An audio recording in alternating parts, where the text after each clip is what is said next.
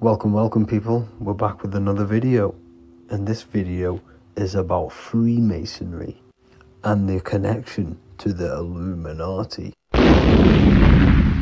Please, as always, to make sure to hit that like and the subscribe button and turn on the notifications to never miss a video.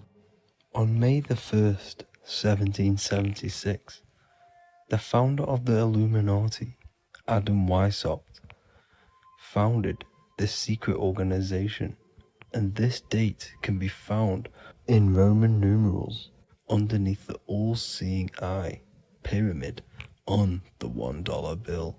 This $1 bill also says Anno Coptus Novus Ordo Secularum.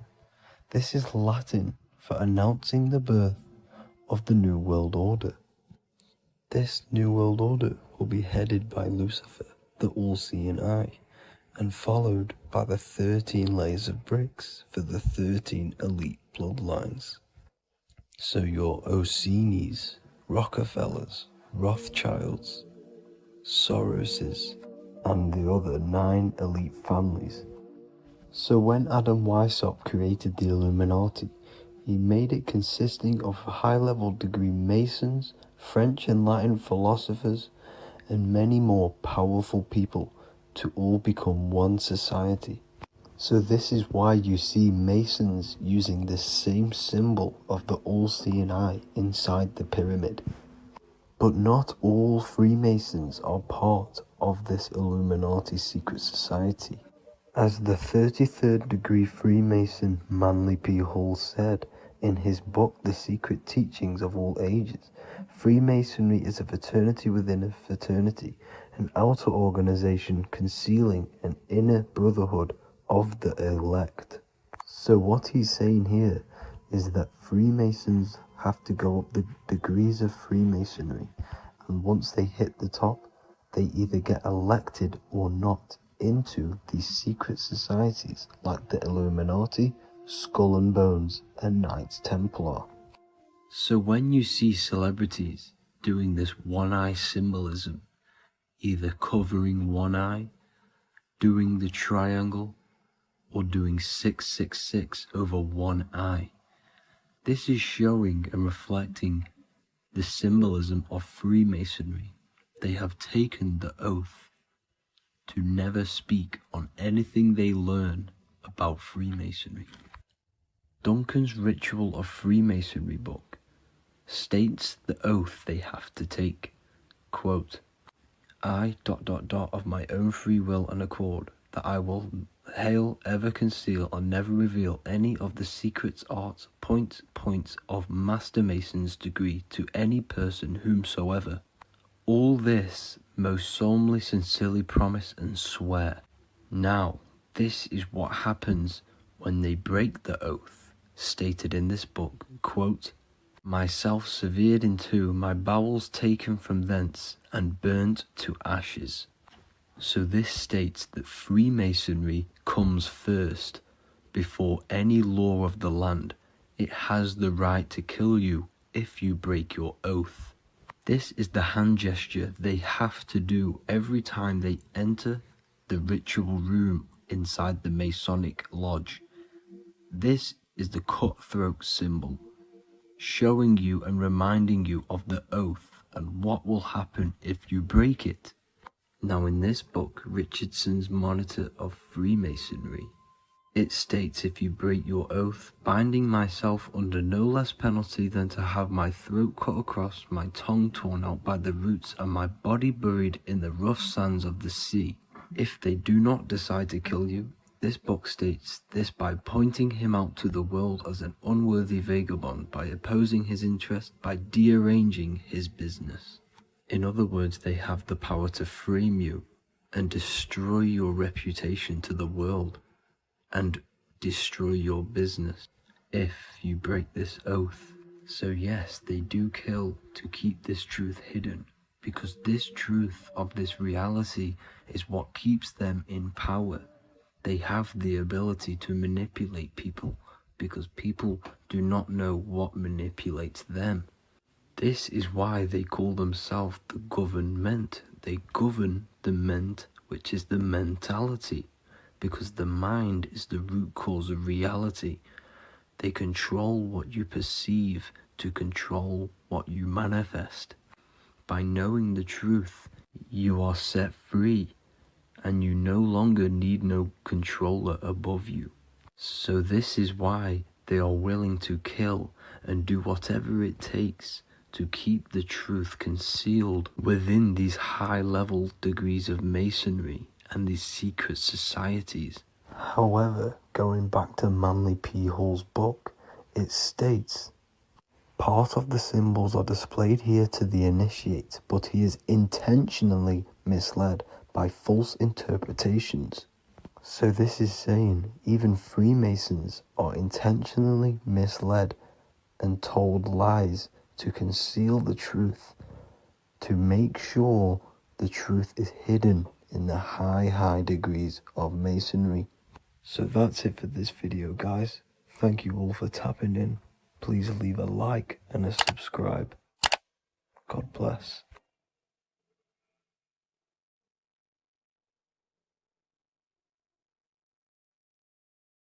So depression doesn't actually exist, and in this video I'm going to show you how depression is actually a choice. And I'm going to give you some solutions on how to deal with it. And this is probably going to change your life forever just by doing this alone. Okay, so the first thing you need to understand about depression is that it exists in your conscious mind. It exists in your thinking mind. So what is inside your thinking mind? You have your body, your name, your reputation, your trauma, your memories, your family, your worries, your interests, your bills, your passion, dislikes, goals, right?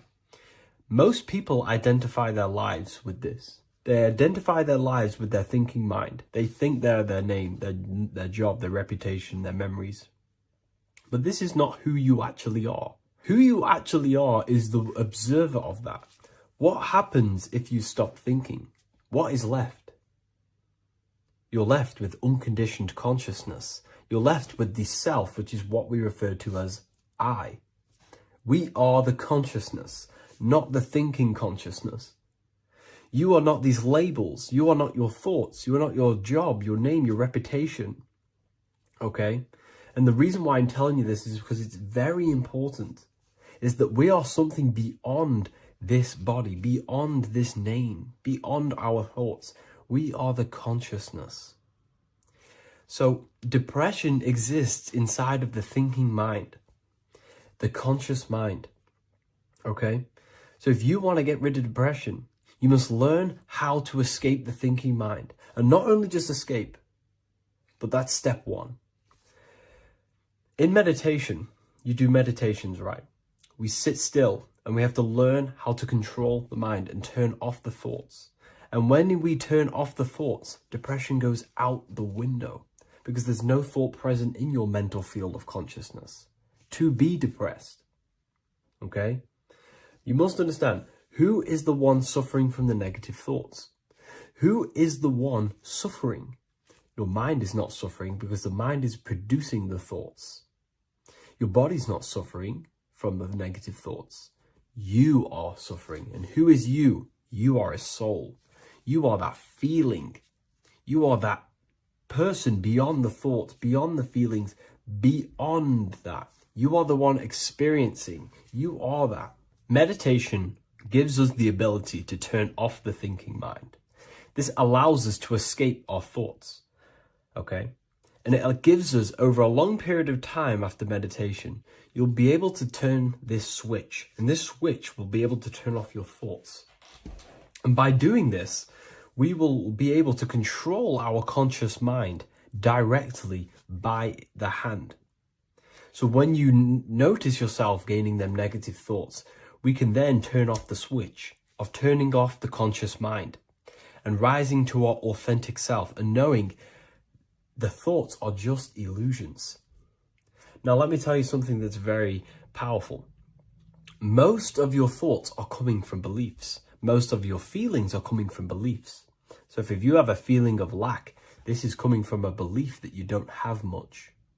If you are feeling alone, this is coming from a belief that you are alone. So what we must do is restructure ourselves. We must restructure the subconscious mind, and we do this in many different ways. We can do this with meditation. We can do this with visualization, visualizing our desired reality as if we are living it. We can do this with affirmation. Now, a lot of people think, oh, I'm trying to speak something into existence with affirmation. No, you're not using vibration to try and change reality with what a lot of these new age people will teach you. Vibration, your words will not have much an impact on reality. That's the truth. But what they do have an impact on is reprogramming and recrafting and refining your mind. If you repeat, I am wealthy all day long, your subconscious mind, that word will be lingering inside your subconscious, and you will start to mold that into your conscious. You'll start to be consciously thinking about this. Most of your thoughts are coming from your subconscious. So if you want to get rid of depression, you got to figure out the trigger. What are you depressed about? What are you feeling? What are the beliefs that are making you feeling and thinking this way? And that's what you must restructure. You must restructure your subconscious mind through visualization, meditation, and affirmation. You do these all the time. You do these every single day, and you will slowly, if not surely, restructure your subconscious mind. While by doing the practice of meditation, you'll gain the off switch as well. Sometimes depression comes from not living in your authentic self. You're not doing the things that your soul is telling you to do. We all know what we should be doing at all times. I don't care what you have on. We all know we should be doing something. We all know that we have there's a higher aspect of our mind that tells us, oh, we need to be doing this, but I'm actually sat here on my phone. Oh, I shouldn't be eating this, but I'm doing it anyway. There's always that higher voice. And that is the voice that has to be connected to. And when your body's not acting out the voice of the soul, then the soul becomes sadder, and suffers more and more and more. There has to be a connection between the soul, the mind, and the body. They have to work in unison. Okay?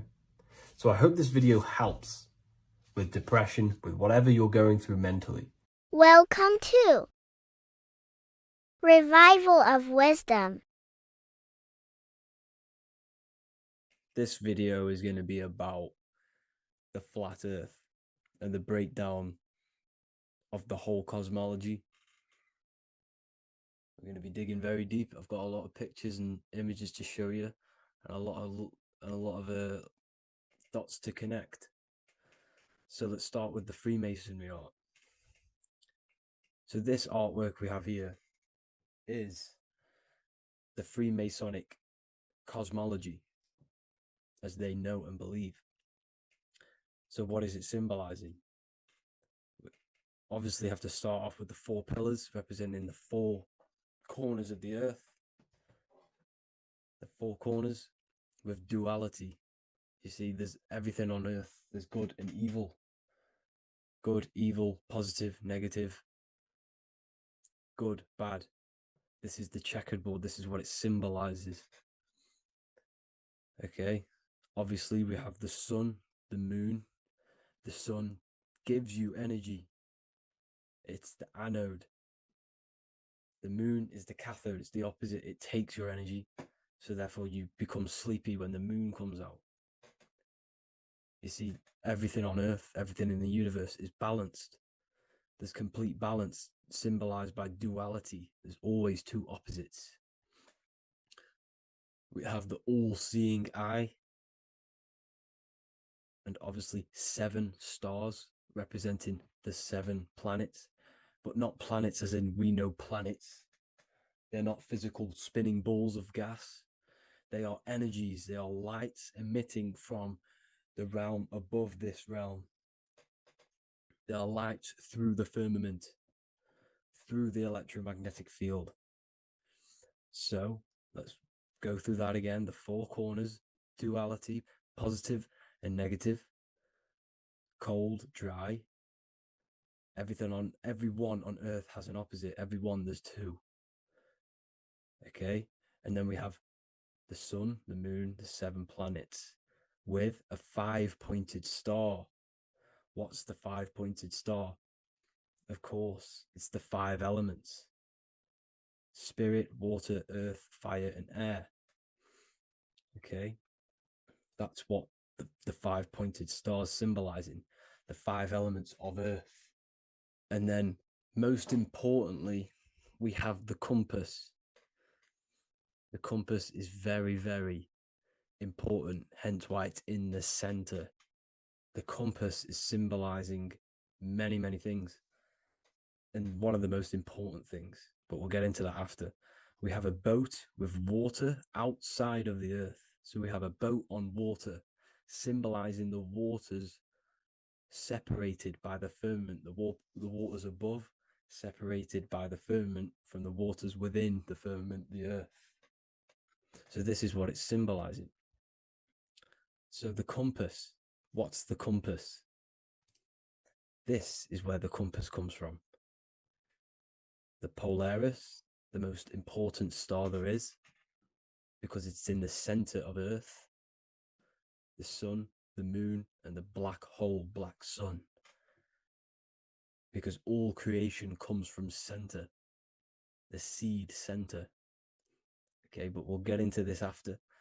But also, this is a very important Masonic symbol because they use this symbol a lot.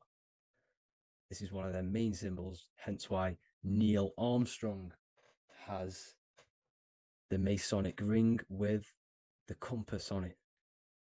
The people who supposedly went to the moon, which obviously they faked to push this globe model, because the globe model is based upon fear.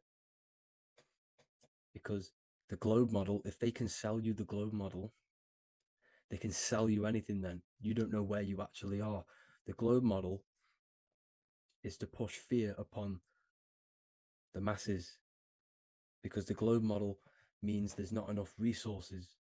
There's also risks of asteroids hitting the planet. There's also risks of space extraterrestrial invasions, global warming, asteroids.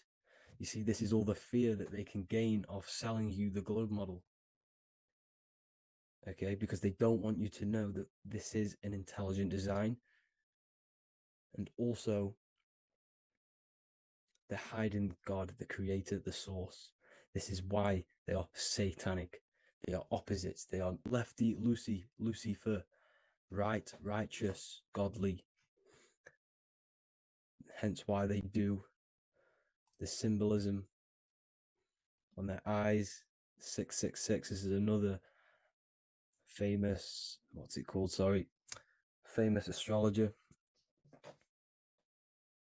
astronaut. This is another famous astronaut doing 666, showing that he's in the alliance of the occult. But even look at their 10th anniversary stamps. They have a Masonic compass on there. Also, the Order Out of Chaos. Order Out of Chaos, double-headed eagle. Okay, the Order Out of Chaos ring, which they wear. So all of these astronauts are in the occult. They are lying to you. They are in with this order, this Masonic New World Order, whatever you want to call it. So let's break this compass down a lot more. Because as I showed you here, the center, okay, this is what the compass is symbolizing. Let's go into the North Pole map. This is from 1595. This is a rough estimate of where this map came from. It's from around the 1500s to the 1600s, maybe 1400s. There's not an actual set date on this map because obviously our history has been tampered with. But let's break down this map and the symbolism that they use towards this map, because this map is the map of the North Pole. Okay, so in the center, we have the black rock symbolizing the tower, the pole, North Pole. And what's on top of the North Pole? Obviously, it's Polaris. North Pole and Polaris. Okay, with the 4 islands around the center. Okay, 4 islands around the center. And this is what blew my mind, right? They say that Santa sounds similar. And if you look at this pole that's pointing to the North Pole, you see this line here. So this is obviously from the 1600s. What color is Santa? He's red and white. Just like this map pointing to the center is red and white, and Santa comes from the North Pole. So it's not a coincidence that they use red and white. They're mocking this map because obviously they took over after the 1500s, 1600s. They took over around the 1800s. So they're mocking this map with Santa coming from the North Pole with this red and white line to the North Pole. Notice the 4 islands, okay, like windows, their symbol. They obviously, in the occult, they're part of the New World Order, is symbolizing these 4 islands with the blue behind it for the water. Okay, so this is another occult logo. They're symbolizing this center because the center is so important. Okay, we'll get into that. Also, we have the Mayan cosmology. This is the Mayan cosmology. This is what they created. This is their artwork, with also 4 major lands around the center. You see this 4 with green in between them all. 4 major lands with the underworld. You see this underworld is also symbolized by the Masons with the coffin of the skull and bones, the deceased, the dead.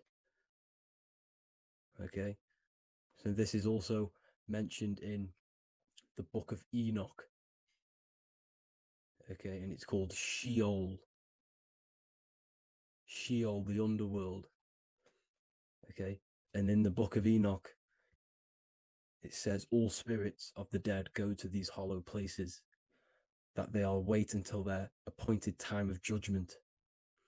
And it also says in the book of Enoch, there are 4 hollow places underneath. 4 as above, so below, representing the 4 islands. As above, so below. That's where that could link in. Okay. The Book of Enoch is very important because it was found in a cave thousands of years ago and has a lot of truths about this realm and about this world we live in. So let's go back to the Mayan cosmology. So the ancient cosmology, they all must have had some sort of communication. They must all be at peace with each other, because all of their cosmologies linked together. See, the Greek, Babylonian, Indian, Celtic. Okay, they're all linked in together. They all knew that they were in an enclosed system with an underworld and obviously a firmament. Okay, so this is what they all knew. They all must have had some sort of communication. They were a lot more advanced than us. They knew the center of the realm. Okay, and obviously the United Nations flag also symbolizes their center. You see how it has like a grid with a circle around the center. It's symbolizing that center of the realm, because that center of Earth is so important. The United Nations flag, all have it. See, some different ones all have that circle around the center. Because the center is the seed. All things come from a center. So the torus field is so important because it is the spark of life. It's the building blocks of the universe, this creation. Because all things have a torus field. Just like an apple with what's in the center of an apple, a seed because the center is where the energies hold, is where the energies meet, and it creates that spark of life, just like your heart is the center of your body, and it has an electromagnetic field. Because the center, all things come from the center. So this is why the North Pole is so important, because this is why it's so important, because this is where the creation sparked from, the center. This is where the most electromagnetic energy is stored. So this is why the northern lights come from the center. It's electromagnetic energy. This is what the northern lights are. It's being emitted from this black hole in the center. Okay? And obviously, what else is on the center? Polaris. Polaris is the center star. Okay? So the center star is what sits on top of this North Pole, Polaris, because it's a pole of electromagnetic energy, symbolized as a black rock, a black hole, pole. You see, because all creation comes from void. Light is born from darkness. Without light, darkness can't be born from light. You see, but light can be born from darkness. This is why darkness is so important. And this is why there's a black hole in the center of our realm, like the black sun. The black sun, the Polaris star, the North Star. You see, so this is this North Pole, Polaris. This is what they're talking about. And this is why compasses are an 8-pointed star, because Polaris is symbolized as an 8-pointed star. This is where a compass will point you to. It will point you to that center. So notice how a compass has this black hole in the middle, you see, and it will point you to this meeting point, the north, because in the center is the center of the torus field of the earth. This is where the most electromagnetic energy is. You see, everything gets sucked into the black hole. Okay, this whole reality is being projected from that center point, just like your eyes suck in light. It's a black hole. Your eyes suck in the light of this light being emitted from this center place, this electromagnetic energy at the center, which is the seed of everything, of everyone. You see, just like an apple has the seed in the center in darkness, because in the center of the apple, it's dark. It's black. It's pitch black. But that's where the seeds are. That's where the life is. But Polaris is so important because it's that center star which lines up. It is the pole, it's the top of the pole of the torus field. So Polaris would be here at the very, very top. And this is where the compasses point you to. And this is why the star of Ishtar, the 8-pointed star of the Sumerians, also talked about this 8-pointed star, and it's called the star of Ishtar. Okay, and who is Ishtar? Ishtar is the goddess.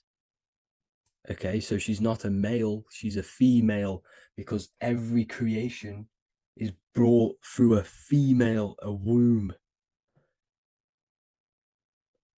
Every single human on earth is brought through the womb, the sacred feminine energy. And the womb is pure darkness.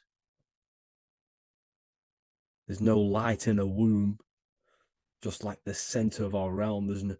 It's a black hole. Okay, and guess what? She's the god that of fertility and sexuality. She is responsible for all life.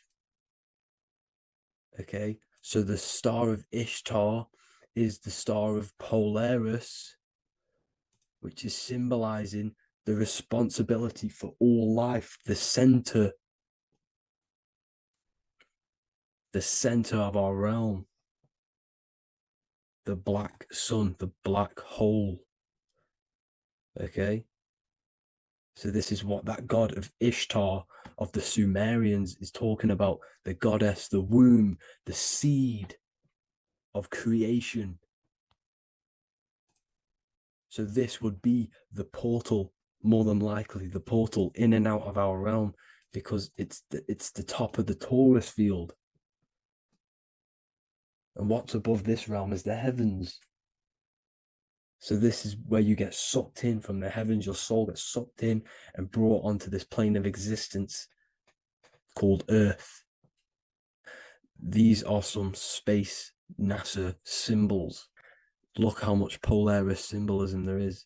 And notice how it's at the center. You see this circle? This is like a half circle. And at the center is an 8-pointed star of Ishtar.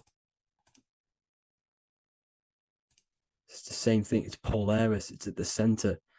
And notice on some of these, look, this one is a bear holding the key and an arrow pointing to the Polaris star, so that they hold the key to Polaris. Another one with like a demon holding a key to the what? Polaris on top of him. Also an eagle, which is a Masonic symbol. The eagle holding a key on top of the center.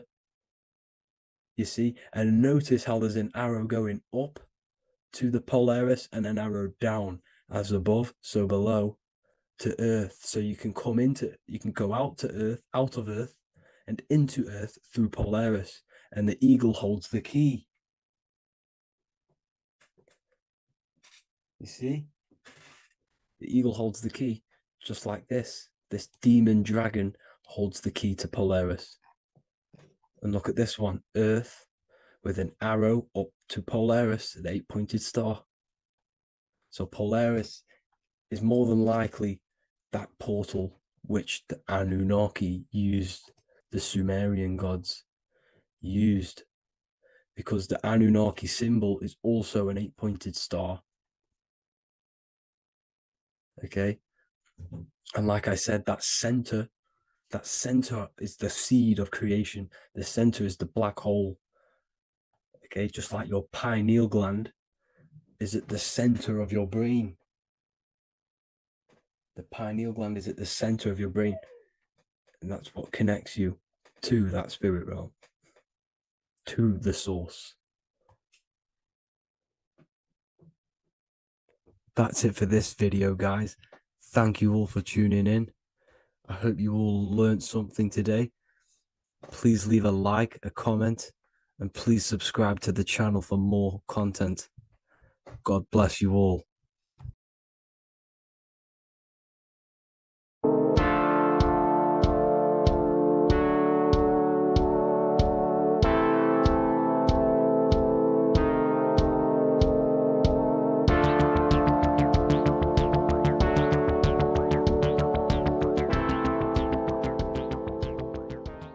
Welcome back everyone to another video. Today we're going to cover everything that you need to know about the mind, starting with the two aspects of the mind, the conscious and the subconscious. The male aspect of your mind is the conscious. This is the 10% of your mind. The conscious part of your mind is only aware of everything around you, your vision, your sight, your smell, your taste, your hearing, and your current state of emotion and thought. Every thought that you consciously think about has an emotion directly attached to it. That emotion is then impressed onto the subconscious part of the mind. The subconscious part of the mind is the female aspect of your mind. It is also a whopping 90% of your mind. Subconscious mind is controlling all of the subconscious processes which happen within your body. For example, your subconscious mind is controlling your heartbeat, your digestion of food, and all of the things that you do not have to tell the body to do. It is the hidden part of our mind which is controlling all of the hidden things. The subconscious mind is like a recording supercomputer. Everything that you have experienced in your life is all recorded and stored within the subconscious mind. One of the most important things about your subconscious mind is that it stores your mental programs. Everything in the subconscious mind manifests into behavior and actions within the body. Your daily basis routine and habits are all mental programs within your subconscious mind. These mental programs are created by mainly two ways. 1. Repetition, and 2. Emotional impact. The repetition is fairly simple to understand. The more you do something, the more it impresses onto your subconscious mind and becomes a program. That program will then manifest into your behavior. However, with the emotional programs, they work a bit different. The stronger that you feel an emotion, the stronger it is impressed onto the subconscious mind. And then that emotion becomes a program. For example, you had a very traumatic moment happen when you were a young child. The emotion that you felt was so strong in that moment that it impressed into your subconscious mind so hard that you can recall that moment like it was yesterday. That traumatic event that happened to you when you were young will still manifest into your daily basis behavior even to this day. However, it manifests subconsciously. For example, if you were in a car crash, you will be wary to enter cars with certain people. All because of that traumatic emotion that you felt and impressed onto your subconscious mind. Another example of the subconscious manifesting into our behavior is posting on Instagram. Most of the time, the reason why you post is because your subconscious mind is seeking gratification. So before you actually do something, question yourself and find out the root cause of why you are doing this. Another thing that you need to understand about the subconscious mind is that it takes everything you say and hear literally. So for example, if you go and say, "You are an idiot" to someone, your subconscious mind will only pick up the word idiot. It only knows yourself. It doesn't know anyone else. You are casting a spell on yourself just by saying that to someone else. This is why the golden rule is to treat others like you'd like to be treated. Now, you can rewrite these programs which are already in your subconscious mind. However, it does take consistency. You have to change these programs which have been running for years. And by changing these programs, you change your behavior, because these programs manifest into your behavior. The best way to do this, personally, is to listen to affirmations first thing when you wake up in the morning, and do this for 10 minutes every single morning. Then at night time, you want to think and feel that you are becoming the reality that you desire.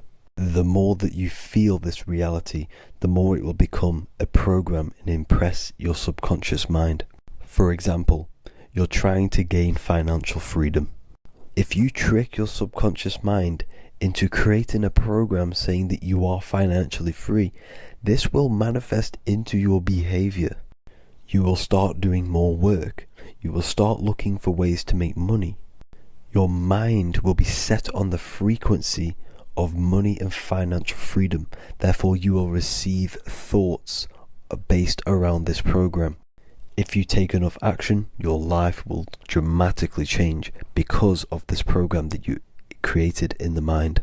This is why we call it a mindset, because your mind is a frequency tuner which sets its frequency onto different thoughts, because thoughts are frequency.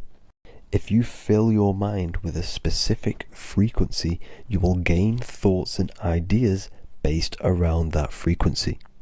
To create a stable mind, you need to master your emotions. You need to change your mindset. Everything that you experience is neutral. Based upon the mindset that you see it, you either give it a positive or negative charge. By understanding this deeply, you will then control your emotions. I hope you gained some wisdom and enjoyed this video. Please, if you can, leave a comment and a like, and subscribe to the channel if you like this content. Love and light to you all.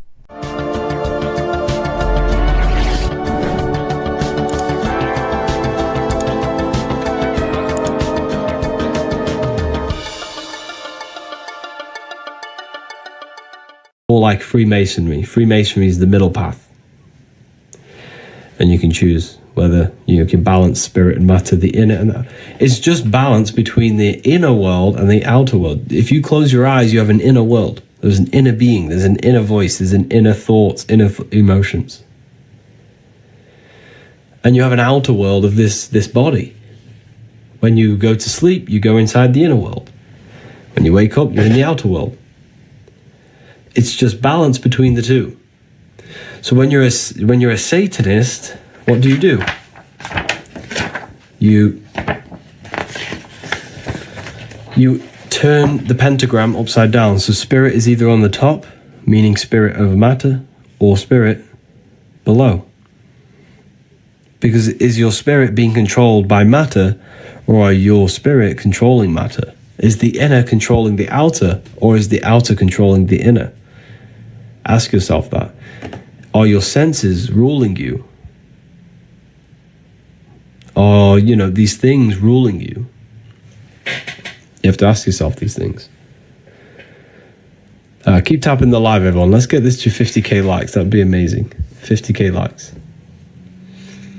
What about smoking? Well, these are the things we have to cast off. Every addiction. I'm not saying I'm perfect. Never have said, never will say that I'm perfect.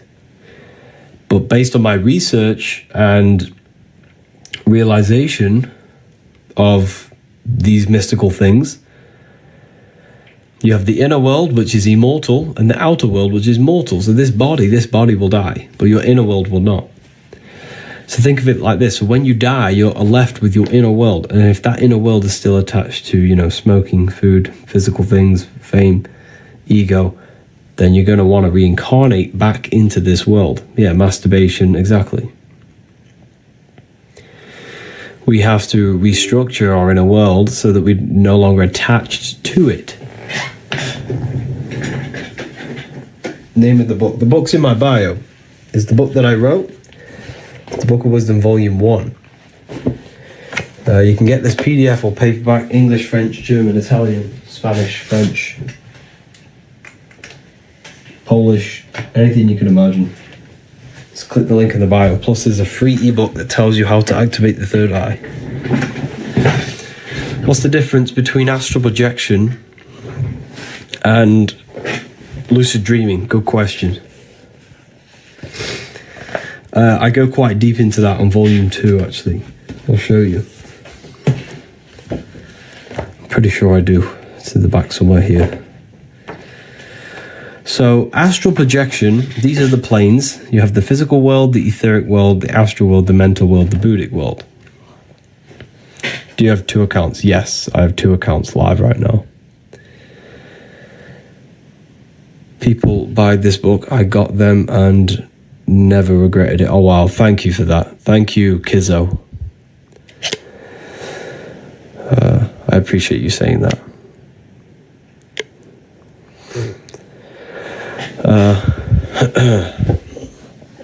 So, anyways, the physical world is pulled out of the imagination, the astral.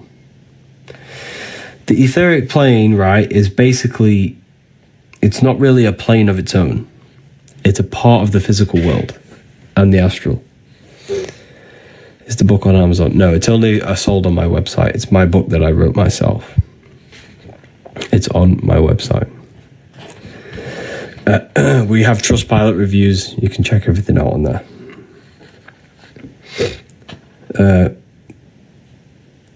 Astral. So, look. This pencil came from a thought. It was imagined, and then it was created in physical reality. Everything was pulled out of the higher dimensions. So this world, you see, everything around you, is already manifested. It was pulled out of the higher dimensions. It was pulled out of the higher. So the physical world is pulled out of the astral world. The astral world is imagination. The imagination is pulled out of thought. Thought creates imagination. Imagination creates reality. So, if you want to learn how to astral project and dream and control your dreams, you need to work on your imagination, because that is the key. And guess what? When you die, your imagination is your biggest power. That is your biggest power when you die. And you don't have to believe me, that's fine. But all you have to do is close your eyes and figure out there's a whole being and world inside of you that you've never really addressed.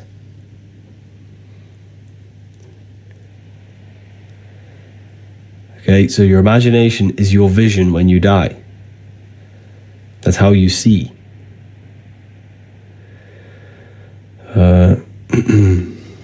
So, astral projection is your soul leaving the body.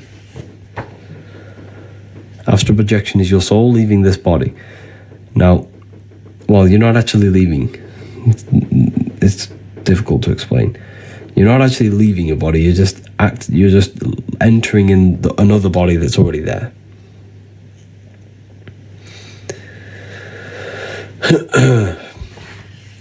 Lucid dreaming is you're inside your own personal subconscious mind. Does that make sense to anyone? Do I need to explain that?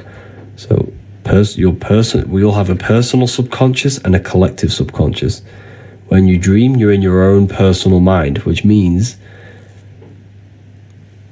you're in your own subconscious mind. There's no one else that can be there and change things.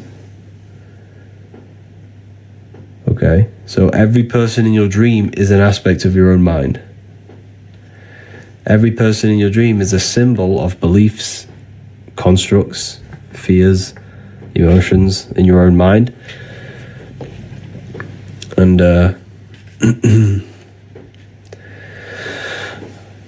astral projection, you're actually entering the collective subconscious. You're entering the collective astral plane, the collective imagination. So think of this world, right? Think of in the lower astral plane.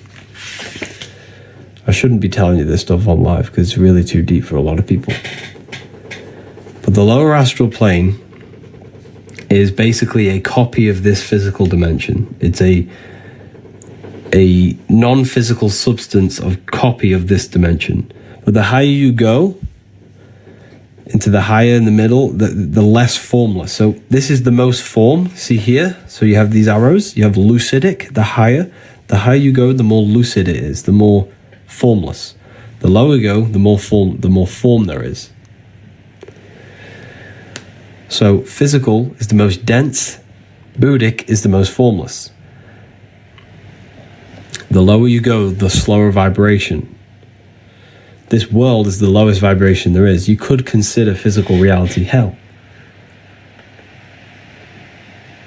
You could consider it like that, but it's not hell. It's divine. Everything's divine. It just depends on how you perceive it.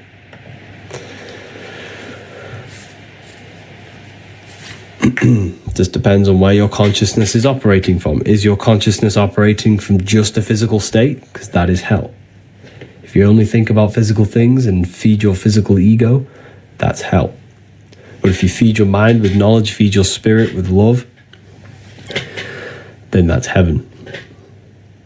Heaven is when the mind and the heart are working together and when there's no internal chaos. That's heaven. Heaven is a state of consciousness in our own mind and hearts. You see? I'll show you. It's very powerful, this knowledge, and when you start to see it, you'll never unsee it. Heel is hell, head is heaven. Head's connected to the stars, astral. That's why the word astral has star in it. Rearrange it. And heel is hell, so the words show you the truth. Earth rearranged as heart. Earth is your heart, the head is the heavens, the stars, and the heel is the hell, the physical earth.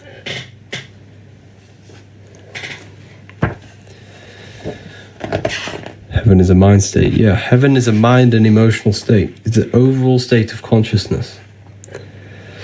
So what the Freemasons showing you here, birds represent the higher self. Why? Because they fly in the air, elevation. Ground animals represent the lower self. So what are the Sumerians showing you here? The Sumerians are showing you stepping over the ground animal to the bird. The Freemasons are showing you the ground animal and the bird. It's all about going above the lower self, the instinctual self, and rising to our higher self, to higher consciousness, higher understanding. What's the difference between Volume 1 and 2? They're both separate books. Volume 1's very visual, a lot of pictures. 2 separate books. Here we have the Temple of Solomon. But Volume 2 goes a bit more deeper on different topics. It's just completely up to you. If you just start on your path, maybe go for Volume 1. The most popular is Volume 2. Most people go for Volume 2, but a lot of people just go for both. Volume 1 has a PDF. Okay, 39k likes. That's crazy. Keep tapping the screen. Let's get this to 50k likes. If we get this to 50k likes, I will drop coupons for for a few people. I'm so excited for your new book you're working on. Yes, Isaiah. Yes, it's going to be amazing. I can vouch for both of them. Wow, thank you. How long have you been into this? I'd say 4 or 5 years now.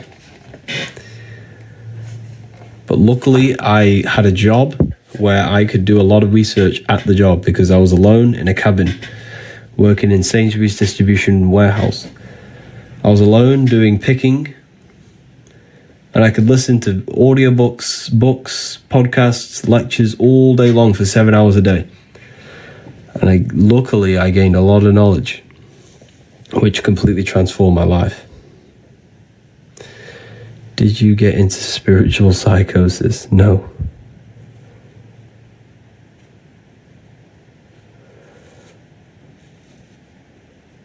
Were you once religion? Yes. Well, not really, but I grew up in a Mormon household. My family is still very heavily Mormon. Well, my cousin's side and stuff like that. Yeah, but I knew it was BS. I knew it was just for control. Even when I was going to church, me and my brothers would never believed any of it. Because I don't know, I just knew subconsciously when I was young, it's just control. It's all for control.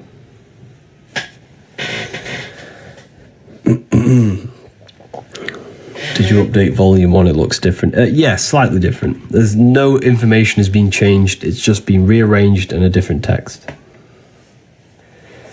It's been altered just to make it more visually pleasing. Ooh.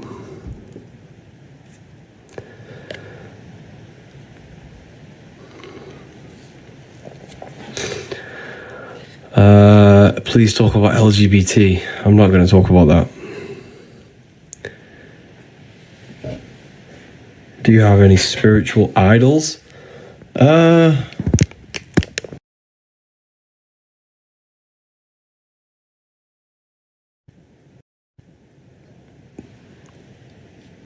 What the Masons use? What do you mean by that?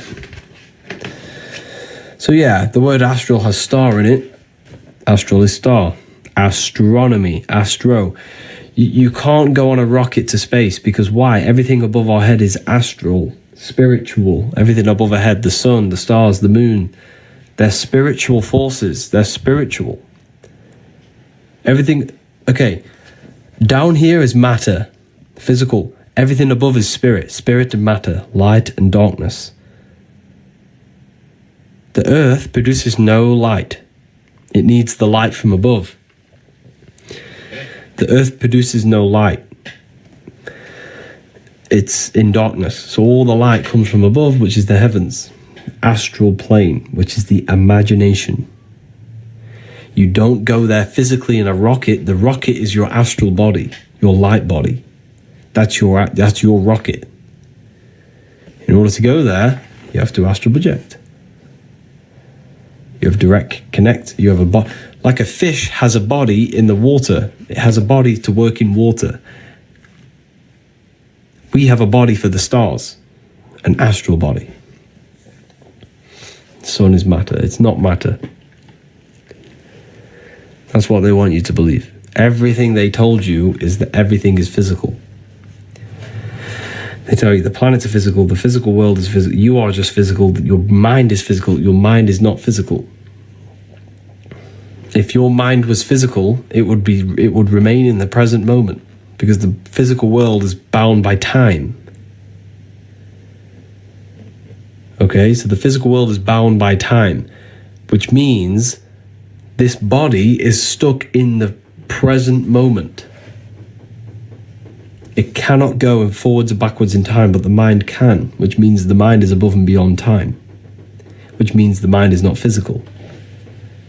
The mind creates physical reality because everything in this physical reality was created by the mind.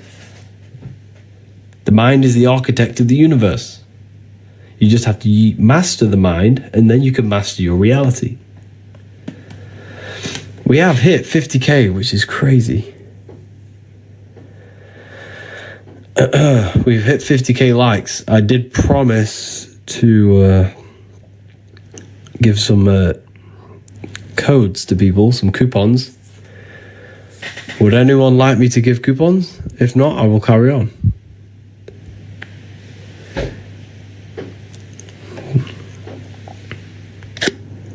Yes, okay. A lot of people want the coupons. So this will take me 2 seconds.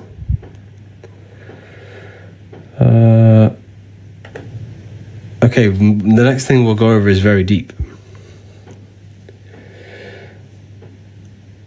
So I'm going to give you all a 15% off code. Okay. In fact, no, I'm going to give you 30% off. I'm going to be very generous. 30%.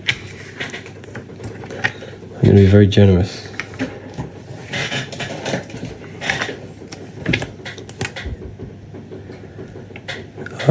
And the code is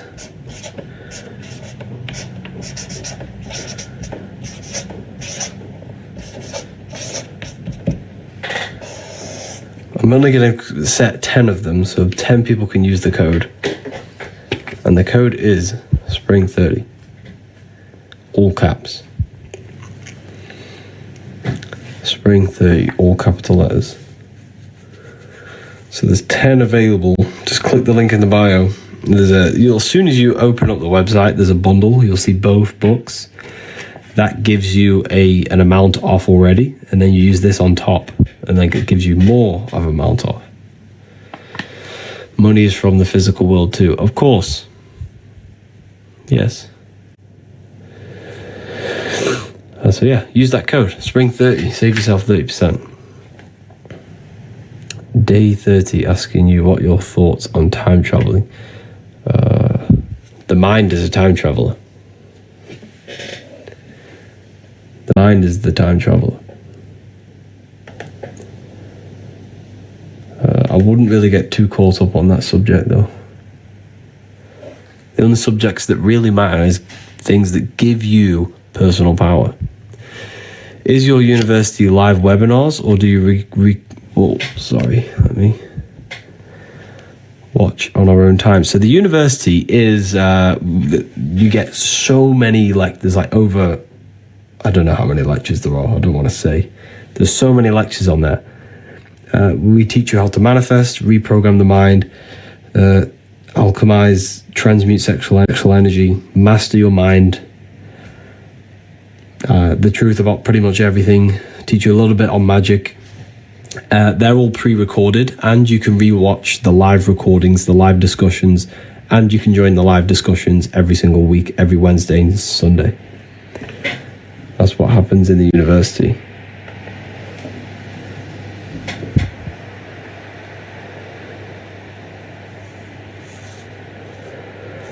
I unlocked my powers. Amazing.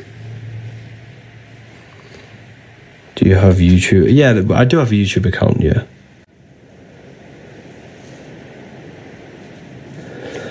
Do have a YouTube account. Just joining, explain the caption. Good question.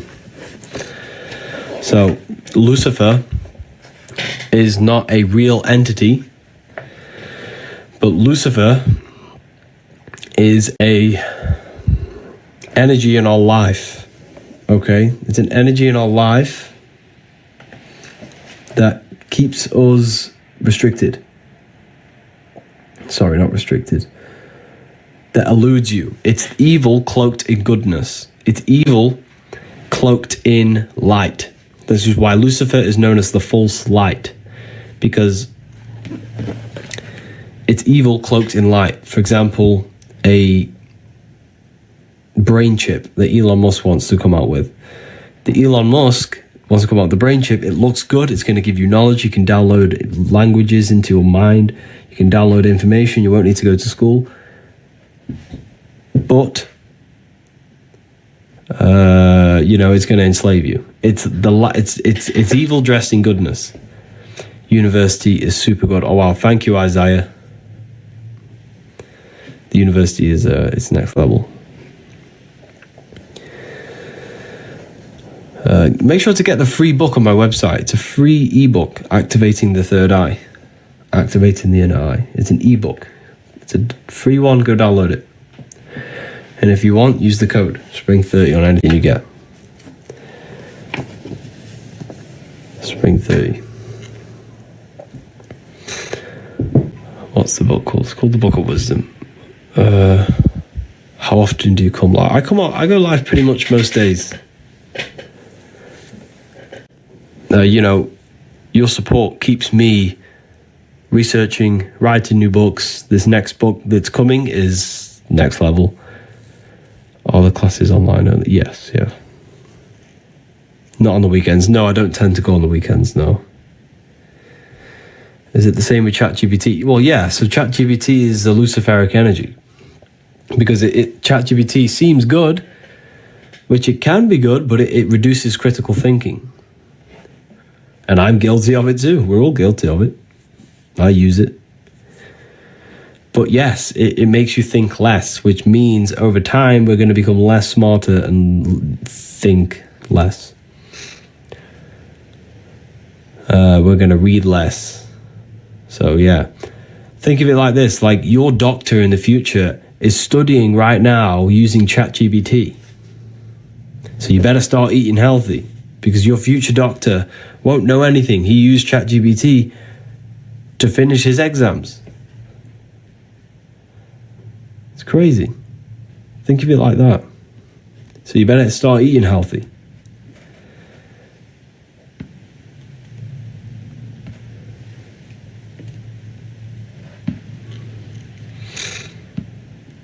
So yeah, be careful.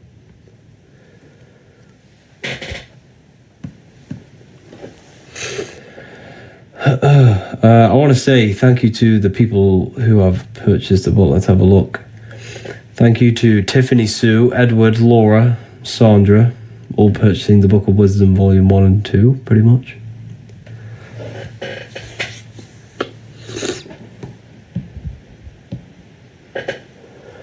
Yeah, thank you to everyone. Your life is about to change. Your life is about to change when you read it. There is one code left. SPRING30. So yeah, anyways, let's carry on. 2 seconds.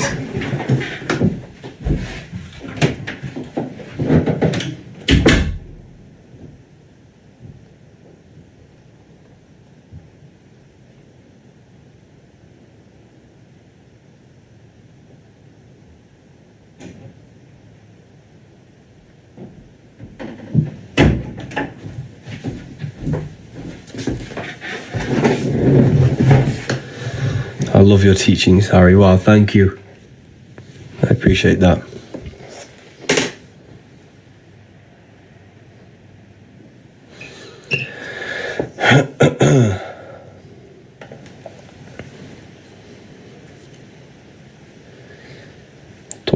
Vatican. The Vatican.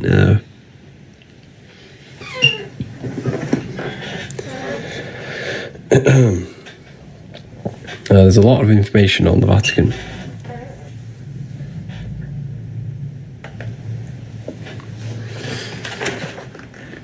Anyways, let's carry on.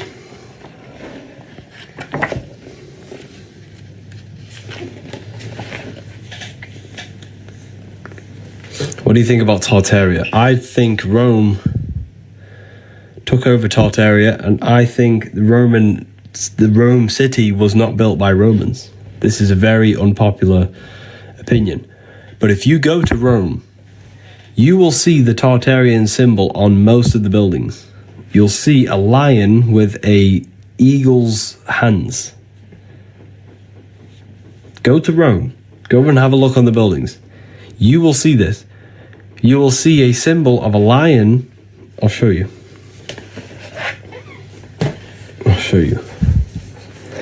And when you study symbolism, your life will change. You'll see this everywhere. Honestly. You go to Rome, you'll see this symbol on most of the buildings. Because I think the Romans did not build any of this. I think Tartaria built all of these cities that we have today. I'm talking Manchester, London, Rome. I think all of this was built and it was taken over by the Romans. And then the Romans turned into the Catholic Church, the Christian Church.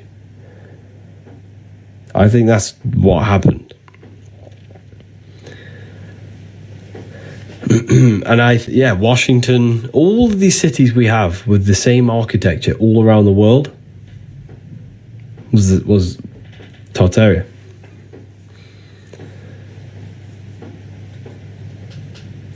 Just literally go to Rome, you'll see this. Everywhere. You'll see it on most of the buildings. It's amazing. It blows your mind.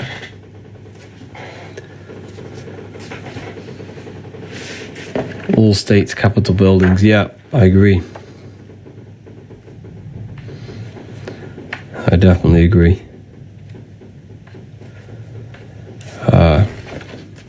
Who built the cities? Whoever built them was very, very, very advanced. We can't even replicate these buildings today. Like Rome, you go to Rome, we can't even fathom them buildings. They're so advanced.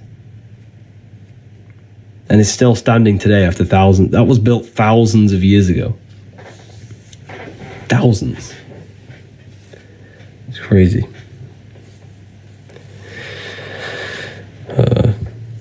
The older buildings are never outdated. Yeah, they're never truly dated. Oh yeah, they're never truly dated.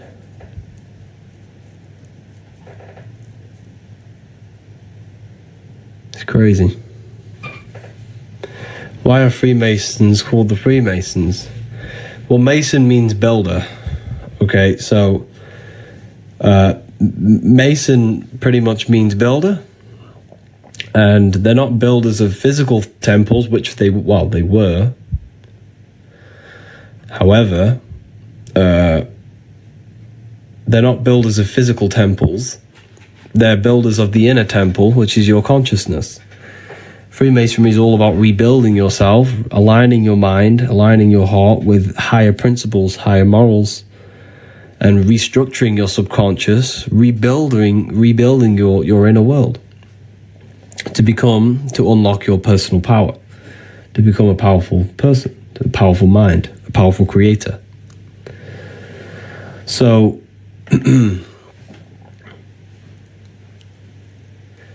Freemasonry is all about building and restructuring your temple. And your temple is your consciousness, your mind.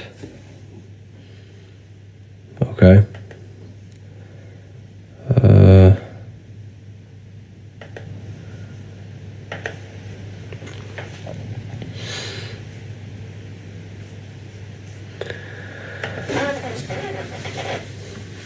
But why is it a secret? Because the reason why it's a secret is because I think personally is because the knowledge is not everyone should know the truth. because they can use it for bad. They can use it for personal gain. You see, knowledge is good and evil. You can use knowledge for good and bad.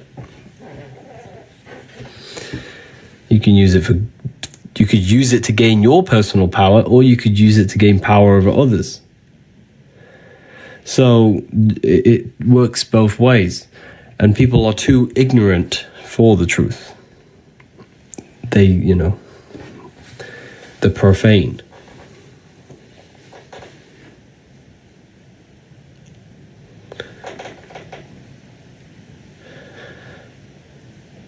They have lied to us. So Freemason are not the people controlling the world. A lot of people think that. A lot of people think, Masons are controlling the world, but they're not controlling the world. You have a Masonic lodge in your town. You will have a Masonic lodge probably near your house. They're everywhere, but it's just basically, it's just spiritual progression. Aligning the mind. Freemasons are the soldiers. They're not. We think that because the elites use Masonic symbolism. The elites use Masonic symbolism. And yes, most of, the actors, they're all Masons. Why? Because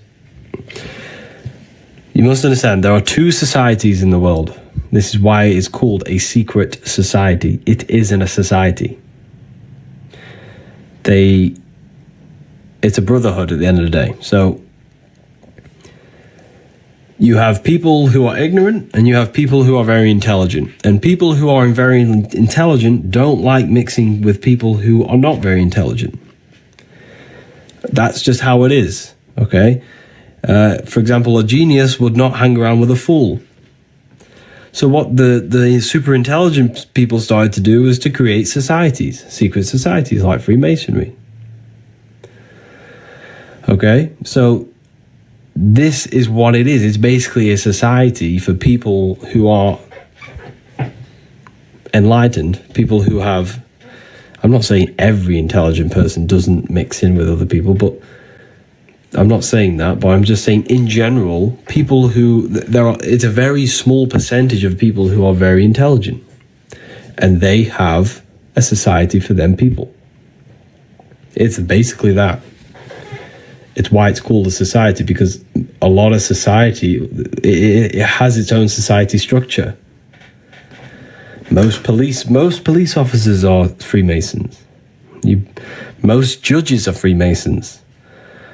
Most actors are Freemasons. Why? Because it's a society you can get involved in.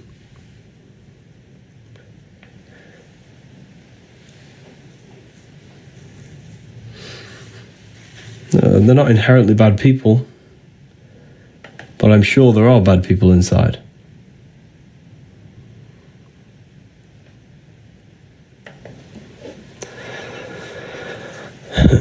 How to get the free third eye PDF. It's on the ebook section of the website. Ebook section.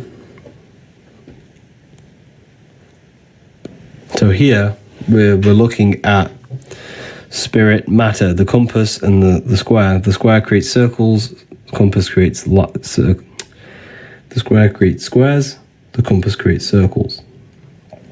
This is limited. The body is limited. Leonardo da Vinci.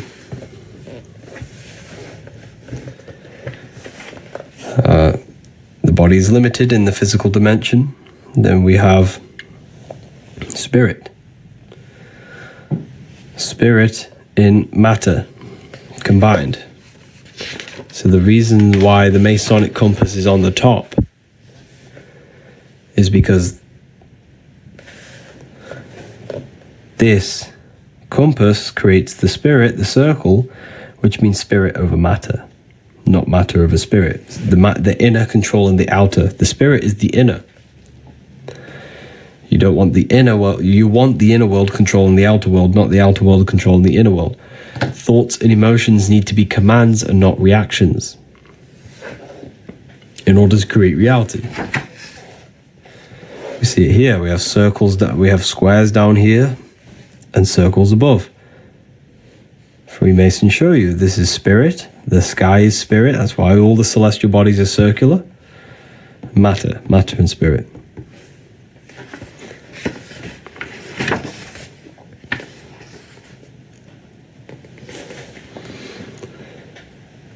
So meditation is key. Yes. Meditation is very powerful. It just depends on how you use it. You can use it for many different things. Many different things. I want to say thank you to everyone who purchased the book. Your support and your life is about to change. And yeah, when you read these books, your life's going to change.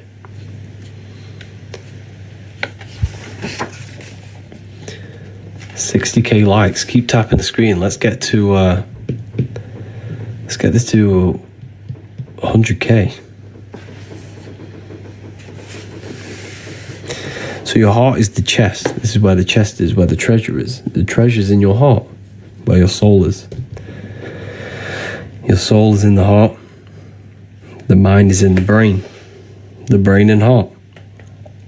So the brain is not the physical. The brain is not the mind. And the soul is not the heart. The heart is the physical manifestation of the soul. The brain is the physical manifestation of the mind. You have spirit and matter. You have invisible and visible. When we get to 100K, I'll drop some more coupons. Here we have the Freemasons showing you that the universe is mental, a projection of consciousness. A projection of the mind. The mind made matter. In the beginning was the Word, and the Word was God, says the Bible. The Word is the inner mental dialogue that creates all things. The inner voice. The inner voice that creates, that commands things into reality. Before you kick a football, there's a change in the inner voice. There's a change in consciousness.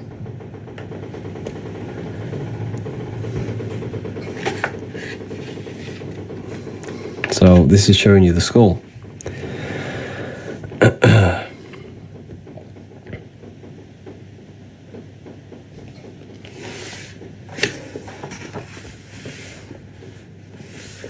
Or volume 1 and 2 paperbacks. You can get volume 2 in hardback. Where does consciousness come from? It's basically just the infinite. It's just infinite awareness. If you close your eyes, it's infinite. It can be anything, anyone, anywhere, anytime. The mind is an infinite spark. It's pretty much the universe. The mind is the whole infinity. It's infinite universe, no limitation. Infinite potential. So here we have your spinal cord. Matter, spirit.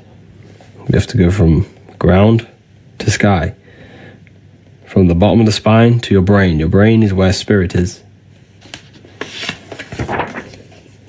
Your body's the temple. Look at the ancient structures. They look exactly like the body. The body is a temple for the universe. A temple for consciousness. Yet the Most High does not dwell in houses made by hand. Acts 7:4-8. The Bible tells you. The Most High does not dwell in houses made by human hand. That is your body. Your body is the only structure. Your body, animal bodies, plants, these are the only structures that are not made by human hand. Your body is God. Your body is the temple of God. God dwells in you. You are God, your very essence of you. Not your name, your job, your reputation, your ego. But I'm saying that awareness you have is God. That power to turn thought into reality is God. You just have to unlock that power.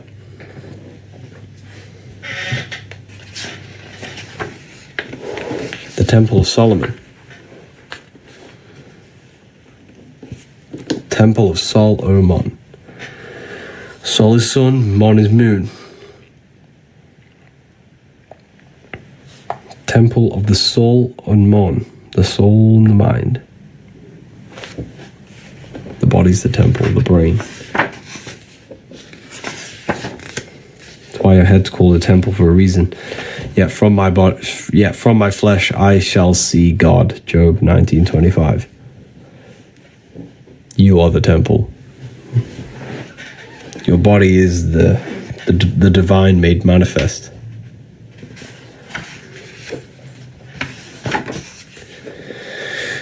Jesus spoke all these things in parables. He did not do anything without them using parable.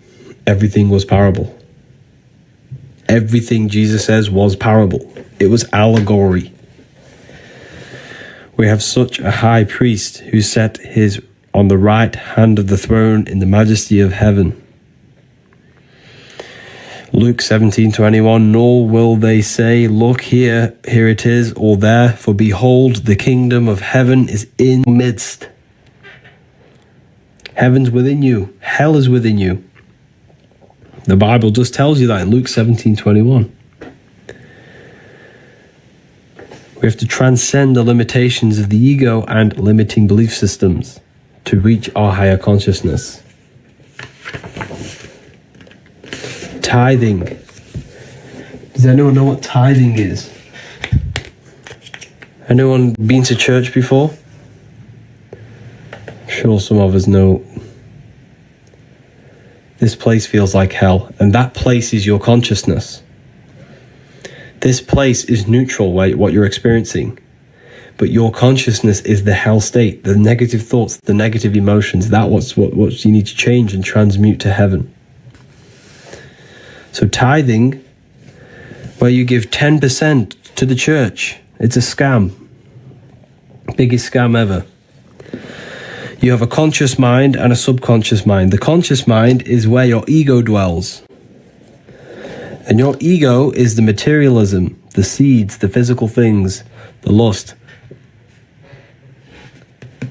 The subconscious is where the divine is. When you shut off thoughts, when you turn off the thoughts, you reach your higher self, your true self. That's the 90%. You've got to give the 10% to God. How do you give your 10% to God? Tithing, you meditate, you turn off the conscious mind. You got to turn it off, and you give away your ego, you give away your material possessions, and you connect with the source within you, your soul, by turning off the thinking mind. When we turn off the thinking mind, we reach God, source. Like I said, your name, your job, your reputation, your trauma, your friends, your family, these are all aspects of your thinking mind. And when you turn off the thinking mind, what is left? That's you. You are the thing. You are above the thinking mind. That's the true you. If you turn off your thinking mind, you're no longer your name, your job. You are awareness, consciousness. You have to discover you. Take off the covers, and you'll connect with yourself. Here we have Theologians 4:17. We'll meet the Lord in the air. Corinthians. I declare to you, brothers and sisters, that flesh and blood cannot enter the kingdom of God. Which means your body can't enter the kingdom of God, but your emotions, your spirit, and your mind can. Your inner world can. But your body cannot. It's a state of consciousness. Heaven is a state of consciousness, not a real place. It's a mind game. Yes, very well said. It's a mind game. Very well said.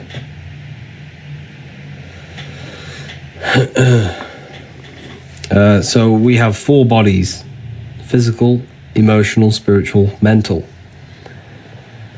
We meet the Lord in the air in Theologians 4:17. The air is the mind. We meet God in the mind by raising our consciousness.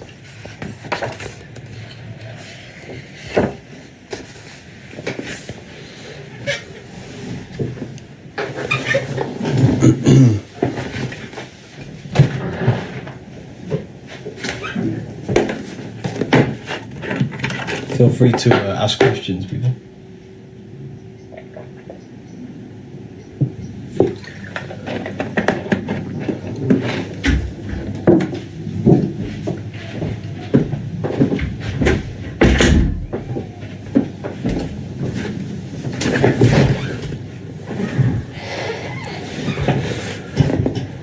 Do others know your thoughts? No.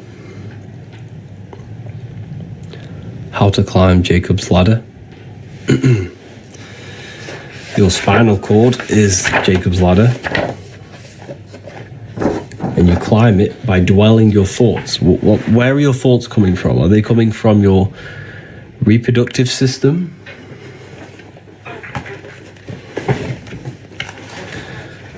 Look, where are your thoughts coming from?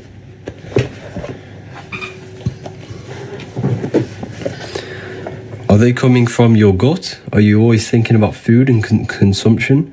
Are you always thinking about sex and lust? Where are your thoughts coming from? And you need to identify why you're acting the way you are, and where are these thoughts and emotions and impulses coming from.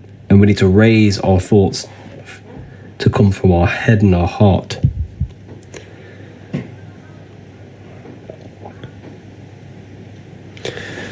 You raise your awareness, you raise your thoughts out of these lower centers into your brain, because the brain is all to do with creation.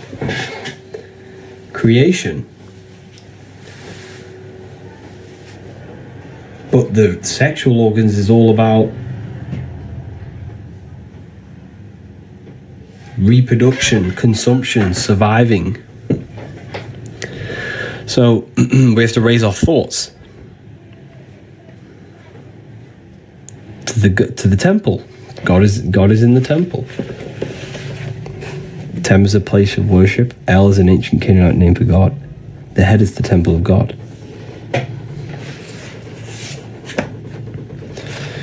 Universe. Uni is unite. One. You. You are the universe. You are consciousness made flesh. The brain is a downloader of consciousness. It does not produce consciousness.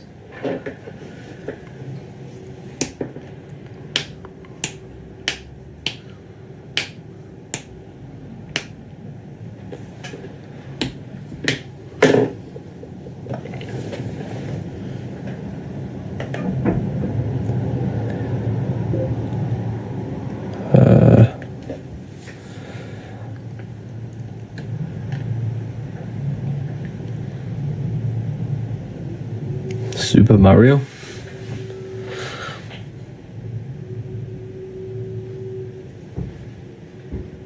I got both books. Do you recommend one and two?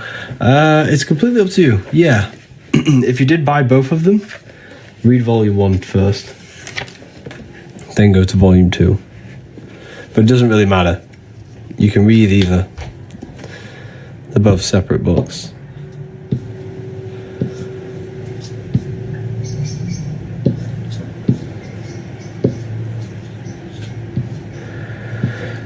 What are your thoughts on being rich and material possession? Nothing wrong with it at all. We should all strive for abundance in our life. We should all strive for the best possible versions of our life possible.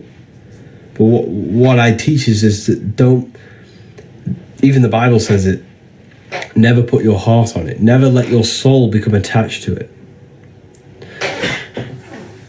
Never ever attach your consciousness to anything external.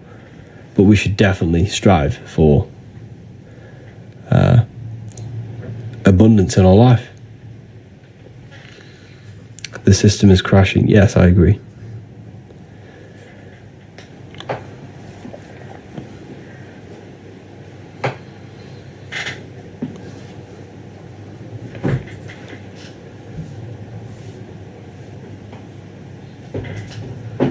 please speak on split personality? I don't know much about that, to be honest. Would it be possible to get a code? Yeah. I'll produce a code in a second. I'll give 5 more people the chance to use the code.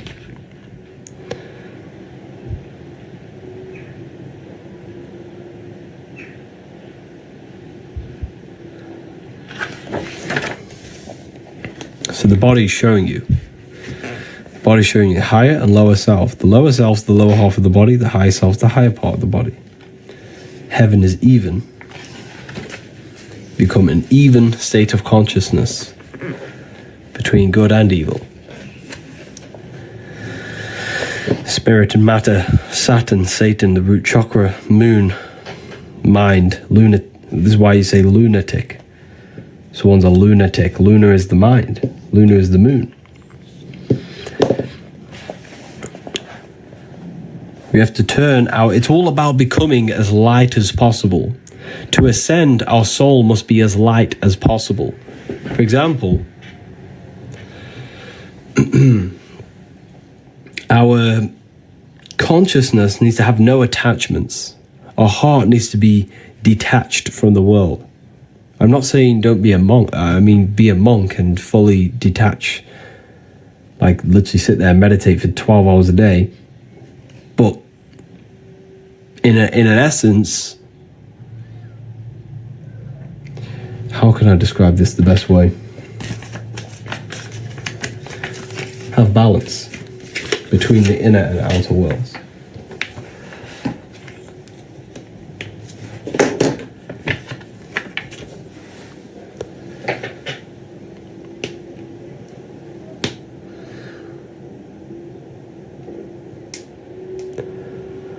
Balance, equilibrium. Yes, exactly. Very well said.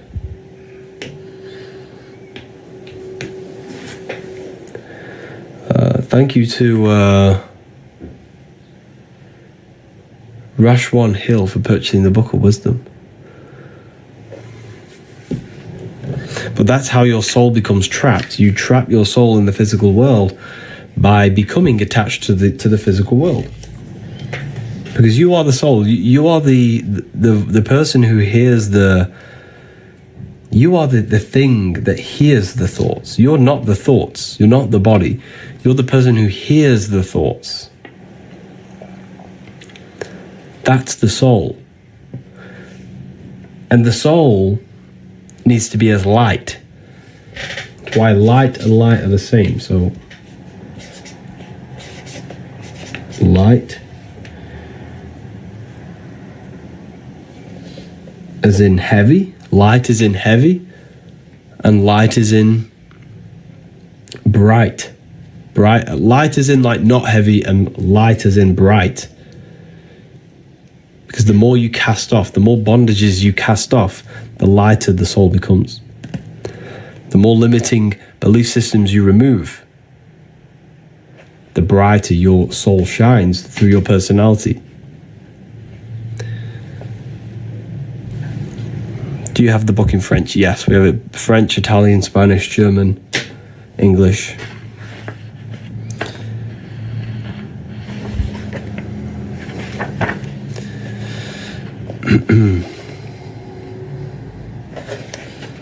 So in the Bible, it tells you, completely destroy the Hittites, Amorites, Canaanites, Perizzites, all these ites, as the Lord your God has commanded you. But of course, God supposedly ordered the Canaanites to be killed and murdered, but that would go against God's law of no killing, which means this is a symbolic killing.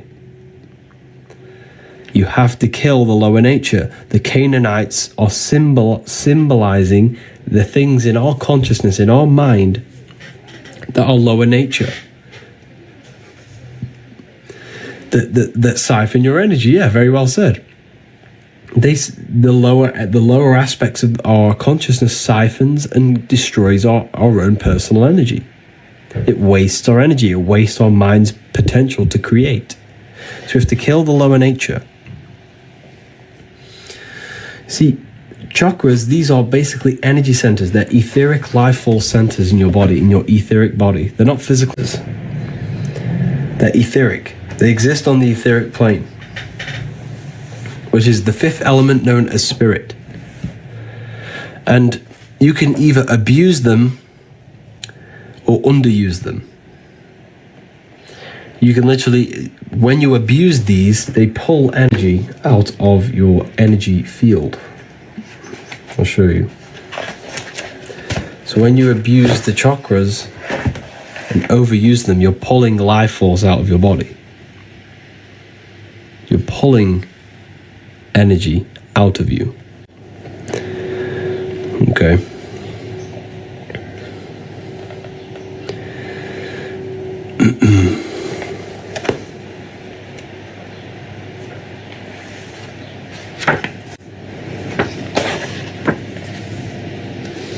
Look at electromagnetism. This is the true atom.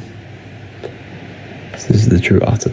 Did anyone want me to create coupons? If not, I'll carry on. I know a few people asked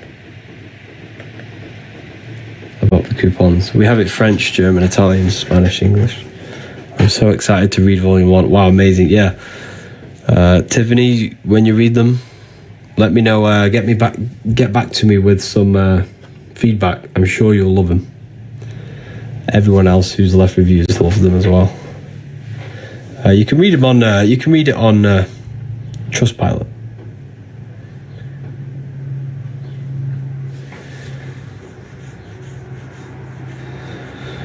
Okay, so people want the code. Okay, 5 more people can use this code. Spring 30, all capital letters. This is the only place I sell the legit versions of my book. The book is life-changing. Oh wow, thank you, Larry. Spring 30. All caps.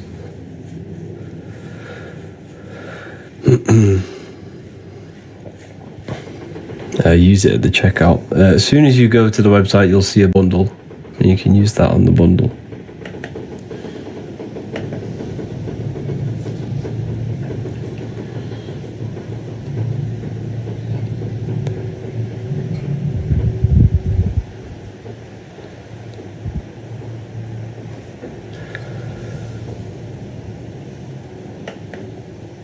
But yeah.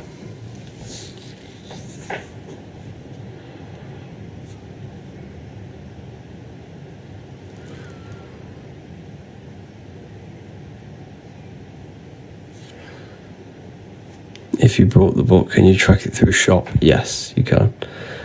I read it every day. Oh wow, thank you. What ways can I raise my vibration? It's all to do with your thought and emotion mainly, and the foods that you place in your body.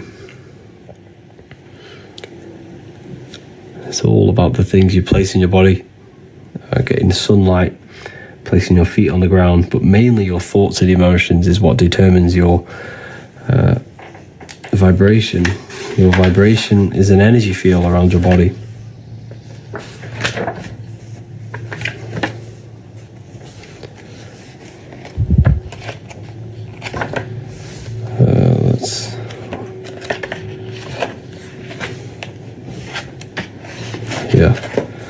So your vibration is basically thoughts and emotion turn into electromagnetic energy around your body.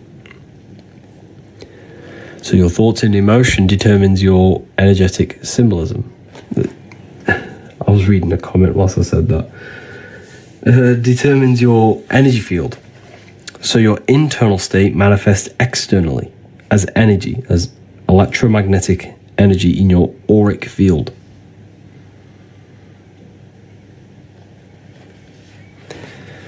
Okay. Emotion is energy in motion. Your internal state manifests externally. So this is why people can sense people when they're sad. You know, you can feel an energetic shift when someone's sad, when someone's, going through it internally.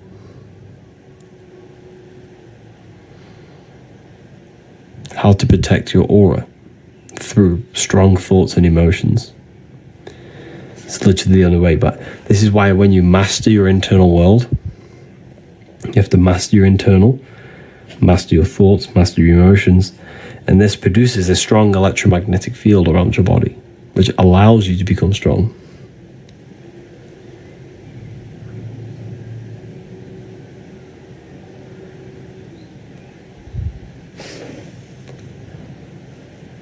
So it's the internal manifesting the external. It's very powerful.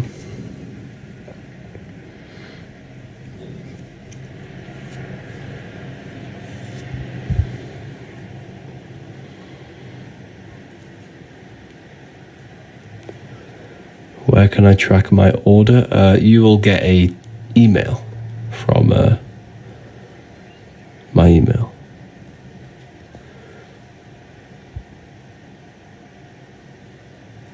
How can we calculate the number 144,000? Good question. So 144, 144 adds 9. 666 adds up to 9. 9 is the ninth letter of the English alphabet is I. I am 9. So 9 represents the number of consciousness. So 144,000 that go to heaven represents consciousness. 666 adds up to 9, which is consciousness, a state of consciousness. So there is numerological codes in the Bible that talk about these things. It's very, very deep.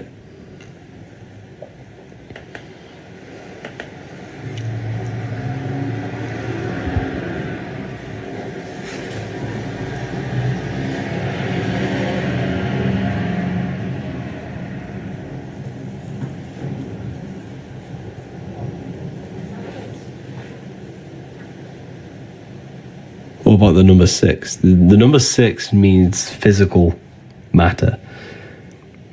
God created supposedly in the Bible, God created the physical world in 6 days. Symbolic. 6 represents this matter. You can either move forward, backwards, left, right, upwards and down. You know, you're in a 6-sided cube. You're in this cube, right? You can either go up, down, left, right. This is 6. 6 is physical reality. The Nintendo GameCube.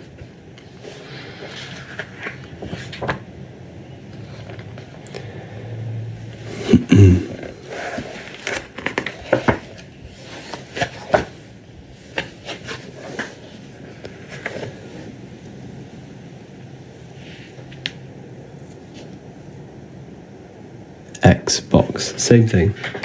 It's all to do with boxes. Anything to do with games is all to do with the box, because this world is a game. It's a simulation. And it's a simulation produced by your brain. Your brain produces this world. I go quite deep into that in volume 2. And this is why Jesus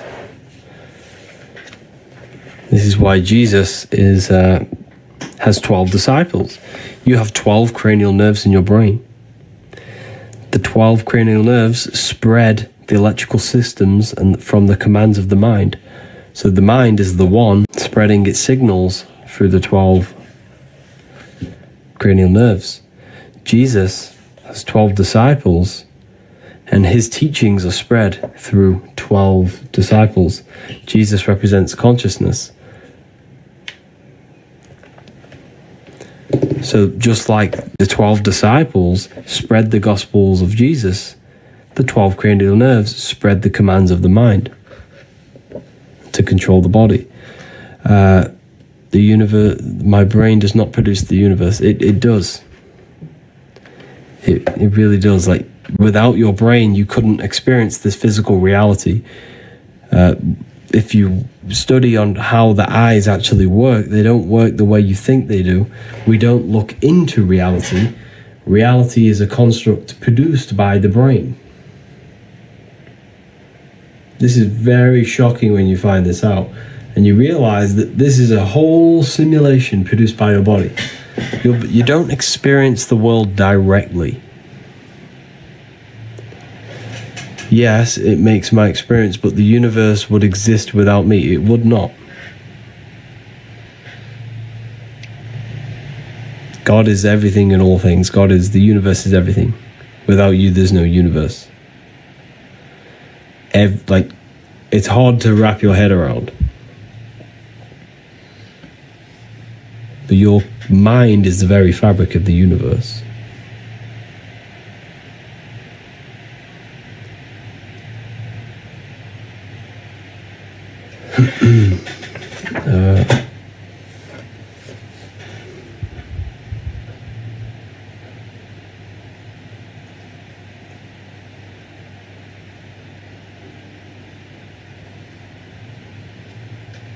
Yeah, mind is everything.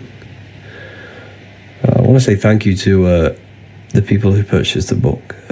Chelsea, Gail, Cora Claire, Minerva, Belinda, all purchasing the Book of Wisdom. Your life's going to change when you read them books.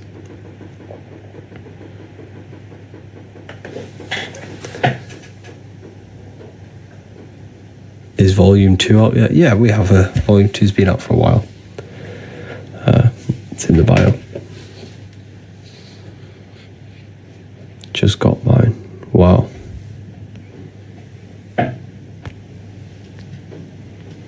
I'm excited. Amazing, Chelsea. Yeah, you're going to love it.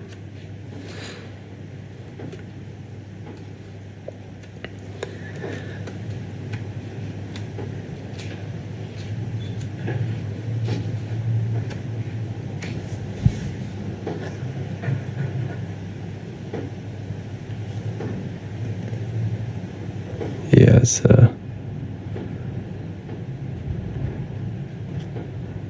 anyways, I'm gonna love and leave you all here.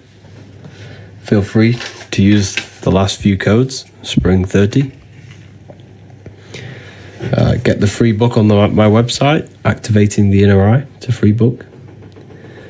I've loved connecting with you all today.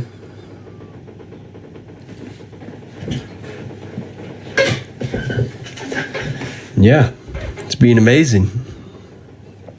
I'll see you all on another live. Make sure to join the Discord and the Telegram in my bio. Code again. The code is Spring 30. All caps. Gonna save yourself 30%. Thank you, everyone. Have an amazing day. Take care of yourselves.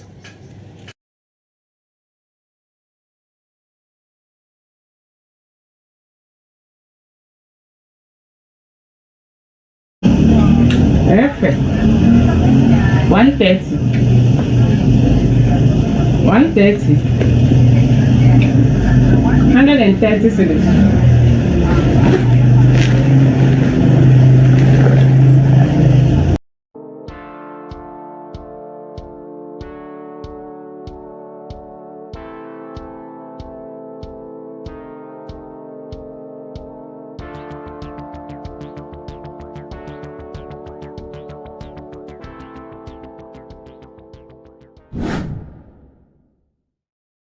How are we doing, people? It's Revival of Wisdom.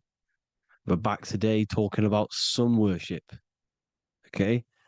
And please enjoy, sit back and enjoy the video. First thing we need to understand is that the sun is the risen savior. It's the light of the world. Without the sun, we have nothing. Now, the sun is the Son of God. We didn't make the sun. No one owns the sun. But who created the sun? Obviously, the Creator created the sun. Therefore, it is the Son of God. And that is what Jesus is symbolizing in the Bible. The Bible is a metaphorical story. That's why it's called the greatest story ever told, because it is a story about the sun, the zodiac. It's about you, the systems in the body. It's about everything that is sacred in this creation. Now you can see the suns behind Jesus' head in all of the ancient portraits, even the ones that are more modern. You still see a sun on the back of his head. because he is the sun. He's the light of the world, our risen Savior. And this is what Christians are lost because they don't realize it's a symbolic story and they think Jesus was a historical person. He's not a historical person. Okay, this is what we need to get out of our mind. This wasn't a historical person. It's the Son, our risen Savior. The Son is the soul. It's the soul of this creation. Because what is a soul? A soul is pure life force, pure energy. Whatever a soul inhabits, it gives life to. Like our soul feeds our body. The sun feeds the earth because the sun is a soul, and that's why the ancients called it Sol, because it's the soul and it's in you, and it's the light of the world. It's the light of everything. It gives life to all things. Here's Jesus and his 12 disciples. The 12 disciples symbolize the 12 zodiac signs. Aries, it rules the head region because the 12 zodiac constellations rule specific regions of your body. Aries, the ram, you have a cerebrum in your head. This is Aries on the head of the table. His Gemini rules the arms and the lungs. The two twins, Gemini. He's holding up two hands for the two hands and arms. The twins. Cancer has a knife in his hand. It's not so clear, but he has a knife in his hand. Cancer is the crab. Crabs have claws. And he's pointing at Virgo's Adam's apple, saying there's no Adam's apple there. It's a woman. Who's the sixth sign? The sixth sign is Virgo, the Virgin, the only woman in the painting. Now notice how there are 3 people in 4 groups for the 4 seasons and for the 3 months and 3 zodiac signs in each season: spring, summer, fall, winter. Matthew, Mark, Luke, and John with the suns on the back of their heads, because it's the 4 states of the sun. The 4 states of the sun. Now, 6th sign, Virgo, the Virgin, the only woman in the painting with no Adam's apple. Then we have the sun, Jesus, red and blue, red shift, blue shift. Electromagnetism. The ancients knew this. He's got one hand open, one hand down, because the sun gives and retrieves.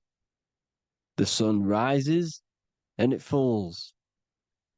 It gives, then pulls away. That's what the sun does, and that's what he's doing. His arms are out, symbolizing the rays of the sun, casting down onto the earth, giving and then receiving. Libra, his 2 hands are equal. He's holding his arms out equally because Libra is the 2 balanced scales. Libra is when the sun is balanced between the summer and the winter. It's being judged. The sun isn't balanced. That's what Libra is, the 2 scales. Capricorn is the goat. Goats have 2 horns, and you can see the 2 horns on his head here. See? So this is astrology. This is what Leonardo da Vinci is depicting here. It's astrology. He knew the story of the Bible is all astrology. It's all based on astrology. The Son of God, the real Son. Now here are some Bible verses. I am the light of the world. Obviously, that's the sun. What other light is there that lights up the world? The moon can't do it. It's the sun, the one and only Son, our risen Savior. Because if the sun didn't rise, we'd all be dead. So it's our risen Savior. And it dies for our sins every night and then gets reborn every day. Now Jesus calms the storm. Mark 4:35-41. The disciples are all on a boat and there's a heavy storm. But Jesus is asleep. The disciple says, Jesus is asleep. We need to awake him.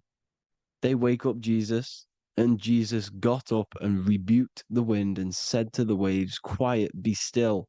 Then the wind died down and it was completely calm. Well, when Jesus was asleep, this is the sun not being risen. It's not risen yet. Because in the night times, that's when the storms happen on the sea and the ocean. And when they awake Jesus, Jesus rises because he's the sun. He rises and everything calms. Because when the sun comes, the storms go. You see? So it's the sun. It's all about the sun. Here's another, Luke 22:10. A disciple asked Jesus, when will we know it's the end times? And Jesus says, as you enter the city, a man carrying a jar of water will meet you. Follow him to the house that he enters. Well, this is clearly talking about astrology, the topic that Christians think is satanic, when they don't realize the whole thing's based on astrology. Because the end times is the end of Pisces, which is the two fish, which is the age we've just gone out of. And you can see all these ancient churches here with two fishes, because they knew it was the age of Pisces. There's an ancient photo, ancient artwork with the two fish, Pisces. And the end times, as it talks about in the Bible, and Christians think the world's going to end or something. But no, it's just the end of Pisces. As you enter the city, a man carrying a jar will meet you. Follow him to the house. The house is the zodiac sign that he enters. And the zodiac sign is Aquarius, because that's what it is, a man carrying the water. We know this is astrology because a woman, that is a woman's job in the ancient times. In the ancient times, the woman used to get the water. You would never see a man collecting water back then. That was the woman's job, whilst the man builds the houses, for example. You see, so we know it's talking about astrology because astrology is the man holding the bucket of water. It's the end of Pisces. Now we are in Aquarius. And of course, Luke 24:36, the risen Savior, the Son. Now, the Son is also born on the 25th of December, a virgin, just like Horus, Mithra, Buddha, Krishna, Hermes, and thousands of other gods, all born on the 25th of December. Well, it's because the sun moves 1 degree northward on the 25th of December. And on the 22nd to the 24th, it stays in the same degree because it's moving south. But then on the 22nd, it stays in the same degree on the Southern Crux constellation. And the ancients called this the sun dies on a cross, because the cross is the Crux constellation, the Southern Cross. And it stays on that same degree for 3 days on the cross. The sun dies on a cross, and then on the 25th, moves 1 degree northward, bringing back the summer, the light, the warmth, the growth of crops. And this is the sun being reborn again, a virgin, because it's pure. And here's Mithra, another sun god before Jesus was around, before Christianity. It was Mithraism, and Mithra, Ra is Ra, the sun god, Egypt. It's all about Ra, the sun. You see the crown of thorns on Jesus's head, symbolizing the rays of the sun. And here are the rays of the sun on the back of Mithra's head. Krishna, the sun. Buddha, the sun. Horus, horizon. All born virgins, all did miracles, all resurrected. Dead for 3 days. Well, here he is, dead for 3 days on the cross. And resurrected, because it's the most ancient religion ever been on the face of the earth, the worship of the sun. And we should worship the sun, because without the sun we are nothing. The sun feeds us, feeds the earth, feeds everything. Without the sun we are nothing. It's been reversed, and now we're worshipping man. When we're worshipping a man called Jesus, was never real. It's all about the sun, the most high, the most powerful, potent, celestial body in the sky, the orb that feeds us every day. It dies for our sins and rises every day. It's the sun. Now on the Holy Communion Day, it's the worship of the sun. They give out mini suns. Here's Jesus holding a sun. And they raise the sun on Sunday, because they go to worship their sun god on Sunday. Not Saturn Day, not Moon Day, Monday, but on Sunday when the sun is exalting. And they hold suns up above their heads because the sun rises. They're symbolizing the sun rising above their heads as Savior. It's the sun. It's the Holy Communion Day. And here's Jesus giving a piece of himself to the children. It's the sun, the light. Judas was known as a backbiter, a backstabber, because he stabbed Jesus in the back. He betrayed Jesus. Well, this is just another astrological story about the constellation Scorpio, because the Scorpio is the J, looks like a J. J for Judas, the scorpion, the backbiter. Scorpions backbite, they bite with their back. And what does Judas do? He betrays Jesus by kissing him to let the warriors know who they need to get. So he kisses Jesus, and Jesus gets stabbed in the back. Well, when you get stung or bit by a scorpion, they leave like a kiss. So Judas kisses him and gets betrayed. Well, this is because the sun, when it hits Libra, it's balanced. The sun is balanced because it comes through summer. Now the sun's starting to die. The sun's starting to die. It hits Libra. And then as soon as it hits the Scorpio, it gets betrayed because now the sun has to fall to winter, and Saturn is there waiting to take over the darkness of the winter.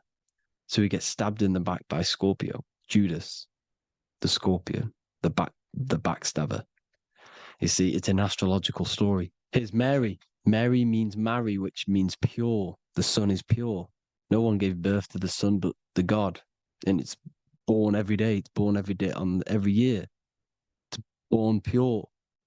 There was no controversy. There was no, activity for the sun to be born. It's pure.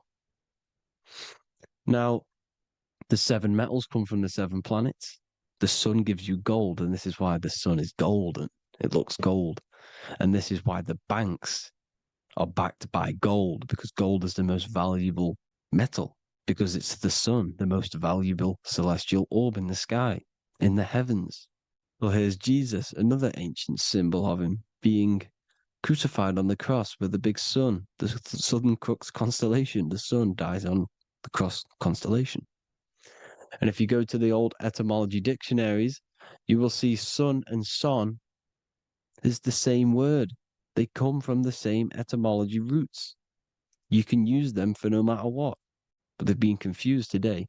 But if you go back to the old dictionaries of etymology, they are interchangeable. You can use them.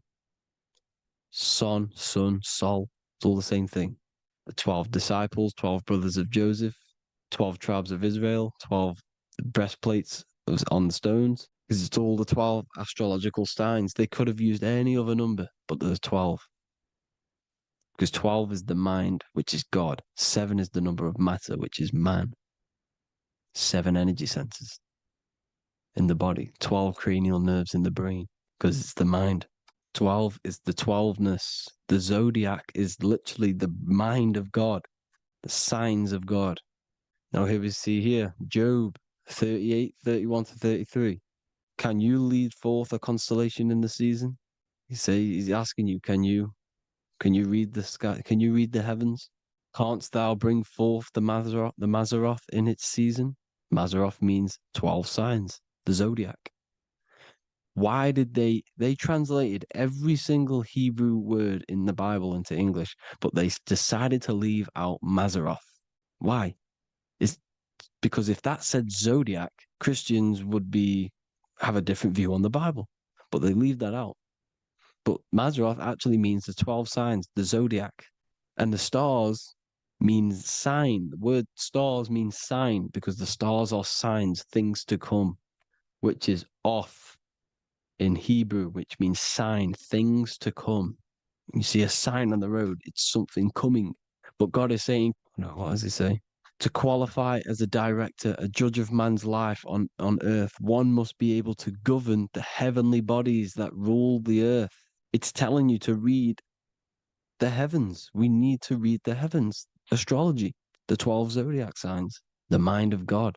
It's telling you, read the Mazzaroth, read the zodiac, because they are things to come in your life. They are signs. It's not satanic, it's made by God. God said, let there be lights in the firmament of the heavens to divide the day from the night, and let them be for signs. Signs are things to come. The 12 zodiac signs. It's all about astrology. Here's Mary holding the sun. His son, her son. It's the sun in the sky. The one and only, the most high. The soul, the solo because it's on its own. the most powerful, Ra, radiance. Here's the Pope holding the sun. All three popes holding the sun, because they're sun worshippers and they know the true meaning and origins behind Christianity. Sun worship. Here's the Vatican. The Vatican is a sundial. Yes, this is literally a clock. Your clock, your watch is a sundial. It's got 12 sections on it for the 12 zodiac signs. 12 hours, 12 Horuses. Now here you see Jesus walking on water. Well, it's the sun, and here's the beard of the sun. Here's the pyramid of the sun, the illuminated one, the all-seeing eye, the sun. Here's the Ankh. The sun creates these symbols. The ancients knew this. Now, when you see these headdresses, these are actually the days of precession of the sun. Aries, Cancer, Libra. It's all about the sun. Here's some more sun worship going back to Egypt. Ra, Horus, Osiris, and Set.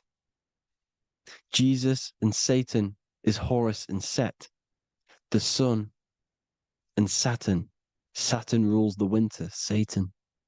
Jesus, the sun, the light of the world, rules the summer, rules the day. Satan's the night, Saturn's the night, the sun is the day. The evil brother, Satan. Well, Horus comes, this is where we get the word hours from. There are 12 Horuses. The sun moves in 12 Horuses, 12 hours. Where's Horus? What hour is it? Where's Horus? His Ra, 12 noon, Ra, radiates, powerful, the most high sun. That's why he has a sun on the top of his head. These are the 4 states of the sun. Set, sunset. This is why we say sunset, because the sun is setting. His sunset, his Horus, horizon, the Horus is rising, Ra radiating, and the sunset. Then midnight is Osiris. Here's another ancient symbol for the sun, the scarab. Ra, the sun, scarab. It's got the word Ra in it because it's the sun. And here's the sun on top of the scarab with the wings. Because scarabs roll dung up hills, and then they'll let it fall down the hill to gain more matter. To gain more bigger, like a snowball effect. And the ancients saw this as a process of the sun, because the sun climbs up the hill and then it falls. So they used the scarab to symbolize the process of the sun. The sun climbs and falls. Here's an ancient Egyptian cat cutting off the head of the serpent. Well, the cat is cutting off the head of the serpent, symbolizes the sun cutting off the nighttime. When the sun rises, it cuts off the nighttime. It cuts off the serpent.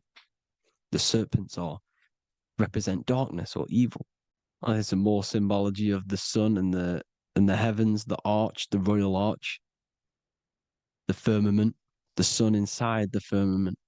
These are all ancient churches, and they all depict the firmament with the sun inside.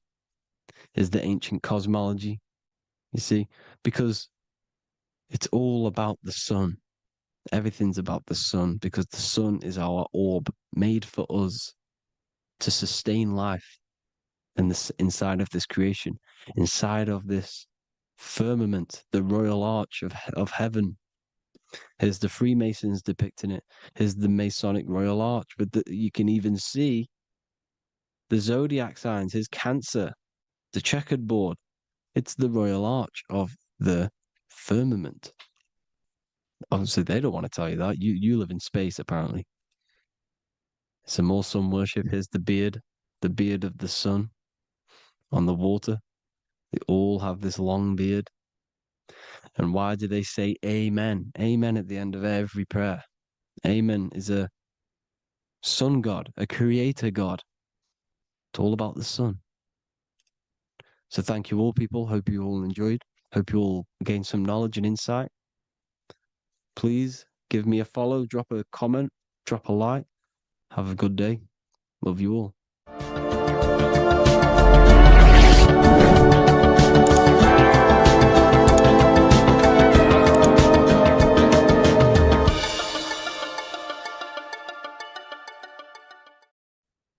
you are not breathing correctly. 98% of people only use a third of their lungs capacity, which is shallow breathing, which ages you, lowers your brain capacity, and also lowers your state of consciousness. So it's essential that you breathe consciously on a day-to-day basis, because this is what truly elevates your consciousness. I am going to give you the key for you to raise your consciousness just through breathing alone. Such a simple thing, but yet the most effective way for raising your state of consciousness and becoming more spiritually and mentally advanced. So tune in for this video, and I'm going to show you exactly how to do it and the symbolism behind breathing. Air is more than just air. It carries electromagnetic energy. So now I'm going to give you the science behind this spiritual truth. This invisible force is what sustains all physical life, providing the life force energy essential for existence. Electromagnetism. Everything is fed off electromagnetism. Your body is an electromagnetic battery. Now, we can prove that air carries electromagnetism just by doing a simple test, a simple scientific experiment, by getting liquid oxygen and pouring it between a north and south magnetic pole, two polar opposite magnets. We see that the liquid does not fall straight through it. It is sucked, it is magnetically attracted to these two opposing forces, opposing magnets. This is proof that air, liquid oxygen carries electromagnetism. When you are breathing electromagnetism, the essential life force behind all living beings. This is known as energy or prana, chi, ether, or spirit. This is all the same thing. Air is not just empty space. It is energy. It is prana. It is life force. It is spirit. It is ether, chi, prana. You are an electromagnetic being. Your consciousness is in direct correlation with your electromagnetic aura or biofield around your body. Your state of consciousness is mirrored within this field around your body. Now, your breath, when you breathe in, you're breathing electromagnetism or life force. Breath is the vital link between the physical and the spiritual, bridging the body with the soul. Through breath, we connect with both tangible world and deeper, the unseen realms of energy and consciousness. Breathing deeply and properly elevates our consciousness, enhancing the brain's functions, heightening the sensitivity of our five senses. It also brings a profound calmness to the mind, creating a state of clarity and inner peace. Like I said earlier, breathing properly is the fastest way to elevate your consciousness. It is the fastest way, because breathing, when you stop breathing, what happens? You lose physical consciousness. Your body will shut down if you do not breathe in this vital electromagnetic energy in the oxygen. If your body does not get this for 5 minutes or however you can last without breathing, this makes you lose physical consciousness. Your body will not survive without this essential life force energy. Therefore, air is one of the most overlooked things. This is why we see the symbolism of Buddha having a big belly. Why does he have a big belly? Because it's symbolizing breath work, proper spiritual breath work, the certain teachings of breath work, of when you breathe in through the nose, you have to breathe in through the nose. You don't want to breathe in through the mouth, because the nose acts as a filter which catches dust particles and filters out the air before it enters the lungs. The mouth does not do that. The nose is for breathing inward. We breathe in through the nose, and when we breathe in, we breathe into our belly, not our lungs. When we breathe into our belly and our belly expands outwards, we are then moving this energy down from the nose down the spinal column. And when we breathe back out, the belly goes in, which is raising the energy up the spinal column, back out through the mouth. This is the true way of breathing, because when we breathe, we are moving energy. We are moving electromagnetic energy. When we breathe in through the nose, the energy travels down the spinal column. And when we breathe out, we are raising this energy back up the spine, some of it going out the mouth, and some of it reaching the brain, activating dormant brain cells in the brain. But when we breathe, we need to make sure we are using 100% of our lungs' capacity, because the lungs is what transforms this special energy into consciousness, physical consciousness. So this is why Buddha has a big belly. It's not because he was fat. It's not because he was overweight. It's symbolism. It's symbolism of breath work. So try this. Do this for 2 minutes while you watch this video. Breathe in through the mouth as hard as you can until you no longer can fill any more air into your lungs and belly. Breathe it into your belly, not your lungs. And breathe out through the mouth. Do this for 5 minutes or 2 minutes, however long. I promise you, breath affects your consciousness. You will notice the difference. If you do it quicker, the quicker it'll affect your consciousness, and you might go lightheaded. But that lightheaded is you activating your spirit, your energy body. So try this just when watching this video. When you breathe consciously, you are renewing both your energy body and astral body, aligning your consciousness with a higher state. This practice feeds new life force energy into the body, revitalizing and enhancing your overall well-being. Like I said, your brain requires the most amount of oxygen. When we have shallow breathing, this is reducing the brain's capacity. Because when we are not breathing properly, which 98% of people are only using a third of their lungs capacity, we are essentially only using a third of our consciousness, because your breath is directly correlated to your consciousness, your state of consciousness. When you breathe in through the mouth, out through the mouth, out in through the nose, out through the mouth, consciously and deeply for 5 minutes, you will notice that your senses are more powerful and sensitive. Your brain is quicker.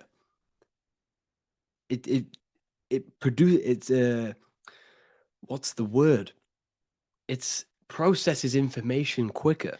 You become quicker. You become a superhuman, and you feel more spiritual because it activates your spirit, your astral and energy body. So when we meditate, it's definitely important to breathe in through the nose and out through the mouth as deeply as possible to align with a higher state of consciousness. And this is the easiest way to separate your consciousness from the body.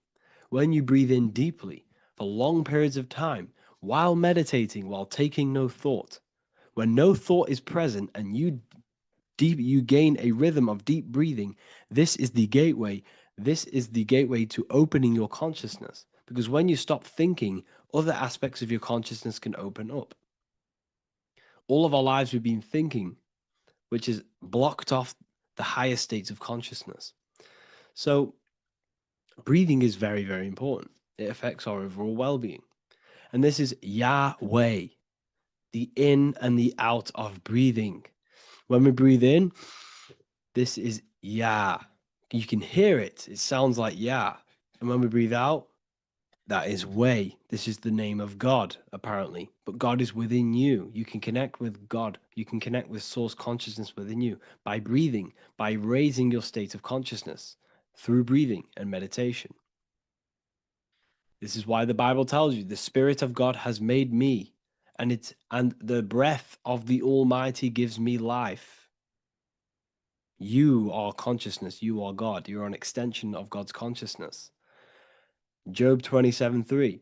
As long as my breath is in me and the Spirit of God is in my nostrils. The Spirit of God is through breath. John 20:22. And when he said this, he breathed on them and said to them, "Receive the Holy Spirit." The word spirit means breath. In Greek, Hebrew, Latin, it all means breath or wind or air. The Holy Spirit is a certain way of breathing, a breathing technique that elevates your consciousness, that syncs you up to a holy consciousness, an elevated state. That is the Holy Spirit. That's why it tells you in the Bible, when he said this, he breathed onto them. He breathed onto them and said, "Receive the Holy Spirit." You must breathe to receive the Holy Spirit.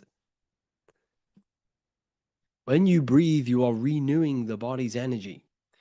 You're taking in new life force, which is regenerating your cells, regenerating your brain, nervous system, and also connecting with consciousness, pure consciousness. This is not something that we should be doing during meditation. Yes, it is. We should be doing it during meditation, but this is something that we need to apply all of the time. This is the fastest way you can raise your consciousness. I just want to say, all of this knowledge is inside of the Book of Wisdom, Volume 2. Make sure to give a like and a comment on this video to help the algorithm. And let me know what you think about the last book or this book if you have read them, to let the new people know what they're looking at with this book. This is truly life-changing, the Volume 2 and Volume 1 is truly life-changing. You can get them in a bundle also. Learn hidden knowledge inside of the Ethereal University. This is where truth seekers belong. I'm not here to try sell you this, but this is the place for truth seekers. And if you are serious about your spiritual journey and serious about gaining knowledge, which gives you the advantage over life, join Ethereal University. This will definitely help you. Thank you for watching this video. Please leave a like and comment. Make sure to give me any suggestions on videos you want me to make in the future. Thank you all. What if I told you you don't have one body? You in fact have four. There's a secret hidden right in front of you, and most of you overlook it. And by learning these teachings today, this will change your perspective on life, on yourself, and completely change the conception of yourself. This is the key to your highest potential. If you stay with me today, you will find secrets about yourself that will change your life. But I warn you, once you step this path of esoteric knowledge, there's no going back. Once you see, you can't unsee. So stay with me, and we will discuss the four bodies of your soul and how you can master yourself to reach your highest potential. The first thing we must understand is that there is a sun. And just like the sun gives life to the earth, there is this life force within the sun that gives life to all matter. We must understand that that matter itself is dead. It has no life potential. It has no ability to create or destruct anything. All of the life comes from above, from the sun, from the life-giving power of this infinite energy source we call the sun. No matter what model you believe, the sun still gives power to this physical realm, giving life to all of the crops, giving life to animals, giving life and growth to all things that the rays come in contact with. This is a macrocosm process. We must understand the teachings of as above, so below. This means that the macrocosm repeats itself in a microcosm form. Now, what do I mean? Humans are made in the image and likeness of God. You are a miniature version of God, a spark of the divine consciousness made in human form, in physical form. Just like the sun gives life to all physical matter and growth to all crops on the earth, your soul is a miniature sun. And your soul is giving life to the body. Your body is a miniature earth, which also goes through the cycles of the 4 seasons of the sun. We feel different in each one of these seasons. It's because our body does not only go through these cycles externally, but these cycles happen within ourselves, within consciousness.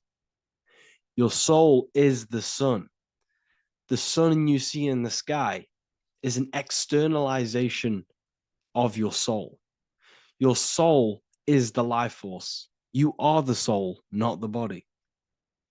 And like the sun gives power to the earth, the soul gives power to your body. So first, let's look at the etymology of the word sun. The word sun comes from it's a Latin word solis or sol, which means the sun. Sol then became soul, sun, soul. And in fact, S-O-N and S-U-N in the old etymology dictionary mean the exact same thing. They are interchangeable. So when we look at the symbol of the sun, we look at a circle and a cross, which represent the four aspects of the sun, the four seasons of the sun: summer, winter, spring, and autumn. These are the four states of the sun. Like we said, this is why we get this symbol. You have the four states of the sun, which represent the four bodies of the soul. Now, this is where we get deep. Like I said, the sun you see in the sky is a macrocosm of your soul, an externalization of your soul. Just like your sun has four seasons, the four seasons within us are the four bodies. Our soul is incarnated and split into four sections. We have a mind, we have a physical body, emotions, and spirit. These are all interchangeable and they are all linked. In ancient alchemy, we have the exact same symbolism of the four stages of alchemy. But in this case, they're symbolized as the four elements: earth, water, air, fire. In this ancient alchemical symbol, we have the pentagram, with the top one representing the soul, ether. Our soul then has the four bodies, with the human here. We have the man, the eagle, the bull, and the lion. We see this on the tarot card, the Wheel of Fortune. The man, the eagle, the bull, the lion. We see this in Matthew, Mark, Luke, and John. The lion, the bull, the man, and the eagle. We see this with depictions of Jesus. Jesus, the man, the bull, the lion, and the eagle. These represent the four fixed signs of the zodiac: Taurus, the bull; Scorpio, the eagle. Scorpio was symbolized as an eagle. It's an ancient symbol. Now it's been changed to a scorpion, of course. Leo, the lion; Aquarius, the man. These represent the four fixed signs, which are four different elements. Taurus is an earth sign. Scorpio, a water sign. Leo, a fire sign. Aquarius, an air sign. Taurus is the earth. As above, so below. The earth is the physical body. Leo is fire. Fire is the spirit. Scorpio is water, which is the emotions. Aquarius is the mind, which is an air symbol. Air is the mind. That's why we call people airheads. Okay? So what we're actually looking at here are the four aspects of our soul. We have the sun in the middle and the four bodies of the soul.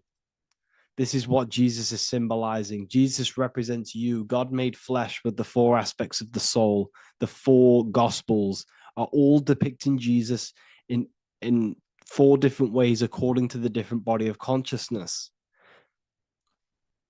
The Wheel of Fortune are representing the four bodies of the soul.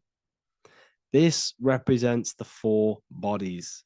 Now, how are they four bodies? They are four dimensions of consciousness. The mind is not made of the same substance of the emotion. The emotion is not made of the same substance of the physical body. The spirit is not made of the same substance as the physical body also. They exist in four dimensions of consciousness. They are four bodies of our soul. And the most important teaching here is what I'm actually getting to, is the powerful one. This is what gives you power. Most of us live in chaos. Our mind is thinking of doing something.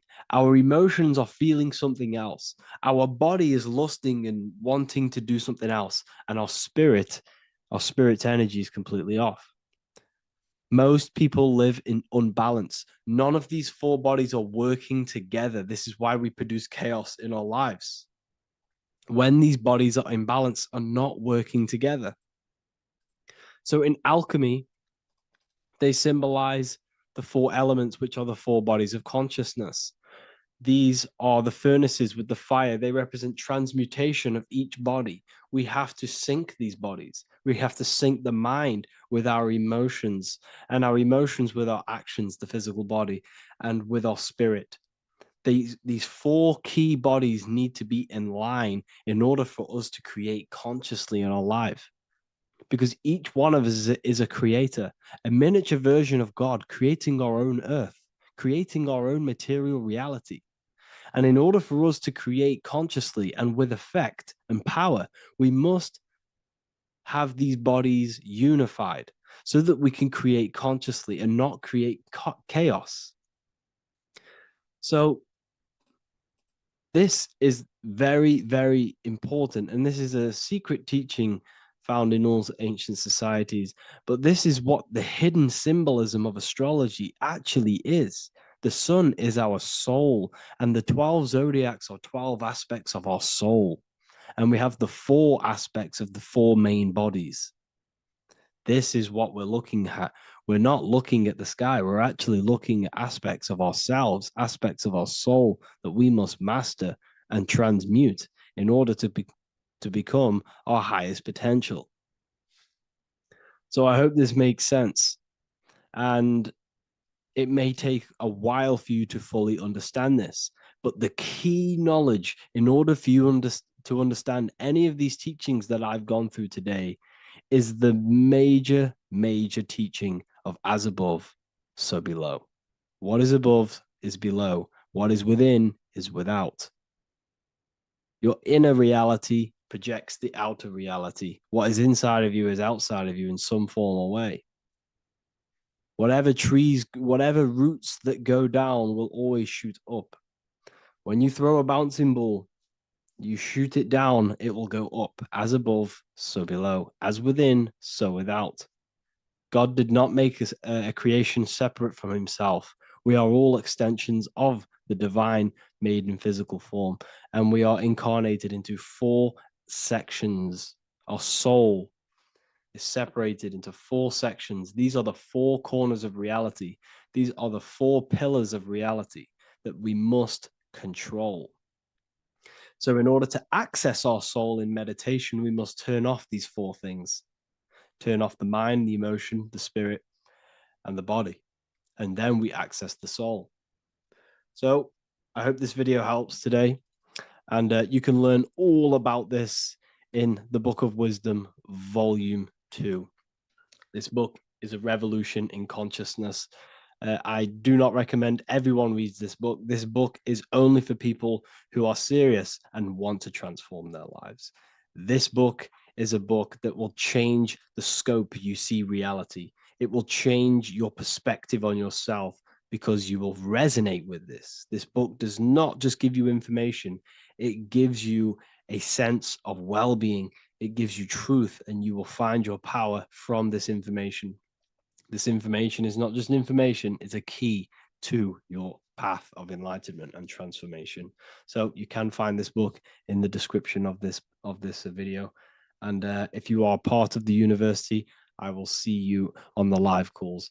Thank you, everyone. Please leave a like, subscribe, and a comment, and let me know whatever videos you want me to make next. Anything that you fail to understand or have any confusion with, I can make a video on it. So let me know in the comment section any reviews or anything I should do. Thank you all, people. Have a great day. There is a secret meaning behind the number 666. 666 is 3 sixes. The number 3 in occult and esoteric numerology represents the 3 aspects of human consciousness. We see this symbolism in the all-seeing eye with the light and the triangle. The triangle is the number 3. The eye represents consciousness, observation, and the light represents the light of consciousness, because consciousness is pure light. The three aspects of our consciousness is thoughts, emotions, and actions. Every thought creates a feeling, and the feeling creates the action. All physical manifestation is driven from these three aspects of our consciousness. All physical manifestation comes from thought. Every object you see around you, this screen, the phone you're on, the laptop you're using, or the iPad, was a thought in the invisible realms of consciousness. Then it was brought into physicality through feeling and action. This is because man is made in the image and likeness of God. We are all mini creators. We are all extensions of God's creative consciousness. Therefore, the number 666 represents 3 sixes. 3 is thoughts, emotions, actions. The number 6 represents the cube because cubes have 6 sides. This material world that we experience, everything has 6 sides. Everything's created by cubes. We can move forward, we can move backwards, we can move left, right, up and down. This is the cube that we are stuck in. Therefore, 666 represents our 3 aspects of our consciousness, thoughts, emotions, actions, all contributing towards our physical self, material world, material pleasures, completely cutting ourselves off from our spiritual, true, divine self, which means 666 is representing a state of consciousness. A state of consciousness where we only operate from a place of material needs and survival things. As humans, we possess a physical material body in the physical material external world, but we also possess an invisible inner world, which is what we call spirit. When we disconnect ourselves from our inner world, we become lost in this materialistic way of thinking and acting, which can lead to no life purpose, a feeling of emptiness and voidness in our hearts. Humans possess the ability to transcend our animal instinctual natures and turn to the divine mind, to the spiritual inner world. It is our inner world that is projecting our outer world. The outer world is just an effect of our inner state of consciousness. It's important as we go through this human life to not lose ourselves and look for our validations outside of ourselves. The external world is simply just a mirror, mirroring with mathematical precision what happens inside our consciousness. When we change our inner world, we produce effect in the outer world.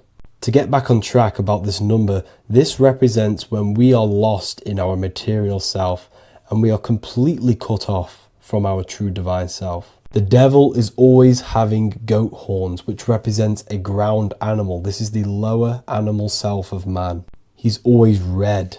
The frequency of red is the lowest vibrational color, and it also represents the root chakra. This is all to do with survival mode and our physical needs and physical self. Red represents chaotic and intense emotions like hatred and anger. This is why the devil is always red, because it represents anger and an uncontrolled state of emotion and consciousness. You see, we've been taught in the church and all through religion indoctrinations that the devil is an external deity which influences humans. And in fact, this is nothing but a metaphorical story. The devil is a character which represents an aspect of the human mind, the lower aspect of the human mind, a facet of our own consciousness and psyche. The voice that we have in our head that tells us to do these negative things is not an external deity pushing us to do something bad. This is an aspect of our own mind. Jesus and Satan are just two characters which represent the two voices that we have in our own consciousness. In fact, the word devil was never present in the early Gospels. Instead, what was mentioned was a spirit of evil. A term spirit of evil was not meant to denote a specific deity or being, but rather any force of negativity, whether it manifests as a destructive thought, emotion, or action. The spirit of evil represents the darker sides of our mind, the part that leads us astray and brings forth negativity in our lives. The reason why they want you to believe in a devil is because they don't want you taking responsibility for your creations. They don't want you to realize that the external world is truly a mirror of your inner state of consciousness. Instead, when something bad happens in your life, you blame it on some external devil or Satan who tempted you. Everything is your creation in your life. When you realize this, you take full control and you begin to reshape your external world by changing your inner state of consciousness. Neo is plugged into the matrix on the back of his neck. And if we look at the human brain, the back of the neck is the reptilian brainstem. And when one operates their life out of the reptilian brainstem, they are unaware, unconscious. They are consciously dead because the reptilian brain does not really critically think. It acts on instinct, fight or flight mode. This is considered in the occult spiritually dead. When one is taking actions without intention, simply very reactive to life. They're not living, they're simply experiencing. When you're walking down the street and you see someone, and in your mind you think me versus them versus me, that is an animalistic way of thinking. I used to be trapped in this way of thinking, always thinking of fight or flight, always judging people, always reacting to the world, never consciously creating and commanding with intention in the world. This could be considered the matrix, when one lives unconsciously, simply surviving in the world. Another symptom of living in the reptilian brain could be obsession, a constant need to assert your power over others to feel safe or superior. Views relationships as power hierarchies, not as mutual connections. It could be a conquest for sex, lust, seeking validation through sexual activity. Sex becomes a tool for dominance, escape, and self-worth. Intimacy is avoided. Pleasure is pursued without emotional depth. Seeking pleasure all the time. This is all to do with the reptilian brain. Seeking safety. It could be compulsive eating or food hoarding, driven by craving and not actual hunger. Eats to soothe fear or emotional discomfort, often unconsciously. This is the unconscious. Fear-based decision-making. Every choice is shaped by perceived threat or insecurity or fear within the subconscious mind. Long-term vision is sacrificed for immediate safety and gratification. All the reptilian brain. Territorial behavior overacts when personal space, possessions, or status is threatened. Acts as though survival depends on ownership or status. Addiction repeats patterns to feel safe, even if they are harmful. Avoids anything unfamiliar or unpredictable. Low empathy. No empathy or emotional care for one another and for fellow beings in the world. Sees people as threats, tools, or competitors. This is all to do with the reptilian brain. Intense jealousy or possessiveness. Sees others as rivals or objects to control. Cannot tolerate perceived threats to loyalty or status. Quick to be angry. Slow to reflect. Reacts with rage, withdrawal when challenged. Lacks emotional regulation or deep self-awareness. So this brain could be considered the matrix, hence why Neo is plugged into this brain. He's operating the life out of this brain, unconscious, simply navigating life like an animal. I was in this state, and you can only really realize this when you come out of this brain and you start to function from the higher regions of the brain, which we will discuss very soon. And my life was chaos because there was chaos operating internally. I was never thinking about the future. I was always operating life out of fear, out of lack, never had care for another person. When you operate life out of this brain, the matrix, things outside you, can easily control you. This is why they keep us in a constant state of fear. So we operate life out of this. So we never gain full control over our reality, over our actions, over our thoughts. So Neo is called Neo, and he works at a place called meta cortex, very symbolic of the neocortex, the higher region of the brain. Now, this brain makes you human. It ultimately allows you to hold control over the animal urges. Okay, the neocortex is the brain that allows you to have self-mastery, that allows you to control your urges, your instinctual survival urges. So humans can overcome their reptilian animalistic state and start to operate their life in a conscious mastery state. And Neo is plugged out of the reptilian brain, and he starts to use his neocortex, the human brain. This allows one to learn to have self-control, allows one to create, allows one to think about others. It allows one to critically think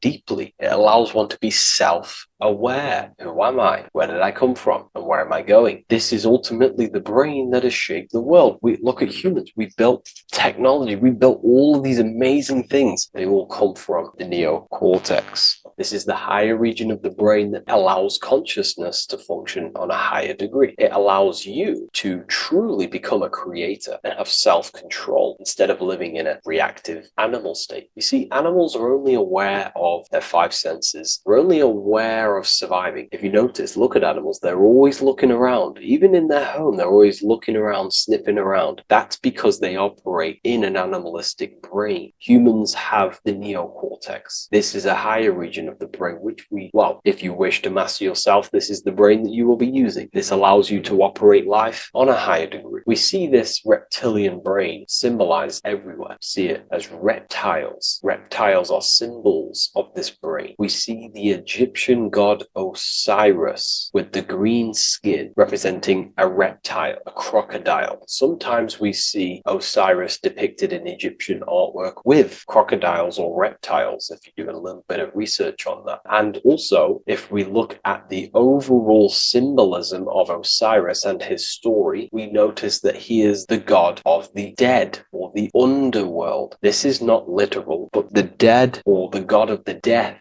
the god of the death of self, the dead of consciousness, because you are a divine being with limitless potential to create. And ultimately, to create, we have to master our reptilian brain. But when we function from this reptilian brain, we are dead to our higher powers of creation, of imagination, of actually gaining control and operating life from the higher mind, operating life as the divine being as you are. But if you operate life in Osiris, he is the god of dead. You are spiritually and consciously dead. You act unconsciously. You are dead, not physically, but mentally and spiritually. So what we're looking at here in the Egyptian artwork is the reptilian brainstem. We have the left hemisphere and the right hemisphere of the brain. Notice a curve. The feminine body is very curvy. This represents feminine. The masculine body is very liney. So if we study geometry, we know that lines are masculine, hence why the word masculine, line, and the feminine body is,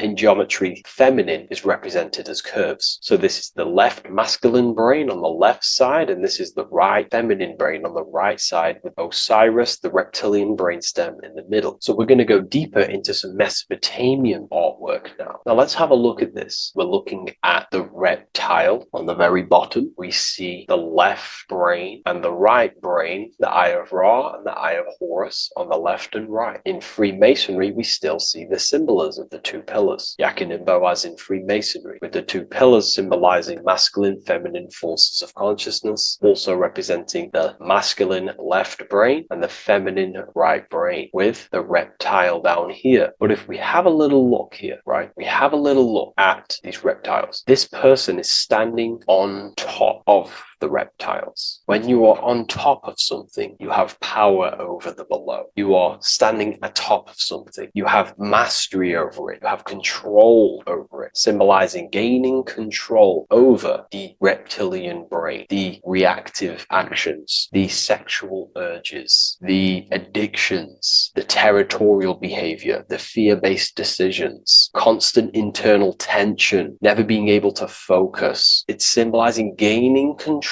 over these internal qualities that happen within us, in our mind, because the universe is mental. And if we do not gain control over this brain, it will dominate our mind, which will ultimately dominate our actions and destroy our life and live in an unconscious state. So this is basically instructions in this ancient Mesopotamian artwork of becoming self-mastery, to operate on a God consciousness level. So we have a person symbolizing your awareness, the internal you, having mastery over the reptilian urges, the reptilian brain, the reptile thinking. We have a person, a face in between, and it's standing in between these pillars symbolizing balance of the brain hemispheres. Because the face, we see the eyes in the middle, we see the person is you, your consciousness, standing in the middle pillar. It's representing seeing reality as neutral. Everything in the world is neutral. It's the mind's perception that gives it a positive or negative charge. When we adapt this mindset, this view of reality, this knowingness of reality, we see the world for what it truly is. And if you see things as neutral, it allows one to transform the situations in your life accordingly instead of simply choosing a side.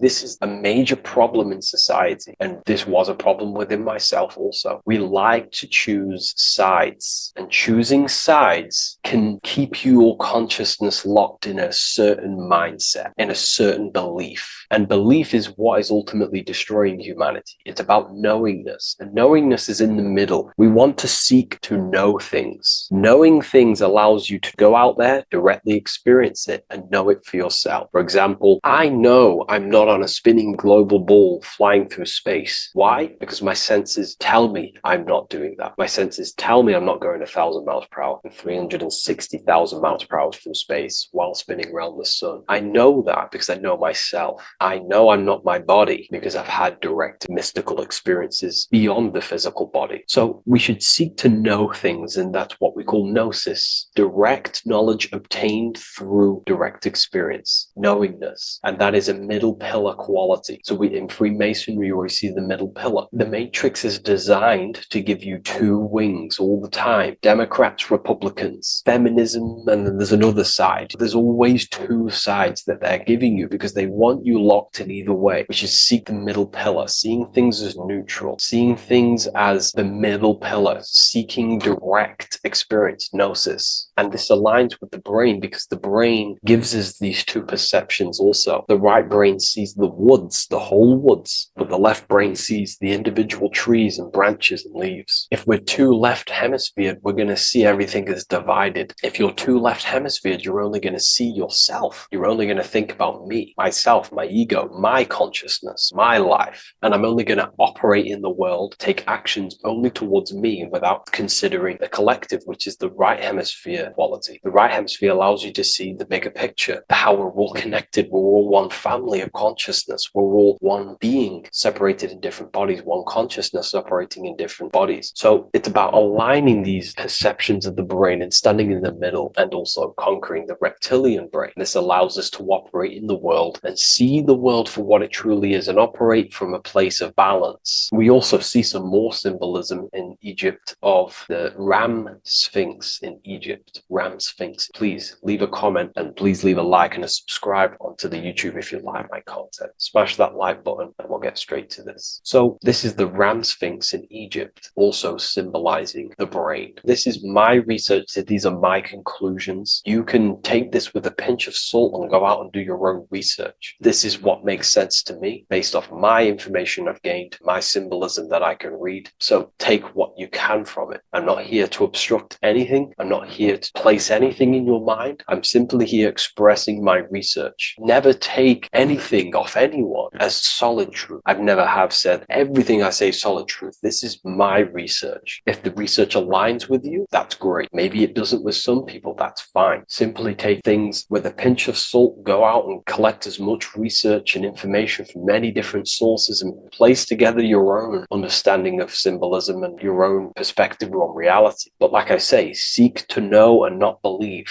So this is the Ram Sphinx in Egypt. This is a more powerful symbolism of the brain. We have Osiris here, the god of the dead, which is the reptilian brain, and an Aries symbol here symbolizing the hippocampus in the brain. So this is the reptilian brain stem, heavily aligned with the reptilian brain stem here. We can see the connections if we look closely. So this represents the dead of consciousness. This is the dead of self, living in impulsive animalistic state, the symptoms that I listed earlier. I'm not going to go over the symptoms again. And Aries symbolizes the hippocampus in the middle of the brain. It's the hippocampus. And Aries is a symbol of a state of being. Why? You see, ancients and the ancient Egyptians, according to my research, Freemasons still use this symbolism today. So what they do is they use the path of the sun to symbolize a state of consciousness or a journey in consciousness. So what do I mean? So Aries here is the transition from the winter arc. So this is the winter arc from Libra, Scorpio, Sagittarius, Capricorn, Aquarius, Pisces. This is when the sun is dead. This is when the electromagnetic waves of the sun are not very present. This is the winter. This is when there's more darkness in the world. However, from Aries, Taurus, Gemini, Cancer, Leo, Virgo, and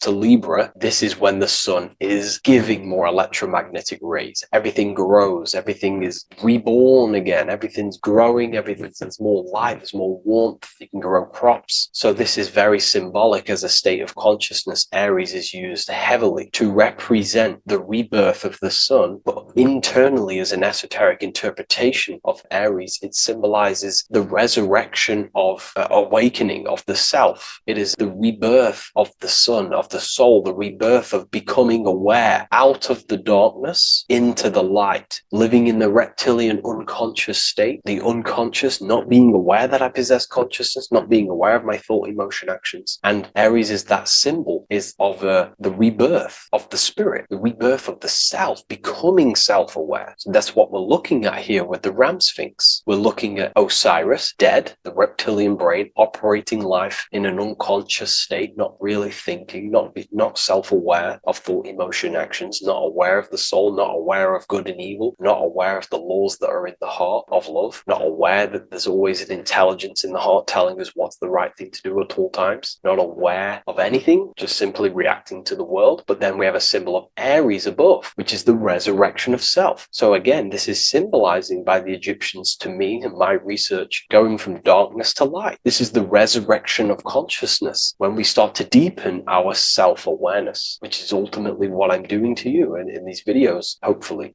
I can awaken some people's minds and make people think deeper. And that process of internally what's happening within you that's what Aries represents when you're starting to say, wow, my mind's going deeper and deeper into the self and I'm realizing more. That is what Aries symbolizes. When the sun returns, it's also a symbol of a sacrifice, because obviously when the sun returns back to Aries, we're sacrificing the winter, when we're transitioning, and all transitions require sacrifice. So in Aries, the Jews celebrate the Passover. It's the Passover of the sun. And what do? They eat lambs in the Passover Aries, because it's all symbolic of this internal process. In Aries, Christians celebrate with the Easter, which is the resurrection of Jesus, the resurrection of the sun. Remember, it goes deeper. There's deeper layers to this. It's the resurrection of the self and the mind deepening into a deeper awakening. So again, we're going from the lower regions of the brain, and when we start to critically think and become self-aware, we're starting to use the mid part of the brain, and the mid part of the brain then expands into the neocortex, which is the resurrection of the self. The mind is no longer functioning in just the reptilian brain, but then it's going into the light of the higher brain, the neocortex, and this is the reptilian brain. This is the midbrain, what we're looking at here with the Ram Sphinx. Yeah. So this is the resurrection. It's the transition point of going from the reptilian brain into the midbrain, into the neocortex. We're now resurrecting ourselves. Now, this is not putting anything negative on the reptilian brain. Without the reptilian brain, we wouldn't be able to live. We need the reptilian brain, but it's an abuse of the reptilian brain that can keep us in a very low state. It keeps us stuck in an unconscious state. But the reptilian brain is what's allowing you to breathe, to eat, to scan the environment for any threats. If there are threats, we do need the reptilian brain. That's not to say it's evil, but what I'm saying is an abuse of this brain, which is what most people are stuck in. They're operating their life out of this brain. And this is what the Egyptians, I think, are symbolizing, trying to tell us to resurrect ourselves, to become self-mastered, to become the highest version of yourself, to actively create in the world. Because when we are only operating from this brain, we're unconscious, well, then other people can use you as a vessel to create their reality. This is how the world is at the moment. The ones who know how to use the mind are controlling the other ones who do not know how to control the mind. So I hope this makes sense to you. Let me know if you have any video recommendations, and I'll see you inside Ethereum University. If you wish to take your research to the next level, I have things inside of there that are very powerful. We happily invite you. I'll see you inside of Join. If not, I'll see you in the next YouTube video.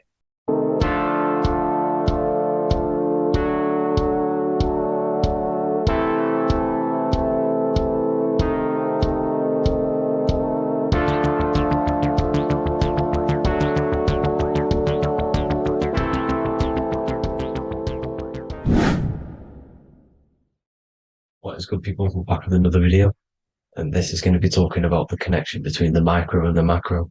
You know, you are the universe, everything is inside of you. So the first thing you need to understand is that the law of mentalism, we are a thought in the creator's mind, everything's being thought into existence. We have a spark of this mind, this same mind of the creator, and everything is a state of mind. Particles or atoms, whatever you want to call them, are a mental thing. They're a product of the mind. Everything's thought into existence. Thoughts influence everything. Thoughts are energetic effects which send out waves into the quantum field around you. And your consciousness is actually the universe experiencing itself, expressing itself, and viewing itself. So we are the creator, but viewing itself in separate bodies. And this is why they call the material world the world of illusions. Because everything's separate here, but we all forget that we are all one. We've all been brainwashed to think we're all separate, but we're all one. We're all the same mind, the same consciousness, everything. So everything's created out of toroidal fields. God created the toroidal field. That's the only thing that exists because the atoms are toroidal fields. And it's the basis behind all creation. As you can see it in the owl's eyes. It creates the infinity symbol. And this was the apple. That apple is a toroidal field. And the toroidal field is made out of dielectricity, which is ether. Ether is black light, and this is counter space. This is another realm. This is what creates God to be omnipresent, to be everywhere at one place at all times. He is everywhere because ether is everywhere. And ether is infinite potential. It connects everything together, and that's what energy moves through. It moves through the ether, and that's black light. Everything is light, as it says in John 4:2. God is light. Everything's a vibrational state of light. So the torus field is made out of dielectricity, ether, black light, magnetism, which is white light, which is the center of the toroidal field. And magnetism radiates, it has no vibration. And then when white light splits, it turns into electricity, which is physical material, and that has a vibration. This is the Holy Trinity. The sun, the moon, Saturn. Saturn, the god of materialism. If you've watched my videos on Saturn, you know that Saturn is crystallizing everything into physical matter. And that's why his old name was El. The ancients called him El. And this is why we get El electricity. This is where El electricity comes from. Because El electricity is only a product of the physical world, which is redshift, blueshift, Adam and Eve. And this is what creates the redshift, blueshift is what is a product of magnetism. When magnetism, white light splits, and this gives us vibration. And this what creates the toroidal field, which is the basis of all physical creation. The sine wave is created out of the magnetic wave and the electric wave. The electric wave is the blue wave, and the magnetic wave is the straight wave, which is radiation. This is vibration, frequency. So the magnetic wave is straight, and then you have longitude and amplitude, which is depth, which is dimension. You see how the electric wave has depth and a dimension. This is why you get the cross. This is the cross of Earth. This is the symbol of Earth, of bondage, of physical matter, because it consists of magnetic wave and depth, which is electric wave. And this is where you get the sun cross or the earth cross, whatever you want to call it. It's the cross of physical matter, and the ancients knew this. This is why they used that symbol. Redshift, blueshift, which is the toroidal field, is the basis of all creation, physical creation. And this is why you have the police siren is red and blue. The Matrix movie, red pill, blue pill. You have red blood and blue blood in your body. The Democrat and Republic, the two parties, red and blue. Like your taps, on your taps, you have a red and blue tap. One's generative and one's destruction. Fire, destruction, water, generative. So this is the basis of all things. And electric wave has dimension, like I've already said, depth, material, and it's measured in hertz. It's measured in hertz because it hurts you. It decays because the electric wave has a vibration, and vibration always has to go back to a standstill point. This wave cannot go forever, but the magnetic wave will go forever. It's radiation. Magnetic is radiation. It radiates forever. It pulses. But the electric wave will at some point come back to a standstill point, and that's why it hurts. It decays. That's why our physical body decays, because we contain of electricity. This body is an electric body, and it will return back to stillness like a guitar string. If you vibrate a guitar string, you pull it, it will vibrate, make a sound, and then go back to a standstill point. It's the exact same with every single toroidal field within the body. It will decay, and this is why our bodies decay, and everything in creation decays. So we're born into sin, the sin of Eve. The sin of Eve is us biting into the tree of knowledge of good and evil, which is the systems in the body. And the sin of Eve is biting into the sine wave. We bit into the sine wave. The sun moves in a sine wave. Our DNA is a sine wave. Time is a sine wave. Everything in this creation is a sine wave. This is why the dollar bill is a sine wave. Magnetism and electricity and electric waves in one. And this is the sun doing its sine wave, which creates, when you go bowling, it kind of creates that pin that you hit over. That's the pin of the sun. The zodiac sign is a sine wave because the zodiac sign is an expression of the toroidal field, because magnetism unfolds into 12ness. And that's why you have 12 zodiac signs, 12 systems in your body, 12 cranial nerves in your head, in your brain. So if you can imagine this, see where my pointer is.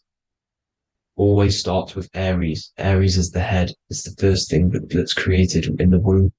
And this is Aries, the ram. And this is why it's called a cerebrum in your brain, which is the first thing that creates when you're in the womb. And what's the element of Aries is fire. Fire is the first element. F-I-R, first, because it's the first thing on the wheel, the first expression of energy. As you can see here, my pointer, this is the center of the toroidal field. It would go Aries, Virgo, Capricorn, Pisces, Scorpio, Cancer. Then we go back to Libra. Libra would be center. But you see how the toroidal field is the expression of the 12 energies. That's what the constellations are, the energy expressions of the toroidal field. So it would go outwards, starting from Aries here, all the way back to Pisces, which is beyond the bottom half. But Libra would be the center. That's why Libra is the equinox. It's the equinox. Libra is when it goes from summer over to autumn. It's the equal. It starts to transition into the winter side. Equinox, equal, which is Libra. And that's why Libra has the two scales. It's symbolized with the two scales. That's because of, the sun moving over. It's being judged. It's equal now, but then it's going to tip over into the winter. That's why Libra is here, the center of the sine wave. And like I said before, magnetic energy unfolds into 12ness. Magnesium is number 12 on the periodic table. It's the sacred number. And this is why the scientists are NASA is trying to bring in another constellation to destroy the holy science of astrology. So Aries rules the head, which is Mars.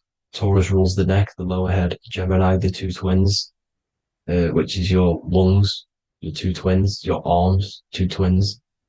Cancer, the breasts, the chest area. Leo, the heart, which is the sun, which is fire, the center of the toroidal field. Virgo, the belly, which is the intestines. Libra, the kidneys, the two scales, the kidneys, balancing out everything. Scorpio, the sex organs. Sagittarius, hips and thighs. Capricorn, I've missed that out, which is the kneecaps. Capricorn, kneecap. Aries, which is the ram, which is the cerebrum in your brain.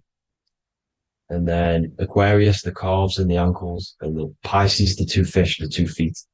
So everything corresponds, as you can see here. This is an ancient way of depicting it, of the folded human. And this is everything. Each constellation rules that part of the body, gives energy to that part of the body, makes you do certain things. So magnetic energy unfolds into 12ness, electricity unfolds into 7s, That's why when you get electric, the light spectrum that we see, it consists of 7 colors. Why we have 7 planets. The 7 planets give us our 7 metals and the 7 solfeggio scale frequencies. So the rotor, this is the rotor, and rotor is an anagram for Torah. The Torah, which is I think it's the Hebrew Bible. Don't quote me on that, but it's one of the holy books, which is the Torah, the Taurus. Everything goes back to the Taurus field because it's the basis of all creation. So the chief cornerstone, it says in the Bible that the builders rejected the chief cornerstone.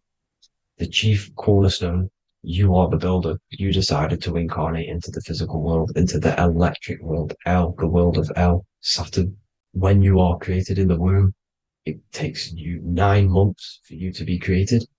So, for example, if your parents, if you went into the womb here, it'd take you 9 months. So let's say you're born in Scorpio. So you'd go back 9 months, 1, 2, 3, 4, 5, 6, 7, 8, 9. You consist of all of these 9 energies because it takes 9 months or however long you took to be born. Some people are born earlier.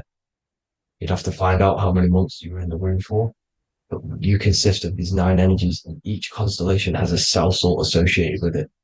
And these cell salts are vital for your health, and your cells and the optimal health of your body. So the chief cornerstone that you rejected is these 3 cell salts, these 3 constellations. So you're mineral deficient in these 3 constellations. For example, fluoride, magnesium, phosphate, and potassium sulfate. So that's the chief cornerstone. And a cornerstone, people always get it rejected with the cornerstone. The cornerstone is not, it doesn't say the cornerstone in the Bible, it says the chief cornerstone. The cornerstone is a cornerstone of a building, but a chief cornerstone is the top of the pyramid. This is where we get the pyramid of the wheel. So you're mineral deficient in whatever 3 zodiac signs you're not. You were not in the womb for. This is the chief cornerstone you rejected. So the human body is the micro. It is the universe in a physical form. It consists of everything in the universe. Just like your consciousness is the universe watching itself, experiencing itself. Your body is the whole universe. 12 systems in the body, 12 zodiac signs, 7 chakras are the 7 planets. The Holy Trinity of you is your Temple of Solomon, the soul and the mind, the sun and the moon. You know, everything is in you. You consist of everything, all the energies, everything. Heaven and hell. Heaven and hell is a mind state. It's a state of the mind. Head, H-E-A, which is heaven, and the heel, the bottom of your foot, is hell. And the bottom of your foot is the soul. So they're basically saying, well, wordplay, they're saying that your soul is in hell because, you know, with the elites being in control. So they call the bottom of your foot the soul, trying to say that you're in hell. The Christ is in you. And this Christ is Greek for what? Christos. And Christos is Greek for the oil. And this oil is produced in the cerebrum, the Aries, the ram, the cerebrum, it goes down the pineal, the pineal and the pituitary are underneath the cerebrum, goes down the pingala and the ida, the pingala being the positive charge connected to the pineal gland, pin, and the ida connected to the pituitary. And this is the 2 serpents going down the spinal column. And this is why Jesus goes from Nazareth to Bethlehem. And then Joseph and Mary are waiting for Jesus in Nazareth. Joseph and Mary are the pineal and the pituitary gland waiting for Jesus to come back up the River Jordan, your spinal column. So this is the oil. This is the story of Santa as well. Santa comes from the North Pole. Why? Because the North Pole of the Earth is the center of the toroidal field. And the North Pole of you is your spinal column, which is the North Pole of the toroidal field. The North Pole, he comes from the North Pole. This is the North Pole. This is the South Pole of the toroidal field. Comes from the North Pole, which is your mind. And he goes down the chimney and then back up the chimney. This is the chimney. And he drops off the present, which is the Christos, the oil. And this is why Jesus is crucified at 33, because he crosses over the vagus nerve at the top of your spine. When this oil comes back up the 33 vertebrae, these are your vertebrae here. When it goes up to the 33 vertebrae, it gets crucified at 33 because it crosses the vagus nerve. and he's crucified on a cross at 33. This is the story behind Jesus and Santa. The Ark of the Covenant in the Bible is the two hemispheres which cover the vital parts of your mind, the brain side, which is the cerebrum, the pineal, the pituitary, etc. So the two hemispheres are the two angels, the Ark of the Covenant. This is the Ark of the Covenant covering the two vital parts of your brain. So these are the optic thalamus is another part, and it protects the Christ oil, which is inside at the center of the brain.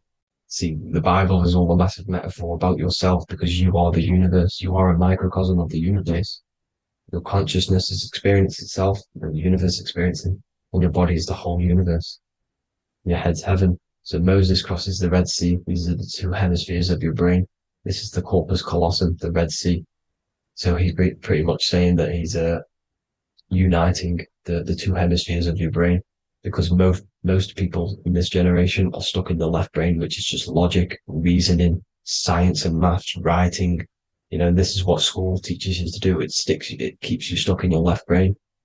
And you want to cross over to you want to cross the Red Sea, which is the corpus callosum, to the right brain, which is awareness, art awareness, creativity, imagination, intuition, insight, using the higher mind, creativity, imagination. If you don't have intuition, then you can't read energy, you can't pick up on bad things.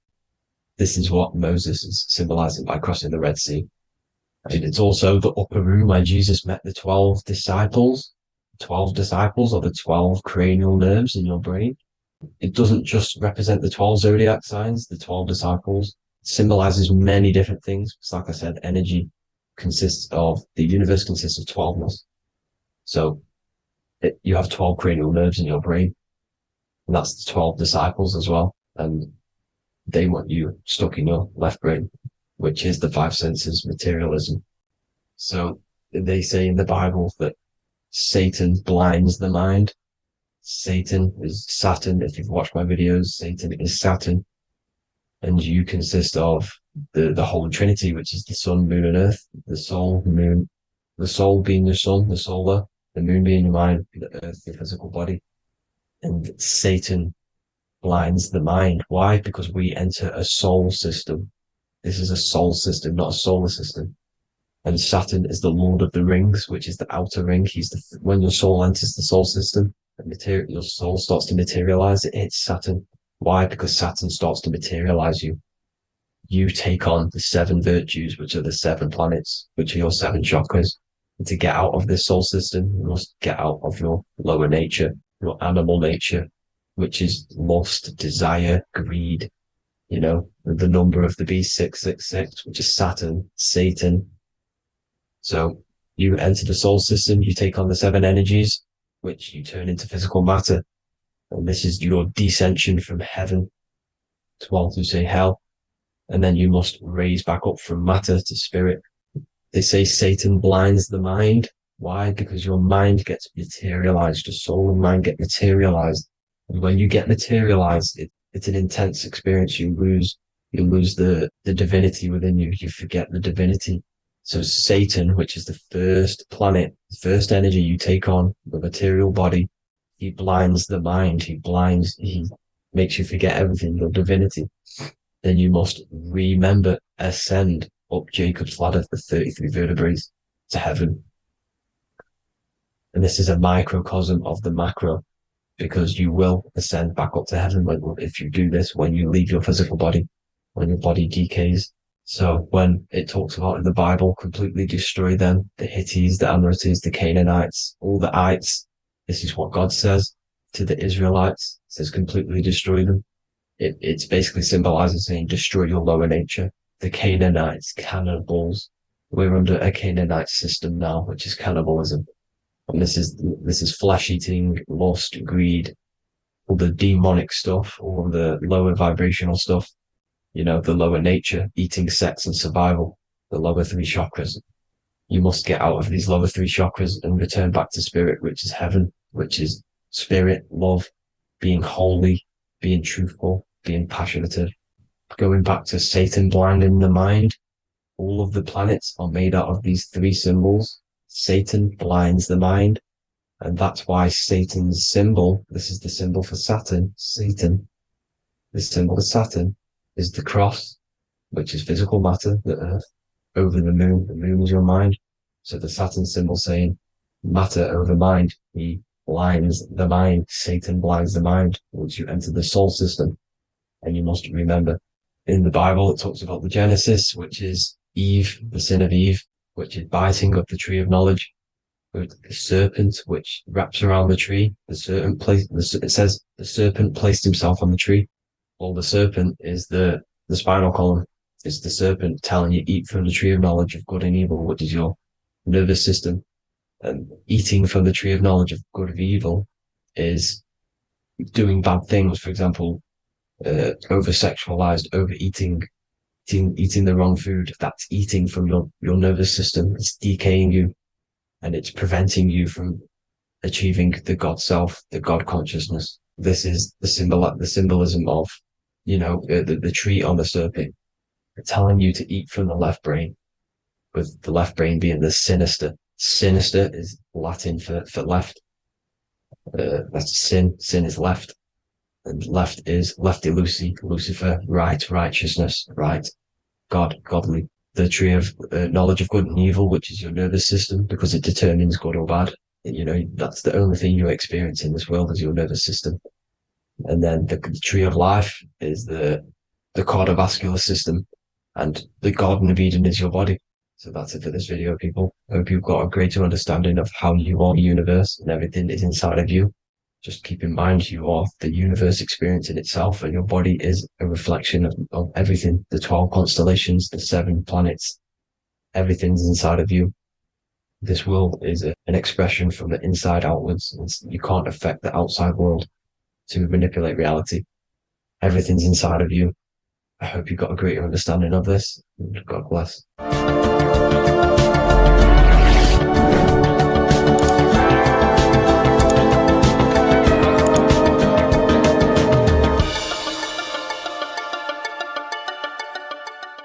This isn't just spiritual fluff. Your words are vibrational commands that teach your subconscious what to believe and what to create in your reality.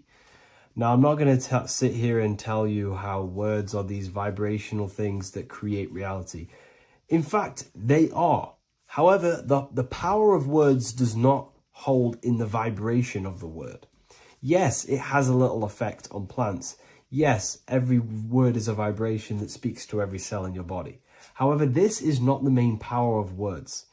The main power of words is restructuring your consciousness and invoking energy inside of your own consciousness. I'm going to go over these two in detail for you. Your life is an externalization of your consciousness. Your belief system, your internal world, are building blocks to create your external world. What you believe in is how you see reality. It is the filter that you see to see reality. If you want to change reality, you have to change your consciousness first. There's no point trying to create a change, a manipulation in the external world, because it won't last very long.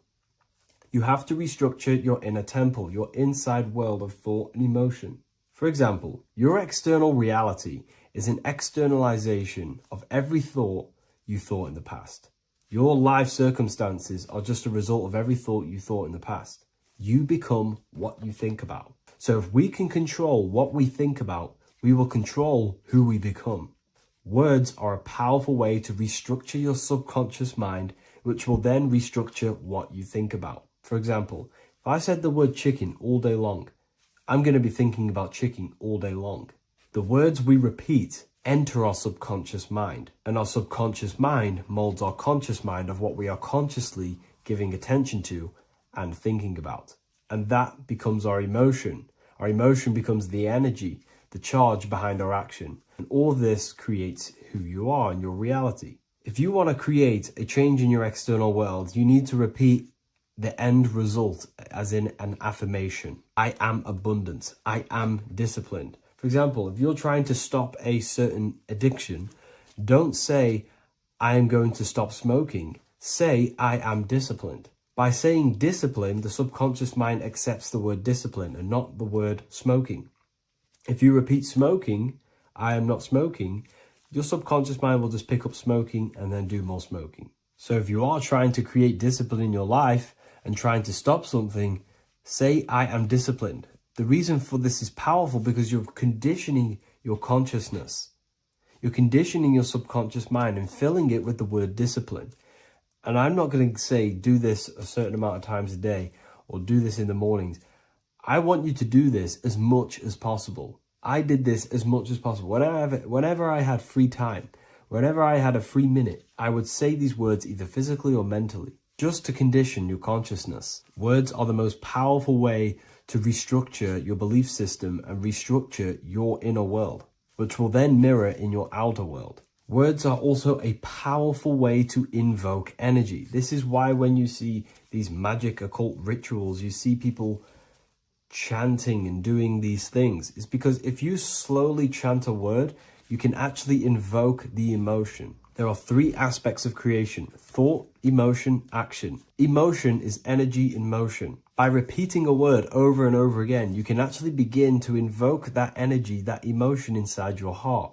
And you can start to feel the reality as if you are already living it. And this is just another powerful way to condition your consciousness to become a certain thing before you have it. This is what magic is. Magic is all to do with reprogramming the subconscious mind, aligning the subconscious with a certain belief or reality, which will then produce an effect in our thoughts, our emotions, and our actions, which will then create that reality. So if you want to create something in your life, literally just repeat, I am something. I am is referring to your consciousness. I am is the highest aspect of you. It is the true self. Whatever you condition your consciousness will be mirrored in your external reality. I am abundant will condition your consciousness to feel and believe you are abundant, which will then seep into your thinking. And then you will start to act more on this because you are thinking about it, which will then change your external reality. Words are vibration, and vibration is powerful. However, if you truly want to change your reality, you have to change your inner world of consciousness. And words are the best way to invoke feelings to become the reality you want. And words are the best way to condition your consciousness to a certain belief or a thought. And by doing this, you're actually creating a root cause. The cause is your consciousness, your mind. And you have to restructure the mind to create that reality. Words are a great way to restructure your consciousness and create reality.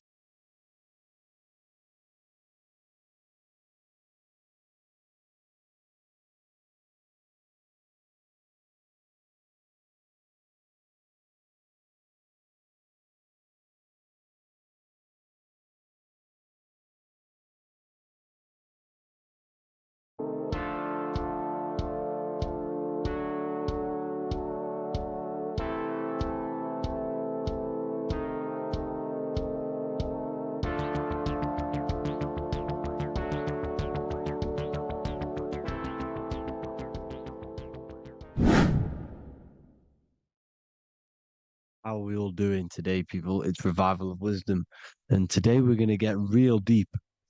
This video is going to get real deep. A lot of people are not going to be ready for this sort of knowledge. Okay, you really have to do is to really deprogram the mind, because everything we've been taught is a complete lies to keep us trapped.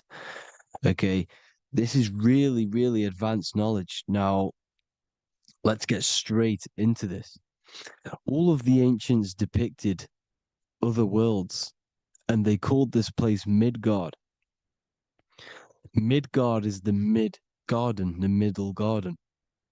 This is why the Masonic symbolism on the floor is always a black and white checkered board, symbolizing the polarity here, the good and bad, because we're in the middle garden, the heart. Earth rearranged spells heart, because we're in the heart of this system, of whatever it is, a super quantum computer, whatever you want to call it, simulation.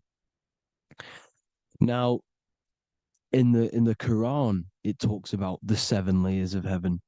All of these ancient artworks are depicting these different layers of reality. Okay, and look at the Egyptians here with the boat outside of the firmament. Boats travel on water, and this is exactly what the Masons are doing. So they're still using the same symbols. Why? Because it's the same knowledge, just hidden. The Egyptians have the same knowledge as the Freemasons. It's just hidden.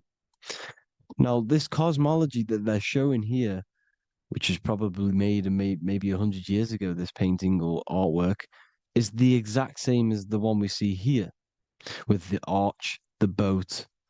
It's similar because the boat is symbolizing traveling these other worlds, because the ether is also symbolized as water. Because if you look up at the stars through a telescope, it looks like it's water.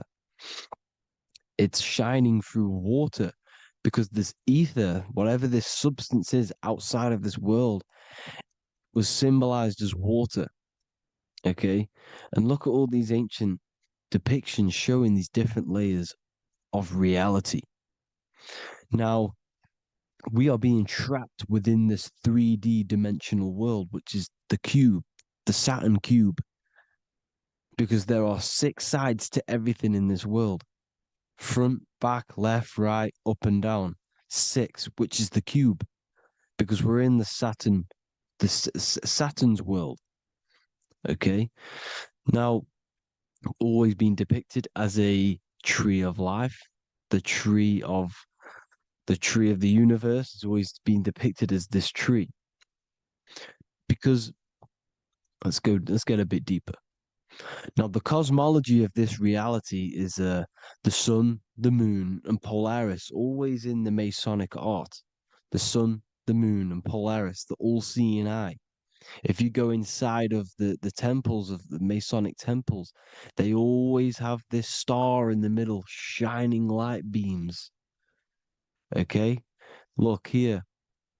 The light beams coming from the big star in the middle, which is Polaris. This eye is God. It's God's light shining down from his abundance. Now, when you astral travel, you will see this big ball of light above you, and this big ball of light is God. But you cannot travel towards it until you are pure. Doesn't work like that. You have to become formless. You have to become pure before you can become one with the light. In all these Masonic artworks, it's all depicting the star in the center.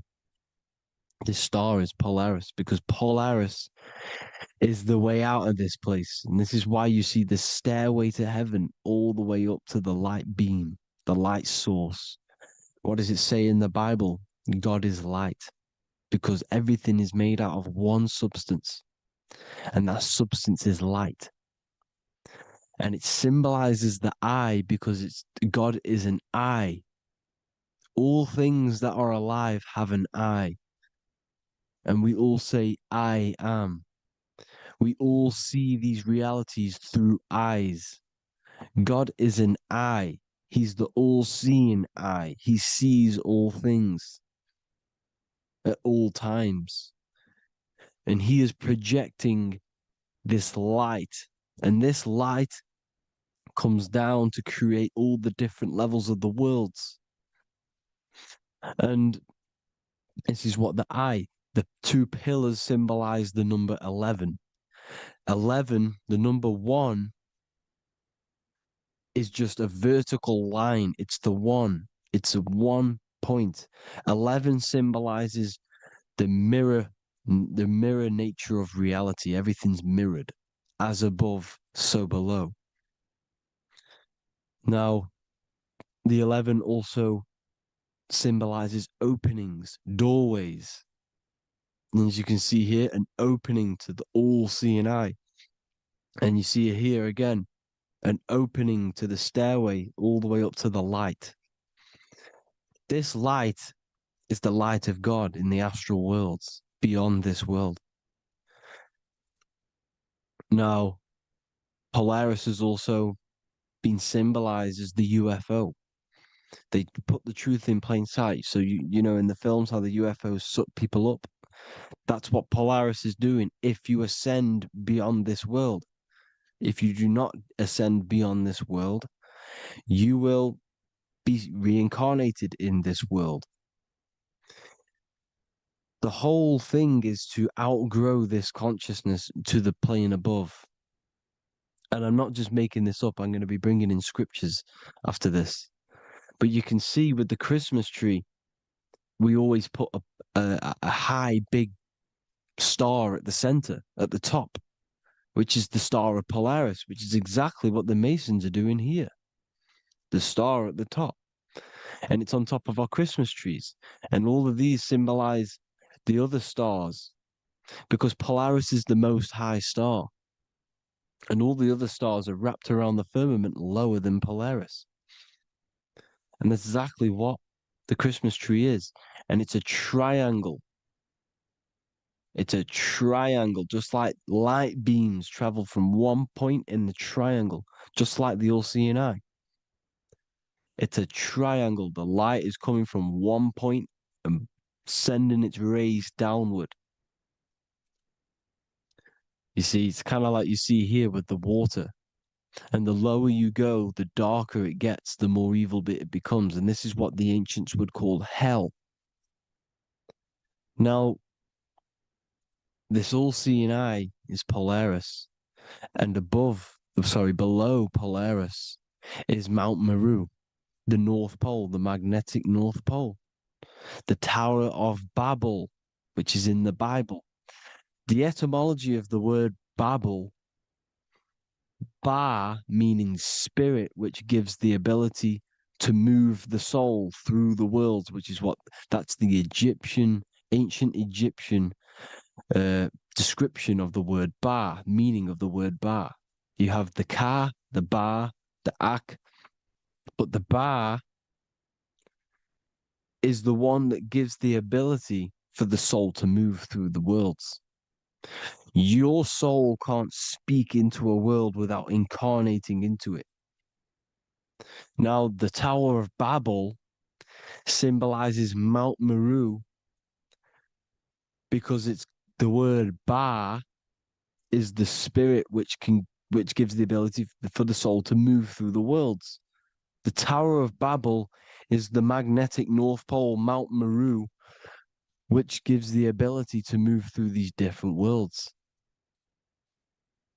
And you can see the ancient Tibetans always showing this depiction of these different worlds coming from the center. Because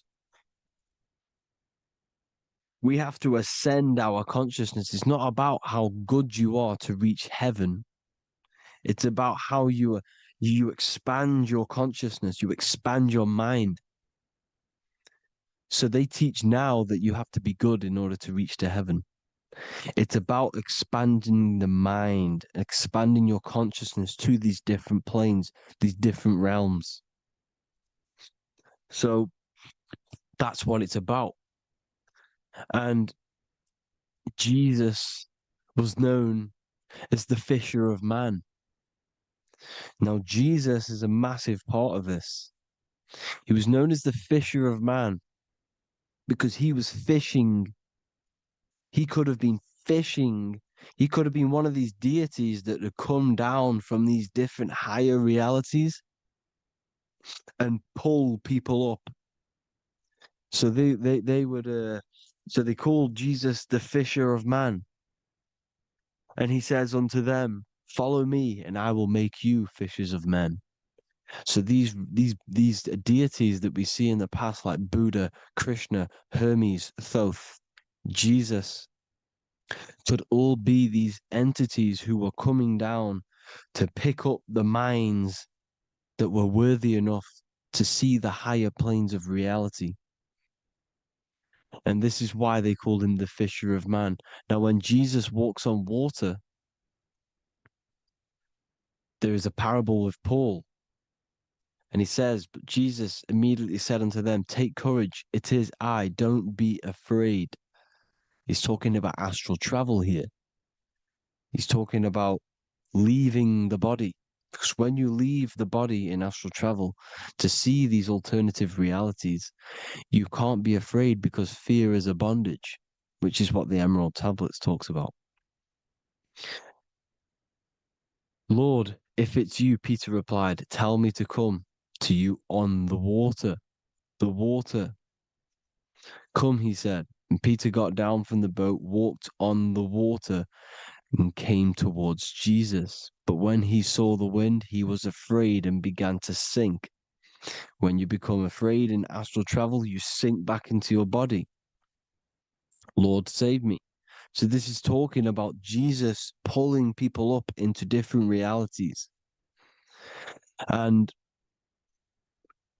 you can see the fish is the symbol of Jesus, is another symbol of Jesus, a fish. Because fish symbolize deep occult knowledge, because fish travel the depths of the ocean. And they symbolize us because we are fish underneath the ethers. And Jesus was pulling people up. You see, so the Bible is a people today believe the Bible is a book telling you how to reach to heaven, how to become godly and reach heaven. But you've got to become the Jesus Christ to see these alternative realities. Now look at the emerald tablets is a massive part, and it speaks so much about these different realities. Look what it says here. This is in Emerald Tablet 3. Then in my heart grew a great longing to conquer the pathway that led to the stars, which is exactly what the Masons depict in all of their art. Look, the ladder to the stars. And then he goes on to say, years after years, I sought after wisdom, seeking new knowledge, following the way, until at last my soul, in great travail, broke from its bondage and bounded away, broke from the bondage of the body. Free was I from the bondage of earth men. Free from the body, I flashed through the night. The stars.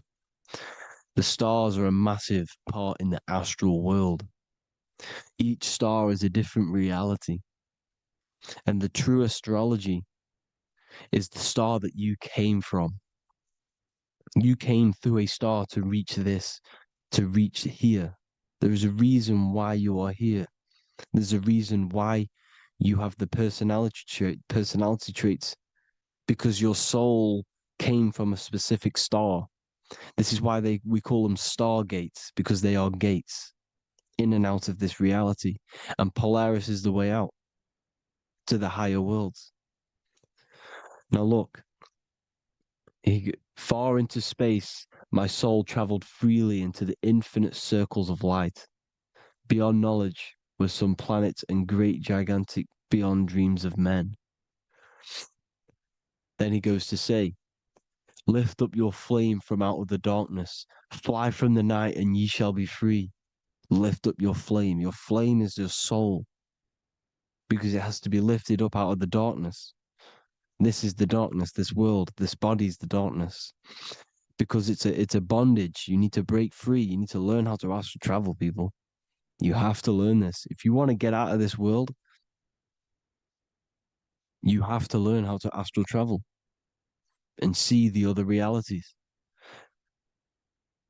Traveled I through space-time, knowing my soul at last was set free, knowing that now I must pursue wisdom until at last I pass to a plane hidden from knowledge, known not to wisdom, extension beyond all that we know.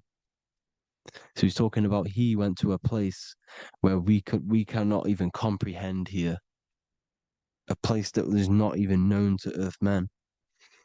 He's telling you he's ascended out of this world to the planes that are beyond. And it says here in the Emerald Tablets, man is in process of changing to forms that are not of this world. Grows he in time to the formless, a plane on the cycle above. Know ye must be one, ye must become formless before ye are one with the light. The light, the same light that I was talking about, the Masonic light, with the triangle, God, the one source. Ye must become formless before ye are with the light. Formless, you have to leave the body. You have to leave the body. You have to gain the ability to leave this body and travel to these other worlds. Now, it says here, not as man am I, for free have I become of dimensions and planes. In each I take on a new body. In each I change my form. Know I now that the formless is all there is of form. You see, all things created come from the things that, all things that you see come from the things that you cannot see. All of us have the same spark of consciousness, the same I am. Every dog, every animal, every human has this same I, this same thing which sees through the eye. It's formless. It it takes this formless entity is the same entity of us. We are all the same entity in different bodies. And this entity it was represented as the flame, the cosmic flame, which is inside of all of us. And this is why the Masons depicted your spine as a candle or the Holy Grail. You would either see this or a candle with a flame on the top, because the Holy Grail is your consciousness, which is on top of your spine, which is the candle. Now, Jesus, Thoth, Buddha were all these deities which were coming down to lift people up because they were fishermen of men. And he would lift you up to the higher worlds, out of this world, to the ones above. Now, Thoth, you can see him here, he's leading the way. He's holding someone and he's leading the way with knowledge and power. He was leading the way to other worlds, out of this world. There's no point trying to change this world. This world will stay the same. It will stay the same. You have to get out of this world. And that's what they're telling you. That's what they're keeping you from. They're keeping you stuck within this thin layer of reality. So what the Masons are doing, they have the ability to astral travel. They're living not stuck and bound to one reality, but living within the different layers of reality. And this is what Morpheus was doing in the Matrix. Morpheus was going into the Matrix to go and get Neo, which is exactly what Jesus was doing, pulling up people out of this world to the ones higher. And that's exactly what Morpheus is doing in the Matrix. If you haven't watched the Matrix, go and watch it. It will blow your mind. Everything I'm saying in this video, you will see it. Except that you don't need to use a machine to enter the Matrix. You just use your body. Well, you use your consciousness to leave this body. You see, Neo was also uploading himself into the simulation to pull people out of the simulation. And this is exactly what all of these gods were doing. The fisher of man. Look, he was pulling people up out of this reality with the knowledge. Now, Jesus was always depicted with the mushrooms. Look at all this mushroom art. Mushrooms were literally the origin of Christianity. You can see it everywhere. There's mushrooms in all of the ancient art. Every single one of these paintings you see here, there's mushrooms on them. Mushrooms have the ability to see alternative states of consciousness. Now, if you go and do them and you go to sleep, if you pop mushrooms, you go to sleep and you will wake up in another reality. You will wake up in another reality. Don't try it if you don't want to do it. But if you've got the heart to do it, do it. Eat them and go to sleep. You'll wake up in another reality. And Jesus was handing out mushrooms to the bright minds, to the minds that he wanted to fish out. and pull up to the higher realities. He was given them mushrooms to see themselves in an alternative state, in an alternative reality. This is why there was so much mushroom art, and it's not just ancient Christians. It's Sumerians, it's the Mayans, the Celtics, the Egyptians. All used mushrooms. All of them. Look at all this art. It's on stones. It's everywhere because mushrooms. See, everything in nature is a micro macro. Look at the form of a mushroom. It's literally your spine and brain because they alter your consciousness. Your body is just a radio receiver. Everything that you're experiencing is a program being ran by the central nervous system, and your consciousness is experiencing this program, these electrical impulses of the nervous system, because it's all feeding back to one point, which is the pineal gland. And this is the candle with the light on it. Type in Masonic candle and you'll see it. It's your spine with your spark of consciousness on top of the spine. And it's a mushroom because this sends you to alternative states of consciousness, alternative realities. Now, they were all doing this, the Egyptians, the Mayans. Now, there's more symbolism which goes into this. Look at the Christmas trees we use. The Christmas tree with the presents underneath them. Magic mushrooms grow under trees. And these are the presents under the trees that we symbolize today with Christmas. Santa's red and yellow for the red and yellow mushrooms. The same mushrooms Mario has to collect. And when he gets enough mushrooms, he levels up. And then what does he do when he go past the world? When you win that world in Mario, you go to another reality. You go inside of another world. It's truth in plain sight. And it's using mushrooms. It's using mushrooms. Everything, all of the characters in Mario, well, a lot of them are mushrooms. Look at this one.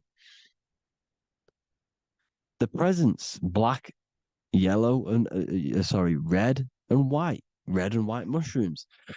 And the bow on the top is the mushroom head. That's a bit of a reach, but you know, the symbolism never lies, is what you need to understand. And it's as above, so below. Now look at the Sumerians. The Sumerians were also multi-dimensional beings. Okay, look at how they have the double faces. They had 1 foot in this reality and 1 foot in another reality. And look at this one, a double-headed god inside of like a portal. You see? Because and look at these with the wings, the astral travel. Birds, ancient birds symbolize the soul. Because the soul is a bird, it flies to different worlds, it flies around the cosmos. And mushrooms gave you the ability to see these alternative states of consciousness, these alternate realities, because you exist in infinite realities. You exist in infinite realities. Now look at the 33rd degree Ordo Ab Chao badge. You get this badge when you become a 33rd degree Freemason, and it's a double-headed eagle. A double-headed eagle. And you can see this in Sumeria first. Sumeria have the same symbol, a double-headed, bird. You can see it here as well. And the Masons are still using this symbol today. And when you become a 33rd degree, 33 vertebrae on the back of your spine, above the vertebrae is your consciousness, and it's a double-headed eagle. One reality in one, you become a multi-dimensional being in the 33rd degree. And I've heard many interviews of Masons say it becomes Luciferian. You see, they speak in code. These Masons can't tell you about what they learn about, but they will speak in code. They said it becomes Luciferian. The word Luciferian is lucid. The root word of Luciferian is lucid, and lucid is lucid dreaming, alternative realities, dream worlds. You become a god. Luciferian means you're becoming your own god, pretty much. Because you are becoming a multi-dimensional being living in between the different layers of reality at the 33rd degree of Freemasonry. And look at the double-headed eagle, because the birds symbolize the soul. And they reach high, they fly high, just like the soul wants to fly high to the light, to become one with the light, like the Emerald Tablet says. Now look at Janus. Janus was another god, and he's known as the god of doorways. Janus always depicted with a double head. Janus is why we say janitor or January. And January is entering a new year. Janus is known as the god of doorways with keys, always got a key, because keys open doors. That's why the janitor holds all the keys. And Janus always has double heads, because he had one foot in this reality, one foot in another. He was a multi-dimensional being, a Luciferian,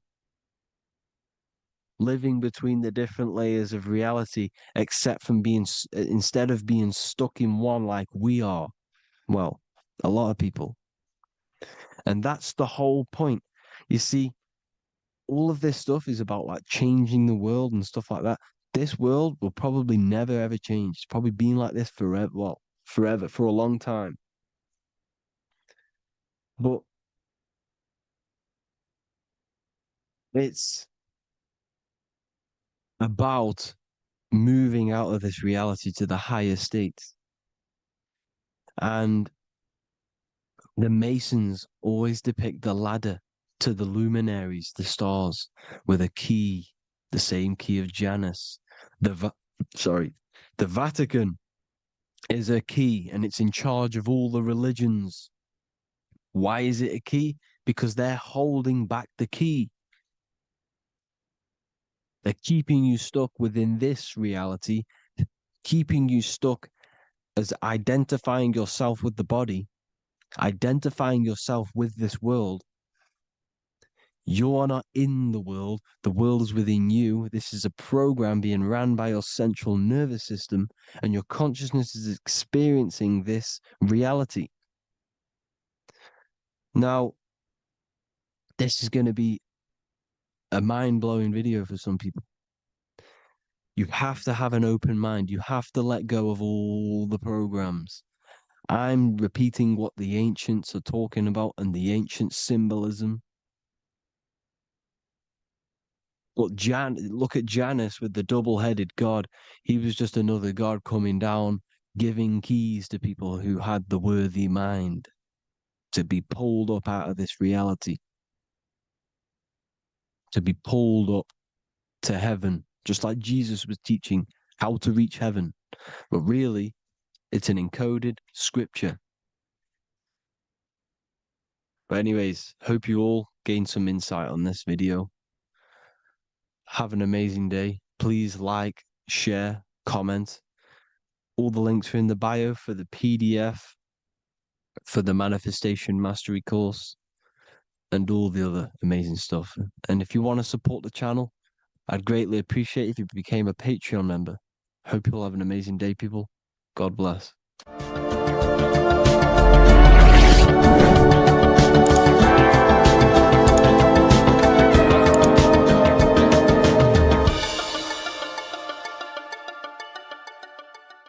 Hello, Seeker. Welcome to Revival of Symbolism, a channel devoted to the language of esoteric symbolism, helping you discover yourself and expand your consciousness into new realms of thought. I'm Harry B. Joseph, also known as Revival of Wisdom. In this video, we're going to be breaking down the occult and esoteric meaning of the tarot card, the Magician. This contains many layers of symbolism. Let's get straight into this. So if we look at the card of the Magician, the first thing we notice is this gesture, his hands. We have one hand up, one hand down. This corresponds to the teaching and the principle of the universe called the law of correspondence, also known as above, so below. As above, so below pretty much corresponds with everything in the whole world and life. Everything functions underneath this law. It teaches that everything below in the material plane does not exist on its own. Physical life does not create itself. It is not independent.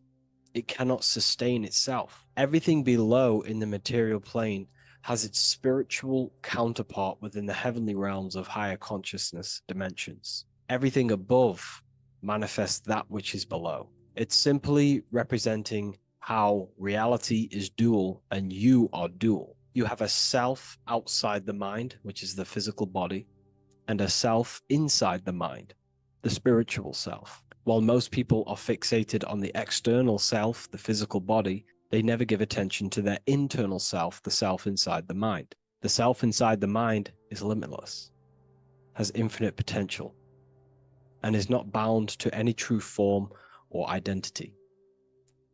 The internal self is the immortal self, the higher self. It is the self that can turn anything, any thought, into a form within the realm of imagination. This is what we call the astral plane. The astral plane being a plane or a dimension that sits just above the physical plane, and it's the realm of imagination, emotion, and desire. Because in order for us to imagine something, we have some sort of emotion or desire to create it. Therefore, it is the astral energy, the desire and the imagination of something above in the higher realms and dimensions of consciousness that make it possible and physically created within the material realm. It is the astral forces of desire manifesting the actions of the physical body, because the physical body only moves to what we care about or we have a passion or desire. These forces, what we call passion and desire, are not just chemical reactions in your body. They are astral forces directly coming from your astral body. We think with thought. This is the beginning of all creation. We think, we imagine, we desire, then we act. It is the higher realms first, then the external realm, the material. Higher dimensions over the lower dimensions. This fits in perfect with the magician, because a magician is not someone, like Harry Potter shows you with wands casting spells. This is fantasy. The real magic is about changing consciousness at will, because consciousness above creates that which is below, the material. As within, so without. Reality is created from the inside out. So the magician understands that by changing consciousness, we change our external circumstances. You see this reflected in your life, and I've seen this reflected in my life. When you change your consciousness, for example, you start to spiritually awaken. You start to think differently, see the world differently. What happens to your external reality? Notice your friends start to say you've changed. You may not fit in with your current friendship circle. Your friends will change and you will outgrow them, and you will have to seek to find new friends that fit with your new internal state of consciousness. This is teaching that the internal world rearranges the external world. While most people stay in a cycle of trying to change the external world, not realizing that they must first change the internal. This is what magic is about. Magic is about changing consciousness at will.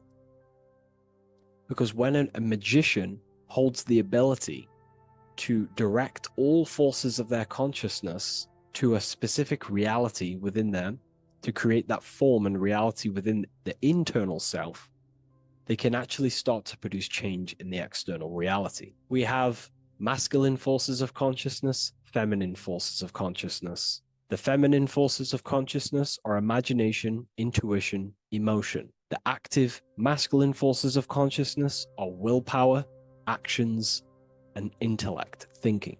When we combine the imagination, seeing the reality within our mind, forming the reality within our spiritual vision, the internal vision of the soul, because imagination is the expression of the soul. It is creating with astral light, astral vision. Freemasons, occultists call imagination spirit vision.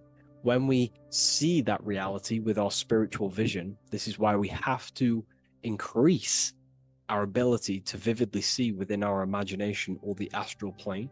If we do not develop these faculties of consciousness, we will struggle. This is what the esoteric is about. We have to increase and develop every part of our consciousness to develop spiritually, to try and reconnect with the internal world, while our whole past life we've been focusing on the external. When we combine the soul's vision of imagination with a feeling and a desire of creating that reality, that's then the internal world pretty much sorted.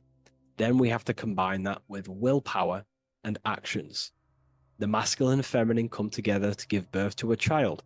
The masculine and feminine come together in your consciousness to give birth to a reality. It's about changing what's inside the self to produce change below. This is what true magic is. Look at the word magic, magi, and the word imagination, imagination. Imagination is about working with the forces of the soul and the forces of consciousness, producing change in consciousness at will to produce change in the external. This is what this represents. Changing above so we can change below. No point trying to change the external world, because the external world is already formed. It is a form, it is an effect. So to produce true change in the external world that lasts long term, we must first gain control over ourselves and produce change internally. This is why the magician is called to gain mastery in every element of their being. They have to gain control over every aspect of consciousness and develop every faculty of the soul. This includes developing strong imagination, developing a very strong willpower. We can do this through exercises such as imagination exercises, holding one specific vision for a long period of time, meditation, thinking on one specific thing for a very long period of time. This will increase the willpower. It's also about gaining control over the subconscious impulses, the subconscious thinking patterns that seek to control us. It's about gaining control over every aspect of our consciousness. This is what a true magician is. And this is what the true spiritual path is. Developing every faculty of consciousness. It's a never-ending journey of self-mastery. If we look at the magician, we see this infinity symbol rising just above his head, symbolizing the mind being filled with higher knowledge. The mind aware of higher dimensions. You see, the mind is the cause, physical reality is the effect. We need to raise our consciousness from effect consciousness to causal consciousness to truly become a magician and a master of our reality. What do I mean by effect consciousness? Most people live in the realm of effect and reaction. Their consciousness, their mind, emotions, and imaginations are constantly thinking, feeling, and imagining the things that have happened to them. Instead of doing this, we need to change this state. Instead of reacting, we need to become the cause. Instead of thinking and imagining and feeling the realities that's already gone past and things that have happened to us, we need to change this so we use the powers of the soul, the powers of consciousness as imagination, emotion, the intellect, as causes and not reactions. This is how we truly become a magician and apply this principle of as above, so below. We need to think, feel, act, imagine, and use all the faculties of consciousness and the creative powers of the soul to cause things, to create a better future, to imagine a better outcome, instead of dwelling in reactivity, because reactivity will create a constant cycle of negative manifestations. If we sit around and moan, complain, think, imagine, feel the things that have happened to us in the past, the mind is the cause. And if the mind is in that state of reactivity, it's just going to constantly create more negativity in your external reality. This is what it's all about, as above, so below. You can see the sword here. The sword cuts through the air. The air is one of the 4 physical elements. Fire represents the spiritual body of consciousness. Water represents the emotional body of consciousness. Earth represents the physical body of consciousness. Air corresponds to the mental body of consciousness. So this sword is a symbol of a sharp mind. The mind needs to become very sharp and very disciplined and very controlled, both consciously and subconsciously. What does this mean? We have to gain control over the mind. We have to become more conscious of the thoughts that are happening inside our mental field, because the mental field of consciousness is pretty much the birth of all creation. We think, imagine, feel, then act. So we must gain a sharp intellect, a sharp mind, a sharp, powerful mind. The sword is also a symbol of power. So this is a symbol of a powerful mind, a mastered mind. This is your sword. This is your tool to create, because you are a co-creator. As above, so below literally tells you that you are God itself. The same powers God used to think everything into existence, such as nature, the stars, the human body, the macrocosm, the world. God thought the world into existence. We live in a mental universe. All creation is first thought, then manifested physically. The same powers of thought God used to create the world is the same power that you use to create your world. You are cut of the same fabric of God. You are a microcosm, as above, so below. God is the macro, you are the micro. What is the wand? The wand is not real. This is not a real wand you cast spells with, but a symbol.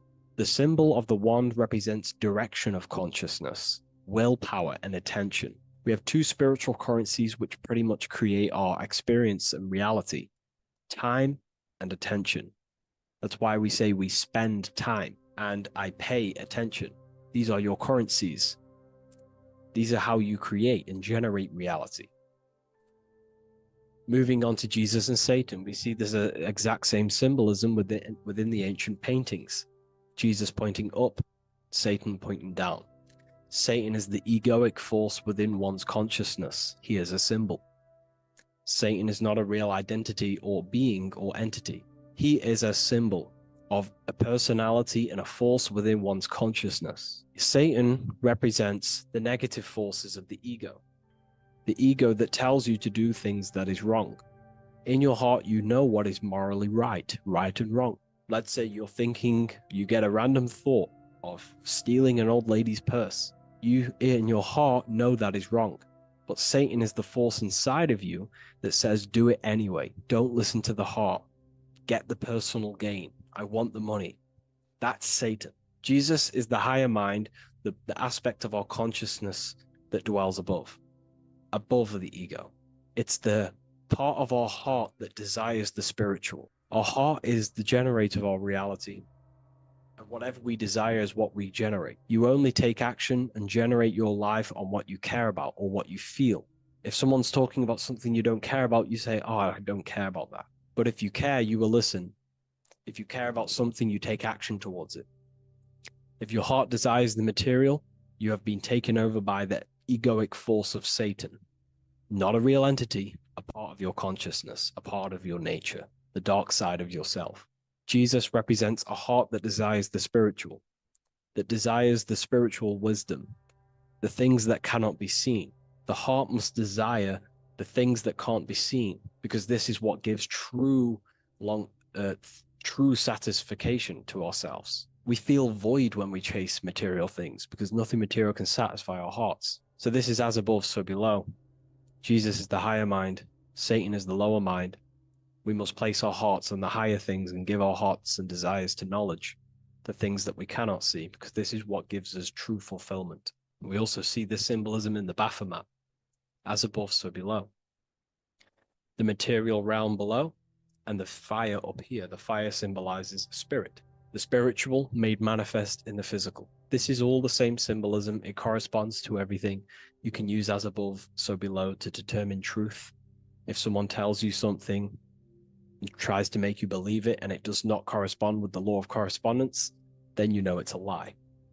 You can use as above, so below to manifest things. You can use as above, so below to see the world as a reflection of God. We are in God's kingdom.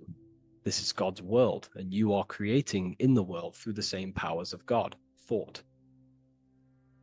You are a small version of God, co-creating a world and reality in earth. You yourself are an earth. Your body's the earth. Your consciousness is God and heaven. So I hope this video helps. The occult goes deeper than you could possibly imagine. If you wish to go even deeper, join our community, Ethereum University. Please leave a like, share, comment on this video for more. Hello, everyone, and welcome to another lecture inside Ethereum University.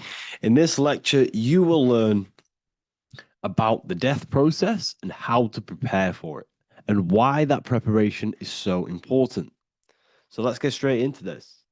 You must understand, as a spiritual creature that you are, you have a visible nature and an invisible nature. You never truly die. You are an eternal soul experiencing a temporary physical world.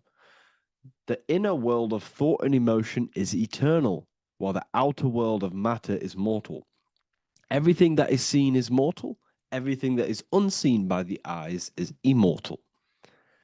When you die, your external physical world will be stripped away, leaving only your pure consciousness in its raw form, drifting within the astral plane. So here you see your physical external body and your internal world. And your internal world is your state of consciousness. It's your state of consciousness. Your thought and emotion is one overall state. Okay? So you must understand these planes. You have the physical body, the etheric double, an astral body, a mental body, and the Buddhic body. When you die, you leave the physical plane. Then you will more than likely leave the etheric plane, because the ether acts as like a portal. Everything comes out of the ether and returns back to the ether. I can break that down in another video in electromagnetism. But electromagnetism is ether, energy coming in and out of the ether. You will, every single day you die, every single day. There's a cycle of life and death occurring all the time. Every single day, you go to sleep, you go back, your consciousness slips back through the ether. And then when you wake up, your consciousness comes back through the ether into the physical plane. Death is just a bigger macrocosm of the microcosm cycle of life and death.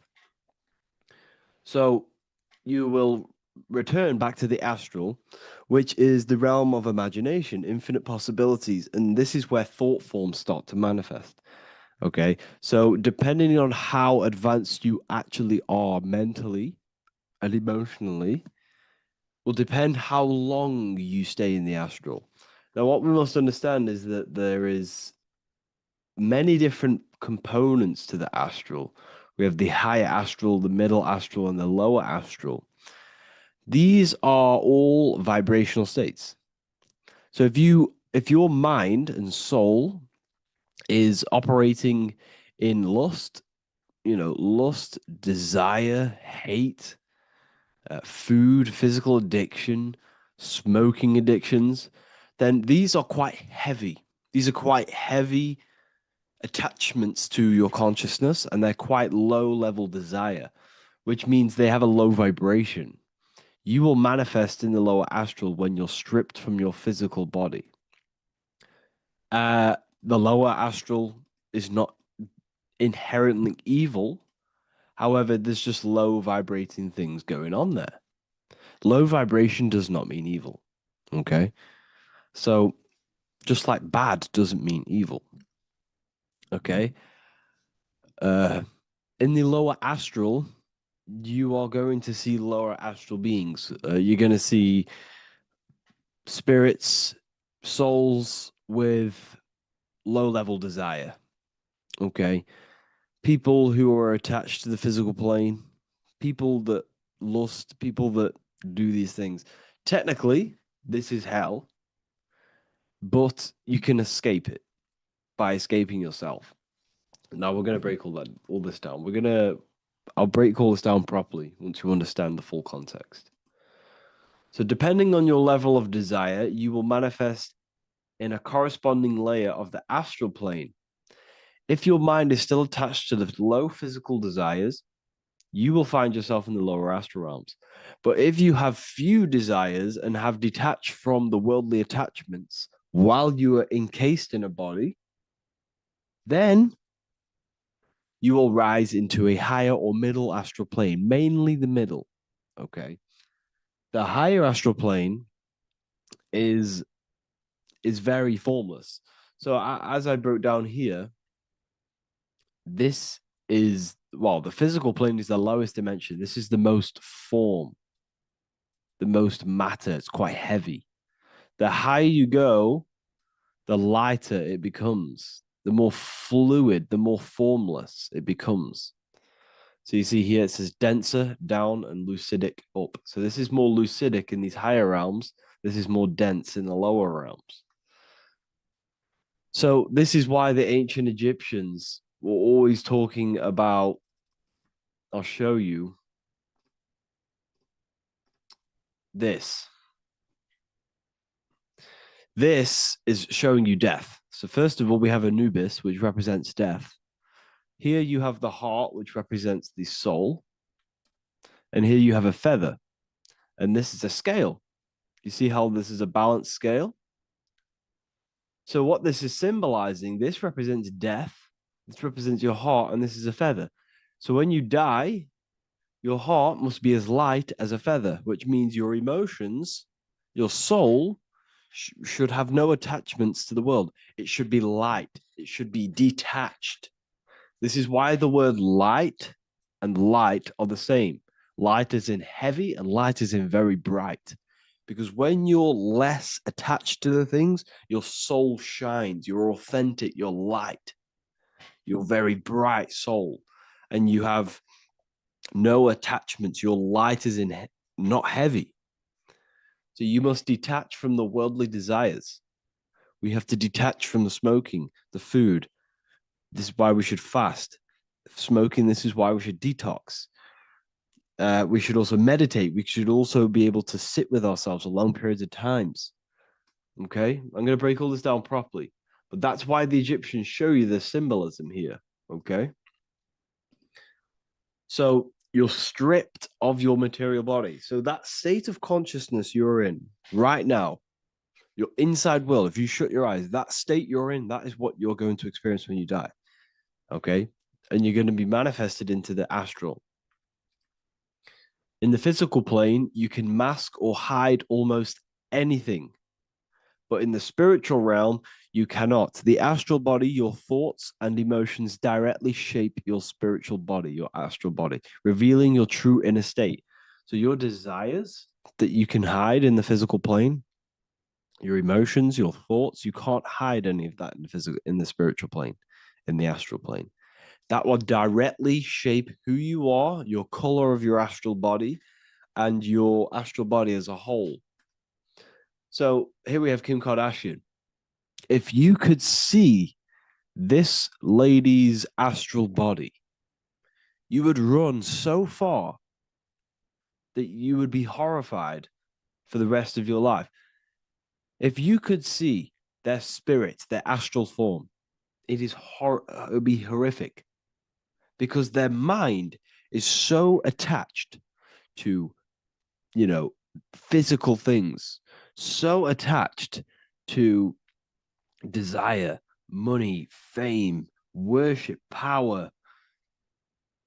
These people do not want to die. These billionaires and millionaires will never want to die. They will do whatever they can to stay alive because they understand when they die, they have to face themselves. They have to face their inner world. And their astral body, their true authentic self on the inside is horrible and horrific and so low vibration. So this is where it comes in.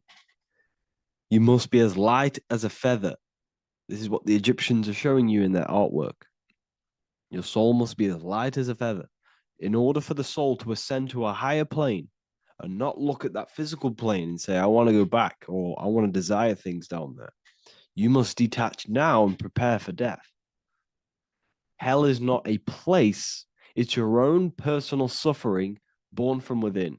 If your mind and soul are deeply attached to mental fixations, emotional wounds, and physical addictions tied to the material world, that pain will follow you into the astral. This is your true judgment day. You judge yourself when you die. You see your authentic self. There's no hiding. Right. Imagine right now that you that everything you cling to was stripped away. No matrix, no electricity, no food, no TikTok, no phone, no possessions, no distractions, no one else. Could you sit alone with yourself for just 1 hour? Could you sit alone with your thought and emotion?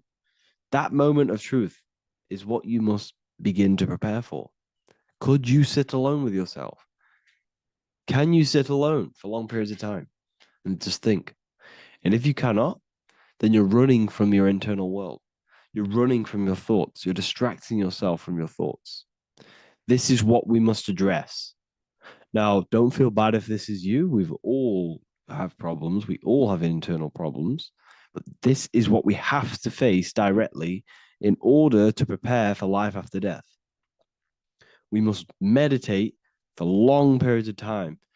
Not even meditation. We should be able to sit with ourselves with no distractions and just think. This is what the people of the past used to do when we had no technology. People would sit and think for hours. This is what we need. Because if you cannot sit with yourself, imagine sitting with yourself with no physical body. That's the level that's going to happen. And we need to prepare for that.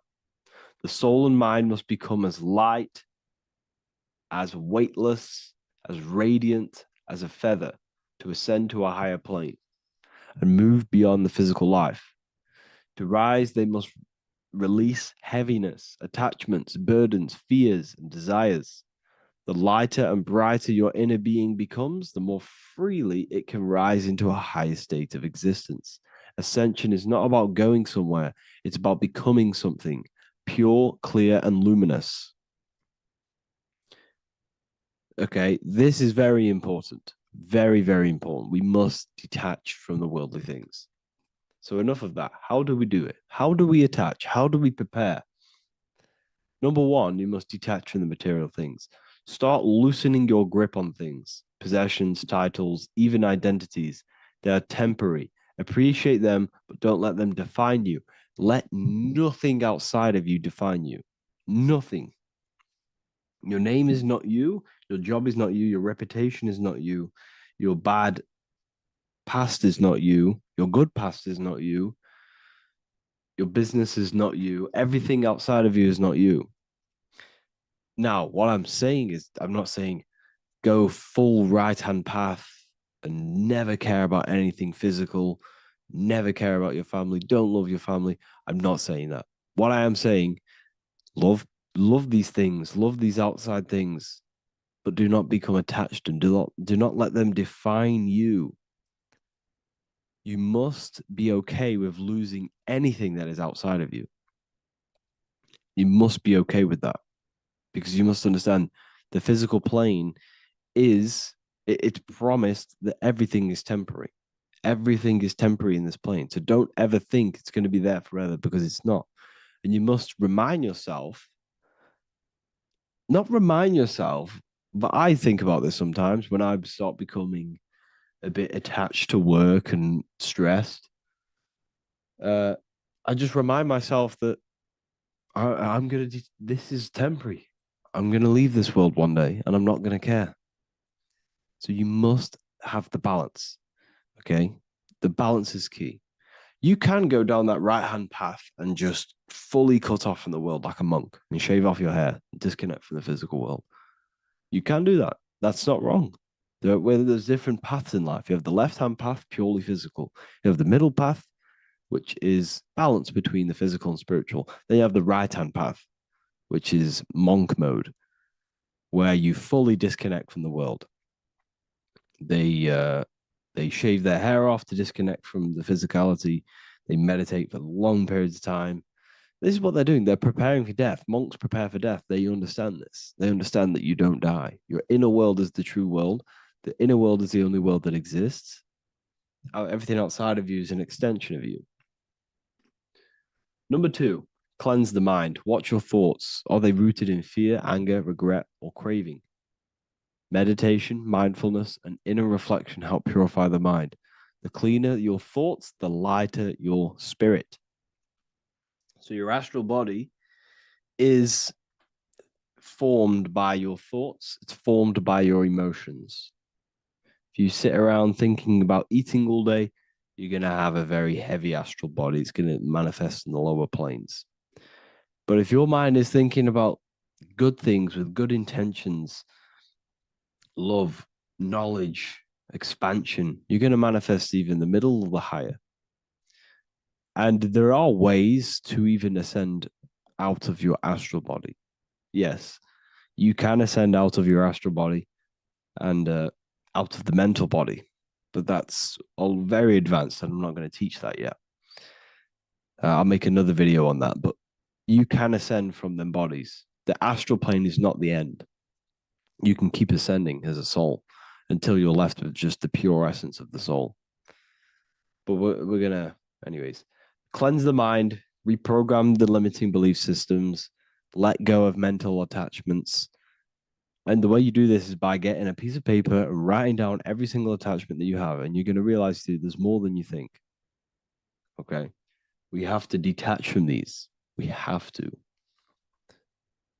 4, practice presence. Can you sit in silence with yourself? The more at ease you are with your own inner being, the less you'll feel death. The afterlife is just an extension of your inner world. It's so important. This is so, so important. Can you sit with yourself? If you cannot sit with yourself, you have some inner work to do. You have some thoughts to address, some beliefs to address, and some feelings to address. Okay, so practice sitting in the present, meditation, or just literally sit there and try and be okay with yourself. And if you can't be okay with yourself, then there's something you need to address, whether it's a belief system, whether it's an emotional trauma, or something. This is what we must reshape, refine, and let go of. Live truthfully. Speak and act from your soul, not from fear or ego. The more authentic you are, the more aligned you become with your true self, which carries beyond this life. The ego is your mind's perception of itself while being incarnated in this world. It's been shaped by your experiences, your thoughts, your beliefs, and your emotions. So your ego is basically this false thought form that you've created. It's a false layer of yourself that sits on top of your true authentic self. It's basically your physical character. When you were young, you had no ego. You were pure. You had a pure consciousness. But then as you grew older, your ego started to grow, and it still is growing because it was shaped by experiences, things you've gone through, things you said, things you believe, things you think. It's created by you, by your mind. And the ego is close to the word echo. The ego is the echo. It's an echo. It's a layer. It's a false identity. It's a false layer that sits on top of your soul. And if you don't get rid of that ego, if you don't know how, well, not get rid of it, but balance it. If you don't know how to rise above that ego and you die, it's that ego that's going to be pulling down when you die. It's that ego that's going to be your suffering. Okay. 7, connect with the divine, whether through prayer, meditation, tune into something greater than yourself. The connection is the soul's compass beyond this world. If you can meditate and rise above them clouds of thought, that's the soul, that's the observer. We must connect with that. Okay, this will definitely help with just allowing yourself to connect with your true self. Meditation's great because you can just fully detach from the world. And the more you meditate, the more you can prepare for death. A powerful way to cultivate detachment is through daily detachment meditation, done either at night or in the morning or the first breath upon waking. We'll do this as many times as possible per day. Start by physically grounding yourself in the present moment. Say out loud, I am here right now, nothing else matters. Let that phrase draw your awareness into the now. Just keep saying it until you're present. Then begin to slowly list everything you identify yourself with, one by one. I am not your body. I am not my body. I am not my name. I am not my possessions. I am not my house. I'm not my children. I'm not my everything. I am not my thoughts. Release each layer gently. Imagine, if you want to, if you have a good imagination, imagine placing these things into a big box. Placing your body, placing your name, placing your possessions, placing your house, your car, your thoughts, your beliefs into a box, and then shut that box. If you have a good imagination, do that. That can help. And you'll be left with yourself. And you're not even that. It goes even deeper. Eventually, you'll reach the mind itself. Detach from the language that the mind is even using. Now, that's very difficult. And not many people have ever thought about that, and they've ever even been there. Detach from the language that the mind is using. Think about that for a second. Your mind is not what you actually think. It goes very deeper. Your mind is not that little voice. It's that voice that the language is using. So even the language is a spell on your mind. Okay, it's an attachment. Eventually, you'll reach the mind itself, detached from the language it uses, the voice in your head, the need to define. What remains is something beyond thought and beyond words. I can't even describe what's left, because words, once the language is gone, it's purely metaphysical. All I can say it is pure awareness, and it's symbolized. This is why symbols are so amazing, because they can symbolize things that are beyond words. A flame. It's just a flame. And you won't be able to understand that until you've been there. It's just a flame. It's pure cause. Words can't describe it. You'd have to experience it. Connect with this essence daily. This is truly who you are. So this is a great way to detach. We can do these detachments every single day through meditation. This will definitely help over long periods of time. Of course, you're not going to be ready tomorrow for death, but just try and prepare for these things. This is the whole reason people used to meditate. It's the whole reason why people do these spiritual practices, because they understood that this plane is temporary and your soul moves on from this plane. And you'll never truly believe in the soul until you experience it. So I can show you these things, but you must go out and experience it. The soul is real, but you won't understand unless you cast off everything else. Okay. So I hope this video helps. It's a very deep video. I'm going to be making more of these stuff, of more self-mastery. And of course, we've made the self-mastery section now. So I'm going to start filling up this place with lectures. And I think it's a great time to start this, because a lot of people have been asking on how to master yourself, prepare to death. So hope this video helps. See you in the next one.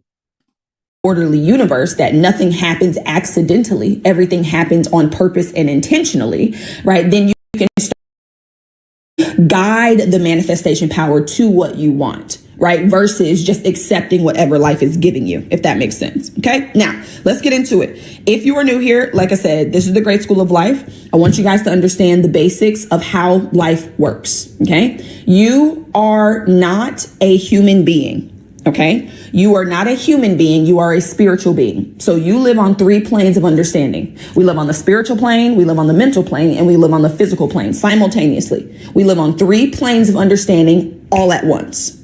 You are a spiritual being. At your core, you are God, you are source, you are power, you are energy, you are the universe, you are infinite intelligence, whatever word you want to use. You are the all. You are spirit. You and God are one. You guys cannot be separated. Just like the sun cannot be separated from the sunbeam, you cannot be separated from your source. You are spirit. You are God in human form. God is not a bigger version of humans. We are smaller versions of God. Okay. God is not a greater version of humans. We are smaller versions of God. Okay. You are God in human form. You are not your body. You are the spirit that lives in the body. You're not a human being. You are a spiritual being, and you're having a human experience. You are God in costume. I always tell you guys that. You are not a black woman. You're God cosplaying as a black woman. Hello, Mike. How are you, love? I am not M. Simone. I'm God cosplaying as M. Simone, right? Melanie is not Melanie. She's God cosplaying as Melanie. You are God in costume. Whatever your outer appearance is a costume. It's not who you are, right? So I want you guys to understand that the world has given us these labels: black, white, woman, man, mom, father, entrepreneur, business owner, worker, whatever it is. They've given us these labels to group or distinguish us. Walking the trail and watching. Yes, walking the trail. I need to be outside too. Let me pin this. Hold on. Right. So I want you guys to understand that, I don't remember what I was about to say. What was I saying before I read Mike's comment? What was I talking about? Oh, yes. Cosplaying. Yes. So the world gives us these labels to group or distinguish us, right? To make us feel like we're less than, or make us feel like we're in some group, or we're more better than others, or we're less than others, right? You are all the same. We are all one. If I took you out of your human meat suit, you would be a walking mass of energy. You would be a walking mass of power. That's what we all are. We are all energy. Everything is energy. Everything at its base is energy. If I took you out of your human form, you would be a walking mass of energy, right? Everything is energy. This pen is energy. This glass is energy. The water that was in this glass was energy. This is energy. Everything is energy. Everything is energy vibrating at different frequencies, right? So I want you guys to understand how everything works. Everything is energy. This is what Albert Einstein said. Okay. Everything is energy, and that is all there is to it. Match the frequency of the reality you want, and you cannot help but get that reality. It can be no other way. This is not philosophy. This is physics. Everything is energy. Everything is energy. Everything is energy, the same energy vibrating at different speeds, right? Water and ice are the same energy vibrating at different speeds. The rate at which it vibrates gives it its name. So we call it ice because of the speed that the energy is vibrating at. We call it water because of the speed that the energy is vibrating at. We call ourselves humans because of the speed we vibrate at. We look like we're still, but if you took your skin cells and you put them under a microscope, they would be dancing. They would be moving. Everything is energy and everything moves. So I'm going to give you guys, before we get back into this, I'm going to give you guys a couple laws real quick, right? I love these teaching sessions. I wish they were recorded and uploaded so I can share with others. You know what? I honestly, I need to find somebody to actually get these on YouTube, because I tried to do it and I gave up. I just didn't want to do it. But yes, that is the goal, to get these on YouTube. The other thing is, though, I have these communities and I have these courses where I teach and it is recorded, right? So I'm getting into the point now where I'm going to start adding more courses or adding more visuals to my teachings so you guys can see it. But you can watch it over and over again. You can stop it. You can play it back later. Like, all of that is inside the community. But when it comes to energy, right, I want you guys to understand there's two laws that you want to understand when it comes to energy. Okay. There's the law of vibration, and then there's the law of attraction. Absolutely, love. I appreciate you. Right. We typically hear about the law of attraction, right? And you hear about it online, and they tell you that, attraction is about what you want. You attract what you want. That's not true. That's actually a false statement. Okay, now let's back up a little bit and let's talk about how this actually works. Everything is energy, and all energy vibrates at different frequencies, right?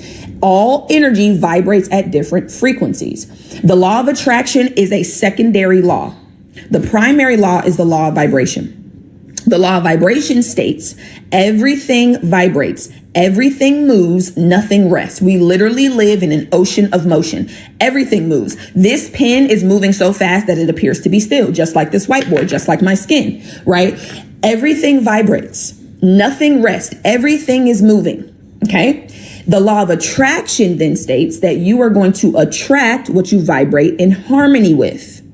So it's not about what you want. It's about what you are. It's about who you believe you are. It's about the frequency of your beliefs. It's about the frequency of your thoughts. It's about the frequency of your emotions. Your emotions are energy in motion. Energy in motion. The dominant feeling that you are in, is what is manifesting. That is what's going out, and that is what's being sent back to you. Okay. What are your thoughts about anxiety and panic attacks? What are my thoughts about anxiety and panic attacks? We talk about anxiety on here, to be honest. I don't think I'm going to talk about it today too much as far as a visual.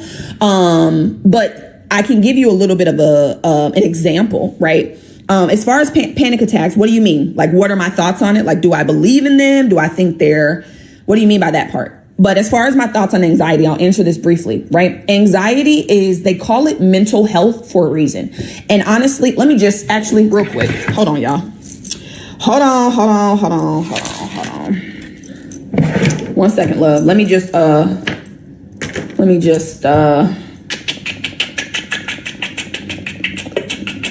okay, hold on. Let me redo this. Bear with me. Let me redo this, because clearly we're supposed to be talking about it today. So give me 1 moment. Let me reconfigure my board and give you guys what you need. Okay. And yes, we'll talk about anxiety. We'll talk about depression. We'll talk about that so that you guys can get what you need to heal yourself from these so-called things that you have. Because there's nothing that's incurable. Okay. I don't care what they told you. They lied. Just like they lied to you and told you had to go to college to get a good job to be successful. So many people out here who didn't go to college, do not go to school at all, and are swimming in money. So we're not going to listen to what the outside world says, because they don't know what they're talking about. I mean, you can do it if you like. I'm not going to listen to the outside world because they don't know what they're talking about. Okay. Let me redraw this real quick, y'all. Give me 1 second. I'm doing a little bit of artistic work. Bear with me. What y'all talking about in the comments? Oh, shoot. I don't know what that is. Where do you think they come from mentally? I'm about to show you, love. I'm going to show you exactly where it comes from. I'm going to give you a beautiful visual so you know exactly what's going on with you, right? And that's what my job is. I want you guys to know what's happening, okay? The world wants to keep you in the dark, okay? Not on my watch. Not on my watch. Okay. Give me 1 second, y'all. We're going to do... You know what? Let me, while I'm doing this, I'm gonna get some music. Hold on, let me play y'all some music. Because I don't want people to walk by the live and be like, there's nothing going on in there. Hold on, y'all. Hold on. Let me see, what we gonna listen to? Let's listen to, oh, this is a good one. No. Let's listen to, what we gonna listen to? What we gonna listen to? Oh, let's listen to this one. Hold on. 333. Love that. I love this. This is cute. Okay, so let's talk about it, love. Oh, let me put this back up here. Uh-oh, hold on. I got my signs wrong. 1 second.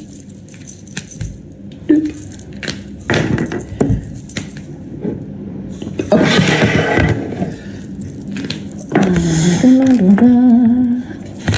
Alrighty, so we're back on the board. Let me clean this off a little bit. It's kind of crazy. Alrighty, perfect.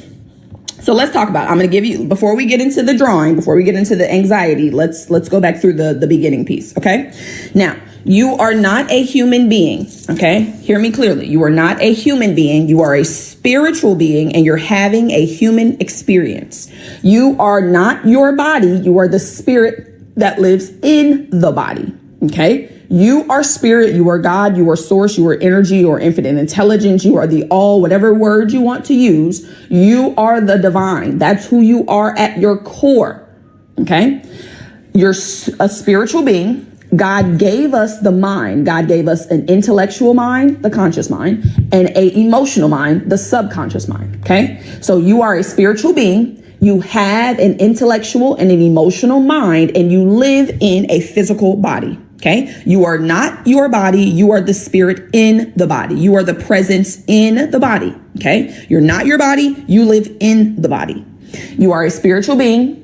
You have an intellectual and an emotional mind, and you live in a physical body. Okay. So what I want you guys to understand when it comes to anxiety, right, and when it comes to depression, they call these mental health issues for a reason, because everything starts mentally. Everything starts in the mind. There is nothing in your physical world right now that is not in harmony with an idea that's in your mind. Everything that you're experiencing in your physical reality is in harmony with an idea that is in the mind.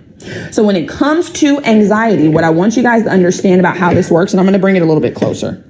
What's the difference between spirit and soul? So this is how I see it. And it's, of course, if this doesn't serve you, then you can believe, something different. But I see spirit as the whole. And then I see the soul as a piece of the spirit, the individualized piece of spirit, right? So we're all spirit, right? But our individual souls, come from come from the big spirit, if that makes sense. That's how I look at it. Now, if that doesn't serve you, then I would encourage you to, do some research and see what works for you. But that's how I look at it. Spirit and soul are the same. Spirit is just the whole. And then soul is a individualized piece of spirit, right? Because if you think about it like this, right, spirit is God, right? And then we are individualized versions of God. We're all individual. We have like an individual personality, quote unquote, but we're all God. We're all spirit. And then our soul is the individualized piece of it. That's how I see it. Like I said, if that doesn't serve you, then I would encourage you to do some research and see what makes you feel good. And then with saying that, right, I'm not here to tell you guys what to believe. I'm just here to inspire you to create new beliefs. I'm here to tell you how your life is created right now and to give you the tools to be able to create beliefs that will actually get you where you want to go, right? If what I believe does not serve you, you do not have to believe it. I'm not here to push my beliefs down your throat. I'm not here to tell you that you don't know what you're talking about and this is the way and the only way. I'm just here to give you a higher perspective so that you can create beliefs that actually serve you to get you to the reality you want to create. Okay. So these are the three pillars for permanent manifestation. God created you with everything you need to be successful. A lot of you guys have trouble with your experiences, with your life, with your reality, because you believe you're missing something. You believe you have to go get something to be successful. You believe you need more education. You need more skills. You need to know more. You have everything right now you need to create the life of your dreams. You are spirit. That is the all. There is nothing outside of spirit. There is nothing outside of God. Everything you need, you are right now. You have the mind. The mind actually directs spirit. So spirit is formless. God is formless. God has no form. I want you guys to think about water. Water is formless. Water has no form until you put it in a vessel. If I put water in this cup, it will take the shape of this cup. Same thing with spirit. Spirit is infinite, unlimited. And then by the limitations that are in your mind, you are going to put a limit on this unlimited power. By your mind, by the thoughts, feelings, and beliefs that you are predominantly holding and in. So spirit is unlimited. There is no limit to God. We can all agree to that. There's no limit to God. But somehow in our reality, we're experiencing limitation. That's not because God is limited. That is because we have limited thinking and feeling that translates into limited actions, which creates a reality that appears to be limited. Okay? All right. Now let's talk about this drawing right here. If you guys are new, right, this is well, let me ask you first. So a couple of you guys in the comments, I want you to tell me what your mind looks like, right? So if I say, hey, what does your mind look like? What comes up? When I say the word mind, what picture comes up for you? I want somebody to put something in the chat. We'll see. We'll see how many answers we get. We got a lot of different answers yesterday. I liked it. It was very fun. A mountain peak. Okay. Brain. Yep. That's what most people think. Most people think about the brain. I'm going to let some more of y'all come through. The brain. Okay. Yeah. Most people think about the brain. That's what most people tell me. Most people are like, oh, it's, the brain. A beach. I like that. Music notes. Okay. Okay. Music notes. Beautiful. An antenna. Okay. Okay. Pictures and noise. A whole bunch of chaos. Okay. So yeah, so we got the brain, we got busy, pictures and noise, we got a beach, we have a mountain peak. Okay. So what I want you guys to understand is that your mind is not a thing, right? It's not a physical thing. Your mind is actually an activity. It's a movement.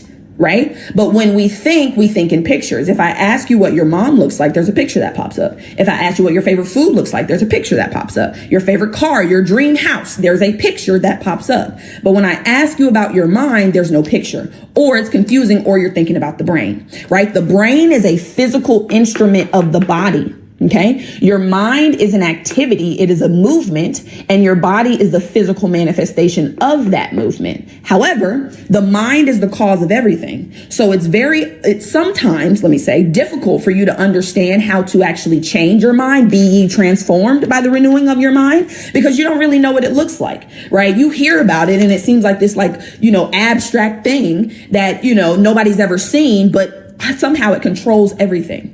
So basically, there was a doctor back in the 40s who created this drawing to represent the mind, right? So this drawing right here is what the mind looks like. So the next time you think about your mind, this is the picture I want you to think about, right? It's a stick person. It's so simple. It's very easy to understand, and I'm going to explain it to you. Now, if you don't want to believe your mind looks like this, that's totally fine. You can create whatever picture that serves you. This is so simple, and it looks just like a person, that it's the best drawing that I've ever seen of it, right? This is what I use. Now, you can use whatever you like, but this is what I teach my clients, and this is what I teach my students, right? So this whole picture is the mind, right? And then the top circle is the mind part of the mind. And then the smaller circle is the body part of the mind. As I told you guys earlier, the body is an instrument of the mind. The body does what the mind tells it. If the mind tells it to do nothing, the body does nothing. People who are brain dead, right? When they say brain dead, the mind is no longer functioning the way that it's supposed to. So the body does nothing. The body's not going to move without the movement. Okay. Now the mind is split into two. Now, for creation's sake, it's split into two. So we have the conscious mind and we have the subconscious mind. The conscious mind is going to be your thinking mind. Okay. So this is your educated mind. This is the intellectual mind. When you went to school, right, and they dumped all that shit into the cup thinking the cup was empty when your cup was actually full, and their job was to pull the stuff out of the cup. They dumped all of that stuff into the conscious mind. They just dumped a whole bunch of knowledge in there that you're not even using. It has nothing to do with anything, just a whole bunch of busy work, right? But then the subconscious is your feeling mind. This is your emotional mind. This is the part of the mind that actually creates. This is the part of the mind that actually manifests. Okay. So I want you guys to think about the conscious mind as the seeds, right? You get to choose whatever seed you want. Consciously, you get to choose what type of life you want to live. You get to choose the type of partner, choose the type of house you want to have. You get to choose these things consciously. But the subconscious mind, I want you to think about as a garden. The subconscious mind has no ability to reject. It will accept whatever you give it. If you plant a negative seed into the subconscious mind, you're going to reap a negative fruit. If you plant a poisonous seed into the subconscious mind, you're going to reap a poisonous fruit. It's just like the garden outside. The earth doesn't argue with you. When you want to plant a poisonous seed, the earth doesn't say, oh no, that's poisonous, I couldn't take that. No, the earth accepts whatever you give it, and it will outpicture whatever you give it. It will create fruit in harmony with whatever seed you plant. It does not matter what seed it is. If you plant $1 million seed in the subconscious with emotion, you will reap $1 million life. Now, right now you're reaping the seed you're reaping, or you're reaping the fruit you're reaping because of the seeds that are in your subconscious. So one of my jobs, right, is to help you understand what seeds are currently planted, because as long as those seeds are planted and rooted and undisturbed, they're going to continue to produce fruit in harmony with it. And your life is going to continue to stay the same. So you must uncover what seeds are planted in your garden right now, because you have seeds. You got lots of them, tons. I'm not enough. I don't know enough. I don't have enough. Money is hard to get. Money is evil. All the rich people are hoarding the money. Niggas ain't shit. I never have any great relationships. Everybody treats me bad. I don't know enough. I'm not confident. I don't have any faith. I'm too fearful. I have anxiety. All of these seeds that have been planted over and over and over and over and over into the subconscious mind become habits. Okay. So I want you guys to understand what a habit is. A habit is an idea that is fixed in the subconscious that causes your actions without any conscious effort. You guys have a multitude of habits. You wake up every day and you just move into a routine. You don't have to think about it. You don't have to think about putting your shoes on, how to tie them, how to get in the car, how to drive it, how to cook. You don't have to do any of that. Even with your breathing, I want you guys to understand that you're not breathing consciously right now. You're not thinking about, okay, let me take a breath. Let me let it go of breath. Let me take a breath. Let me let go of a breath. It's an automatic pattern. It's a habitual way of operating. You don't have to think about breathing. Do you know how difficult life would be if we had to think about breathing and all the things that actually happen within us? Oh my gosh, we would be overwhelmed. And that's why a lot of you are overwhelmed, because you think that you make things happen. You think you're the one that's going to manifest it. You have to know how. You have to do the work. God is doing the work, baby. Your job is to pick the seed, plant the seed, and tend to it. That's your job. You're not going to actually make that seed grow, though. You guys understand? When you plant a seed into the ground, you don't make it grow. The farmer doesn't make the seed grow, right? The farmer plants the seed, tends to it, waters it, weeds, pulls the weeds. And then the earth, the God, the actual power makes that seed grow, right? The farmer has an assumption that they've planted the right seed. They've done what they need to do. And God, the earth, is doing the rest. That is the same way that your life operates. But if you're trying to do the work of God, if you're trying to step into the big God's role, that's why you're struggling. That's why you're confused, you're overwhelmed, you're frustrated, and you're discouraged, because you're not supposed to be trying to make the seed grow. It's going to grow automatically. Your job is to pick the seed, plant it, and to tend to it.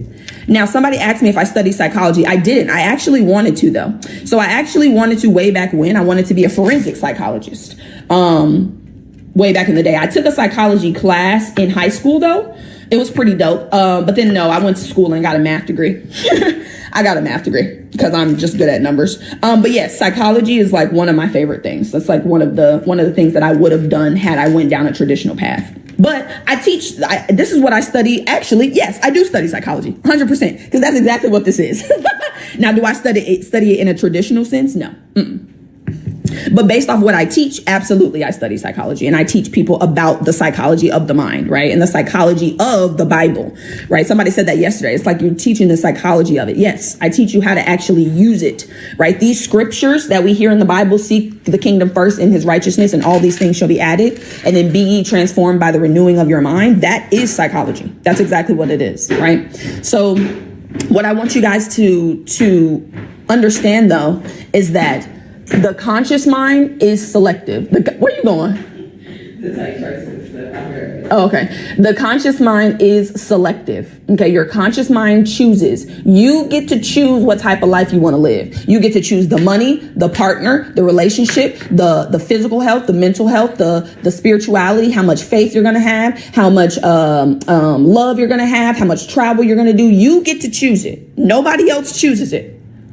I love the energy of numbers too. Like, I'm actually starting to get into numbers and things like that, like deeply. Love it. Right. But you get to choose. You have the choice to create the life of your dreams. Whatever you want, you can choose to have. However, I want you guys to see that your choice is only 2%. Okay. When you choose the seed that you want to plant, that's only 2% of your results. 97% of your results, the reality, is going to come from those seeds being planted into the subconscious. This is an automatic process. Hold on, let me draw one more thing on here. And I am going to go over the actual anxiety and things like that. Just give me 1 second, y'all. Let's just color this in, okay? I want you to understand that there's a quote in the Bible, it's a scripture. There's also a book too. It's called "As a Man Thinketh." The Bible says, "As a man thinketh in his heart, so is he." What I want you to understand is the Bible is not talking about the physical pump in your body when it says, "As a man thinketh in his heart." They're talking about the subconscious mind, because the subconscious mind is the heart of your life. That's where everything comes from. The subconscious mind is the womb of creation. Okay. I want you to think about the conscious mind as the male and the subconscious as the female. The conscious mind gives the woman a seed, sperm. She takes that seed with an egg and plants it into her womb. And then automatically that baby is created. You don't have to make the baby. Okay. You're not consciously deciding to make the ears and the eyes and the legs every day. It's an automatic process. You have accepted the idea that you are carrying life, and you are automatically operating every single day to create the reality of a baby. Okay, that's how your mind works. So what I want you guys to understand is just like this little quote down here. Your life is 99% consciousness, 99% beliefs, thoughts, feelings, emotional convictions, identity. 1% of your success, hear me clearly, because we get real tied up in the actions. Oh, I need to do this. I need to do that. I need a strategy. 1% of your results come from the strategy or action you're taking. 1%.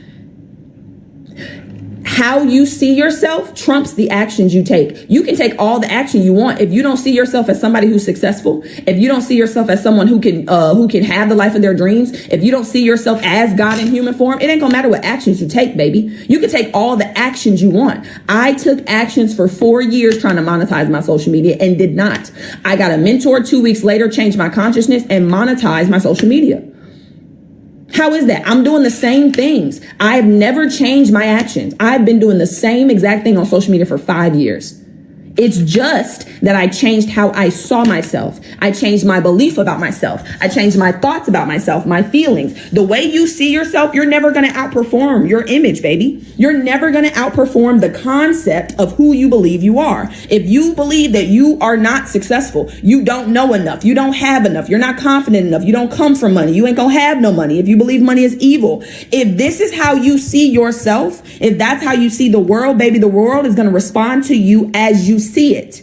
The world is a mirror. If you look at a mirror and you smile, what you gonna get back? A smile, 100% of the time. Absolutely, I'm gonna do a podcast. There's a lot going on right now in my life, to be honest. But yes, I am gonna do a podcast, right? But you have to understand it's how you look at it. If you look at a mirror and frown, it's not going to smile back at you, baby. It don't matter how long you frown at it. You can frown at that shit for years. It is never, ever, ever, ever, ever going. I would love to invite you on my podcast. Yes, Colleen, send me a DM, baby. I would love to be on your podcast, love. Yes, send me a DM. The mirror is never going to smile back at you. You have to smile first. You are the catalyst. You are the catalyst, baby. You got to plant the seed in order for God to give you the fruit. Y'all want God to give you the fruit and you ain't planted the seed. You want God to give you all the things, but you haven't sought the kingdom or the righteousness. You want God to give you the things, but you haven't transformed your mind. You're just trying to transform your actions. That's not how it works, my love. That's not how it works. You do not change your reality by changing reality. You don't change reality by working with reality. Reality is an effect. It is an effect. It's not the cause. In order for you to change an effect, you must go to the cause of the effect. The cause of your reality is the frequency of your beliefs, the frequency of the ideas that you hold to be true. A belief is an idea that you have accepted as true. Doesn't mean it is true. Thank you, baby. I'll check it when we get off here. It doesn't mean it is true. It just means that you've accepted it as true. Let me give you some examples. Money is the root of all evil. How many of y'all's parents, grandparents, old people told y'all that? Money is the root of all evil. You must understand, if you have a belief that money is the root of all evil, there is never, ever, ever, ever going to be a time where you get a reality where you're swimming in money. You believe money is evil, my love. You have a belief that money is bad. You are not going to have a reality where money is good. It's not in harmony.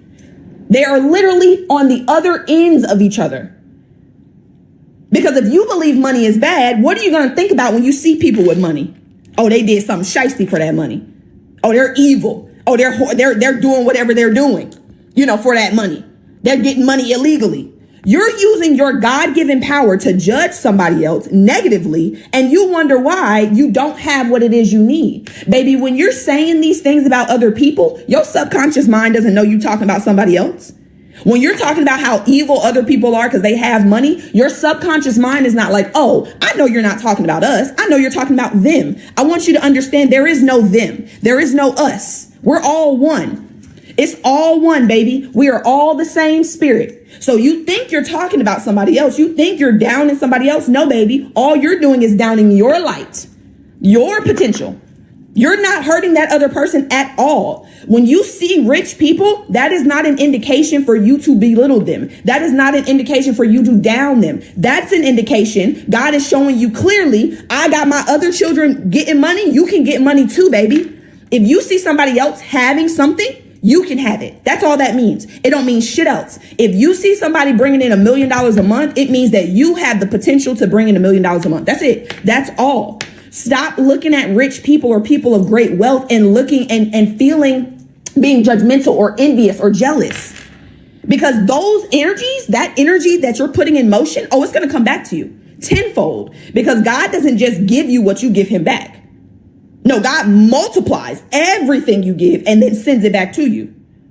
Whatever you give God, if you give God fear, if you're in the emotion of fear, what's God going to do? Press it down, shake it together, run it over, and send it back to you, love.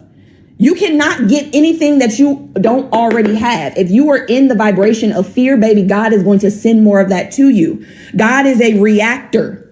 God is the reaction to your action. You have to do first and then God does. You send out emotion or energy in motion and God sends it back to you. I say that's for me. That's the way to do it. And it may take some time. Believe me, I used to be envious and jealous of wealthy people as well. Because that's how we're programmed. We're programmed to believe that the wealthy are hoarding all the money, and that's why we don't have none. Let me ask you this. Not let me ask you this. Let me tell you this. Okay. I'm going to give you 2 examples.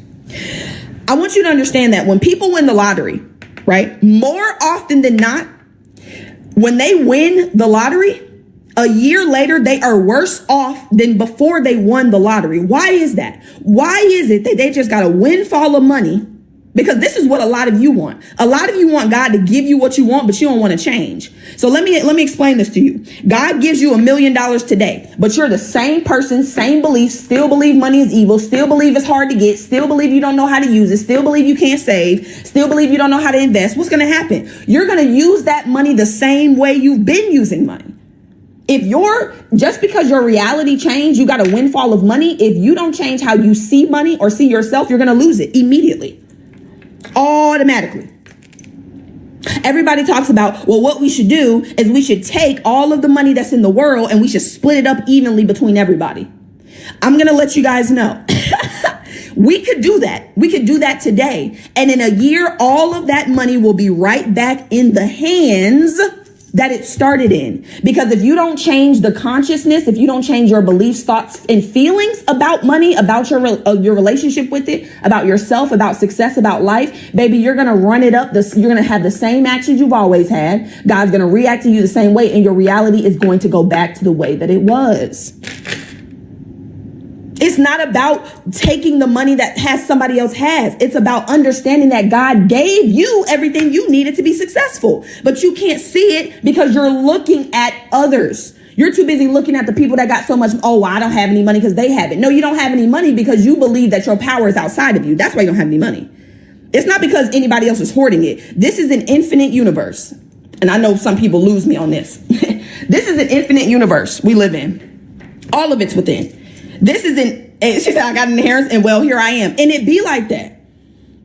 And that's what we want. We want God to give us this life, but we ain't the person to actually sustain it. God could give you your dream life right the fuck now, today, immediately. Drop it in your lap.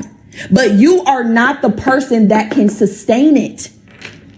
You want God to work these miracles for you, and you ain't the person to sustain the miracles. Like, you aren't that person yet. Baby, you have the reality you have because you see yourself a certain way. If you expect God to give you a different reality, you're going to have to change the way you see yourself. It's all within. I don't teach you guys anything about the without. This verse right here, seek first the kingdom of God. Where is the kingdom of God at? Within. Number 1, God gave us the first thing he said was seek the within. What are you doing? You seeking the without. You seeking some actions. You're seeking another course. You're seeking another degree because you feel like if you get more knowledge, then you'll be more successful. Baby, it's not about the knowledge. You can know everything under the sun. If you do not apply it, if you do not implement it, if you do not accept it, if you do not reprogram how you see the world, how you see yourself, that knowledge is not going to do anything for you, love. Knowledge is cool, yeah.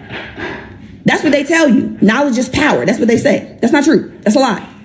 You can have all the knowledge in the world and have nothing to show for it. When you apply that knowledge, when you apply it, that's when it becomes powerful. It's the application. Knowledge by itself will do nothing for you. You must apply the knowledge. You must get it into the part of your mind that actually controls the reality. Now, let's talk about this drawing here, because that's what we, thank you, love. That's what we was here for. And I don't know if, was it Kit Kat that said it? I don't think it was Kit Kat. It was, who was it?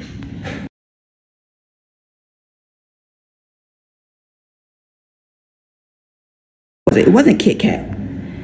I think it was Midwest Girl. I think that's who asked. Okay, so let's talk about this, right? Because somebody asked me about anxiety and panic attacks and things like that. So I want to give you guys the knowledge you need to heal yourself, because there is no such thing as an incurable disease. That mental health issue that you have, you don't have to have it. Okay, you can actually release it and stop claiming it as yours. It's not yours, baby. Let me say this before I go into this. Stop claiming diseases. Stop claiming anxiety. Stop saying you suffer from it. Stop saying that, because the more you suffer from it, the more you're going to suffer from it. Stop suffering from it. It's something you experience. It's something that happens to you. It's not yours. Oh, my anxiety. No, it's not yours. Stop claiming it. It's not yours. It doesn't belong to you. Now, if you want it, go ahead. If you want to keep the anxiety and the feelings that come with that, keep calling it yours. But you're here on this live because you want to change your life. You're here because you're struggling to create what it is you want. So you have to take your power back. It's not yours. You're welcome, Celeste. It's not your anxiety. It's not your depression. It's something you experience. It's an experience that you're having. It's not yours. It doesn't belong to you. Okay? Now, I want you guys to understand that we live in this 3D plane, right? And we have the illusion of duality. Okay. I want you guys to understand, like when I said earlier, when you're talking down on people who have a lot of money, you think you're talking down on them, but there is no them. There is no us. There's no separation. We're all one. So when you're talking down on somebody else, you're talking down on yourself. Okay. There is no separation. We are all one. However, on this 3D plane, we have what's called duality. Because in order for us to experience one thing, we must be able to experience the opposite. God is one. God cannot experience anything outside of itself. That would mean God is changing. God is changeless. Okay. So what God did after he created the heavens and the earth was like, bro, I can't even enjoy this shit. This is what he said. This is verbatim. He said, I can't even enjoy it. Like, what was the point of this? And he was like, you know what? I'm going to create some smaller versions of me, because remember, God is not a bigger version of humans. We are smaller versions of God. I'm going to create some smaller versions of me, and I'm going to give them the ability to experience all of it. Okay, so up, down, hot, cold, in, out. You can't tell me what sadness is unless you can explain to me what happiness is. You have to have both to have anything on this 3D plane. So we have duality. We have what's called ignorance and we have what's called knowledge. Ignorance is just the lack of knowledge. It's just the opposite, right? It's called polarity or duality. Up, down, hot, cold, yin, yang, left, right. Okay. Now, what I want you guys to understand is when you got here, when you were born, what side do you think you were on? If you think about a baby, I want you guys to answer me. When you think about a baby, what side do babies come on? When you come through your mama, which side are you on? Just based off what you see. Which side do you start on? Okay, so yes, so true, but knowledge or ignorance, which side? Which side do we start on when we get here as babies? Shanna, you are right though. We only have the subconscious, but as far as knowledge and ignorance, which side do we start on? Ignorance. See, I love this. Jupiter, thank you for the goats, baby. Knowledge, ignorance, not see. I love it. Oh, I love it. I love it. Okay. And this is why I get up here. This is why I teach. This is why I do this. Okay. This is why I do this. I want you to understand when you get here as a baby, fresh from God, this is the side you start on. Do they call us bundles of fear, bundles of anger? No, we're bundles of joy. Babies are faithful. Babies actually have no fear when they get here. None. They will jump off of anything. They will walk off of, they do not have any knowledge of fear when they first get here. None. They're happy, joyful, loving. Just wake up. They know mom is going to be there with food. They don't worry. They don't doubt none of that. They know when they wake up, there's going to be food. They know that. They're called bundles of joy for a reason. They just just love, joy, faith, and gratitude. But then what happens, right? They then become conditioned on this side. You start to hear your parents talk about all the worries they have, how much money they don't have. It's 111, right? How the economy is going down, how we don't have McDonald's money. Don't go when you go in the store, don't ask for nothing, don't touch nothing because you ain't getting nothing. I can't afford that. We don't have that. We're black. Nobody in our family's ever done that. You can't do that. I don't know about y'all, but parents get so twisted when it comes to these 4-letter words, these curse words that they don't want babies to say and kids to say. But can't, C-A-N-T. I know, Lisa, and it is like that. And that's why I want you guys to understand what's happening. Can't is the one word that is more destructive than any other 4-letter word you could ever think about telling your child. Oh, you can't do that. Oh, no, you can't do that. No, don't do that. Be careful. Stop. You can't do that. You can't do that. Oh, no, you can't. All of that. Babies have the greatest imaginations when they get here. They think they could be astronauts, teachers. They can bring in, they think houses cost $5. They just have the biggest imaginations. Literally. Like no type of any of this. But then we program them that way. Your parents programmed you to doubt, to worry. And you've been doing it for so long, it's second nature. That's why you think we start over here. Somebody else said that too on another lie. They were like, oh yeah, we start on this side. No. You start over here. Because I want you to think about what you are a spiritual being in a body, correct? You just came from God. I mean, perfect. You just came from the divine. Ain't no fear up there. Anger, envy, jealousy. No. It's faith, joy, love, gratitude, and bliss. But then we come into this physical world, and because the outside world conditions us to fear, to have doubt, to worry, to feel like we're not enough, we don't know enough, we don't have enough. You are more than enough. God created you with more talent and ability than you could ever hope to use in your lifetime. When you went to school, this is what they were supposed to do. Okay. So the word education comes from the word educo or educo, right? That word means to draw out from within, to develop from within. When you went to school, your cup was already full. It was filled. It was overflowing. It had all that it needed. But the school believes that the cup was empty. So what did they do? Dump a whole bunch of shit in there that you don't need. A whole bunch of nonsense, just BS for 12, 14 years. Nonsense. A whole lot of nothing. Hello, Jalen. Hi, baby. How are you? A whole bunch of nonsense. They gave you a whole bunch of nothing. What you were supposed to do is go to school and have them help you develop what you already have.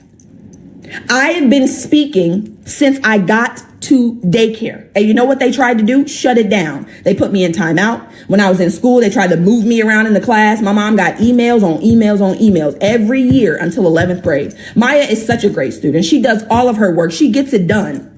But she won't stop talking because I got something to say. And I'm going to say it. I've been speaking my whole life. They were supposed to develop that skill, not shut it down. But the school doesn't know that because they're not taught that. You can only give what you already have, just like your parents. Your parents couldn't give you anything other than what they had, baby. And one of the steps that I take my clients through is that forgiveness step, forgiveness of self, forgiveness of others, forgiveness of God, whoever you need to forgive. Because your parents gave you what they had. Yes, it was probably trash. We understand. I got it. I got some trash stuff too. I got some good stuff and you did too, but a lot, it was a good bit. Okay. But we have to forgive others, ourselves, for what we didn't know. They didn't know. They gave you what they had. They gave you all they had. And it might not have been enough. But I want you to understand that regardless of what your parents did or did not give you, you have everything you need right now to rewire your life and get it on track to the life of your dreams. Right now, you are spirit, you have the mind, and you have a body. Spirit is the power through which all comes. The mind is the channel through which this spirit flows, and it manifests through the body into your reality. Already gave it to you. You were born with it. You don't have to do anything for it. When I talk about the 3 pillars for permanent manifestation, do not ever be confused. Spirit, mind, body. Those are the 3 pillars, and you were born with them. You were born with them. You don't have to do anything for it. God gave it to you. I mean, from literally conception. You have everything you need. But what does the world tell you? Oh, you're not good enough. You don't know enough. You need to go to school, get another degree, get some more education, learn some more, spend some more money on some BS on the outside world. Well, Susie, I could cry from you saying that, baby. Like, I'm trying, I want you guys to understand, I didn't start the great school of life. You know what, Wit? I love you, baby. I did not start the great school of life, from a place of love, from a place of joy, from a place of faith. That's not how it started. It started from a place of anger. I was literally fuming, boiling, and I still do when I think about it. The fact that you have been programmed to believe that you're not enough, to believe that you don't have it, to believe that you need something outside of yourself. I don't like that. It irks me. Like it boils, it boils my blood. Okay. So what I have done is I've transmuted that anger into unconditional love, but it started out as anger. Cause it is no way that we went to school for 20 years, 12, 14, 20, 2 decades. And we are struggling. That makes no sense to me. It doesn't make sense. How is it we have all this education? I know people that got PhDs that are struggling because they told us education, right? Traditional education was what was going to make you successful. It's people that dropped out of college, out of school, didn't even get to college, didn't even get to high school, and are millionaires. How is that? Because we've been programmed to believe all of these lies, and I'm not going for it. Okay? I'm not going for it. They do that so that you don't know. My job is to make you aware. You need to know who you are. Because when you know who you are, you can actually do something different. When you know who you are, you can change things. But they keep you in the dark. They tell you you're just a body. They tell you that God is some man in the sky who sits on a throne and looks down and judges everybody and loves some of us and some of us he doesn't. And then he banishes all of us to burn eternally. This is crazy work. The programming is insane. It's literally insane. Now we're going to talk about hell really briefly when we get down here. Okay. Cause I want to, anybody who still is really, tied to that. I want you to, give you some perspective, but let's talk about this.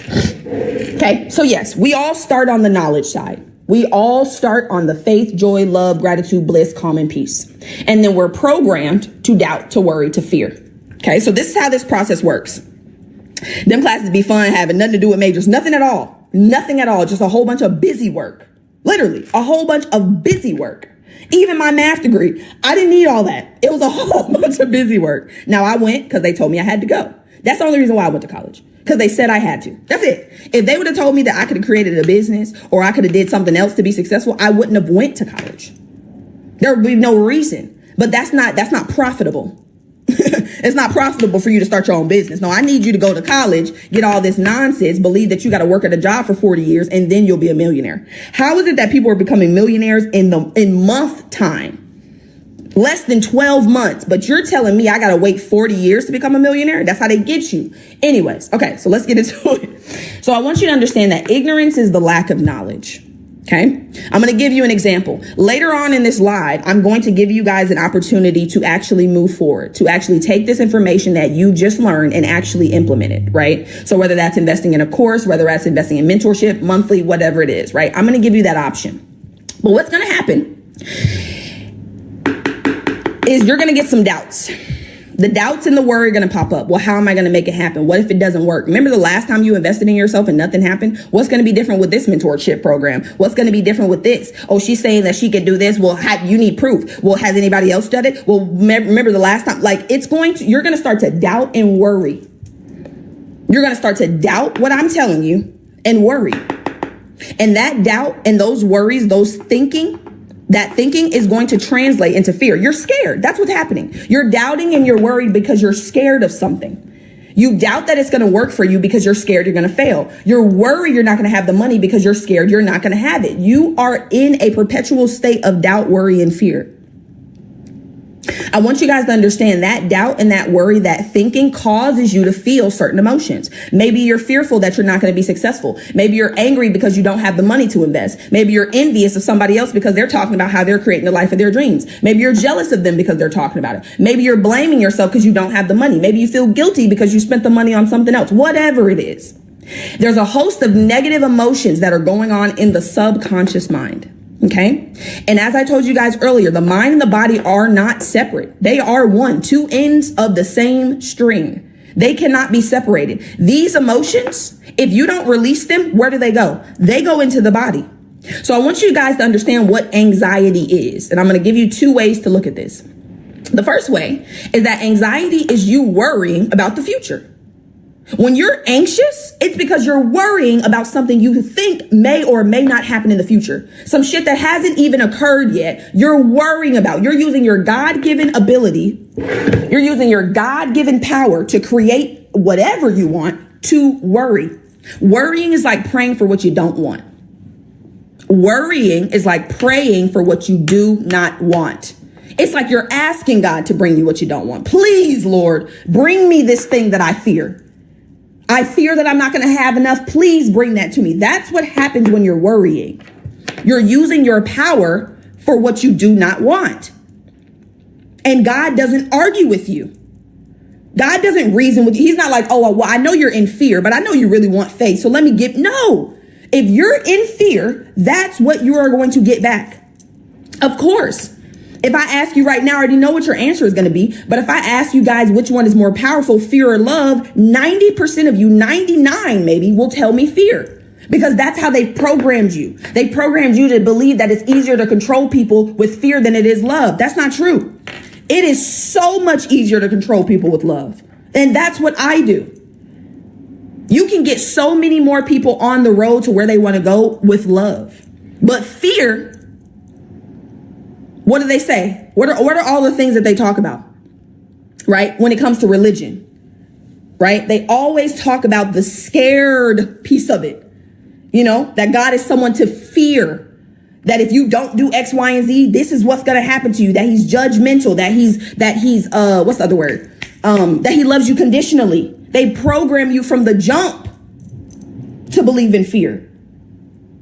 Love cast out fear more than anything else. Self-love is the cure for everything you want. Everything.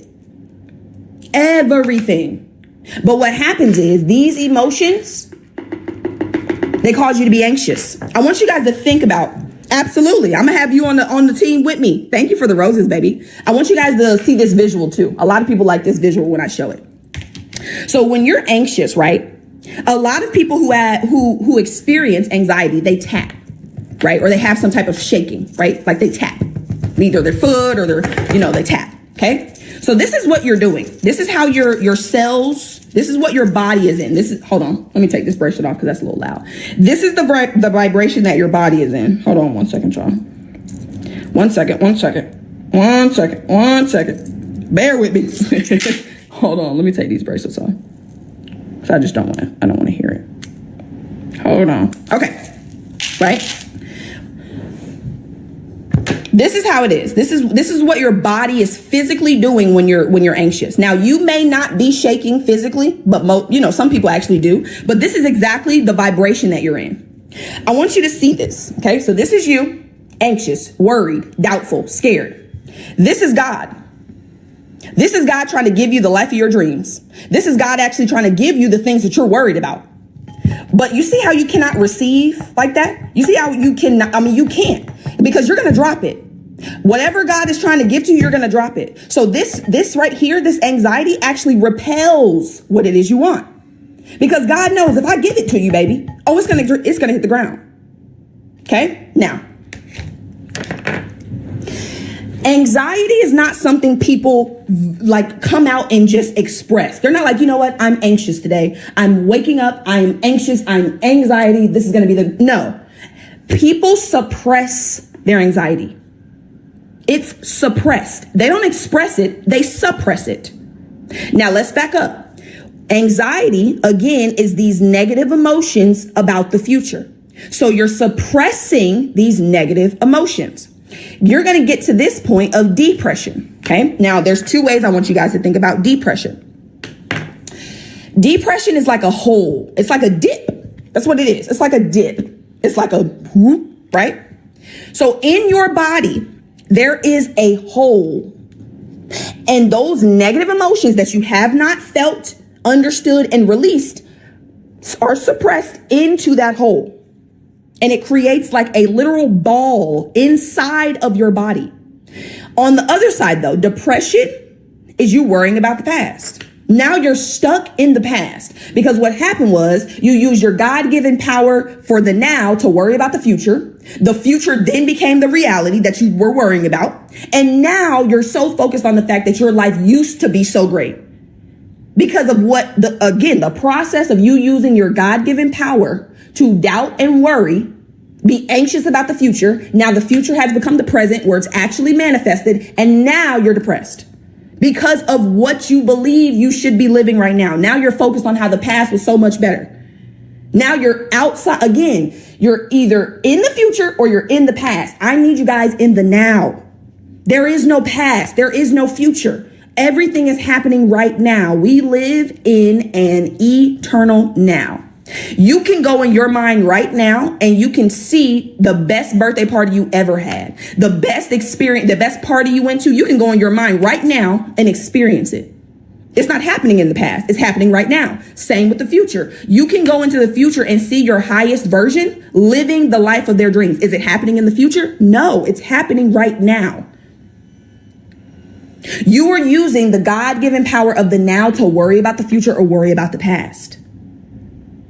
Now, that depression, those negative emotions that are in your body stored, they cause dis-ease.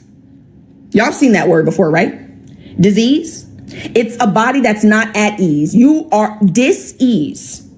Now, I want you guys to understand this. Every dis-ease that you believe runs in your family doesn't run in your family. What runs in your family is the belief in sickness. That's what runs in your family. The disease doesn't run in your family. The belief in sickness is what runs in your family. Oh, you know, Grandma Charlene had it. You know, Auntie Kay had it. You know, your sister got it. Shit, I know I'm gonna get it. What? No. This disease, the physical, doesn't run in your family. The belief in the sickness is what runs in your family. The way that you cook your food is what runs in your family. The way that you speak about yourself is what runs in your family.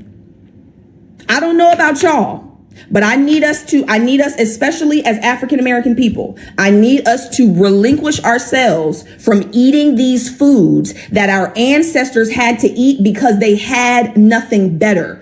Because they were given the lowest of the low. Why are we still eating these things? Why are we still cooking our food in these same ways? I'm not saying there's anything wrong with soul food. What I am saying is a lot of the things that our ancestors ate, they ate because they had no choice. And they had to doctor it up the way they had to make it taste like something. We have, I know you do, Steph, and I'm not coming for you. All I'm saying is, okay, you ain't got to do it. Right? But what I want you guys to take from this is that it's not the disease that runs in your family, baby. Right? It's the belief in the sickness that runs in your family. Hold on, Kendra. Hold on. Let me pin Kendra comment. We are still living in survival mode because that's how we're programmed. You must understand that everything your ancestors gave your parents their beliefs, your parents gave you their beliefs, and you're going to pass those beliefs down to your children automatically. It's not something you consciously think about. It's an automatic pattern. You want to know why you look just like your parents? genetic paradigms. And then you come out and they environmentally program you, and you have environmental programs. Girl, no, I love me a seafood boil. Nah. No, and that's the thing. I'm not judging the foods that you're eating. I'm not telling you not to eat what you want to eat. I'm just saying you ain't got to. Okay, we got better options. Right? But that's how they operated. Out of survival. And not just African Americans, Latinas. There's a lot of white people that have the same type of struggles, living out of survival. But because we are programmed unconsciously, they just pass down all that survival to us. Your job, though, because you're hearing me now, is to chill out with that. Understand that if you don't do something, if you don't change what you believe, you're going to give it to your kids. Your kids are a direct image and reflection of you. Those things that your kids do that you don't like, where do they come from? They're a direct reflection of you, baby. They are a direct reflection of you. Right? So everything that you are passing down right now, you're passing down unconsciously. And I love that Wit said should. Because like I told you guys earlier, knowledge alone ain't gonna do nothing. Just because you know better don't mean you're gonna do better. I knew how to stop talking in school. I didn't do it. It wasn't because I was being spiteful. It wasn't because I didn't want to. I didn't know that I had a program in the background that was causing me to operate the way that I was. So you can know better all you want. You're gonna have to actually make a choice to do better. Just knowing better is not gonna have you get better. Knowing better is not going to create better. It's the actual application of the knowledge. Okay. Now that dis-ease that's in your body causes your body to disintegrate. It starts to literally break down. Your physical vessel starts to break down. Okay. And then there's a point that you come to where we call death. Okay. Now I put death in quotation marks because I want you to understand that there's no true death, right? It's just a transition. Now I want you guys to hear me. And this again, if you don't want to believe this, that's totally fine. But I feel like you will because it makes sense. Now the Bible tells us, and the religious people tell us, because, you know, and let me say this before I say that. The Bible that we're reading has been altered. I want you guys to understand that. It has not been altered to give us power. It has been altered to keep us in fear and to keep us away from our power. Okay. When King James got that Bible way back when, and he went through it and he said, oh no, take this out, reword this, flip this around. Now send this out. Okay. So I always tell you guys, when you're reading the Bible, when you're reading these books, to take what feels good and leave the rest. Take what feels good and leave the rest. Okay? You do not have to believe everything that is in the Bible. You can if you would like, but I have a feeling it's not going to serve you. So take what serves you, listen to God's voice. You'll know if it's God speaking. Anything that sounds like fear, like worry, like doubt, like anxiety, like love, conditional love, that's not God. Now, I understand some people are not going to like how I'm saying this, and that's okay. But I want you guys to be freed from the chains. Okay? Now, the Bible tells us, and the religious leaders tell us, if that God is a man in a sky, right? He's sitting on this throne, and he's looking down at everybody.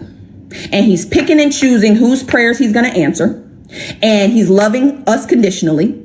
And if we don't follow a certain set of rules, then we are going to be banished to burn in hell. Oh, also, it then tells us before that, right? The leaders tell us that we were born in sin. It also says that, right? That we were born in sin. How is it that we were God in human form, but we're born in sin? Again, none of my business. Now, this is the part that I want you to understand. If you believe that you are a human being, or you believe that you are your body, then somebody telling you that you can burn in eternity or burn in hell for eternity, it makes sense. It definitely does. It makes sense. If you believe you're a body, then yes, you can burn in hell for eternity. However, you're not a body. You're the spirit that lives in a body. Let me ask you a question. And I will answer your question. Do you believe hell is real? I'll answer it in a second. Let me ask you a question. Can you burn a spirit? Can you burn a ghost? Can you burn steam? Can you burn the air? No, you actually can't. It's actually impossible to do that. It's not how it works. Absolutely. And that's what I was about to say.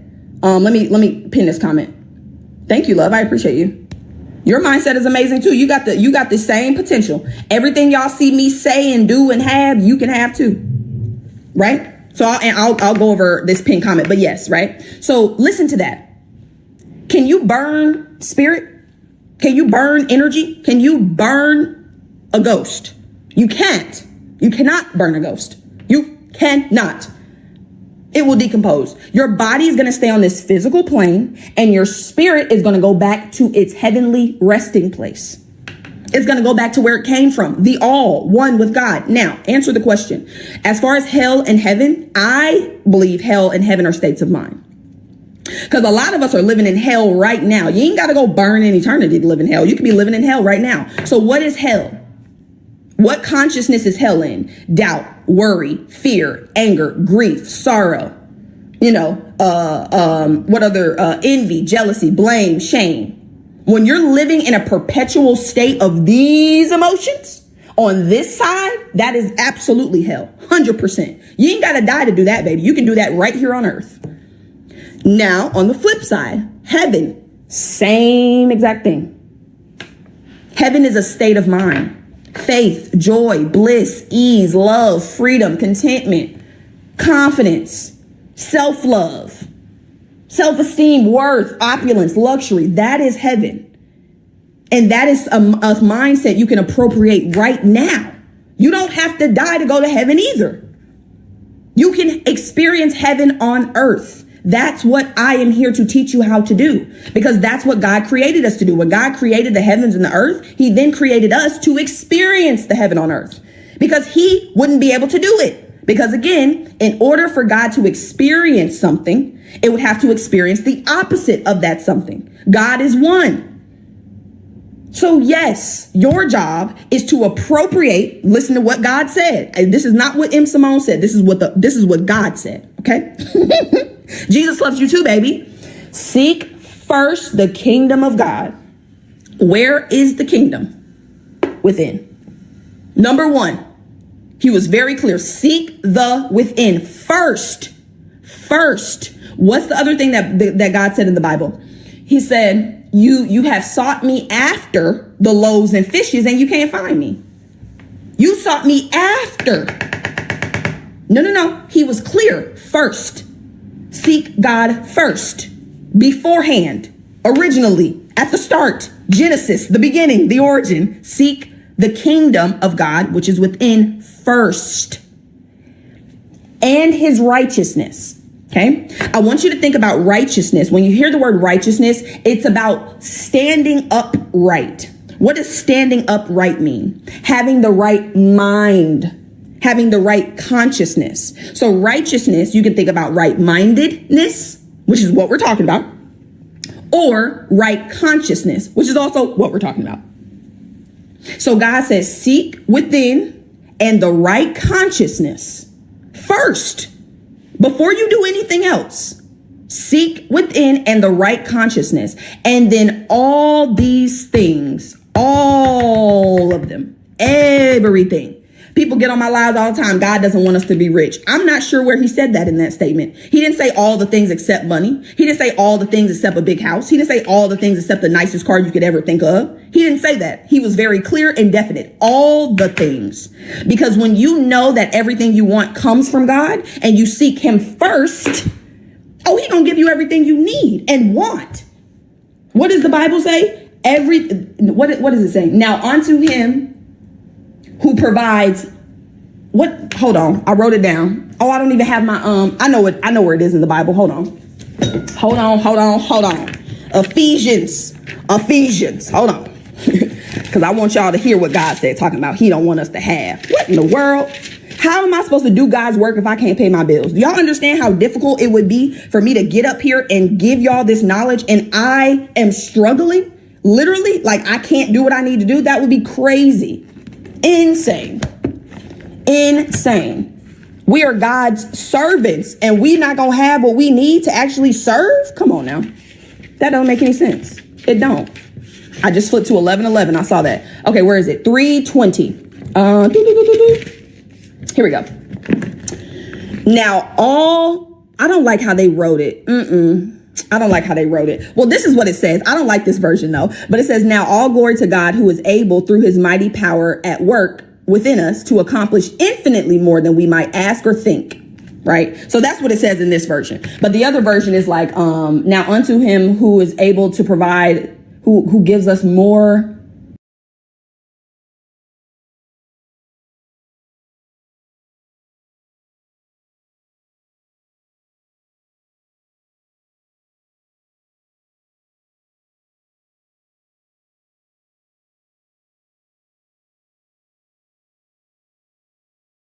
Sorry about that. I had to go get it. So yes. So now unto him who is able to do abundantly and exceedingly above all we ask or think through the power that works within us. Abundantly and exceedingly above. That don't sound like just enough. That don't sound like a minimum. That doesn't sound like just enough to pay my bills. No, that sounds like more than enough.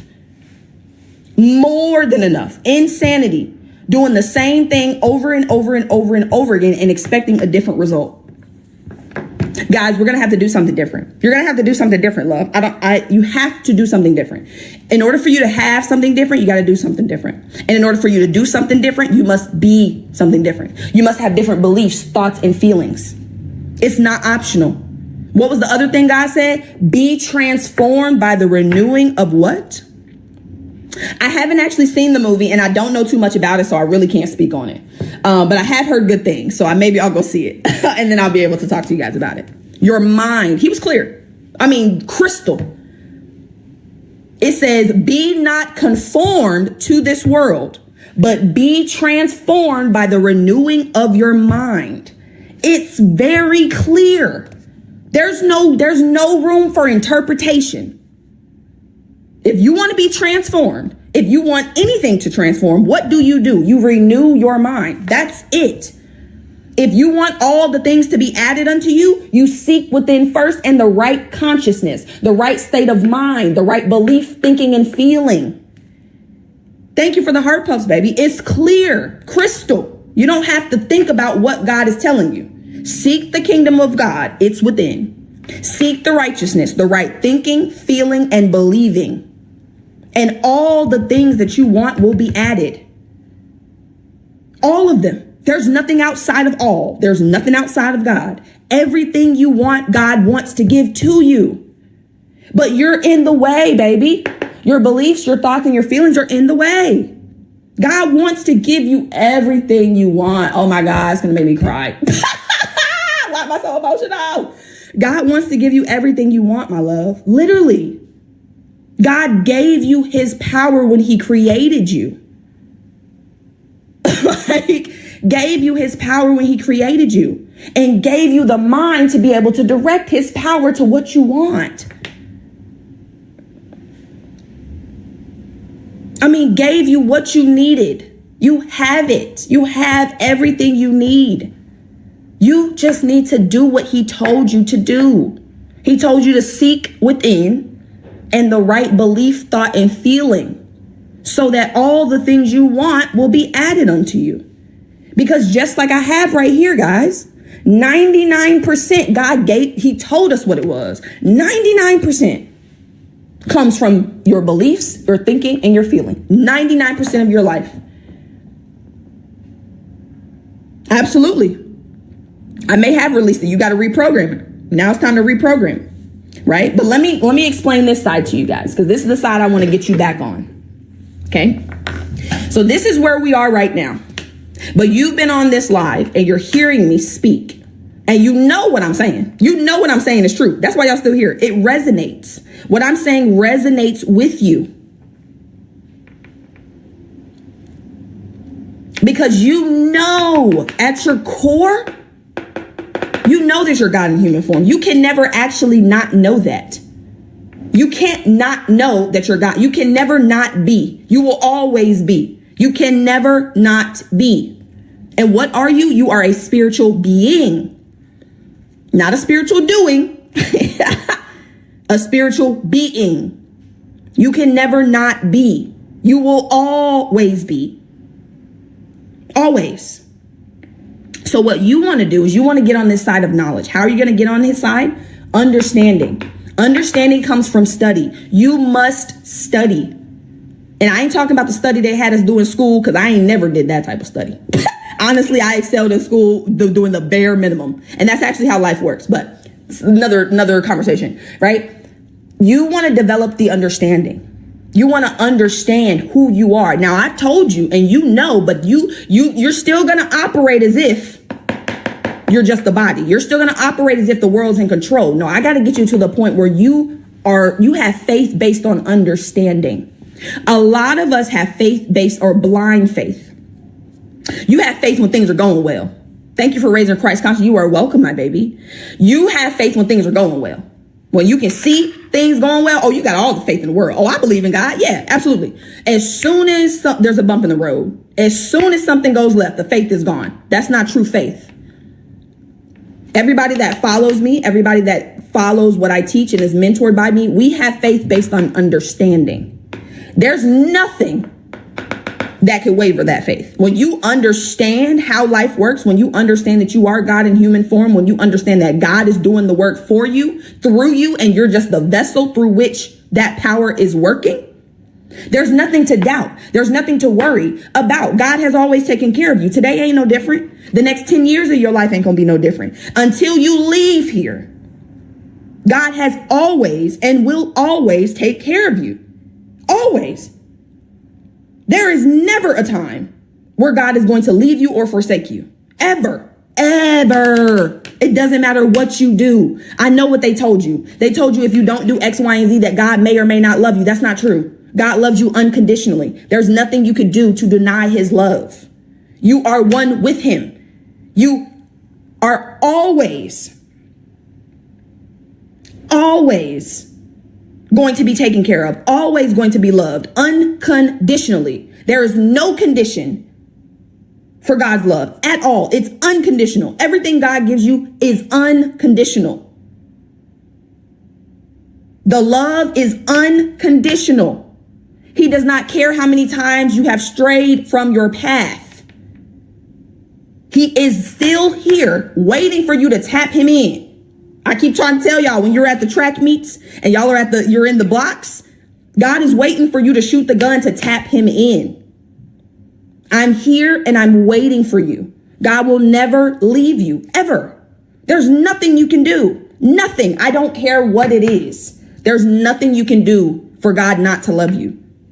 Now, when you start to build this understanding of who you are, of how life works, of how God works, the understanding that God gave you spirit, mind, and body to create the life of your dreams, that builds faith. I don't have to see anything in my outside world changing to know that God is working to and through me. That's going to build faith. It's going to build joy. You're going to feel love, gratitude. When you start to find things to be grateful for right now, that puts you in a certain vibration. It's a certain frequency. Gratitude is one of the highest frequencies. Gratitude and unconditional love, baby. If you can get in gratitude and unconditional love, you will magnetize everything you want to you. Because the more that you actually appreciate what God has already given, unconditional love, you will magnetize everything you want to you. Because the more that you actually appreciate what God has already given, about y'all. We're not talking about the little one. You're the little God. God is the big God. So when you show gratitude for what he's already given you, oh baby. Now I don't know what other word to use, but God is like a trick for real. I don't know what other word to give it. When you show appreciation for what God has given to you, oh,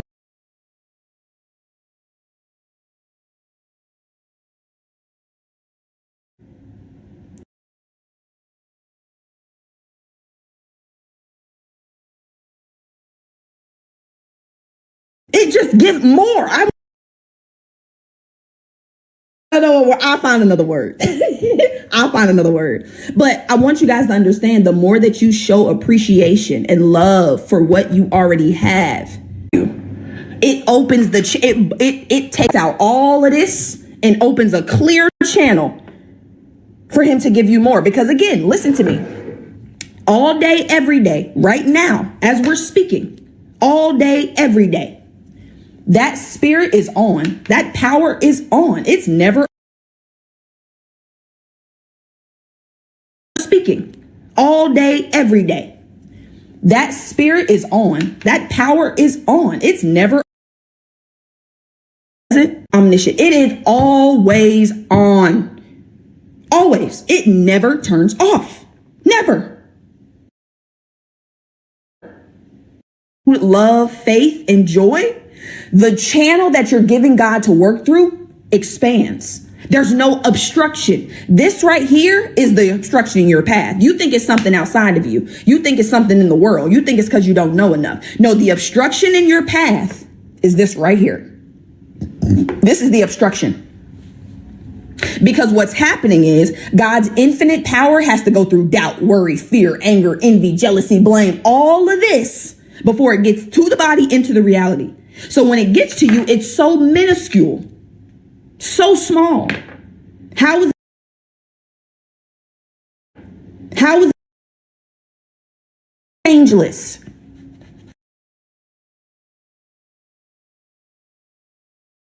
Changeless. Get all of this out of the way. Feel that shit.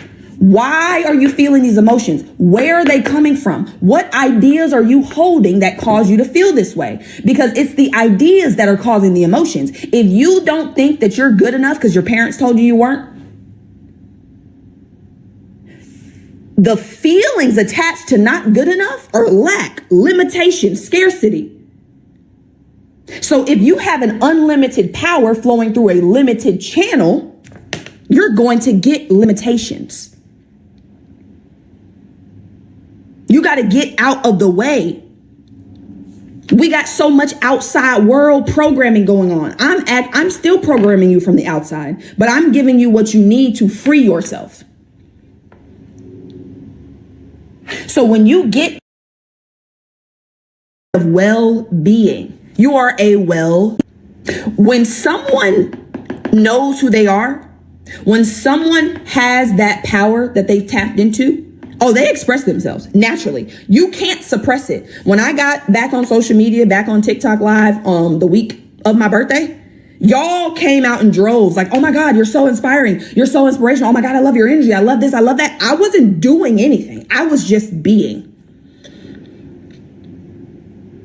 I was just being, naturally expressing myself. And when you naturally express, you're going to pick up speed.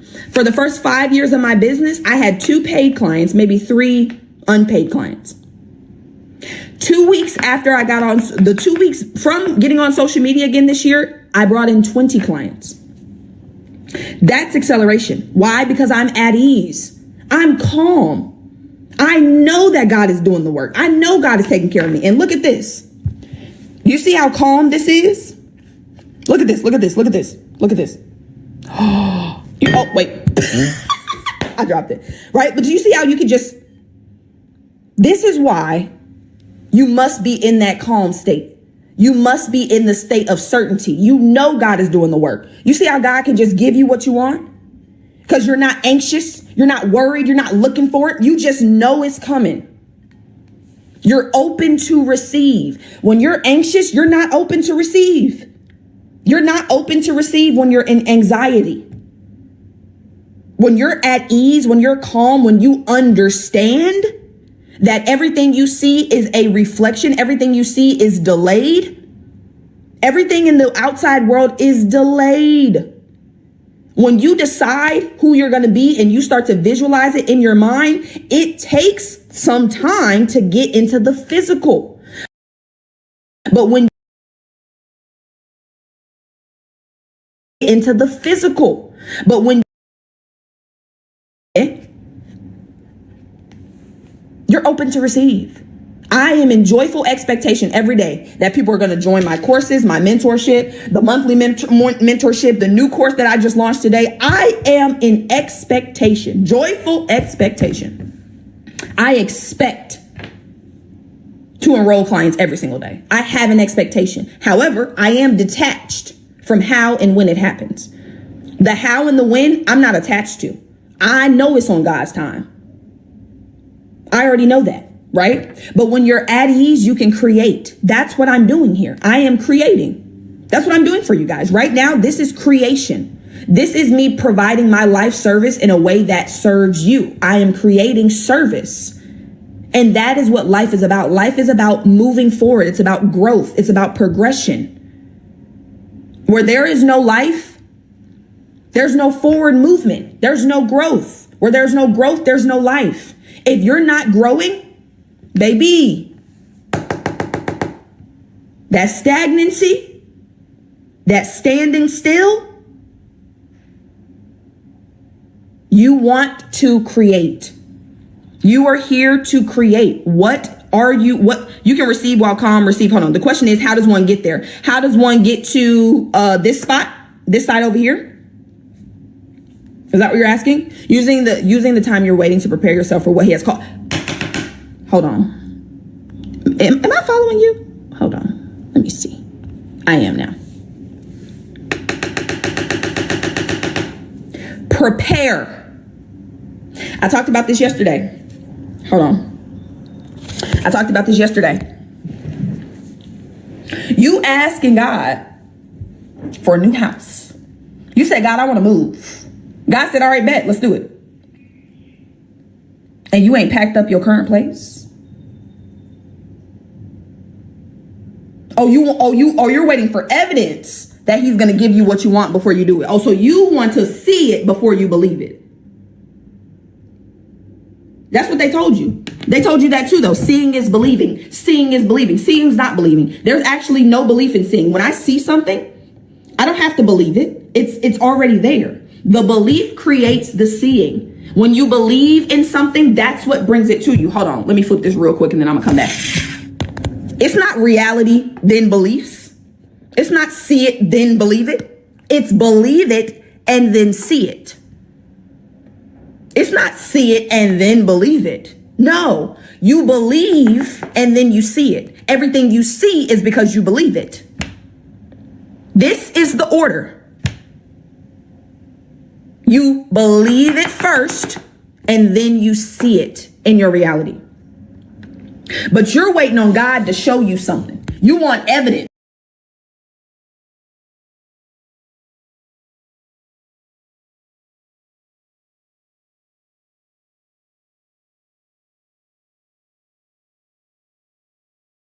എല്ലാവർക്കും നമസ്കാരം. എന്റെ പേര് Harry B. Joseph revival of wisdom എന്നും അറിയപ്പെടുന്നു. Wisdom വാല്യം 1ഉം 2ഉം എഴുതിയത്. ഈ വീഡിയോയിൽ നിങ്ങൾക്ക് ഇന്ന് ഉപയോഗിക്കാൻ തുടങ്ങാവുന്ന ഏറ്റവും അടിസ്ഥാന ധ്യാന സാങ്കേതികതയെക്കുറിച്ച് നമ്മൾ ചർച്ച ചെയ്യാൻ പോകുന്നു. ഈ ധ്യാന സാങ്കേതികത എന്റെ യാത്രയിൽ എന്നെ വളരെയധികം സഹായിച്ചിട്ടുണ്ട്. ആത്മീയമായി പരിണമിക്കാൻ തുടങ്ങിയപ്പോൾ ഞാൻ ആദ്യം ഉപയോഗിച്ചത് ഇതാണ്. ക്രമേണ എന്നെ തന്നെ നിയന്ത്രിക്കാൻ ശ്രമിച്ചു. കാരണം ആത്യന്തികമായി ഇതെല്ലാം ഇതാണ്. നിങ്ങളുടെ യാഥാർത്ഥ്യത്തെ നിയന്ത്രിക്കാൻ കഴിയുന്ന തരത്തിൽ സ്വയം നിയന്ത്രിക്കുക. അതിനാൽ ഏറ്റവും അടിസ്ഥാനപരമായ ധ്യാനം എന്നത് നിശബ്ദ ധ്യാനം എന്ന് ഞാൻ വിളിക്കാൻ ഇഷ്ടപ്പെടുന്നതാണ്.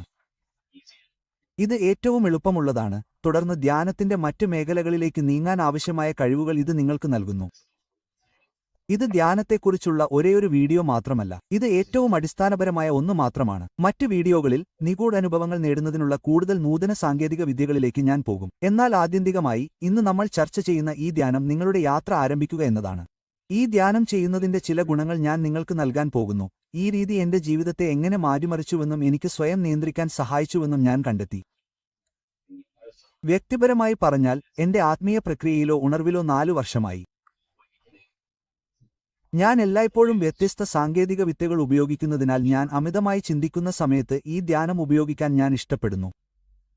ഞാൻ ഒരു ദിവസം മാത്രം ധ്യാനിക്കുകയോ എല്ലാ ദിവസവും ഒരേ കാര്യം ചെയ്യുകയോ ചെയ്യുന്നില്ല. എന്റെ ബോധത്തെയും ഞാൻ എന്നെത്തന്നെ എങ്ങനെ നിരീക്ഷിക്കുന്നു എന്നതിനെയും ആശ്രയിച്ച് ഞാൻ വ്യത്യസ്ത സാങ്കേതിക വിദ്യകൾ ചെയ്യുന്നു. ഞാൻ എന്തെങ്കിലും സൃഷ്ടിക്കാൻ ശ്രമിക്കുകയാണെങ്കിൽ ധ്യാനത്തേക്കാൾ ദൃശ്യവൽക്കരണത്തിലാണ് ഞാൻ കൂടുതൽ ശ്രദ്ധ കേന്ദ്രീകരിക്കുന്നത്. എന്നാൽ എന്റെ ചിന്തകളുടെ നിയന്ത്രണം നഷ്ടപ്പെടുന്നതായി എനിക്ക് തോന്നാൻ തുടങ്ങിയാൽ, അല്ലെങ്കിൽ ഞാൻ നെഗറ്റീവായി ചിന്തിക്കാൻ തുടങ്ങിയാൽ, അല്ലെങ്കിൽ ഞാൻ വർത്തമാന നിമിഷത്തിൽ വളരെ സന്നിഹിതനല്ലെങ്കിൽ വർത്തമാന നിമിഷത്തിലേക്ക് എന്നെത്തന്നെ തിരികെ എത്തിക്കാൻ ഞാൻ ഈ ധ്യാനം ചെയ്യും. ഈ ധ്യാനത്തിന്റെ പ്രധാന നേട്ടങ്ങളിലൊന്ന് അതാണ്. നിങ്ങളുടെ മനസ്സ് ഏറ്റവും ശക്തമായ കേന്ദ്രത്തിൽ നങ്കൂരമിടാൻ വർത്തമാന നിമിഷത്തിൽ നിങ്ങളെത്തന്നെ നങ്കൂരമിടാൻ സഹായിക്കുക എന്നതാണ്. ഭൂതകാലത്തെക്കുറിച്ചോ ഭാവിയെക്കുറിച്ചോ അമിതമായി ചിന്തിക്കുകയാണെങ്കിൽ മനസ്സ് ശക്തമല്ല. അതെ, നമ്മുടെ ഭൂതകാലത്തിൽ മോശം ഫലങ്ങൾ സൃഷ്ടിച്ച നമ്മുടെ ചിന്ത, വികാരങ്ങൾ, പ്രവൃത്തികൾ എന്നിവ മാറ്റാൻ കഴിയുന്ന തരത്തിൽ ഏതൊക്കെ ചിന്തകൾ, വികാരങ്ങൾ, പ്രവൃത്തികൾ എന്നിവ നമ്മെ ഈ ഘട്ടത്തിലേക്ക് നയിച്ചുവെന്ന് കാണാൻ കാര്യങ്ങളെക്കുറിച്ച് ചിന്തിക്കുന്നത് നല്ലതാണ്. വർത്തമാനകാലത്ത് നമുക്ക് അവയെ മാറ്റാൻ കഴിയും. അങ്ങനെ ഭാവിയിൽ മികച്ച ഫലങ്ങൾ സൃഷ്ടിക്കാൻ കഴിയും. അതെ, അത് നല്ലതാണ്. നിങ്ങളുടെ ഭാവി ദൃശ്യവൽക്കരിക്കുന്നത് അത്ഭുതകരമാണ്. കാരണം ദൃശ്യവൽക്കരണം എന്നത് നിങ്ങളുടെ ഭാവിയെ രൂപപ്പെടുത്താനും ബോധത്തിന്റെ ഉയർന്ന തലങ്ങളെ ഭൗതികത്തിലേക്ക് താഴ്ത്താനും നിങ്ങൾക്ക് നൽകിയിരിക്കുന്ന ശക്തിയാണ്. എന്നാൽ ഇന്നത്തെ ഈ ധ്യാനം വെറും നിശബ്ദ ധ്യാനം മാത്രമാണ്. ധ്യാനിക്കാൻ തുടങ്ങുന്ന ഒരാളായി നിങ്ങളുടെ യാത്ര ആരംഭിക്കാൻ ഇത് നിങ്ങളെ സഹായിക്കും. ഈ ധ്യാനം വളരെ ലളിതമാണ്. നിങ്ങൾക്ക് ഒരു ദിവസം 5 മിനിറ്റ് പോലും ഇത് ചെയ്യാൻ തുടങ്ങാം. നിങ്ങൾ 5 മിനിറ്റ് ചെയ്തു കഴിഞ്ഞാൽ നിങ്ങൾക്ക് 10 മിനിറ്റിലേക്ക് പോകാം. തുടർന്ന് ഈ ധ്യാനത്തിന്റെ അടിസ്ഥാന കാര്യങ്ങളിൽ പ്രാവീണ്യം നേടാൻ തുടങ്ങിക്കഴിഞ്ഞാൽ 30 മിനിറ്റ്. എന്റെ യാത്ര ആരംഭിച്ചപ്പോൾ ഈ ധ്യാനം ചെയ്യുന്നതിലൂടെ ഞാൻ അനുഭവിച്ച പ്രധാന നേട്ടങ്ങളിലൊന്ന് ബാഹ്യകാര്യങ്ങളുടെ സ്വാധീനം കുറവായിരുന്നു എന്നതാണ്. പ്രവർത്തിക്കുന്നതിനു മുമ്പ് ചിന്തിക്കാൻ ഇത് എന്നെ പഠിപ്പിച്ചു. മിക്ക ആളുകളും ധ്യാനിക്കാൻ തുടങ്ങുന്നതിനു മുമ്പ് അവർ വളരെ പ്രതികരണശേഷിയുള്ളവരാണ്. ഞാൻ ഇങ്ങനെയായിരുന്നു. എന്നാൽ ധ്യാനം നിങ്ങളെ മനസ്സിനെ നിശബ്ദമാക്കാനും മനസ്സിന് മുകളിൽ ഉയരാനും അനുവദിക്കുന്നു. നമ്മൾ നമ്മുടെ വികാരങ്ങളെയും ചിന്തകളെയും പ്രവൃത്തികളെയും ഓഫ് ചെയ്യുകയാണ്. നമ്മൾ നിരീക്ഷകനുമായി ബന്ധം നേടുന്നു. ചിന്ത അനുഭവിക്കുകയും വികാരങ്ങൾ അനുഭവിക്കുകയും നിങ്ങളുടെ പ്രവൃത്തികൾ അനുഭവിക്കുകയും ചെയ്യുന്ന നിരീക്ഷകൻ. അതുകൊണ്ടാണ് ഞാൻ മുമ്പ് പറഞ്ഞിട്ടുള്ളത്, വിഷാദം നിലവിലില്ല. സാങ്കേതികമായി അതില്ല. നിങ്ങൾ മനസ്സിനെ ഓഫ് ചെയ്യാൻ പഠിച്ചാൽ ചിന്ത ഓഫാക്കുക, വിഷാദം വിൻഡോയിലൂടെ പുറത്തേക്ക് പോകുന്നു. നെഗറ്റീവ് ചിന്തകൾ വിൻഡോയിലൂടെ പുറത്തേക്ക് പോകുന്നു. നമ്മുടെ മനസ്സിനെ നിയന്ത്രിക്കാൻ നമ്മൾ പഠിക്കുമ്പോൾ നിങ്ങൾ അതിന്റെ നിയന്ത്രണം നേടിക്കഴിഞ്ഞാൽ നിങ്ങൾക്ക് ഏതെങ്കിലും നെഗറ്റീവ് വിഷാദത്തിൽ നിന്നോ ഉത്കണ്ഠയിൽ നിന്നോ പ്രതിരോധശേഷി ലഭിക്കും. ഞാൻ നിങ്ങൾക്ക് നൽകുന്ന ഈ ധ്യാനത്തിന്റെ മറ്റൊരു നേട്ടം നിങ്ങളുടെ ചിന്തകളെ നിയന്ത്രിക്കാൻ ഇത് നിങ്ങളെ അനുവദിക്കുന്നു എന്നതാണ്. ചിന്തകൾ നിങ്ങളുടെ മാനസിക ബോധമണ്ഡലത്തിലേക്ക് പ്രവേശിച്ച് തുളച്ചുകയറാൻ ശ്രമിക്കുന്ന കാര്യങ്ങൾ മാത്രമാണെന്ന് ഈ ധ്യാനത്തിലൂടെ നിങ്ങൾ മനസ്സിലാക്കുന്നു.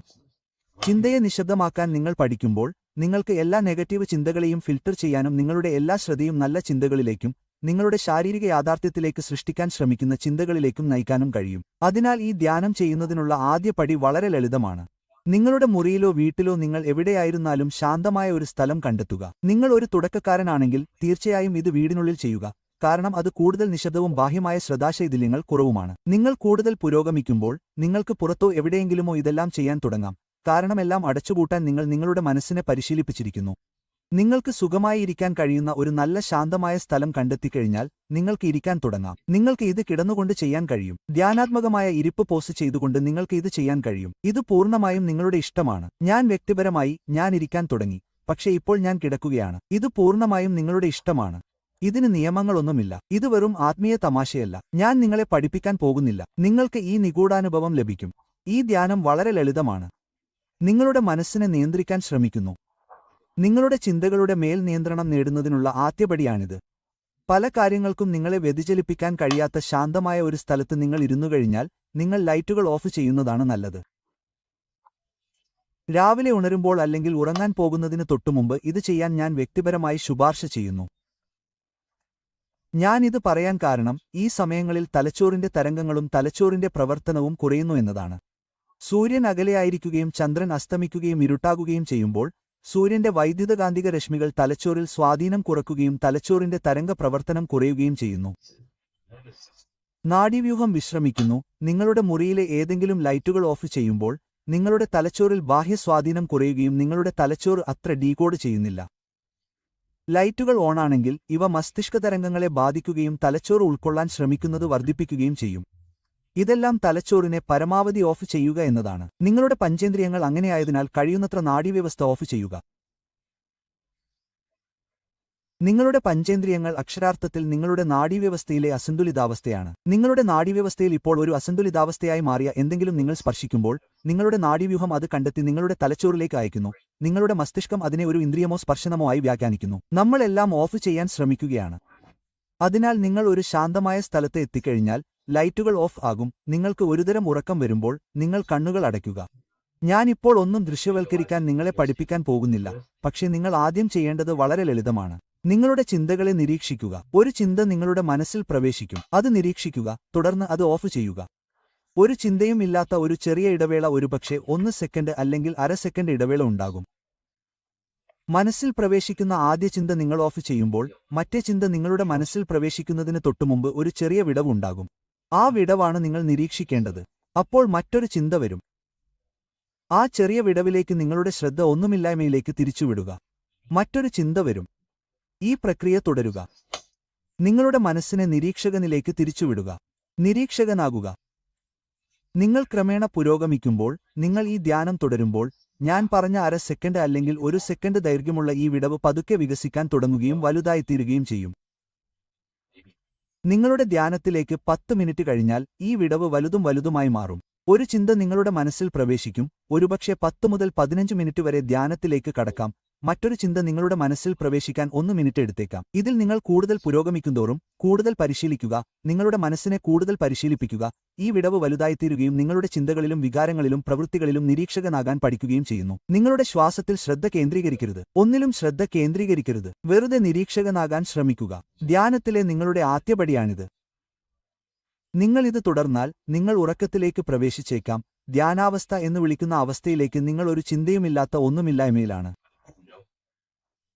നിങ്ങൾക്ക് ഇത് ആദ്യമായി നേടാനായേക്കില്ല, പക്ഷേ നിങ്ങളുടെ 5ാമത്തെയോ 6ാമത്തെയോ 7ാമത്തെയോ 10ാമത്തെയോ അല്ലെങ്കിൽ അതിലും കൂടുതലോ നിങ്ങൾക്ക് ഈ ധ്യാനാവസ്ഥയിലേക്ക് വേഗത്തിൽ എത്താൻ കഴിയുന്നിടത്ത് നിങ്ങൾ ഇത് നേടും. അവിടെ നിങ്ങൾ ഈ ആഴത്തിലുള്ള വിശ്രമാവസ്ഥയിലാണ്. അതിനാൽ അത് വളരെ വ്യക്തമല്ലെന്ന് എനിക്കറിയാം, കാരണം ഞാൻ വീണ്ടും ഘട്ടങ്ങളിലൂടെ കടന്നുപോകും. നിങ്ങളുടെ വീട്ടിലോ നിങ്ങൾ എവിടെയായിരുന്നാലും ശാന്തമായ ഒരു സ്ഥലം കണ്ടെത്തുക. എല്ലാ ലൈറ്റുകളും ഓഫ് ചെയ്യുക. സുഖമായിരിക്കുക, ഇരിക്കുക അല്ലെങ്കിൽ കിടക്കുക, പൂർണ്ണമായും നിങ്ങളുടെ ഇഷ്ടപ്രകാരം. നിങ്ങളുടെ കണ്ണുകൾ അടച്ച് നിങ്ങളുടെ മനസ്സിൽ പ്രവേശിക്കുന്ന ഓരോ ചിന്തയ്ക്കും ഇടയിലുള്ള വിടവ് നിരീക്ഷിക്കുക. നിങ്ങളുടെ മനസ്സിൽ ഒരു ചിന്ത വരുമ്പോഴെല്ലാം അതിനെ ഒന്നുമില്ലായ്മയിലേക്ക് തിരിച്ചുവിടുക. പിന്നീട് വീണ്ടും ഒരു ചിന്ത വരും. അതിനെ ഒന്നുമില്ലായ്മയിലേക്ക് തിരിച്ചുവിടുക.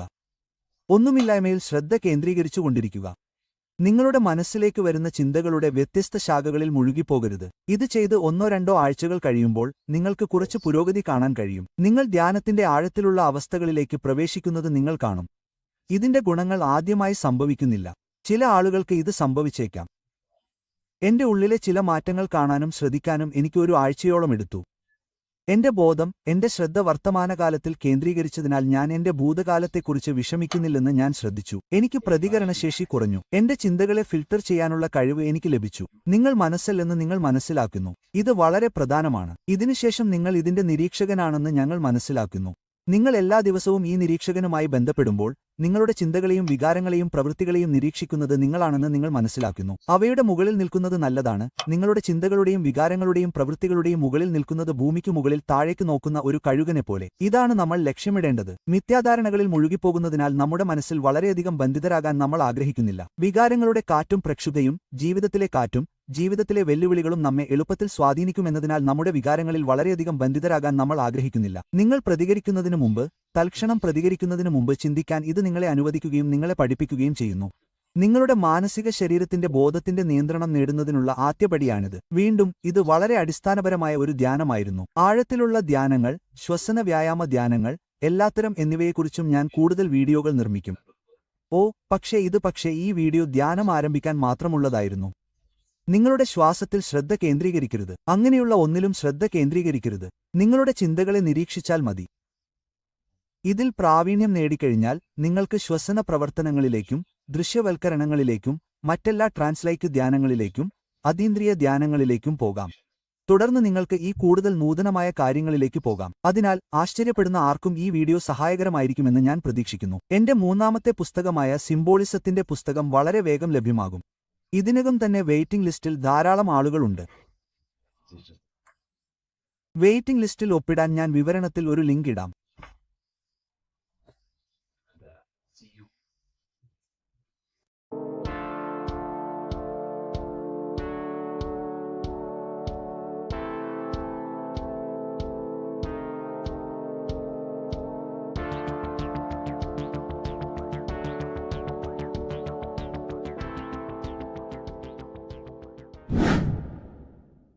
The earth has become a realm in order to trap souls within so that they can harness our electricity, our energy. Even the Bible is talking about how this realm is controlled by the wicked one in John 5:19. We know that we are the children of God and that the whole world is under the control of the evil one. Ephesians 12. For our struggle is not against flesh and blood, but against the rulers, against the authorities, against the powers of this dark world, and against the spiritual forces of evil in the heavenly realms. So the Bible is telling us that this is not the only world. There are other worlds, there are other realms that we can go to, considered as heaven. Heaven being a higher realm where there is no evil, no darkness. This is a midpoint realm where there is good and evil. Now, we're going to explain how the soul trap is how it's working, and how your soul is being harnessed for its energy, and how you are tricked to come back to this realm after death. What you need to understand is first is that you are the invisible intelligence behind the physical body. You are the mind and soul. The soul is the true you, the good you. It is pure love, pure bliss, eternal, never dies. The mind can be corrupted though. The mind is the intelligence of the soul. It is invisible. It has no true form. The intelligence inhabits the brain. The brain is the computer to control the electrical machine called the nervous system, which is choice, program, and action. You are the invisible intelligence behind the body, and this will prove it even more. You do not even see into the external world. You are seeing an image produced by the brain, because the light is being sucked through the retinas of the eyes. The image is produced in the visual cortex at the back of the brain. What does this mean? This means that we are the consciousness in the center of the brain, in the pineal gland, that is experiencing the program being ran by the central nervous system in the brain. This is the sigil of Lucifer. Lucifer in Latin is Lucy. Lucy is light in Latin. Lucifer is known as the light bearer. This is how the eyes work, people. It's not a demon or a devil. The sigil for Lucifer is how the eyes work, and how the left eye is controlled by the right brain. The right eye is controlled by the left brain. There is a crossover. It's the same with the body. The left side of the body is controlled by the right brain. The right side of the body is controlled by the left brain. There's a crossover with our hemispheres in the brain. Now, this empty chamber in the center of the brain is where this universal cosmic intelligence is held, known as the most holy place in the Bible, the throne of God. Okay? This is above the 33 vertebrae on the spine. As you can see here, you are the being in the center of this point. All of the nerves are being sent back to this one particular point, which is the seat of our invisible intelligence. You can see it's an empty chamber. Our consciousness, our intelligence is not a physical thing. This intelligence is the true voice inside of your head. This is why your head is heaven, your heart is earth, your heel is hell. Your head is heaven because this is the seat, the throne of God. God is in heaven because the consciousness, this divine intelligence that's controlling the body, is sat in the center of the brain. The brain is taking commands of this invisible intelligence. When you close your eyes, you can feel your awareness, your consciousness, your intelligence is all in the brain. Your awareness is not in the feet, the heart, the legs, the arms. It's all in the center of the brain. Now, if you meditate deeply, you will find that you are beyond the mind. You are the being observing the thoughts. You are the soul observing the thoughts. Now, with this being said, you are the consciousness experiencing the program being ran by the central nervous system in the brain, because you're not seeing into the external world.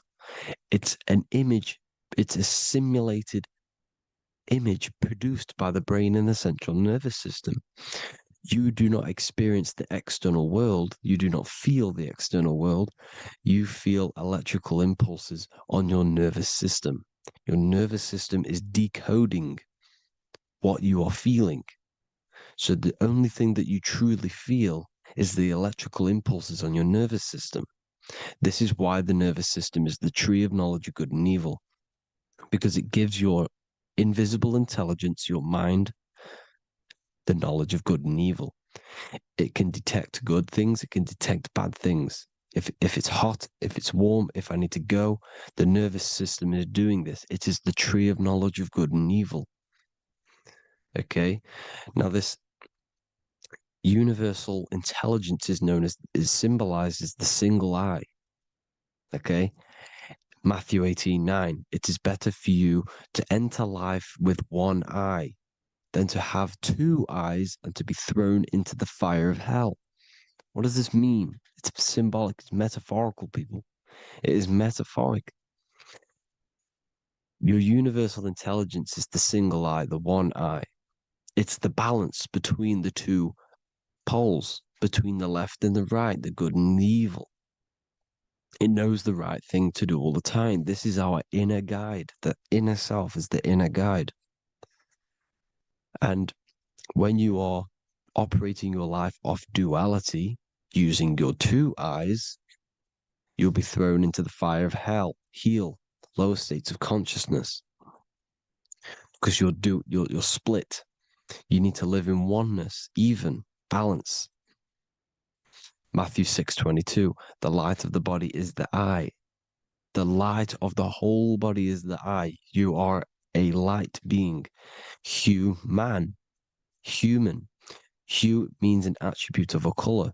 Man is the word manifested. We are light manifested into physical form.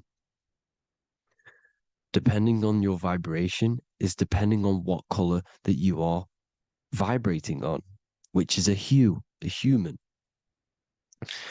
If therefore thine eye be single, thy whole body should be full of light. Again, it's talking about the single eye, oneness, completeness.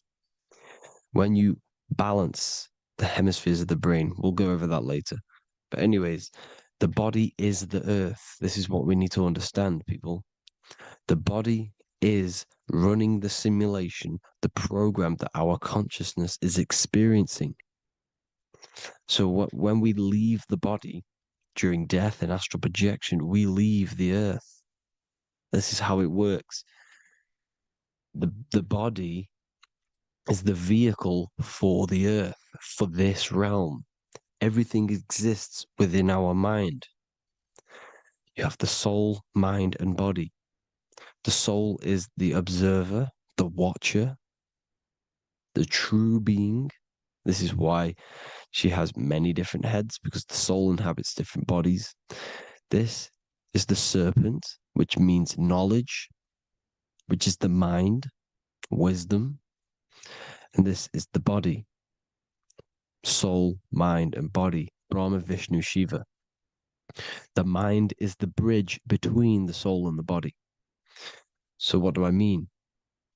When you astral project, you are using your mind to project your awareness, your observing consciousness outside of the physical body. The mind is the projector, projecting consciousness.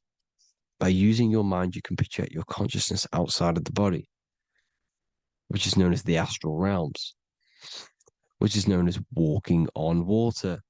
Jesus was never walking on physical water, people. It's metaphorical. Leaving the physical body.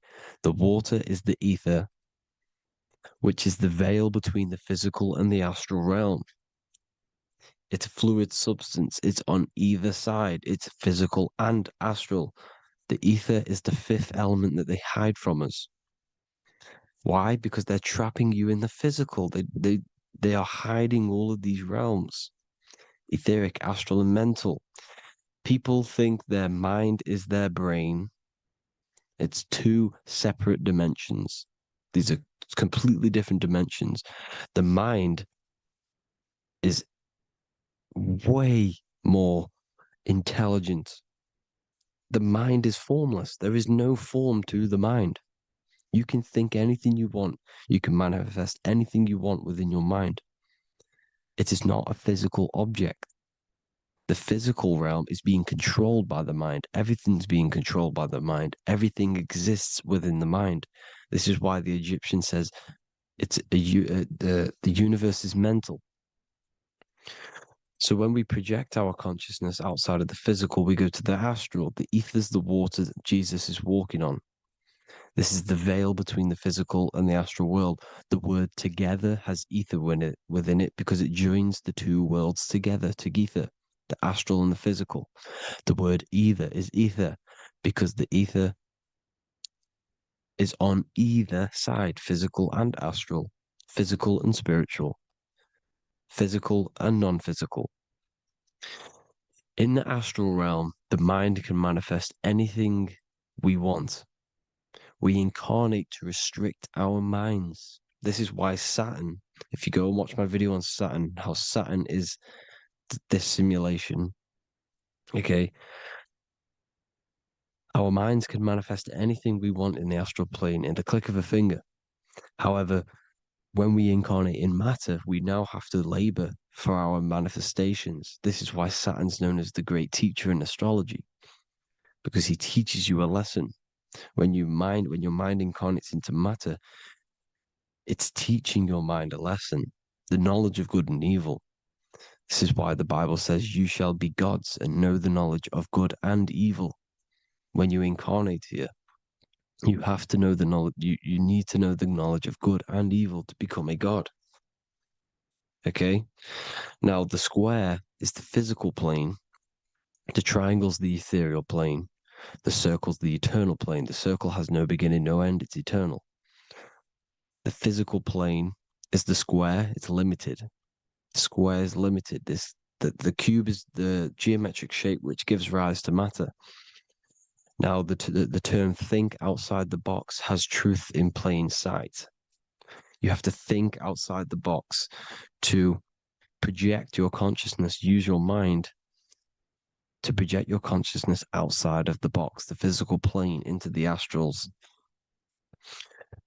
The astral realm is the realm of the stars. Above us is the stars. Through the stars is the astral plane. This is why astral has the word star within it. The devil is the de-veil. When you sell your soul to the devil, quote unquote, it's metaphorical. The devil exists in the physical plane. It's the lowest state of consciousness. The de-veil, you de-veil yourself into the physical when you are the devil. The de-veil. The ethereal plane. Now, we all know what the famous symbol of the all-seeing eye, right? The all-seeing eye with the eye in the triangle. Look at the Masonic artwork showing you the triangle above in the sky. This is symbolizing the ethereal planes. The eye in the triangle symbolizes your invisible intelligence, your mind, which has the ability to see on either side. Because the triangle's the ethereal plane. The eye is your consciousness, your intelligence. And this intelligence has the ability to see in the physical plane and to see in the ethereal planes, in the astral planes. This is why it's above the earth. It's above the ground. Because it can see here, it can see in the heavenly realms. Now, the stars are, well, this is known as heaven, the realms of the astral planes. This is some quotes from the Emerald Tablets of Thoth. Out of the darkness ye must rise upwards, one with the light and one with the stars. Man is in process of changing to forms that are not of this world. Grows he in time to the formless, a plane on the cycle above. So there's other worlds. The Bible's telling you there's other worlds, there's other realms. Know ye, ye must become formless before ye are one with the light, the astral light above, which shining through the stars. Not of the earth are ye, earthy, but a child of the infinite cosmic light. You are the invisible intelligence controlling the physical body. The body's not you. It's the vehicle that your soul lands in when your mind projects your consciousness into that realm. Free from the body, I flashed through the night. Unlocked at last for me was the star space. Wow, that's powerful. The star space, the astral planes. This is what it's talking about. We are all a star. We descended from the astrals, which is the star. We are all a star. Look at the ancient paintings of Jesus' birth. It's the star beaming his consciousness down into the physical plane. Here's another one. Here's some Freemasonic artwork showing you, again, the ether, that invisible intelligence, the I, manifesting itself inside of here, in the physical realm, where the people are. You see? It's the same here. This is Jesus. Here's the bird symbolizes the Holy Spirit, your invisible intelligence, descending into the waters, the ether, the ethereal, everything. The ether's the base of all physical matter. Here's Truth in Plain Sight. Mr. Bean, the famous TV program in England, in the UK. He begins the program like we all begin the program from falling from the stars. He falls down with a beam of light. And this is truth in plain sight. This is false. The aliens don't exist. They're a lie, alien. But this symbolizes the star beaming our consciousness. And when we die, this star will suck us back up. Just like this UFO is doing. It's truth in plain sight. So, this is some more Freemasonic artwork. Going from duality to singularity. Sun, moon, masculine, feminine. Right hemisphere, feminine, left hemisphere, masculine. The consciousness in the center, the balance point. Here's another more Freemasonic artwork. The two pillars, left and right hemispheres, and the invisible intelligence between the left and right hemispheres, the light of the body. This is why light's coming off it. Because it's light, it's pure light. The blazing star. The stairs go from the checkered board, the duality, up to oneness, in between the sun and the moon, the masculine and the feminine. This is symbolizing going into oneness. What did the Emerald Tablet say? You've got to become one with the stars, one with the one with the self. Balancing the two hemispheres so that you can gain, because when the two hemispheres are balanced, you can gain a more deeper connection with your invisible intelligence. Same with the chakras. When the chakras, the 7 seals in the Bible, these are 7 seals because when you conquer the 7 chakras, when you balance the 7 chakras, you then gain a more deeper connection with your internal self because your mind is not filled, it's not being ran, it's not being dominated by these 7 deadly sins, the 7 seals, the 7 chakras. These are 7 energy centers which are concealing our true form.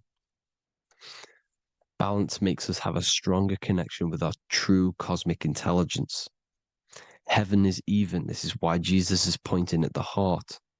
The even point is the heart. You got to balance the chakras and live from the heart because the heart is the earth. You're in good and evil. The body manifests the lower and the higher self. The higher self is in the higher parts of the body. Wisdom, intuition, expression. The lower self is in the lower parts of the body. Sex, food, and power. This is how they are trapping your soul, people. Like I said, the mind is the bridge between the soul and the body.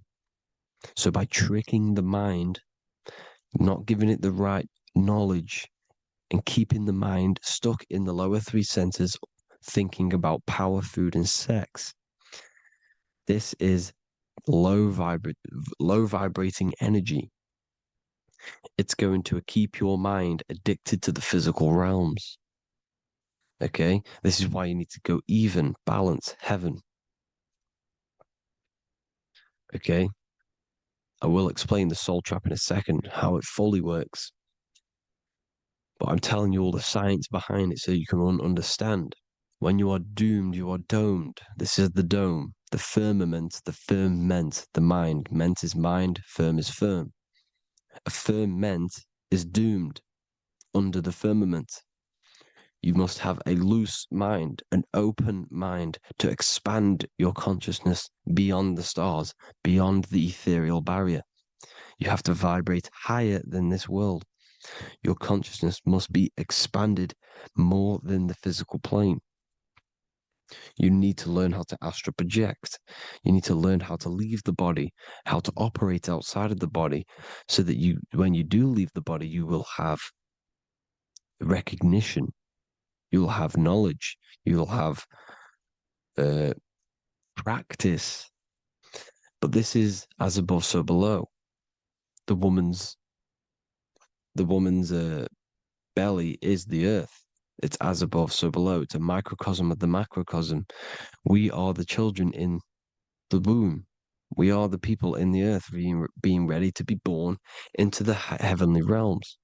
As above, so below. It's a microcosm, macrocosm.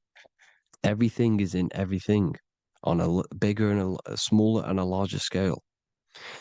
Now, when the baby figures out that there is a world beyond its mother, what happens? The baby starts to move around and tries to get out of the mother. Because once it starts to hear the external world, starts to hear people, it's going to wonder, what's outside of why am I in here? What's outside? So the baby will force its way out of the mother. It's the same with our minds, as above, so below. When our minds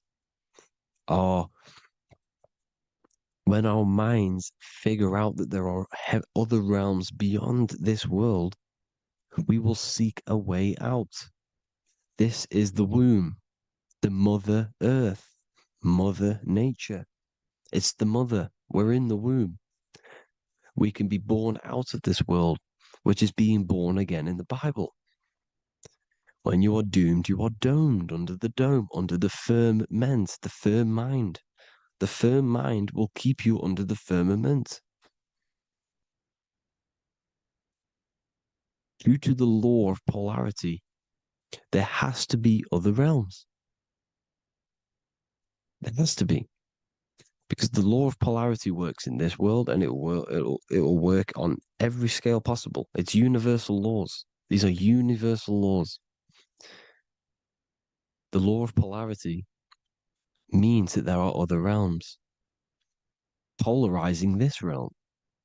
There is a hell, there is a heaven. There is a midpoint, which is Midgard, which is the one we are in now. Earth, heart. Earth is the heart. Heart is the center, good and bad. The balance between good and bad. Your reality is your level of realization. Your mind realizes other worlds, you will seek a way to them worlds. It's that simple. The soul trap is to keep you stuck in this physical body, which is the earth. This body is the earth. It's running the program, like I said at the beginning. It's running the simulation that your consciousness is experiencing. You are an electromagnetic being, and you're hidden in a cage, your rib cage, and you're stuck in cells, a prison cells. Look, you're in cells. We produce electromagnetic energy. Your soul produces this energy. And by trapping your consciousness inside of this physical realm, they harness this energy within the astral realms. They're using you to manifest demons, because your mind creates demons through emotions and mental thought energy, which is a whole nother video. I can make a video on that. You're manifesting everything for them because they're trying to create a hive mind. This is why they want everyone to believe in one belief system. one government, one belief system, one religion, because they're creating a hive mind. This hive mind will manifest and be summoned within the astral planes, because the mind manifests the astral plane. The astral plane is the realm of imagination. The mental plane is the realm of just thought alone. The etheric plane is the energy. The physical plane is the matter. So all of our minds together are manifesting these demons within these subconscious realms, the astral. Now, how are they keeping you stuck to this realm? Well, when you die and you're stuck in your lower three chakras, okay, when your mind and soul detaches from the body, which is the earth, when you leave the earth, you're still going to have these mental addictions to the food, the sex, the materialism, the phone, the cigarettes, everything. This is why they get you addicted to everything possible. The TikTok, the YouTube, they get you addicted to as many things possible. Because when your mind is addicted to these things, and when this mind leaves the physical body, you're still going to have these addictions. Okay? You're still going to have these thoughts. And you will be manifested into the lower astral realms because you're thinking materialistic, you're thinking negative, because your level of realization was your reality. You were manifesting hell on the earth. When you leave the body, you're going to manifest hell in the astral planes, which means you'll be vibrating on the very low, which will put you in the lower astral realms. So guess what? You're going to come back. You're going to come back into materialism. You're going to reincarnate. Because you haven't prepared for life after death. You must detach from the external world. Okay? Moon is mind. The sun is the soul. The earth is the body. The moon is the mind. This is why we say lunatic.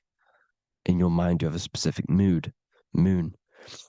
Money, M-O-N, is the moon. Money exists in the mind. They get you addicted to the money. The Bible's telling you this. Do not conform to the pattern of this world, but be transformed by the renewing of your mind. It's telling you. Of this world, but be transformed by the renewing of your mind. Who knew that the Bible was this deep? Matthew 16:26, what good will it be for someone to gain the whole world yet forfeit their soul? James 4:4, don't you know that friendship with this world means enmity against God? Therefore, anyone who chooses to be a friend of this world, of the world, becomes an enemy of God. John 4:4, dear children are from God and have overcome them, because the one who is in you is greater than the one who is in the world. It's talking about the invisible intelligence. It's greater than the physical world. John 2:15, do not love this world, nor the things it offers you. Because this world will create you to, if your mind has attachments to what this world offers, sex, money, and power, pretty much, you will reincarnate here. You will come back here. Because when you leave the body, your mind will still have these addictions. Do not love the world, nor the things it has to offer you. All of this is in my newly published book. The paperback versions are now available. Finally, for all the people who have been waiting, the Book of Wisdom. All of this knowledge is inside of the Book of Wisdom. The paperbacks are available. There's worldwide shipping. You can get it anywhere, pretty much, any country. My new website, it's amazing. There's going to be some amazing products coming on the new website. But I thank you all for the support. Before I leave, I need to explain what is going on with the soul trap. Like I said at the beginning, the mind's the bridge between the soul and the body. The body's the realm. By tricking your mind with false knowledge, they are keeping your soul stuck to this realm. They get you addicted to all the physical things. and that is it. As soon as you're addicted and you die, you're going to come back.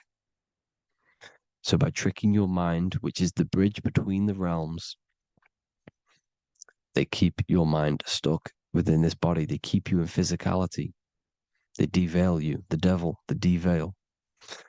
Thank you all for the support, people. If you do want to join the Academy, all the links will be posted below this video for the book, The Academy. Thank you all for the support and have an amazing day.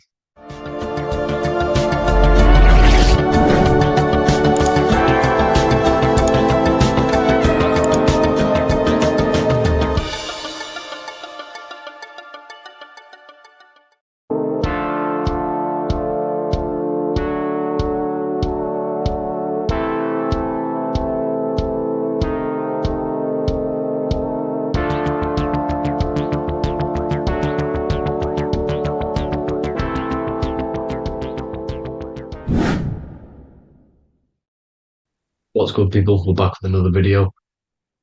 This is going to just be a quick video.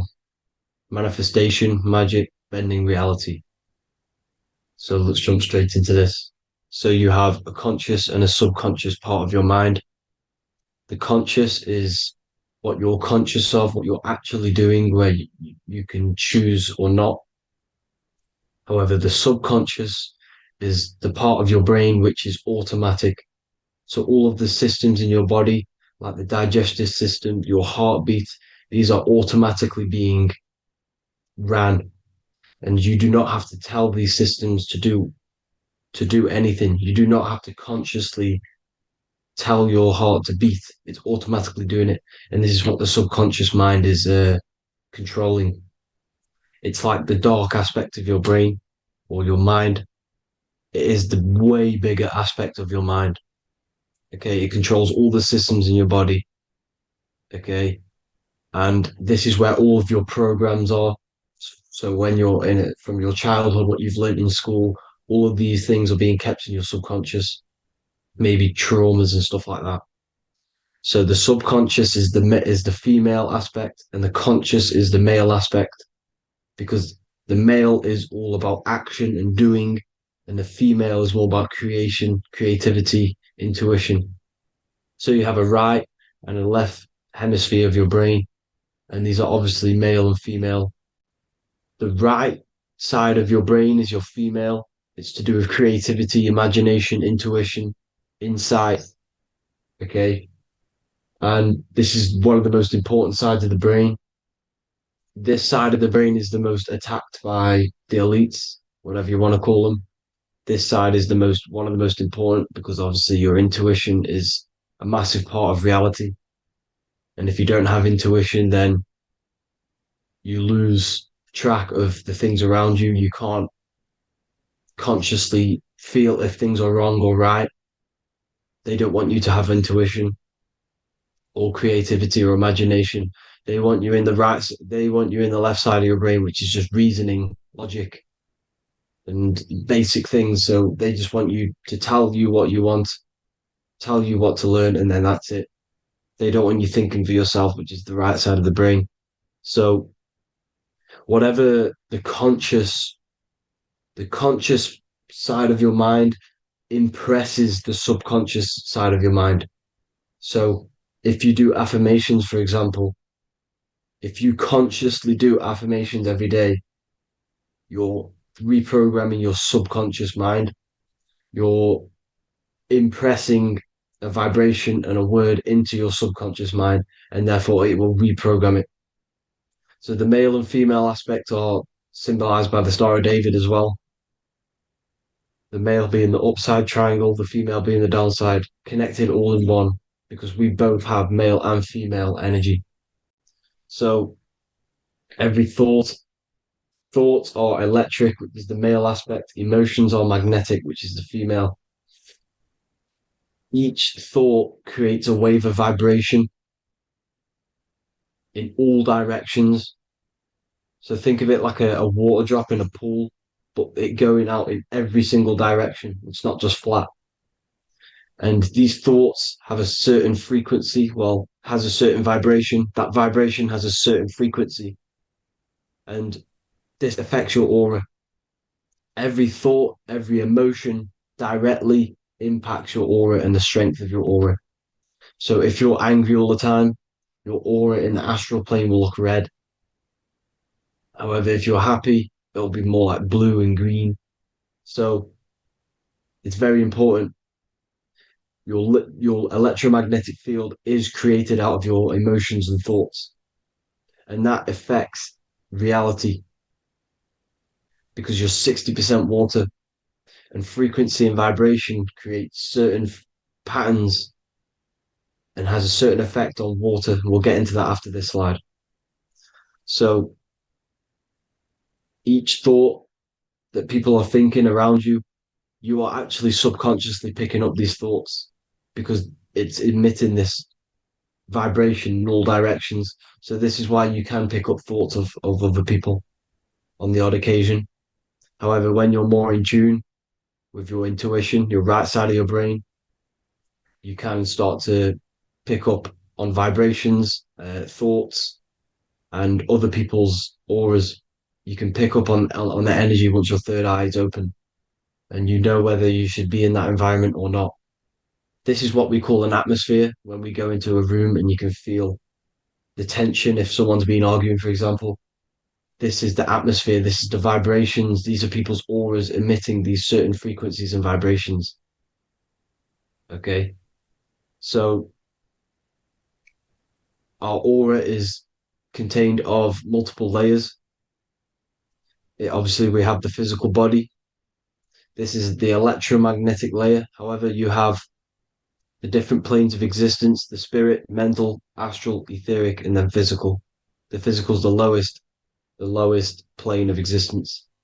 And the physical plane is a product of all of the planes above. So the mental impresses on the astral impresses into the etheric, and then the etheric creates the physical object. So the mind is the root cause of reality. The mind is the cause of everything. Your consciousness is pure cause. There's no effect. Everything you see in this reality is the effect. Everything that you experience is the effect because the root cause was the mind. The decisions you made you experience that certain experience. And that decision was created on the mental plane. And this is just pure thoughts. And thoughts are things. If it exists in your mind, it is a thing. It's a certain frequency. So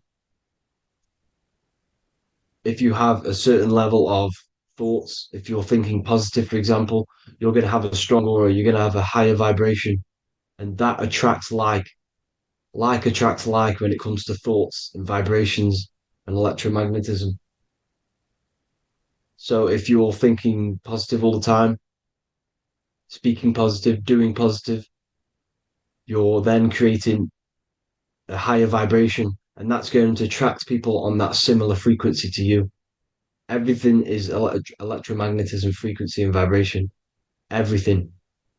You see, so this is why, for example, if I put my hand to a TV screen, if my finger was the same vibration as the TV screen, it would go straight through it. However, the particles in my hand and the particles on the TV screen are two separate vibrations, and this is what causes the friction to stop and not my finger to go straight through it. So, like I said, when you don't feel the vibe of someone, when you don't feel right, you don't really get along with someone, this is a vibration.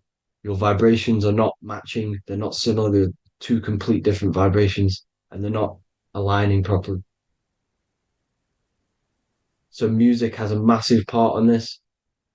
Music is a massive, massive tool for the elites because music is frequency.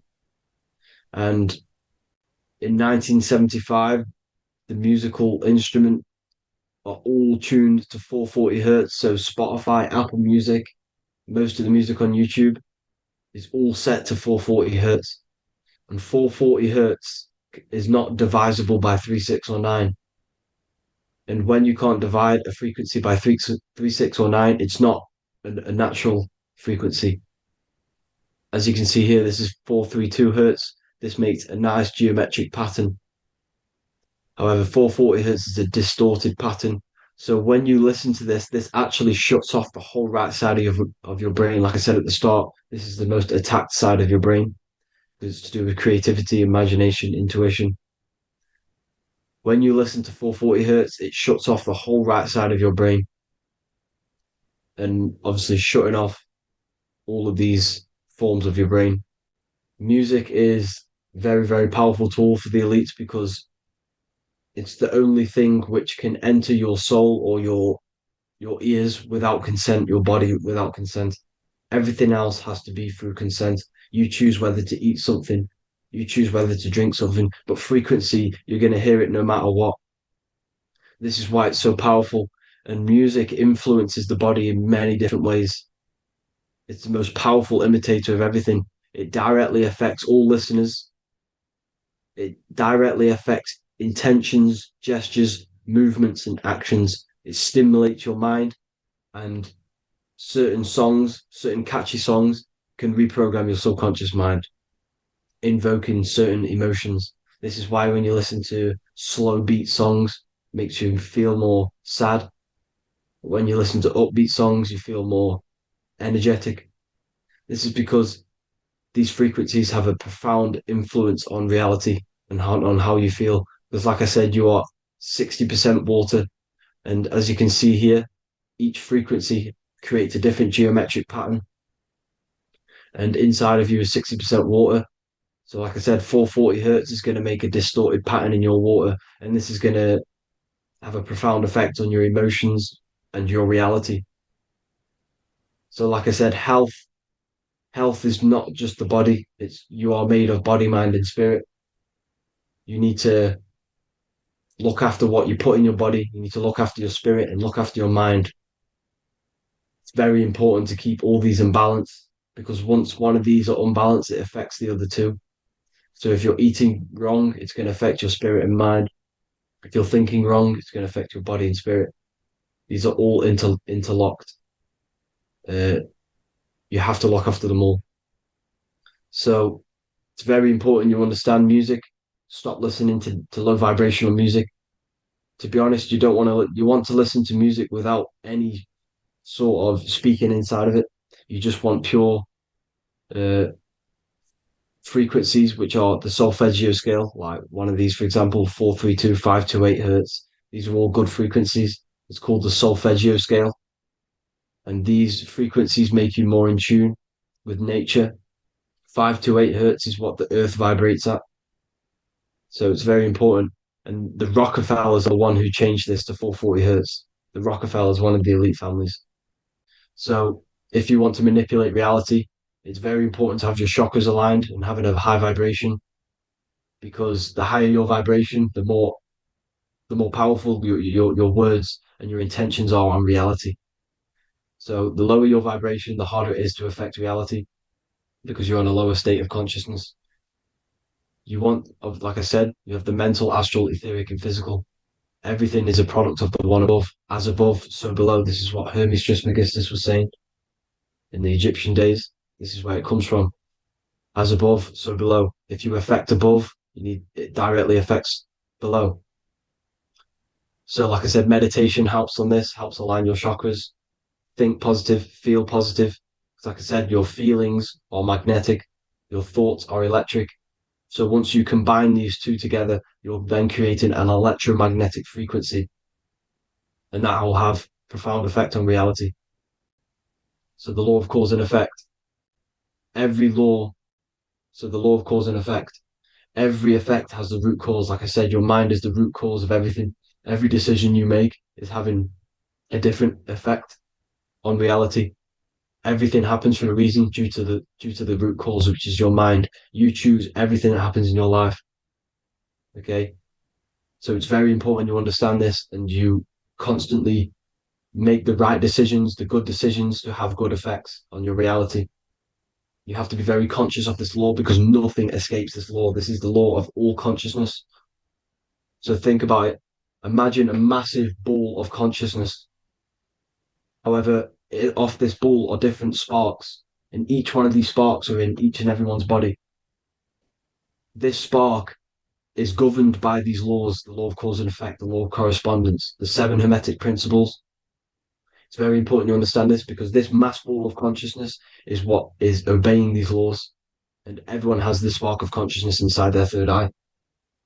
And like I said, everyone is the same consciousness. This is why if you do bad onto someone else, that will directly affect your reality. So if you hurt someone, it's going to come back to you in one way or another because you are that same consciousness. This is like a mirror reality.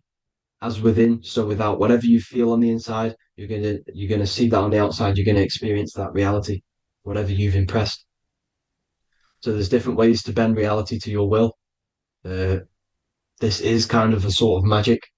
So obviously you have black magic, which is manipulating reality to harm and influence others, or to be very selfish. And then you have white magic, which is manipulating reality for the good of humanity. So you do have to be very careful with your intentions, people, when you're trying to manipulate reality, because this is nothing to be played with. If you are manipulating reality for the wrong reason, it's going to come and bite you in the ass in some way or another. Because everything is balanced. Everything balances out in this reality. Nothing escapes the laws. Not one thing escapes the laws. So if you're stealing from yourself because it's just going to come back in one way or another. Inside of everyone's heart, you know whether you're doing good or wrong. You know, you can feel it when you do something wrong. You can feel it when you do something good. The heart is the center of the torus field. It's balance. And this is why you say follow your heart, because it's the center of the torus field. It's very important to listen to this inner voice inside of you, because that is telling you the right things to do, the good decisions to make. And when you keep following that voice, that good voice inside of you, it takes you to your life path. Very important to follow that voice. However, don't let the ego get in the way of it. Don't care what your friends are going to say. It's very important to understand this. So you have different ways of manipulating reality. You have sigil magic. This is where you create your own sigil or symbol. You create your own sigil and symbol, and then you charge it. You behind that symbol, you have an intention. So, for example, if you want to manifest wealth, you create a sigil which represents what you want. You create that sigil, you draw it out, you charge it, because wherever your attention goes, energy flows. So whatever your attention is, you're sending energy that way. So what you do with your eyes and your hands, you place attention on the sigil. Imagine that it's glowing. Imagine that you're sending energy to the sigil. And then you burn the piece of paper once you've done this. And then after this, you meditate on that symbol. You constantly think about that symbol, because that symbol is the frequency, is the thing that you want to manifest. So that's one way. Or you can just meditate on your reality. So imagine yourself having already what you have. This is what they call a mindset. You must set your mind to the frequency what you want to manifest. Okay? So if you want to manifest wealth, for example, imagine yourself being wealthy. What would it feel like? What would you be doing? Imagine a scene in your mind. Constantly do this, and you're putting out that frequency. Like I said, you must think, because the thoughts are electric, and then you must feel, which is magnetic. Together, this creates an electromagnetic frequency, and this is how you attract things to you. You will attract the certain people to come in your life to bend reality to your will. Okay? Or you've got mirror magic. Stare yourself in the mirror, because a mirror reflects light. It also reflects energy. So you've got to be very careful with what you say to a mirror. You've got to be very, very, very careful, because whatever you send into that mirror is directly sent straight back to you. So if you're thinking negative, you're sending negative energy back straight to you, and that's going to have an effect on your reality. Affirmations are very important, because your words are frequency, your words are vibrations, and each word you say has a certain frequency. If it's positively charged, it's going to affect you positively. If it's negatively charged, because like I say, your brain and your mind is like the director of energy. That's what your brain is. and it directs energy into certain things. You can either positively charge it or negatively charge it. And this brain is creating your reality constantly. It's manifesting your reality constantly in the present moment. So this is what the government knows. The government know your mind is the root cause of reality. This is why they call themselves a government. Government. The New World Order is not being manifested by them. They are controlling the information. They are controlling your perception of this reality. And they know the mind is the root cause of reality. Therefore, if they control your perception of reality and your information, what you believe, you're going to manifest that information, that perception. So we, the people as a collective consciousness, are the ones manifesting this New World Order. You see, so this isn't black magic. They're actually tricking us into manifesting their own their plans, this New World Order. You see, this is how smart these people are. They know how to get around the laws of reality. They know how to bend reality to their will without facing the consequences. They're getting humanity to do it. You see, there is a collective consciousness. As like I said, we all have that same spark of consciousness, right? So as a collective consciousness, we are on a very low vibration at the moment. However, we are waking up rapidly. There are more and more people waking up at the moment, and light always chases away the shadow. Light is a lot more powerful than darkness, you see. So one person waking up has a massive effect than one person being asleep. It has a profound effect. Because like I say, the light always chases away the darkness. It's more powerful. The light is always more powerful.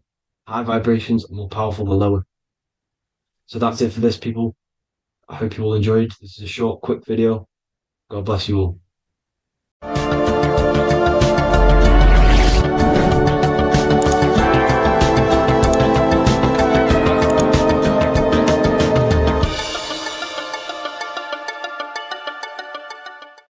What if the word Yahweh is proof that God is embedded in our very own being? Stay with me, because what I'm about to show you might change the way you see yourself forever.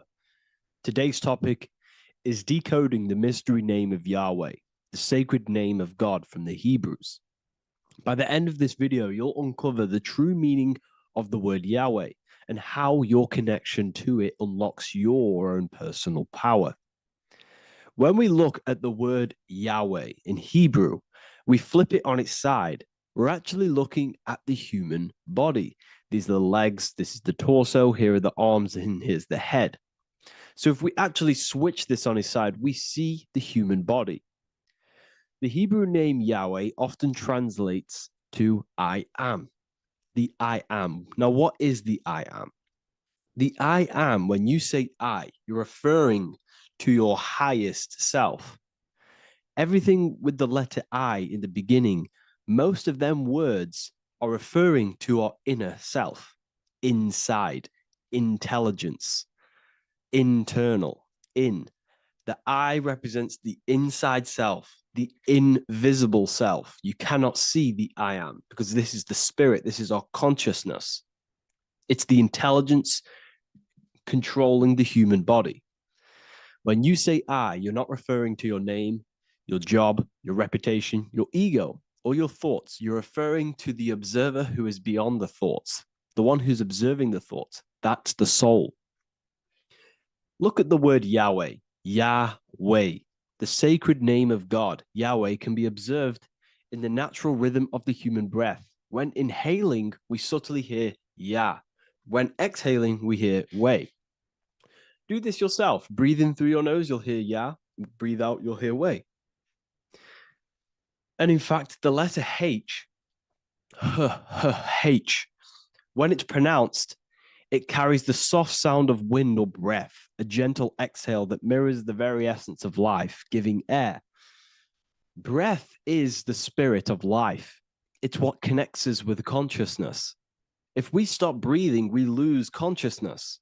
The body shuts down.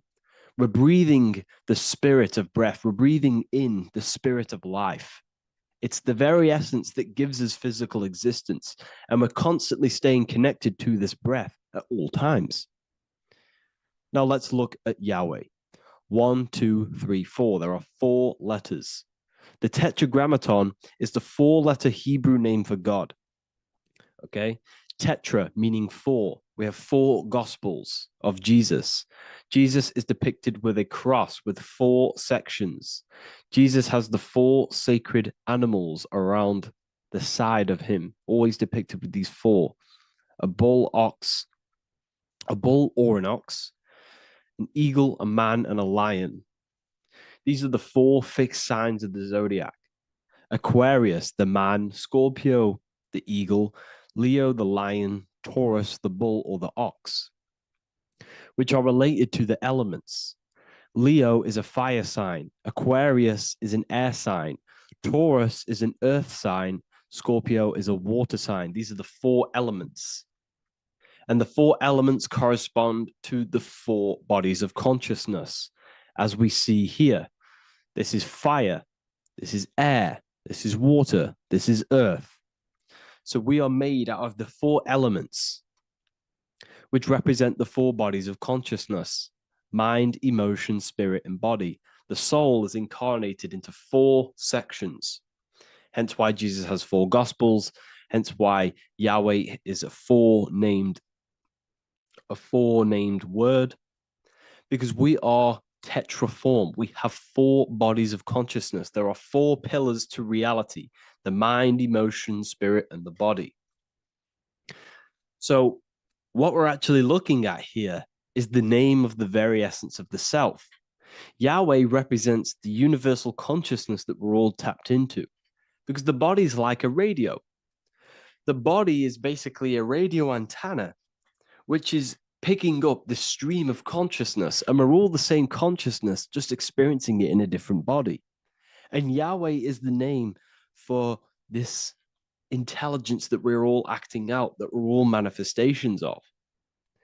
So now let's look at the word Yahweh, where we read it this way in Hebrew, which is 10565. 10565 in the Hebrew letters and the numerical values.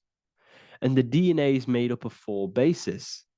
These 4 things which create the DNA.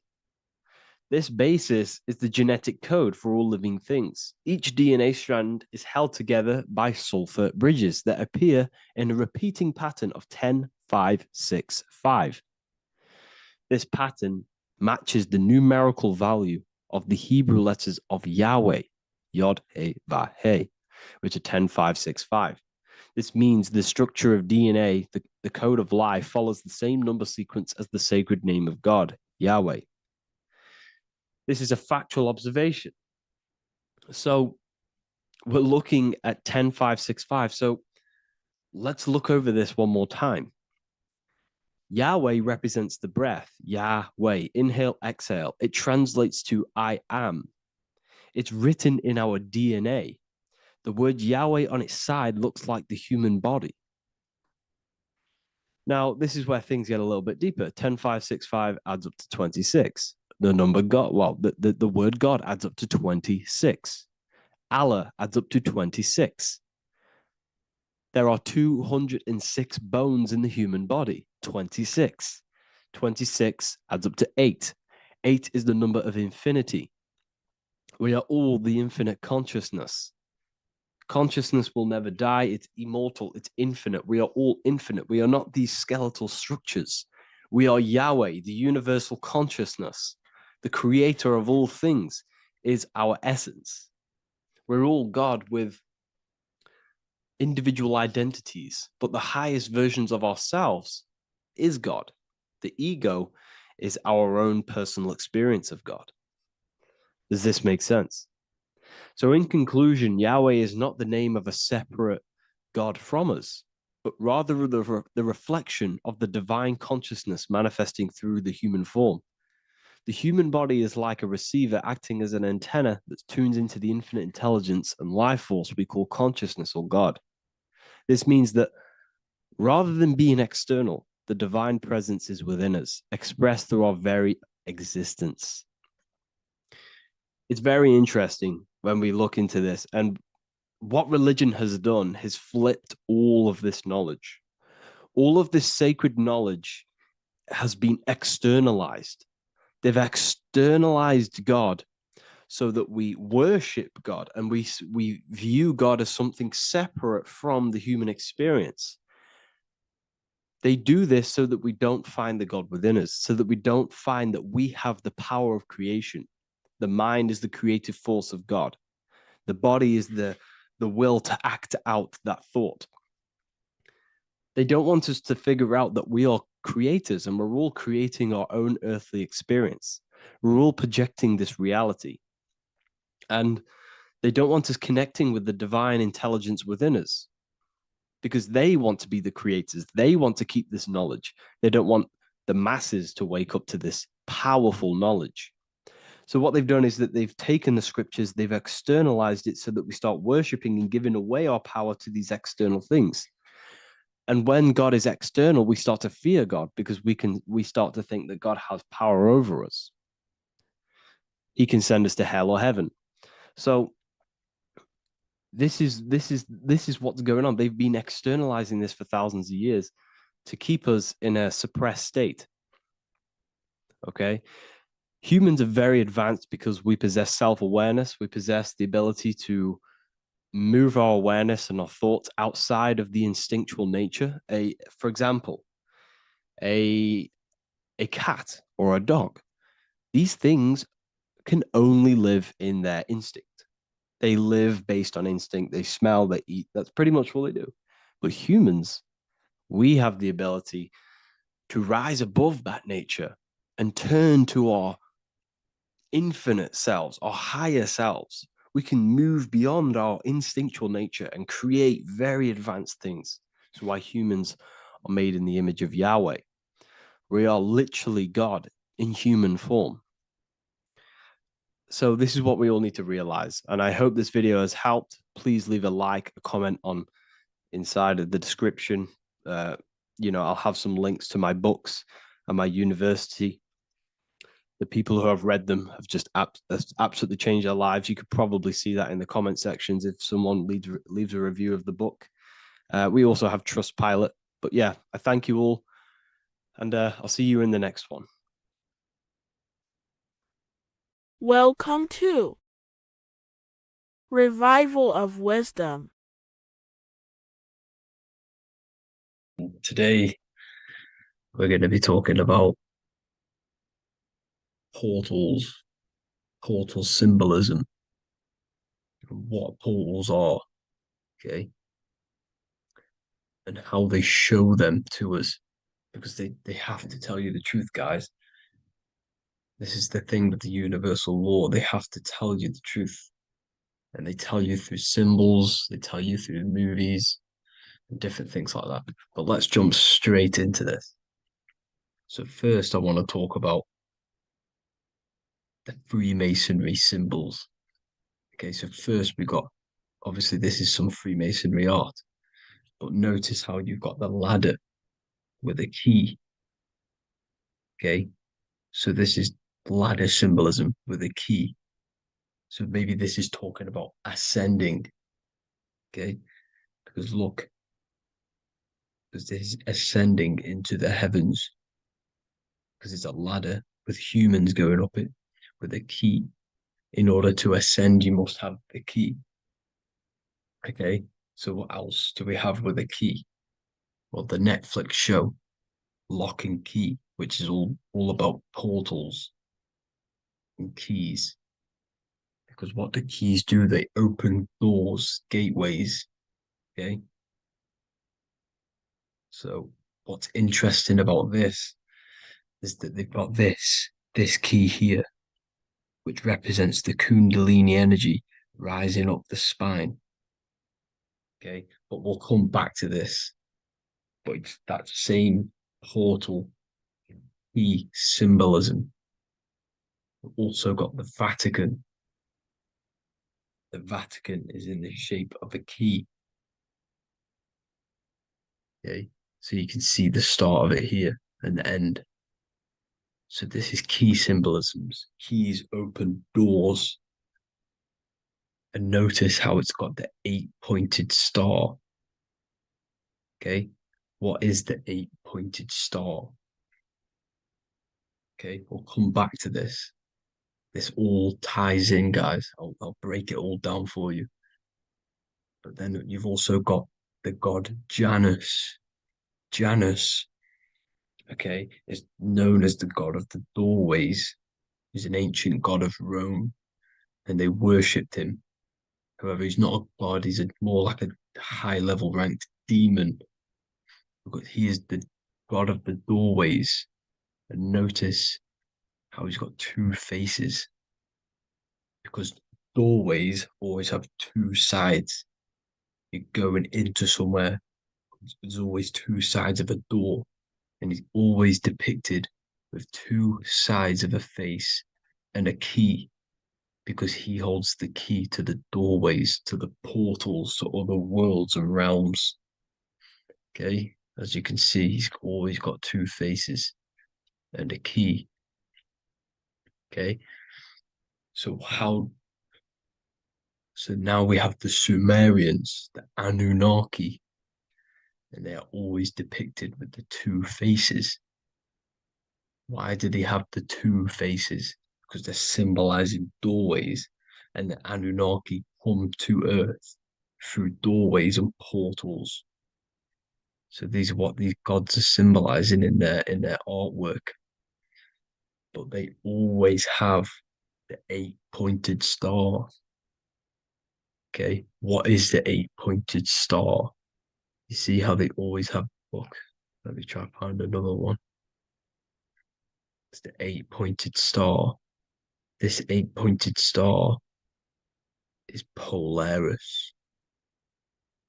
Okay, Polaris, just like the Vatican has the 8-pointed star with a key.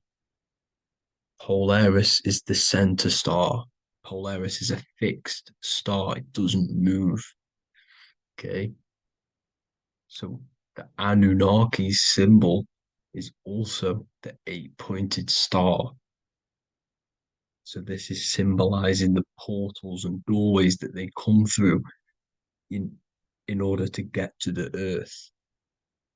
But Polaris is that center star which does not move. It's always symbolized with the 8-pointed star, just like a compass.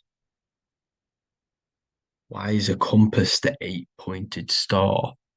Because at the center of our realm is where the most electromagnetic energy is stored. As you can see, we have an aura field, an electromagnetic aura field. So does the Earth. And in the center, so like our heart, for example, is where the most energy is stored. And like the center of the Earth, this is why all compasses point to the center, because this is where the most electromagnetic energy is stored. It's at the center of our realm. Okay. So like I was saying with the lock and key series, see this here? The Kundalini energy rising up the spine, just like your Kundalini energy rising up the spine. Let me try. I can't zoom in. But you know what I'm trying to say here. Let's go back to Polaris. Because at the center is where pole. Can you see the pole of electromagnetic energy? Polaris, the North Pole. It's symbolized. The truth is in the words. It's like a pole of electromagnetic energy. And this is where the aurora borealis comes from. Notice how it's got the word aura in it, because it's the Earth's aura, electromagnetic field. Just like you have an aura, also known as the northern lights, because it's coming out of this center hole in the center of our realm, where the black sun is. And this is where the electromagnetic energy is coming up from. And this is what the aurora borealis is, or the northern lights. It's just electromagnetic energy. And it's symbolized through our symbols, the original O. Okay, because it's like a pole through the middle, Polaris. So this Polaris is the sky vault. It's the portal into this realm, because this is what the Anunnaki are always talking about, always symbolizing with the 8-pointed star. And just like a compass is the 8-pointed star pointed to the center, to Polaris. Okay. See here on the Sumerian tablets with the 8-pointed star again. And how we know it's talking about portals with this 8-pointed star is because CERN 666 are opening up portals to the underworld, letting in demonic entities into this realm. How do we know it's a portal? Because their Hydro Collider has 8 points, just like the 8-pointed star. So they are creating synthetic portals to the underworld to let these demonic entities into our realm. But what is the key? Because if we're talking about ascending through Polaris, notice how here on the masonry art, this luminary here, so this is the sun, that's the moon, this is Polaris, because it's a luminary with what? 1, 2, 3, 4, 5, 6, 7, 8 beams coming off the luminary, just like the 8-pointed star. So you see the ladder with the key going up to Polaris. It's symbolizing ascending out of Earth. So what is this key that they're keeping from us? Because it's a human holding a key going up the ladder to Polaris. Well, chakras. We have 7 chakras. Okay, so this is what they are telling us in the lock and key symbolism. The Kundalini energy rising up the spine. Okay, just like they have 33 vertebrae on the back of your spine. Okay, this represents the Kundalini energy going up your 33 vertebrae, just like in masonry has 33rd degrees. Okay, so what is the key? Your chakras. Your chakras have to be unlocked. Okay, you have to unlock your chakras, and you can't unlock this one without going through this one. You have to go through them all. It's like a ladder, just like Jacob's ladder. You can't go from the bottom to the top. You have to unlock each one. Okay, just like you have 7 chakras, you have 7 layers of your aura. Okay, you have to unlock your chakras to the highest point in order to reach Christ consciousness. And this is the key that they're talking about. They're symbolizing the organic portal within each and every one of us to ascend out of this realm. Okay, so this is the key that they're talking about, and they're holding back this knowledge to keep us trapped in this 3D realm. Okay, so like I was saying with the 33 vertebrae and the Kundalini energy coming up the spine, 33 vertebrae, you can see this sort of symbolism going up to the light, because it's the light. You see here, your crown chakra turns on and becomes enlightened, just like the Illuminati symbol. Can you see it? But also Jesus also died at 33. So this is symbolizing, okay, they're symbolizing the death of the ego, the body. So once you open up your chakras and reach Christ consciousness, which is your 33rd vertebrae, once your Kundalini energy goes up your 33rd vertebrae, your body technically not physically, but spiritually dies, because you then become formless. You reach Christ consciousness. So then you can travel over worlds. Okay. This is what they're talking about with Vatican, 8-pointed star, and the key. Janus with the key. The Sumerians with the 8-pointed star. Anunnaki, the 8-pointed star. Polaris, 8-pointed star. So Polaris is the way out of this realm, which is at the center. Pole, North Pole. Okay, so the key is that they're hiding from us is the knowledge to unlock our chakras. Okay, and without this knowledge that they keep from us is trapping our souls in this reality to keep reincarnating. Okay, well, thank you all for tuning in. I'm going to leave you all there. Make sure to leave a like and a comment in the comment section. Let me know some topics to talk about so I can break it down for you. God bless you all. Is that you are eternal. You will never ever die. So when you close your eyes, you have an internal world. Internal world is mortal. It will never die. The inner voice, the inner thoughts, the inner emotions will never die. But the external world will die.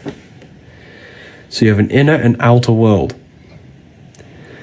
And the inner world is infinite, it's limitless, it can think anything, be anywhere in the world, be anyone. Imagination, thought, there's no infinite potential. In order to gain in order to live a happy life, to gain the best experience in this temporary life, you have to master yourself, because you are a creator. That's what you are. You are literally God made human form. You are a creator. And if you are not creating, then you are living in an animal state. Okay? So in order to live this life to the fullest, you need to master yourself, not let the external world control your internal world, but let the internal world be commands and not reactions. So it's all about controlling the self, mastering the mind, learning truth, so you can actually gain the most out of this life. If you worship Jesus, but you don't work on your mind, you don't work on your emotions, you are nowhere near God. I'm sorry, I have to put that out there. You know, a lot of people think I can worship Jesus and I'll be close to God. You have to align your mind with God, with the God self. You have to align yourself with the God consciousness, the God frequency. So, the Freemasons always use the all-seeing eye. The all-seeing eye. The eye needs light to see. The eye needs light to see. How? I'll go over how in a second for you. Sorry about that. The eyes need light to see. So we have one eye, which represents the inner eye. So when we close our eyes, we have an internal eye, internal thoughts, internal vision, imagination. We have an internal vision. We have an internal thought, internal emotions. In order for our mind to perceive the self, it needs light. What's light? Information. Information is light. Why is information light? Because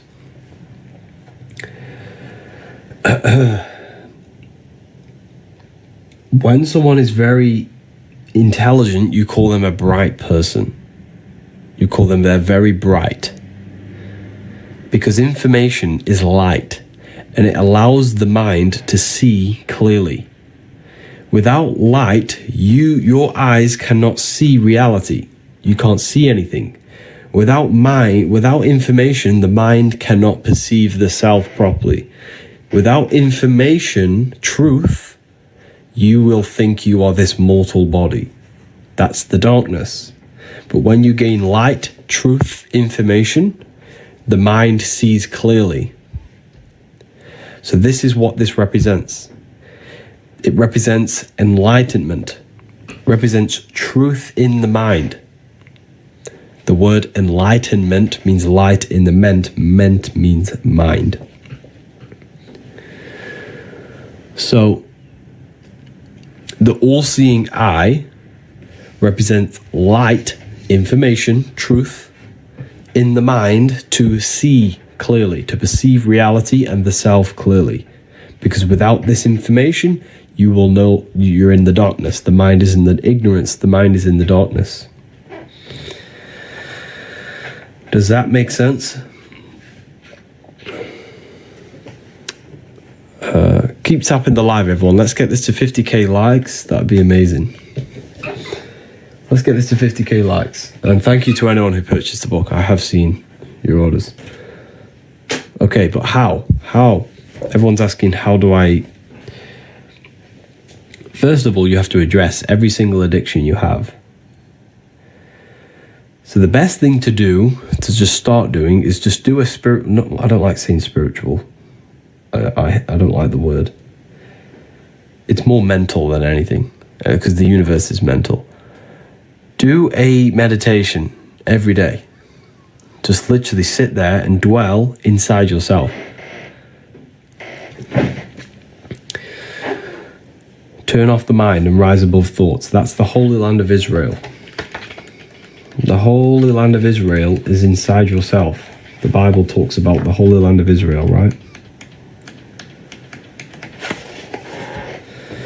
Well, it's a place inside your own consciousness.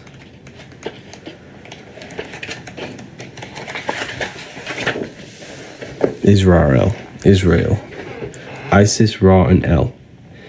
How do you get to El? This is the Holy Land. The Holy Land symbol is an upward triangle and a downward triangle. The feminine downward triangle, the male upward triangle, combined. The combination of the two brains, the combination of the masculine and feminine. The way you align your brain hemispheres is how you reach the Holy Land. And you simply literally just do this by meditating. But when you meditate, you can literally just align your brain hemispheres. And you can also do this in various other ways. You can listen to 2 different frequencies at once. Because this ear is connected to this brain, this ear is connected to that brain. And when you place 2 different frequencies, the 2 brains work together to harmonize the frequency. So you actually sync the brain hemispheres. So you can actually do this by just holding your hands. This is why we pray. Okay, a lot of people in, Christianity, they do this. They pray to God.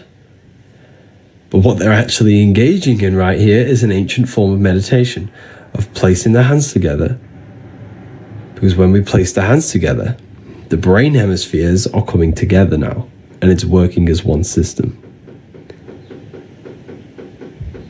See, and when we do this, when the brain hemispheres are not fighting each other, but coming together, we unlock El. We unlock the Holy Land. That's a place inside of our own consciousness that we can reach. So when you meditate, you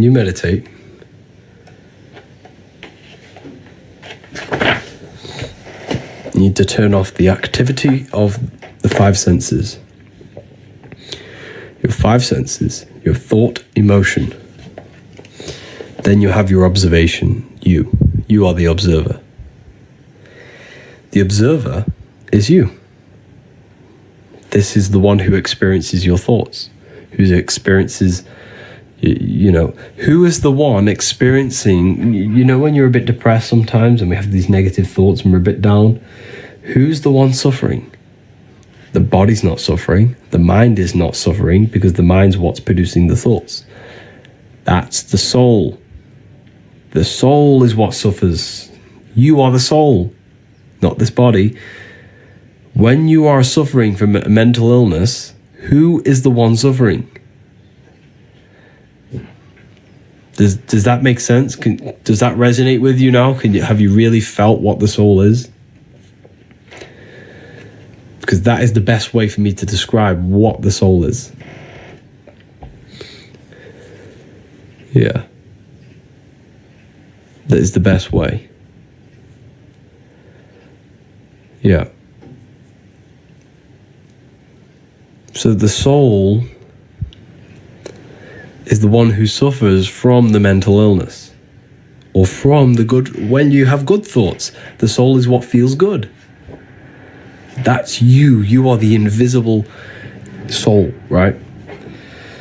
So when you turn off the activity of the senses and the thoughts and the emotion, you would dwell in a place of just soul, of just pure awareness. And that is the Holy Land of Israel. So the Holy Land of Israel is not a real place on the land, but a place inside your own mind that you can go to by turning off everything. When your thoughts are racing, when you're stressed about bills, when you do all this and that, just turn it all off and dwell in the Holy Land, where pure love and pure peace is. So you can literally go there yourself. It's a holy land within your own mind, within your own skull. There's a beautiful place. A beautiful place you can go where there is no problems. And you can go in there every single day and every single night. And when you connect with that more, on a daily basis, you connect with this, the soul, you can literally unfold your purpose. You'll gain downloads, you'll gain information. Not gain information, but you'll have realizations. And you can be easily more guided by your soul. And you're more in tune with yourself. You gain more intuition because you're in tune with yourself, with your soul. And the soul speaks to you through emotion. The soul speaks to you through emotion. Okay, so when you have negative thoughts, when you feel down, when you feel horrible, that is your soul telling you something, that something's not right. You're stagnant. I get it. When I don't make much progress, the soul is always craving progress. It always needs progress, and always not progress, but learning. The soul doesn't want to be stagnant. It has to learn. It has to evolve. That's why it comes here. That's why the soul joins this world, to evolve. And when we become stagnant, this is when the soul cries out. This is why a lot of people suffer. This is why I suffered. We all suffer from this when we're very stagnant, when we don't make much progress in anything. You know? We're nearly on 50k, 34k, 15k off. Keep tapping the screen. What is the best frequency? There's many different frequencies for different things. How to listen to my soul. Listen to your emotions.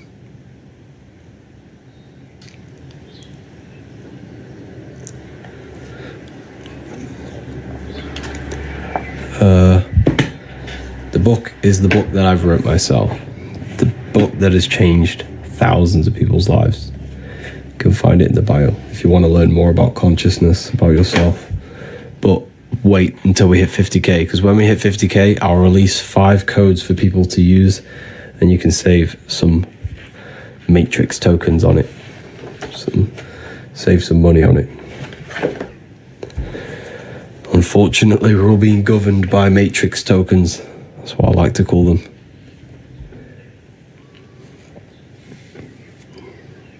Why is money so important? It's just a system created. It doesn't really exist. So yeah, if we get this to 50k likes, I'll drop the coupons for everyone. My second book arrived today. Oh wow. Enjoy it, Patty. Let me know what you think of it. Why Why can't we buy volume 1? You can. There should be... Is it not working? Let me have a look. It should be working. It's on my website. You just click there's a select button. You click the select button and click volume 1. Or you go to ebooks. You can find all the ebooks. Just click the select button. So we're 9k away. Keep tapping the screen, everyone. So how long do I need to abstain from fapping to astral project? You don't focus on astral projection just yet. You want to astral project, you got to learn how to meditate first.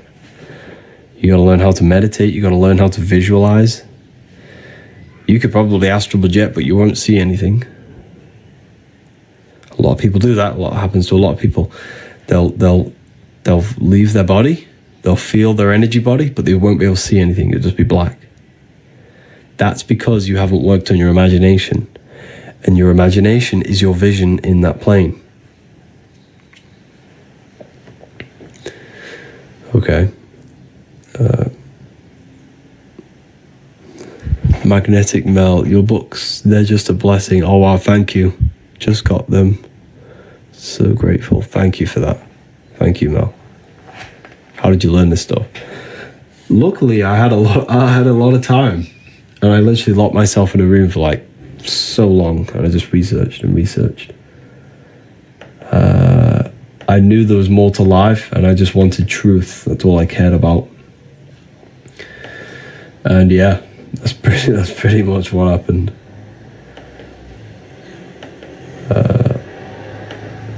It's crazy. I learned a lot in like 4 years. Keep tapping the screen, everyone. Oh, we've hit 50k on one live. Okay, who wants me to drop the code? And then I'll break down astral projection for you after, for the people who are waiting for that. It'll take me 2 seconds. Let me know in the comments if you want the code.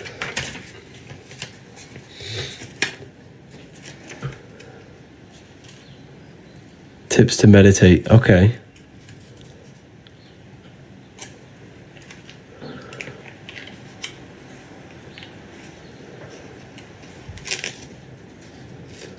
Okay, amazing.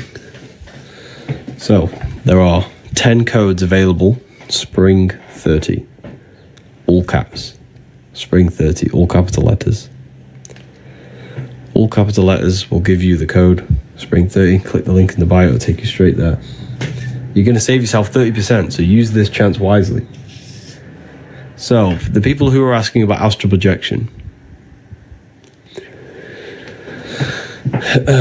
Divine being divine. Amazing.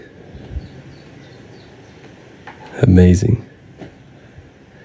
So, the people who are asking about astral projection, where's the code? The code's here. Spring 30, all caps. There's 10 available, so you'll have to use it quite quickly. So, in order to astral project, we have to purify ourselves. Not only purify ourselves, is gain control over ourselves. Why? Because, like I mentioned before, it happened to me when I first started astral projecting. I used to astral project. I used to get out of the body. I'd enter the spirit. You can feel it. It literally feels that. That is what you feel. This buzzing, light sensation. There's no weight. You're literally just light. It's so weird. It's the weirdest feeling you'll ever feel.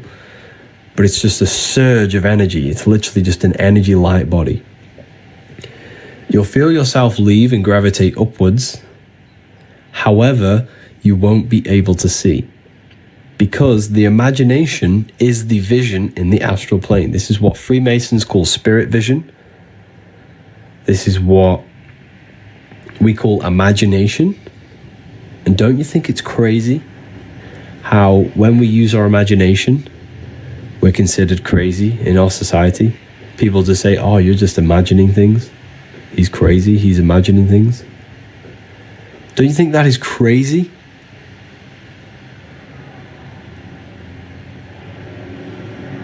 So, imagination is literally the vision in the astral plane, the life after death. It's inner vision. 3 codes have just been used. Thank you for Hubera, Janisha, and Khan. You all got your hands on the Book of Wisdom. And make sure to get the free book. No one thinks imagination is crazy. Yes, they do. When you say you're imagining something, they say, you're just imagining things. Obviously, not everyone says that, but a lot of people do.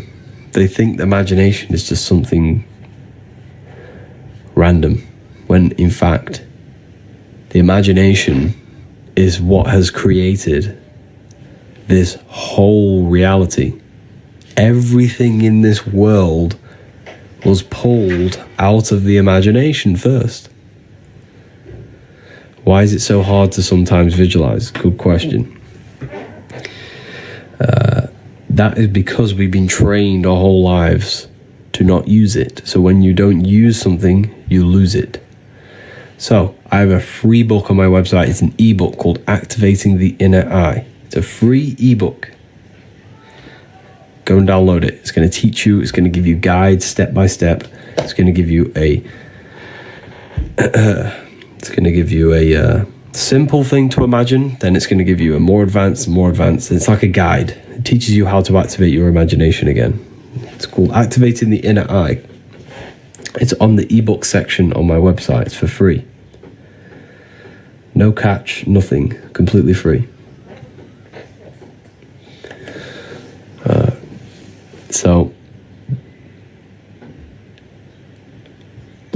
So this is why a lot of people can't. So in order to astral project, we have to first learn how to meditate and keep the mind in one specific thought or one specific attention. The mind must be addressed on one thing and one thing only for long periods of time. And the reason for that is because when you astral project and then your mind wanders off, it's like when you're in a dream. When you're in a dream and your mind realizes you're in a dream, you wake back up. Or you think about a fear. As soon as you fear, you wake back up. You'll fall back into your body. So this is why you have to learn how to meditate, and you have to learn how to visualize.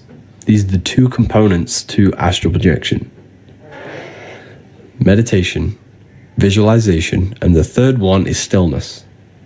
You have to learn to keep the body very, very, very still.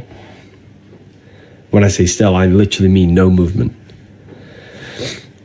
That's a very powerful one as well.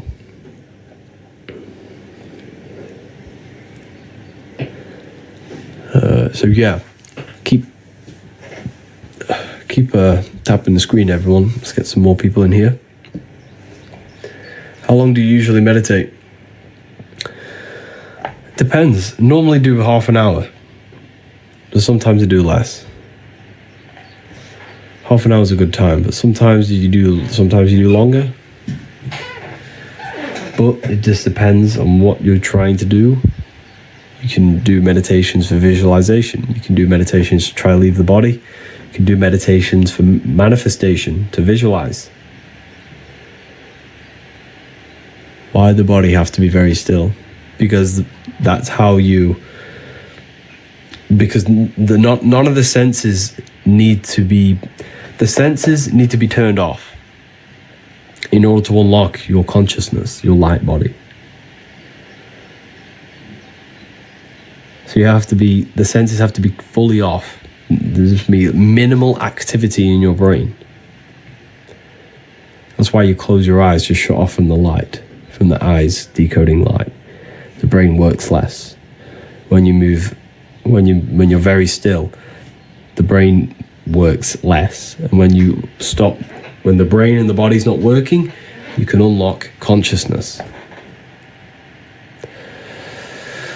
The more I learn, I don't understand anything. Yeah, that is true. The more you learn, the less you know. That is very true. You're always a student. Everyone's always a student. Crazy. But yeah, there are 2 codes left for the people who want the book. The book tells you a lot about astral projection. I teach you everything about it. So here is some artwork of it. Here's the Egyptians showing you astral projection. This is your etheric body. Etheric body is the ether. So here are Freemasons, the double-headed eagle with the crown. This is the double-headed god Janus. These are the Sumerians, double-headed. Why are they double-headed? Because they have access to their astral body and their physical body, and they can switch dimensions at will. That's when one becomes a god. One becomes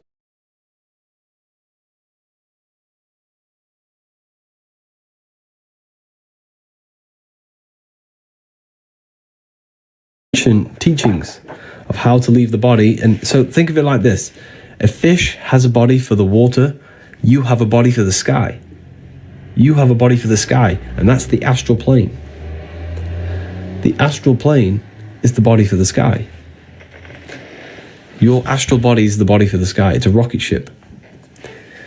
That's the rocket ship. You can't go to the stars with a rocket ship. You go to the stars with your astral body. That's why we say reach for the stars, or you are a star, because that's where you come from. When someone becomes very famous, you call them a star. Why? Because they are now a god.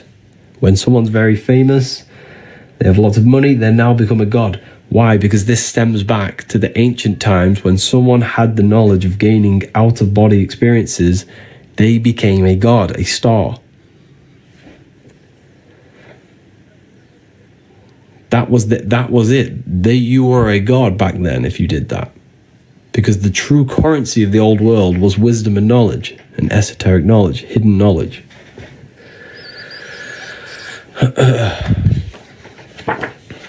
So, yeah.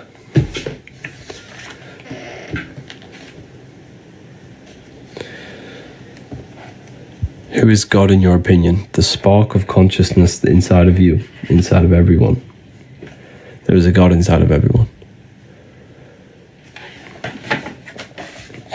That's why your head is the Holy Grail, because this is where consciousness is. It's the holy place. This is the holy place where Jesus meets his 12 disciples, the 12 cranial nerves in your brain. Your body is the temple of Solomon, the temple of Sol, O, Mon. Sol is the sun, Mon is the moon.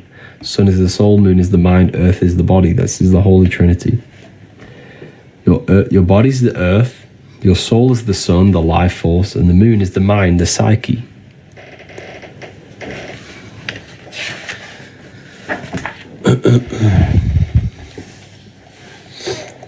You think there is an afterlife? Yes, for sure.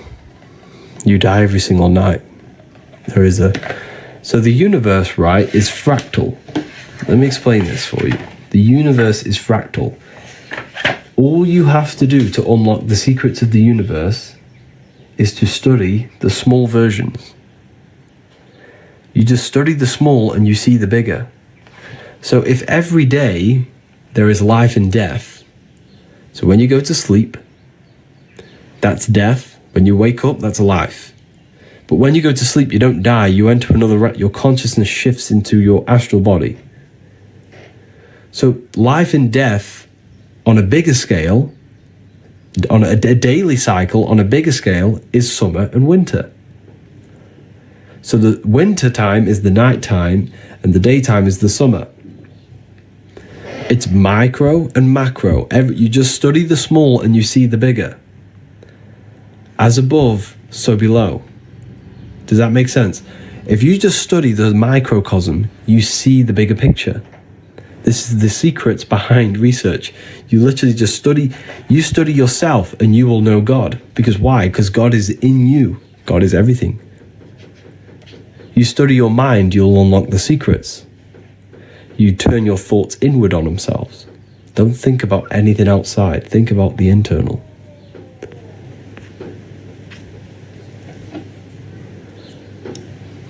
So we created ourselves. Yes, you chose to incarnate in this world. But what you must understand is that your body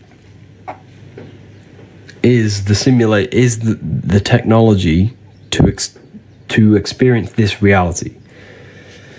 Your body is a technology running a simulation of physical reality. Running the simulation of physical reality. The brain is what produces this reality, and you are the consciousness experiencing the brain. So everything you see and interact with right now is actually in your brain. It's an illusion produced by your brain. Okay.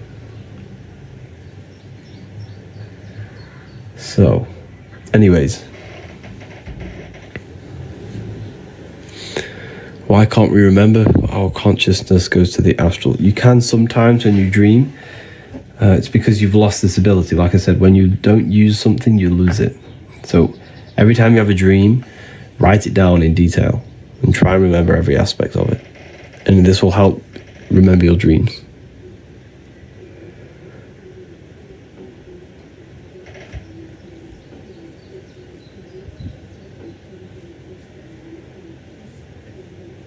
Teaches how to meditate.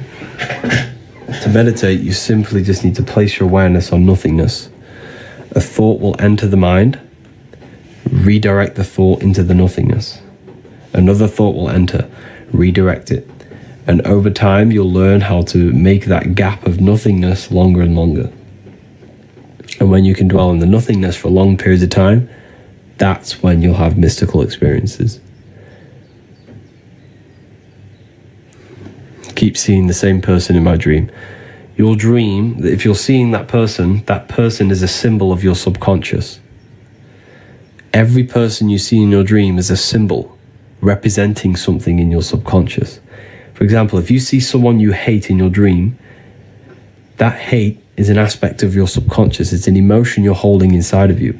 And it's revealing you something that you need to heal. So nighttime is the subconscious, the moon. The daytime is the sun, the conscious and subconscious, the aware and unaware.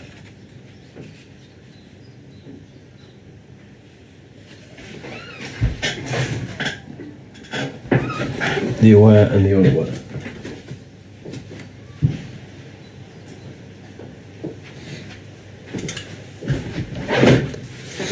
Does that make sense? Where can I get it? Literally, like, if you read the book, it will teach you everything I'm talking about right now. It's in the book. You can read it. But people took advantage of them last codes. 10 of them went really quick. Does anyone want me to release another set of the codes? Teaches how to make. I've just gone over that. What exists before reincarnation. So, the nothingness. What is the nothingness? I can't explain that to you because you haven't experienced it. Like, it's like me trying to explain a color. You can't do it. I can't explain to you spirit, and I can't explain to you consciousness in words because it's beyond three-dimensional. When you go there and you turn off the mind, when there is no thought present in your mind, there is nothingness. That's what you have to try and achieve in meditation.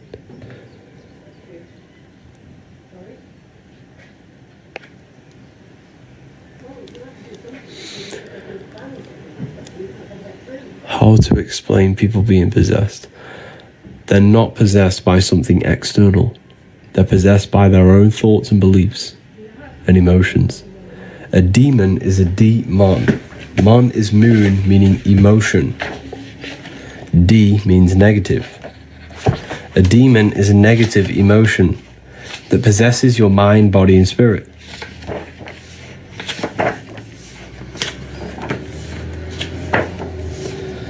Where's it gone?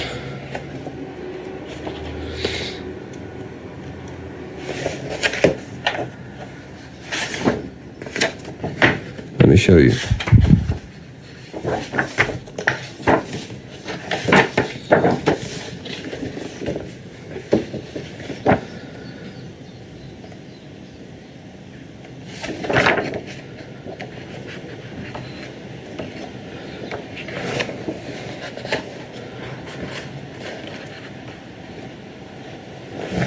So yeah, demons are aspects of your own consciousness that you have created. Yes, you created your demons. And the reason for that is because the mind produces energy. So think of it like this. In order to visualize something, you need a thought. So the thought creates the imaginative dimension, the astral plane. Thoughts create the astral, astral creates etheric, etheric creates the physical. Everything begins in the mind, then it's manifested physically. So each dimension is a product of the above. In order to imagine something, you need a thought. In order for energy to come around, there needs to be imagination and thought. And then in order for the physical world, there needs to be ether, imagination, and thought. So think of it like this. If the whole world meditated at one time and thought nothingness, the world would not actually exist. Now that's very difficult for you to understand, but because the universe only exists in our mind. The universe only exists in the mind. If we all thought of nothingness as a collective consciousness,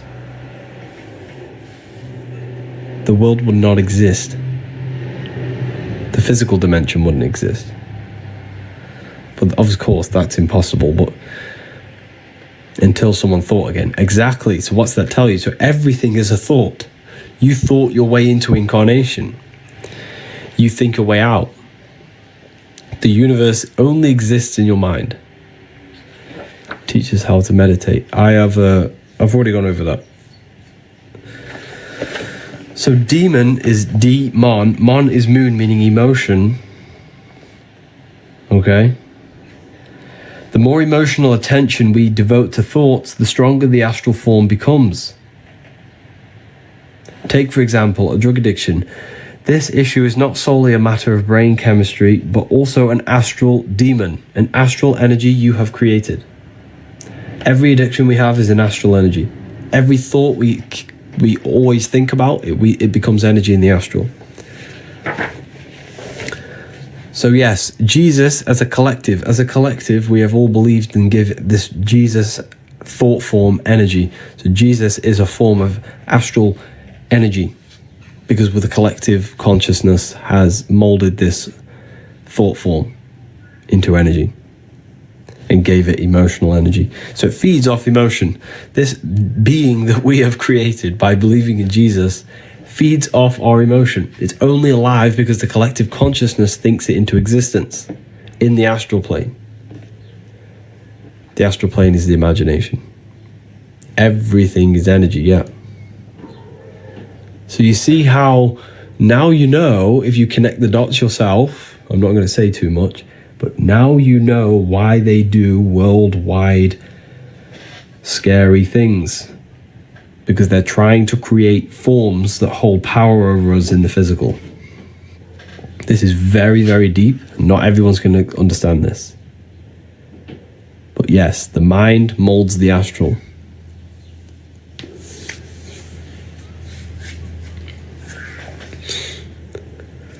Thought forms, yes.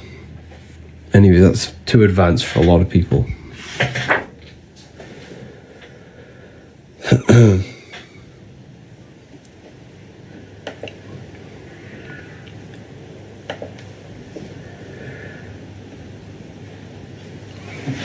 Yeah, it's deep when you think about it.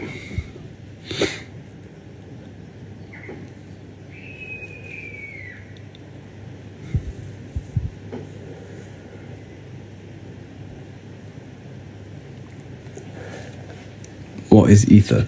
Ether is the substance that connects the physical with the astral. Ether flows through your brain. You're breathing it in. Look at the word. Look at the words, people. Breath. Ether. Earth. You have ether. Heart. Ether. Everything's ether. Everything's created it. Together. Because it joins the two worlds together. Ether. The words show you the truth. The truth is hidden in plain sight. The ether is the field of energy you're dancing in right now. You're breathing it in. You just never realized it. You're in a big field of energy, an invisible field of energy.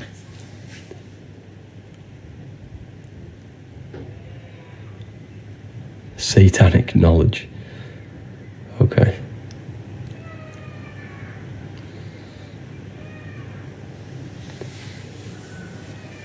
Moods and moon, yeah. Moods, moon, because the moon represents our internal world. So the sun represents the external, the moon represents the internal. We have two worlds. We have this physical voice I'm speaking to you in, and an internal voice. The inner and the outer. The inner and the outer. I want to say thank you to all the people that got back to me with amazing reviews. Like the reviews I get every morning, every time I wake up, of people saying how the books have changed their life. I want to say thank you to everyone who have got back to me. It really is and thank you to everyone who left a review on Trustpilot as well. Just to see that the work that I put my heart and soul into has changed people's lives it makes me so happy to see that it's changing people's lives. And I had one the other day, and he says he has gained an advantage in life. Understanding this gave him an advantage. It gives me an advantage because I know how reality works. I know what myself is. I know my connection with the world. It's so important. You gain an advantage in life.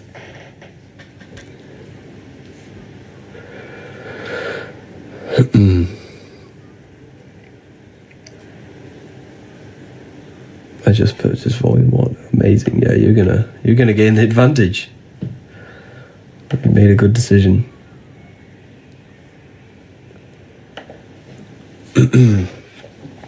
Keep tapping the screen, people. Let's get this to 100k likes. That'd be crazy.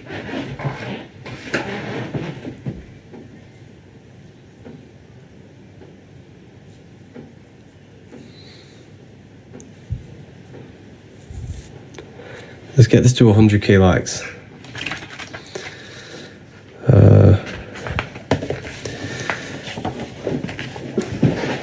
Look at this is all electromagnetism. Thursday, I'll receive my second book. Love it. Wow, amazing. He's giving free game to what people charged £1,000 for. Literally, the information I give you for free, like, people charge thousands of pounds to give you this information. There are courses on everything I've just said. Like, there are people charging thousands and thousands of pounds for manifestation courses it's crazy. Like, don't take it for advantage what I'm telling you. Everything I'm telling you is to give you your power back. You just have to apply it to your life. It's good listening, but if you're not actually putting it into your life, it's useless. There's no point knowing it. In fact, it's probably worse knowing this and not applying it into your life, because now you see what reality is actually like, which is, the world's in a mess. The world is in a mess, and knowing the things that I know is even more of a mess, because I know the things that I know are trying to be used against me. The knowledge that I teach you is being used against you. This is why you have to learn it. They know thought forms create astral beings, and the beings hold power over the material plane. They shape the collective you have no understand how deep this gets. Like, these people controlling are literally wizards. They're magicians. They understand reality to the T. And if you don't understand reality, you'll have a disadvantage. A massive, massive disadvantage. And the reason why is because we are ignorant. We choose to be controlled. We choose to be in the matrix because we don't know anything else. We need to learn. We need to get out of ignorance and learn truth. Learn yourself, the mind, the astral plane, your connection, electromagnetism. You have to learn this stuff. It's essential. This is just the Kabbalion rewritten. You haven't read the book then?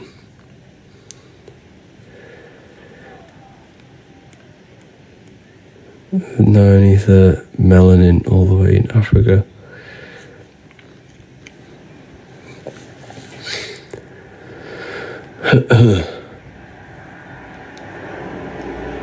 Which planet does Saturn work the most to trap us? You see, this is a good question. However, your perspective is wrong. Like, there's nothing actually trapping you. It's you trapping yourself.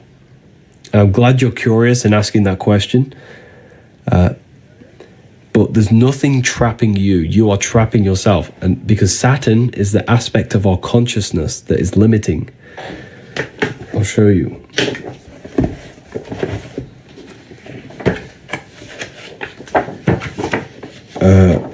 I'll ask you. I'll show you. So the planets are internal. They're aspects of yourself. Mars is your... So you remember, there's two worlds, the inner and outer. You have an outer world and an inner world, right? So there's a physical world and an internal world, spiritual and matter. Mars in the external world governs anything that is protective, like a hedgehog has spiky, spiky bushes, plant defense mechanisms. That's all Mars energy. But inside of you, it's the aspect of yourself that wants to protect, that wants to destroy, that wants to conquer. That's Mars energy inside of you. Action, yes. War, ego, that's all Mars. Venus is the aspect of the world outside of you that is beautiful. The colors of trees, the smell, the scent of trees, the smell of plants, the visual aspect of reality. Lucifer, this is Lucifer, Venus. But internally, it's the aspect of yourself that wants to look good, that wants to be beautiful, that wants to dress nice. Okay, so we have these energies, these aspects of our mind, our consciousness inside that are internal. So Saturn is on the external world, roots, the foundations, roots, time, winter time. It's all ruled by Saturn. But internally, Saturn is limiting thoughts, limiting belief systems, self-contradiction, things that limit you and hold you back, discipline, yeah. So Saturn is being abused. That energy in our society is being abused because the system is very Saturnic. It limits, it gives you limiting belief systems, it gives you limiting structures, limiting houses, limiting real estate, like everything's limited to limit our potential. So that is what's trapping us, because when you die and your consciousness is molded to these beliefs, thoughts, emotions, and attachments to the world, that's what traps you back into reincarnation, bringing you back, because your consciousness still is attracted to the world and it hasn't detached from material things.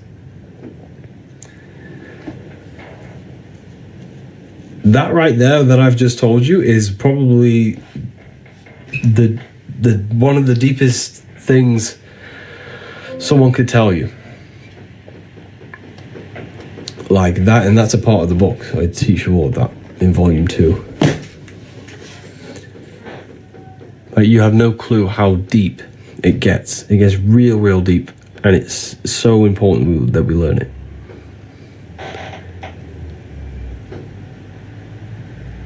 That's reincarnation. Yeah, so reincarnation is you attached to the world and you reincarnate yourself because your soul is not ready to move on. It's not ready to move on. But yeah, I'm going to release 5 more codes. I'm going to release 5 more codes for 5 more people. This is your chance to get the book and to learn about yourself and gain an advantage in life. I'm going to release 5 more. Let me just set this.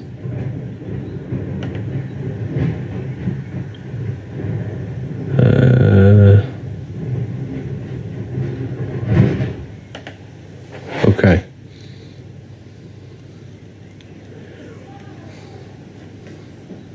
Where do we order? So if you click the link, there is a bundle as well. So if you get the bundle, you already get some money off, and then you add the code on top. That's a little secret. These are the books that I wrote. I poured my soul into these books. Everything I know is pretty much in here. The code is Spring 30. So there's 10 of these available. 10 people can use them. We have over 600 people watching. 10 beautiful people can use these codes. While you're at it, you may as well go get the free inner eye book, free ebook. It teaches you how to activate your third eye through imagination to reconnect with the 4th dimension. It's a free ebook. Go to the ebook section, add that onto your order. It's in the bio, revivalofwisdom.com.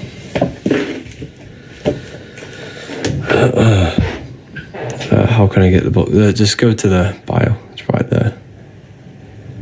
Repent and believe in Jesus. I'm okay.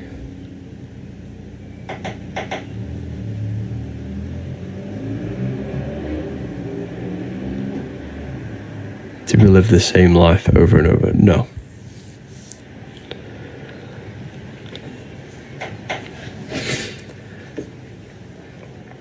Okay.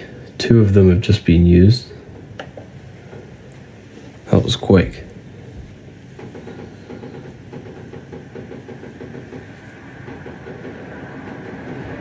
So the best way to prevent reincarnation is to detach from this world while you're alive. Detach from this world.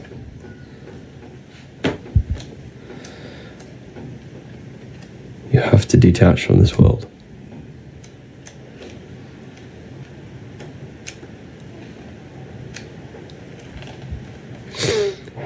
Is the Bible a good book? Yes. So the Bible needs to be taken internally, not externally. Internally. So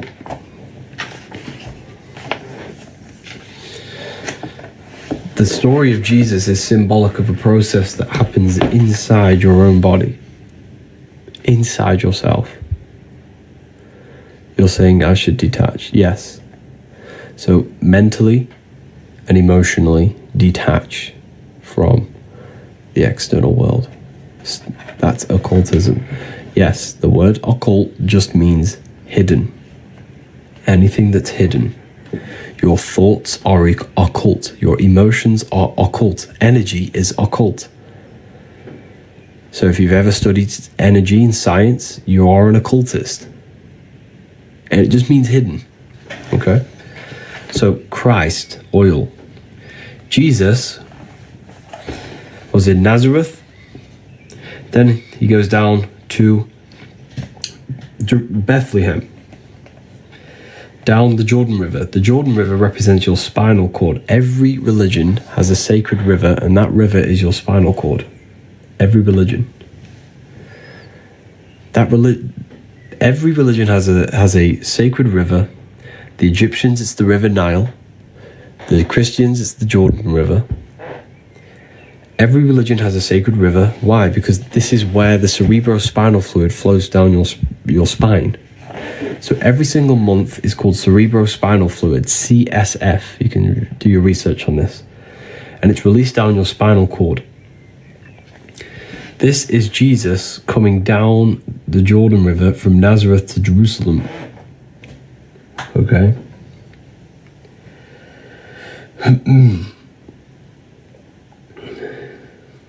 So, to Bethlehem, sorry.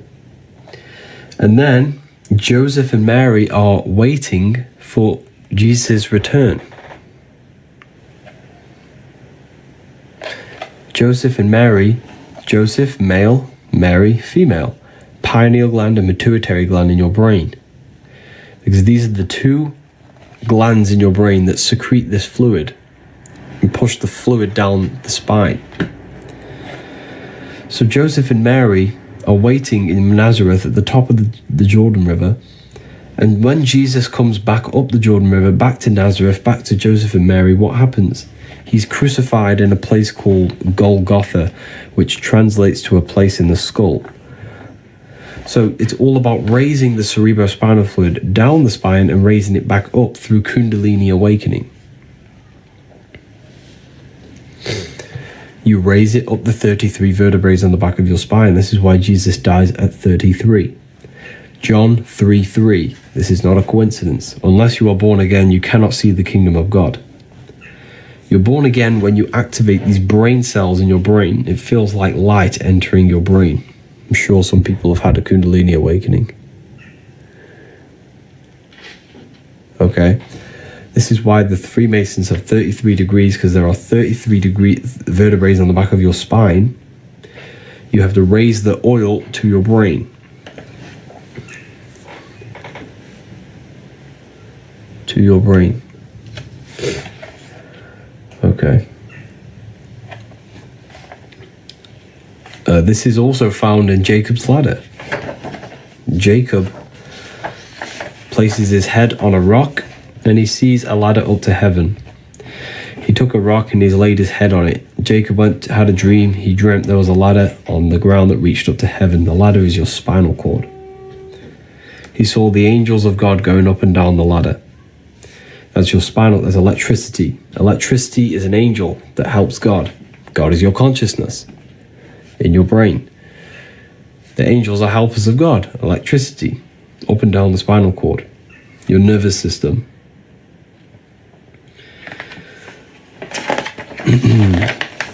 So you have three wise men in the Bible.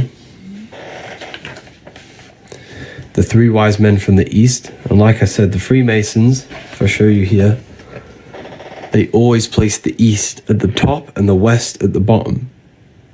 So the East is at the top, the West at the bottom. Because the East is where the sun rises, the West is where the sun sets.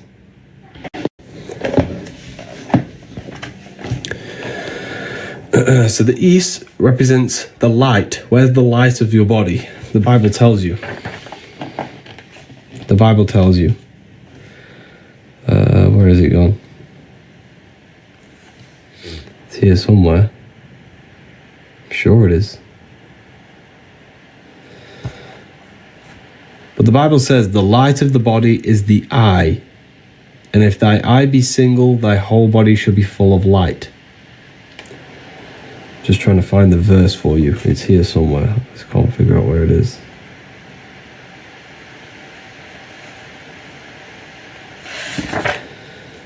The light of the body is the eye, and if thy eye be single, thy whole body shall be full of light.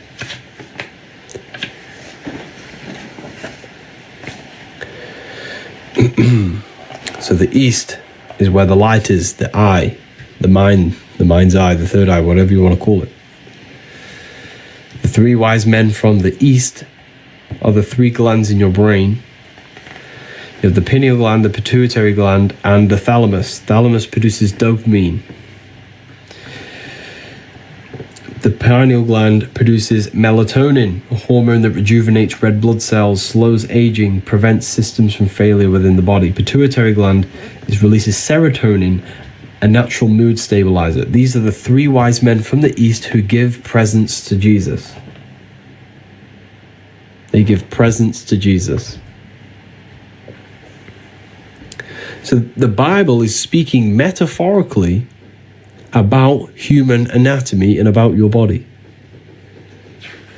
It's very, very powerful. Even Santa going up and down the spinal cord, Santa bringing the presents down the chimneys, your spine, in the Christ oil, the CFS, and you bring it back up. It's all symbolic of human anatomy and processes that happen in your body. How amazing is that? It's absolutely amazing when you look at it. But yeah, this is why Santa goes up and down a chimney, because the cerebrospinal fluid goes up and down your chimney, your spinal cord. Can you describe the Last Supper on this book? Of course. It's astrology. It's astrology. Jesus, the sun. Aries rules the head. Taurus, Gemini. So 1, 2, 3, that's a group. 1, 2, 3, that's a group. 1, 2, 3, group. There are 4 groups of 3. Spring, summer, fall, winter. Aries, Taurus, Gemini. I could describe all this, but a lot of people in the live have already seen this many times.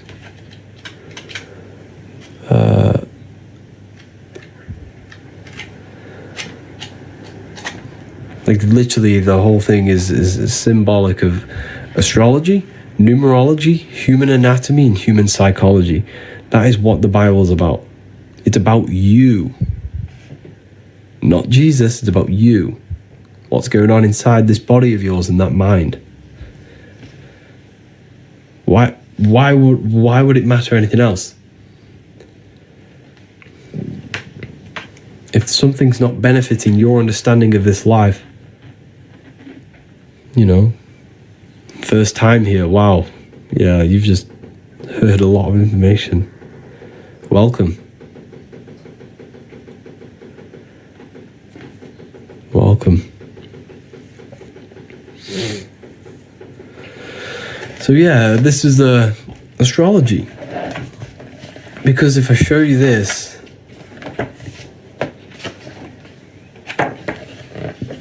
let's show you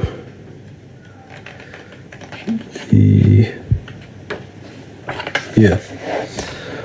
So your body, this is the stars, these are the constellations in your body. So the 12 zodiac create the human body. Here you have it. So Aries rules the head. He's on the head of the table. Taurus rules the neck. If you look very, very closely, this person has a very, very thick neck. An abnormally thick neck. Gemini rules the arms, the 2 twins. These are the 2 twins of Gemini. Your arms. This is Gemini. That's why he's holding his hands up. Look. You see he's holding his hands up?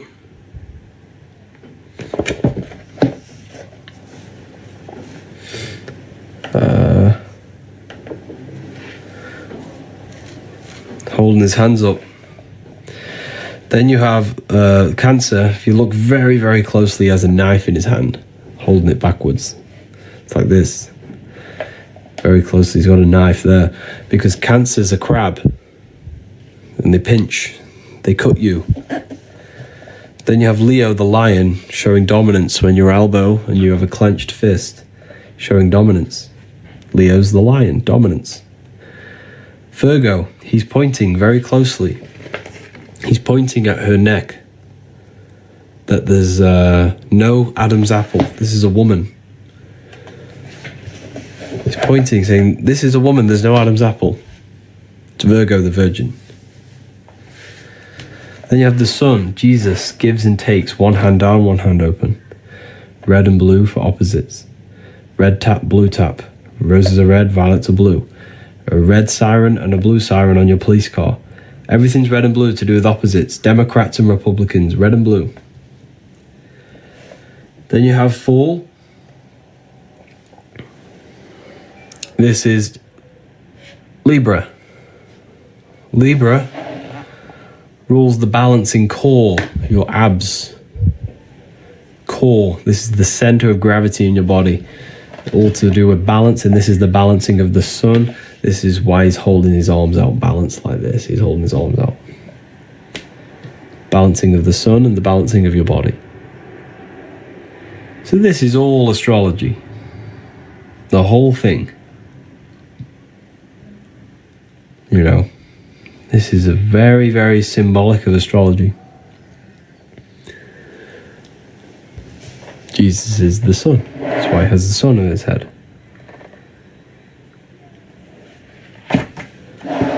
But yeah, it's very powerful when you learn about this stuff. Very, very, very powerful. Love, love, love your book. Thank you, Marcos.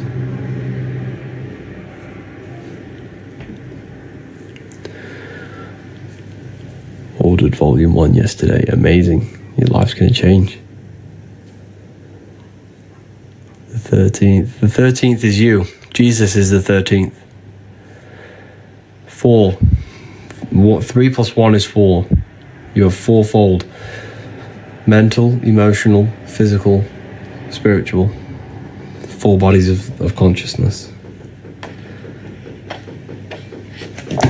Air is the mind. Earth is your body. Water is emotion. Fire is spirit. They're the 4 elements that correspond with your 4 bodies of the soul. Yep, I also love the books too. Thank you, Nick. Appreciate that. 100k likes, wow. On one of the lives. That's crazy. We are made of the Anunnaki. Yes, you are the Anunnaki. You are the Anunnaki. You.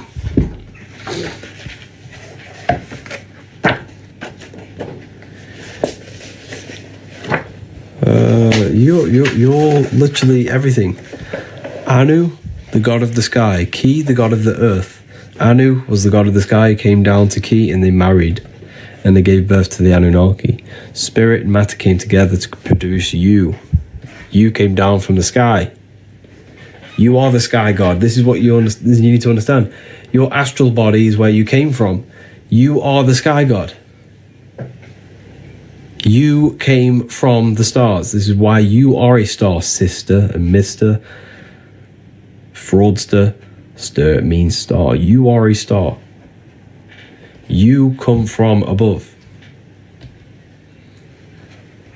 You literally are the astral body manifested in matter.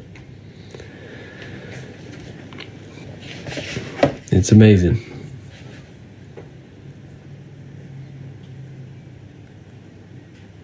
It really is amazing when you deep it.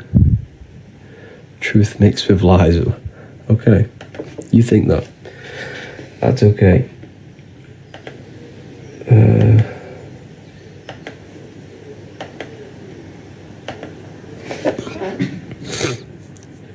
We are divine. We are.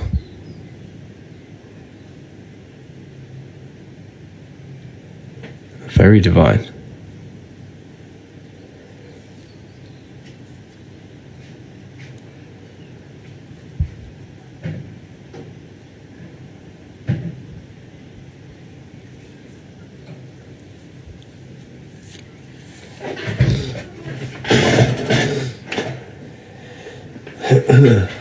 Yeah, it's amazing.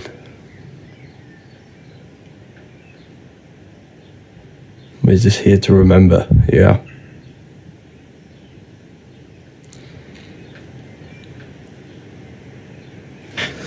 So yeah.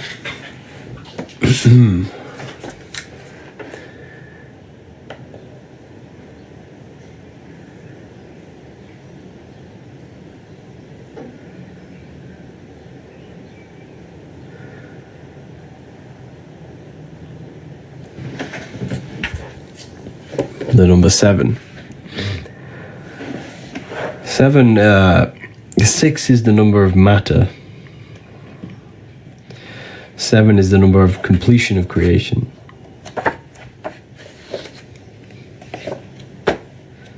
7 chakras, 7 days of creation, 7 visible planets.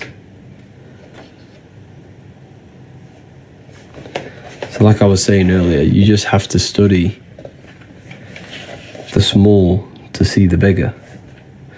If you study the microcosm, you've studied the macrocosm. You'll see the bigger picture.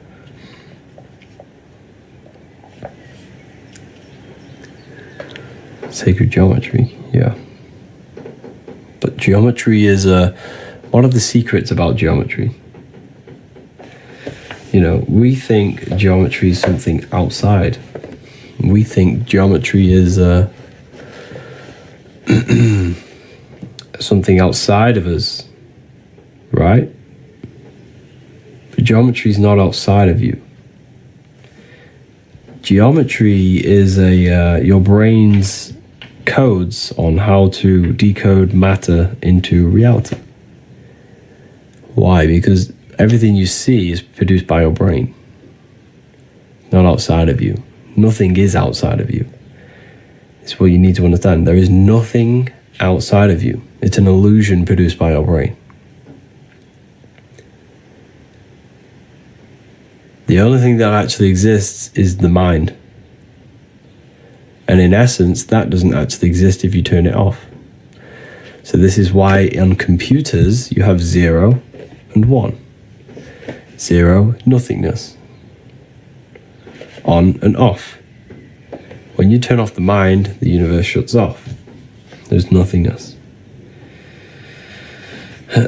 So, geometry, everything you see, is your brain's way of decoding. Geometry is not something separate from you. It is the brain's mathematical codes to decode energy into matter. You know?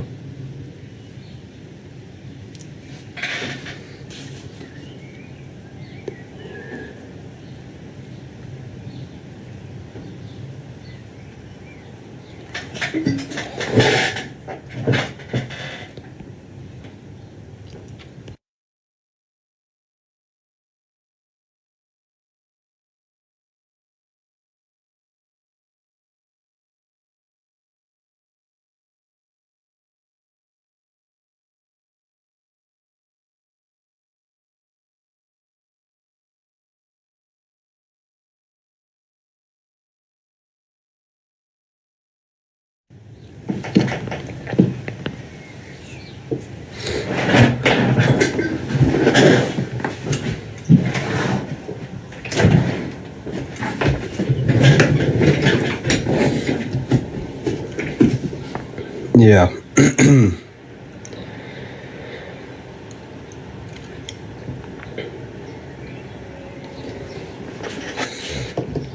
Very powerful, this knowledge. But yeah, there's a third book coming. I'm in the process of writing the third book, Book of Symbolism.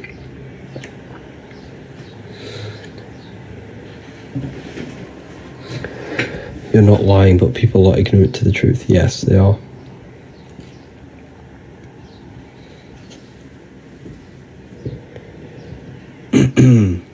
Yeah, people are just ignorant. Harry, what about the masterclass? What about the masterclass? How about, can I decode chronic pain? I don't want to make comments on that stuff. I can get into trouble.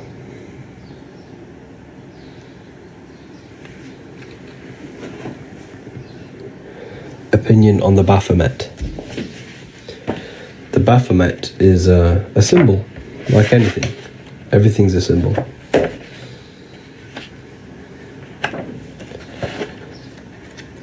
It's a symbol. Not a real figure. I just had the page somewhere.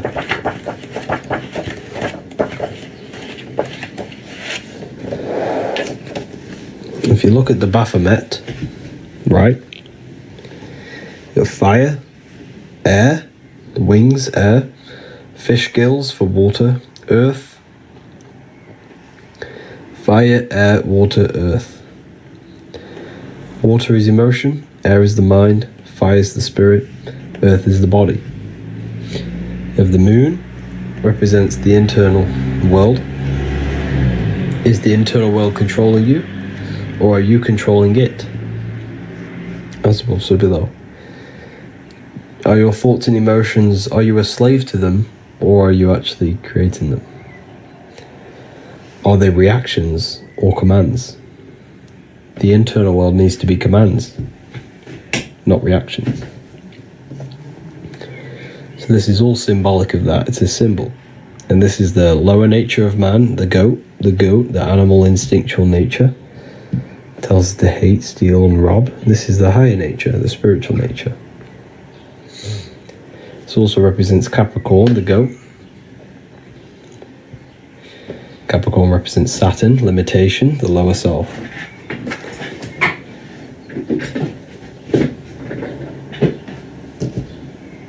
Yeah, Satan does not exist. It's a character within your own mind. It's an aspect of your own consciousness. A psychological symbol that represents a psychological process of destructive thoughts, destructive emotions.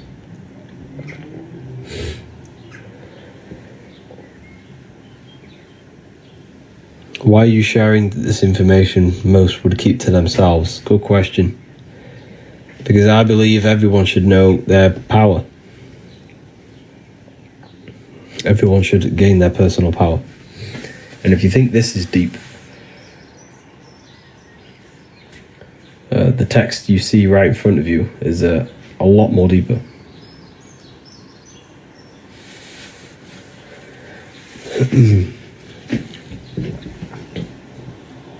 Television. Yeah, so televisions tell a vision.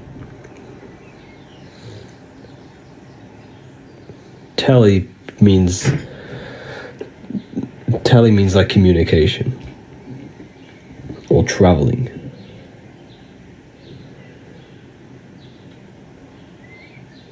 I just don't believe he's not real.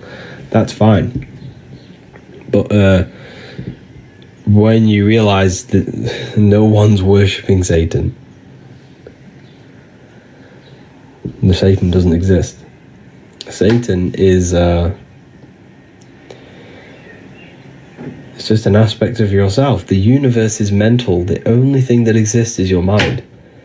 Therefore, the Satan is just an aspect of your own mind. He very much exists. He doesn't. You've never seen him. Satan does not exist.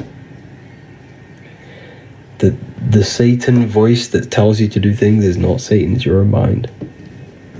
All Lucifer, yeah. All is mind, yeah. Aspects of the self.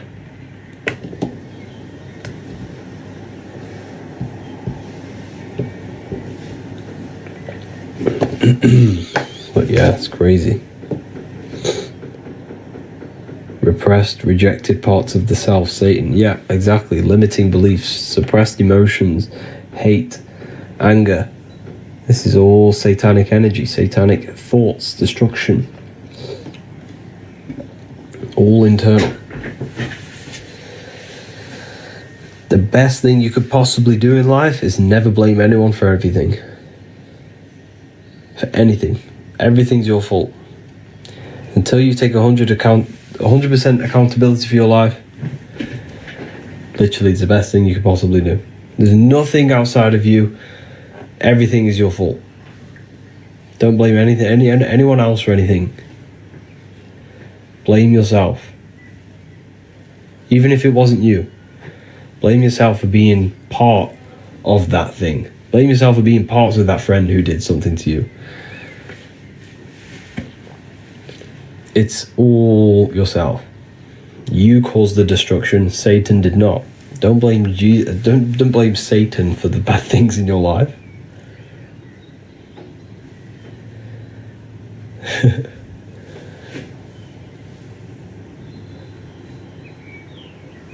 We create everything in our reality. And that's like, Satan's just a quick way to just deflect the negative things in your life. He contributes though. He doesn't. Who? This is the thing.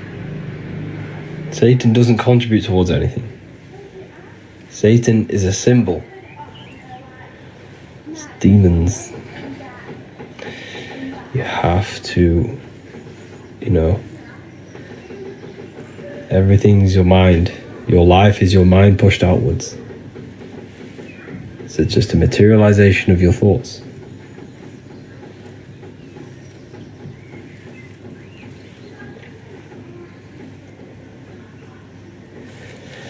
But yes, I'm going to love and leave you all here today. It's been a great conversation with everyone. If you want to learn more about consciousness yourself, you want to gain the advantage in life and not be left alone, left behind without this information, get yourself these books and learn more about yourself, gain the advantage in life.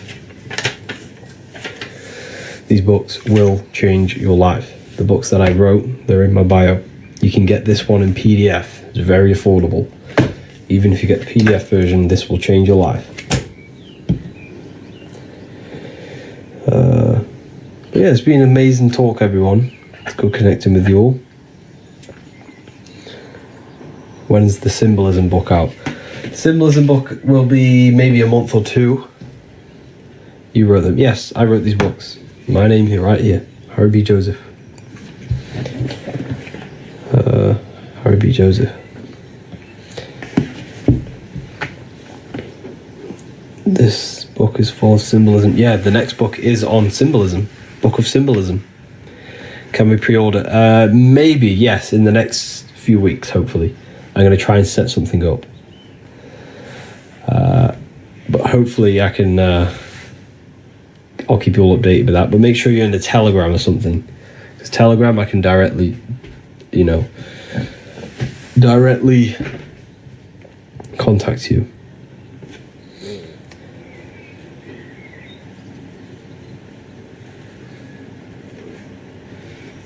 But yeah, thank you everyone. It's been amazing talking to everyone. And please, anything on Hollywood alchemism, I'm not too sure on that. Yeah, take care everyone. Use the code if you're going to get the books. Click the link in the bio. It's going to take you straight there. Telegram's in the bio. Or you can join the Discord. There's a whole Discord server.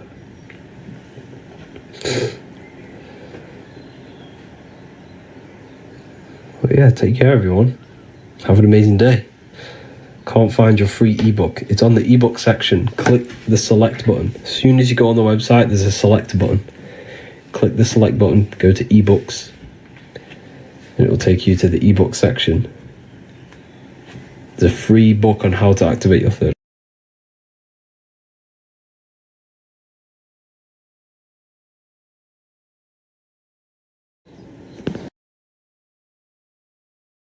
Who teach Christian religious studies? So yeah, feel free to ask questions, people. Let's get some questions going, and we can talk about anything you wish. The more questions, the better, because then I can just keep talking.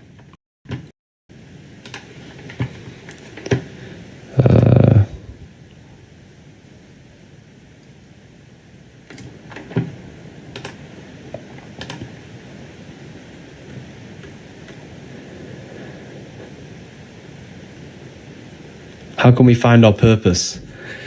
Your purpose is found in your higher self.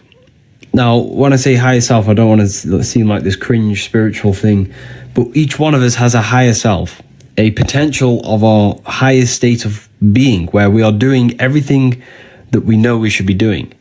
So if you want to find your higher self, you just constantly have to find that guidance within you. There is a guidance system within you. Your soul is always telling you the correct thing to do at all times. It's always telling you the correct thing. For example, your heart is always judging what you think. Whatever you think, your heart tells you that is right and that is wrong. It gives you a feeling on what is right and what is wrong.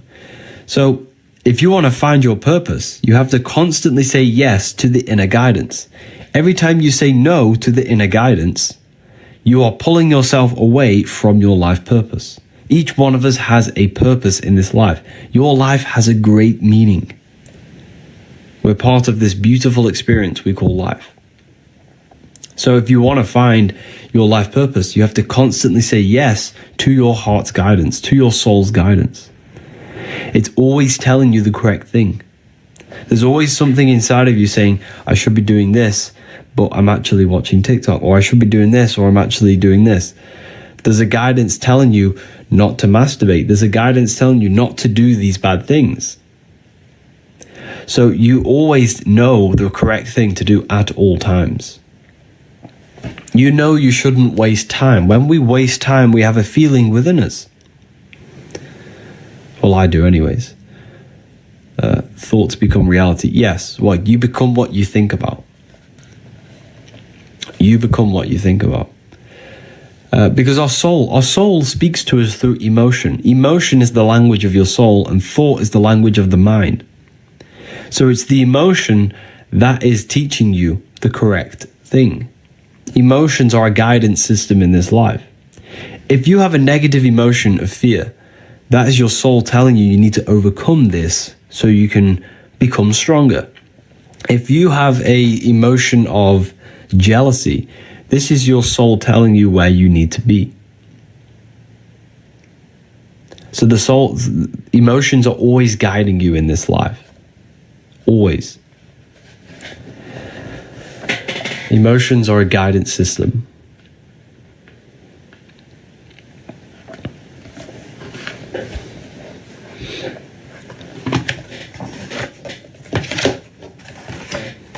They're always guiding you. Emotions tell you the correct things at all times. Here we have the hands. The hands are reflections of the 5 elements. You have 5 fingers for the 5 elements. Okay?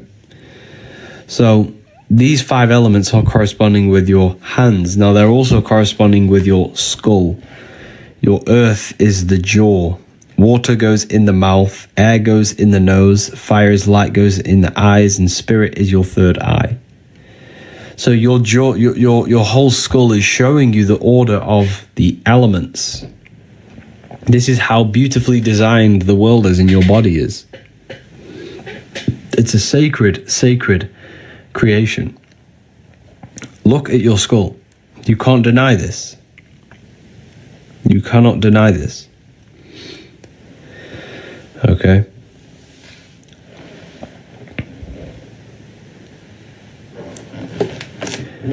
And you have 5 points in your body. So they told you your middle finger is evil. Why did they tell you your middle finger is evil? Because this represents spirit, and they've hid this element. Why? Because they want you to believe there is only a physical world. They trap you off from your potential. They want you to believe you're only this physical material body. Why? So they hide the power of your consciousness. Your consciousness has access to higher dimensions. Thoughts are higher dimensions. You must understand, you don't just live in this physical body. This is one of the aspects of you. You have a thought body. You have a body for thought. That's the mind. The mind is the body for the thought dimension. You have an emotional dimension. Emotion is energy in motion. You have this physical body for physical action.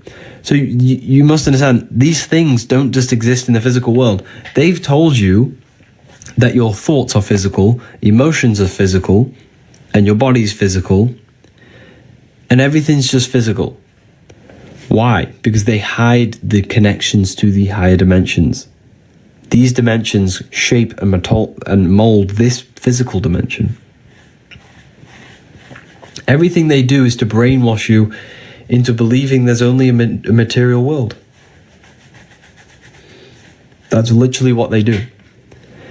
The Matrix is designed to keep you in a physical state of consciousness. Just a physical state of consciousness.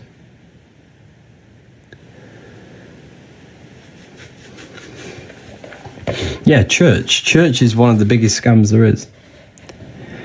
Church is one of the biggest scams.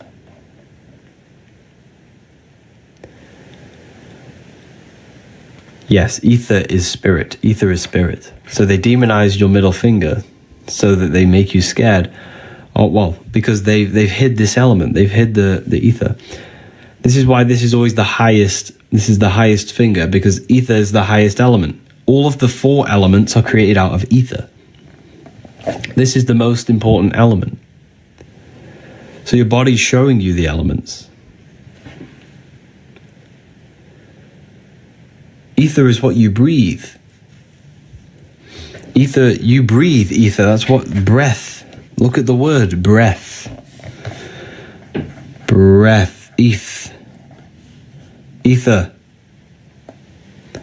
You're breathing in ether. He's no longer on my For You page. Yeah, I think I've been shadow banned, to be honest, on everything, even on Instagram. Instagram, TikTok, Facebook, all of my views have just completely plummeted, which is crazy. Never on the For You page anymore, which is weird. And it's crazy because I have affiliates as well, and the affiliates don't even get on there. But like AI is advancing so much where it's probably, you know, it's probably detecting my voice and knows the voice and knows to not put it out there. Because everything I tell you is to empower you, is to give you back your power.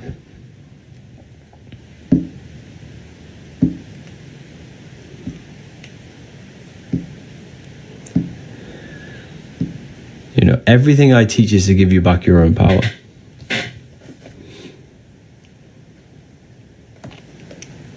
Everything. And yes, there probably will be an attack on me soon, to be honest. Are people waking up? Yeah, I think they are. But it doesn't matter if we wake up. It only matters if we rebel against the system. We can wake up, but if we don't act on that, then we're nothing. Doesn't matter. It's all about action.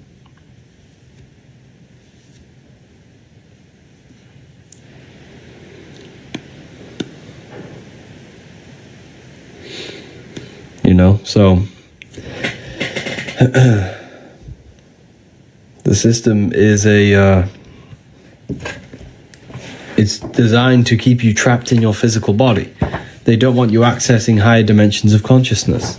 Everything they do is to just keep you locked in physical pleasures. That's why they give you they give you entertainment, they give you food on every corner, they give you alcohol, they give you all these things to fuel your body, to feed yourself, to keep you distracted, to keep you unhealthy, to keep you from using your mind.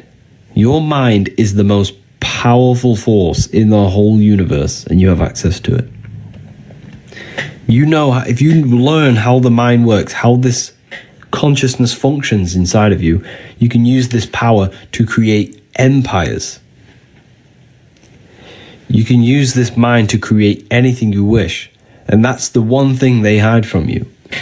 They hide from you consciousness, your consciousness. They hide from you your mind. That is the one thing they don't want you to realize.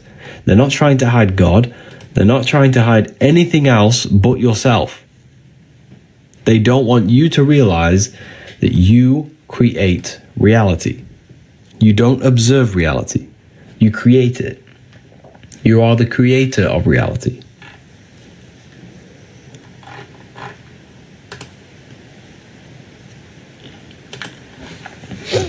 You know? So, it's crazy. And even these lives get capped at 300 views. Like, I can't get past 300 views. It's impossible. I used to get like 1,000 views on every live. Now it's just capped at maybe 300. Never goes past 300. It's really strange.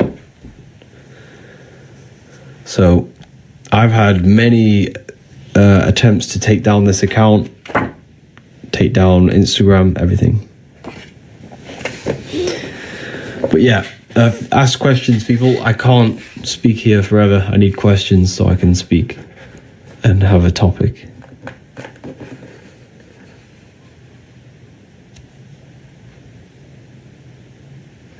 What's the book called? The book is called The Book of Wisdom, Volume 2, this one now.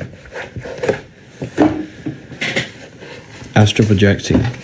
Astral projection is something that's very advanced. However, you need to learn on how to meditate, stillness, and visualize first. So you need to learn how to visualize very clearly, because a lot of people can astral project, but they can't actually see anything when they get there. Here it is. So they'll astral project, but they can't actually see. Why? It's because they didn't work on their imagination. Imagination is the ability to see in this plane. Your imagination is your biggest power when you die. When you die, your ability to see in that plane is imagination. That's what you use when you dream. You're using your imagination. Okay.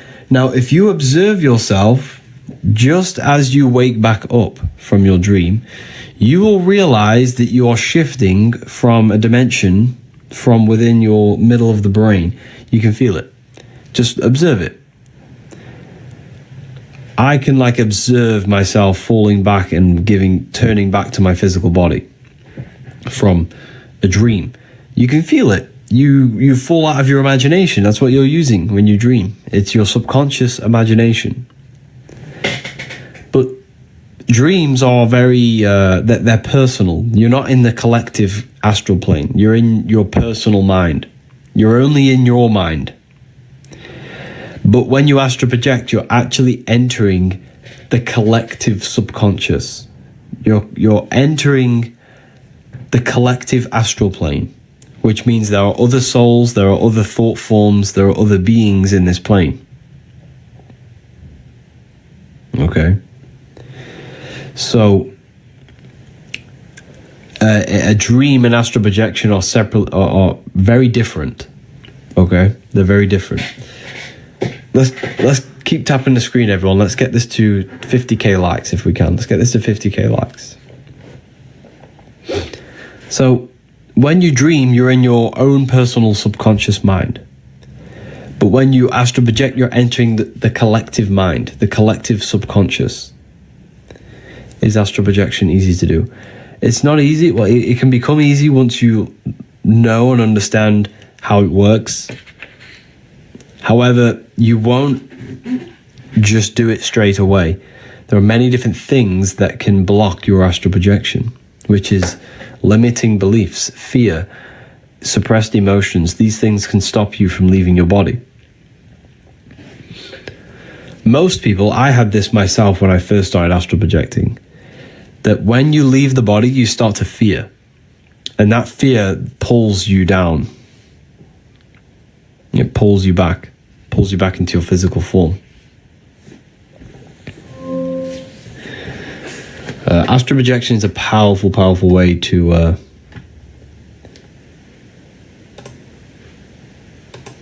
literally change your life, gain information. How do you stop it? You have to work on your subconscious. That fear is coming from a belief. Your emotions that you feel are mainly coming from beliefs. So that fear is maybe coming from a belief of death, or a fear of death, or fear of the unknown. So you have to reprogram your subconscious mind to not fear anything, and to heal these aspects of your subconscious so that you can actually leave the body.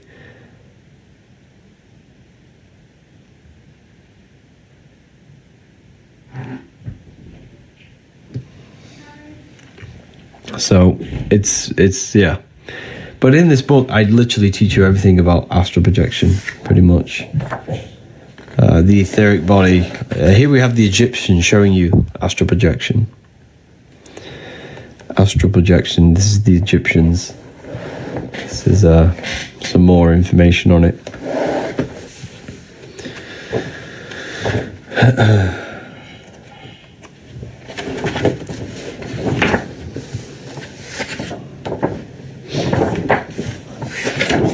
Soul trap. Yeah, you trap yourself.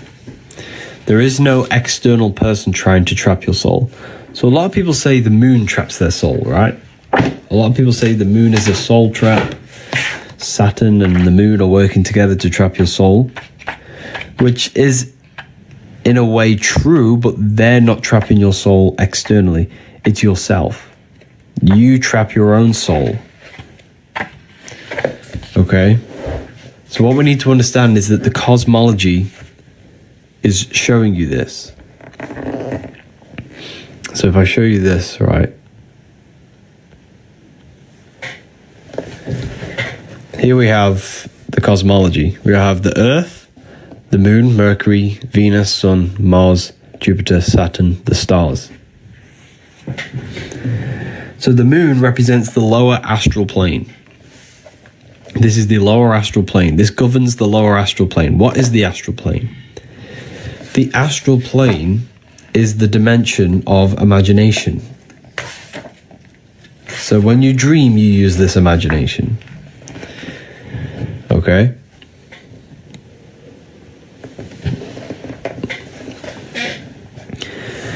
So the astral is the body of thoughts. Every dimension has a body of the plane above. For example, thoughts are just thoughts. Thoughts take a body, which is imagination. Imagination is the body of a thought. Then it turns into ether, which is energy, and that ether turns into a physical body. So you are literally consciousness made manifest. You manifested yourself in the physical plane. And this is how you manifest now. You turn thoughts into reality. You turn thoughts into imagination, into ether, into matter. Okay? So everything is a product of the dimension above. The astral plane is a body for thoughts. The etheric plane is the body of the imagination and the thought. The physical plane is the body of ether, imagination, and thought.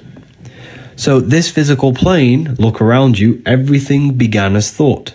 This was a thought. This book was a thought in my mind before it was turned into reality. Therefore, everything is a product of a higher dimension. The physical world is a shadow. It's the effect, it's not the cause. So when people have a problem in their life, they're looking outside of themselves to try and change the problem, try and change the physical world, when that doesn't change the problem. The problem lies in your mind.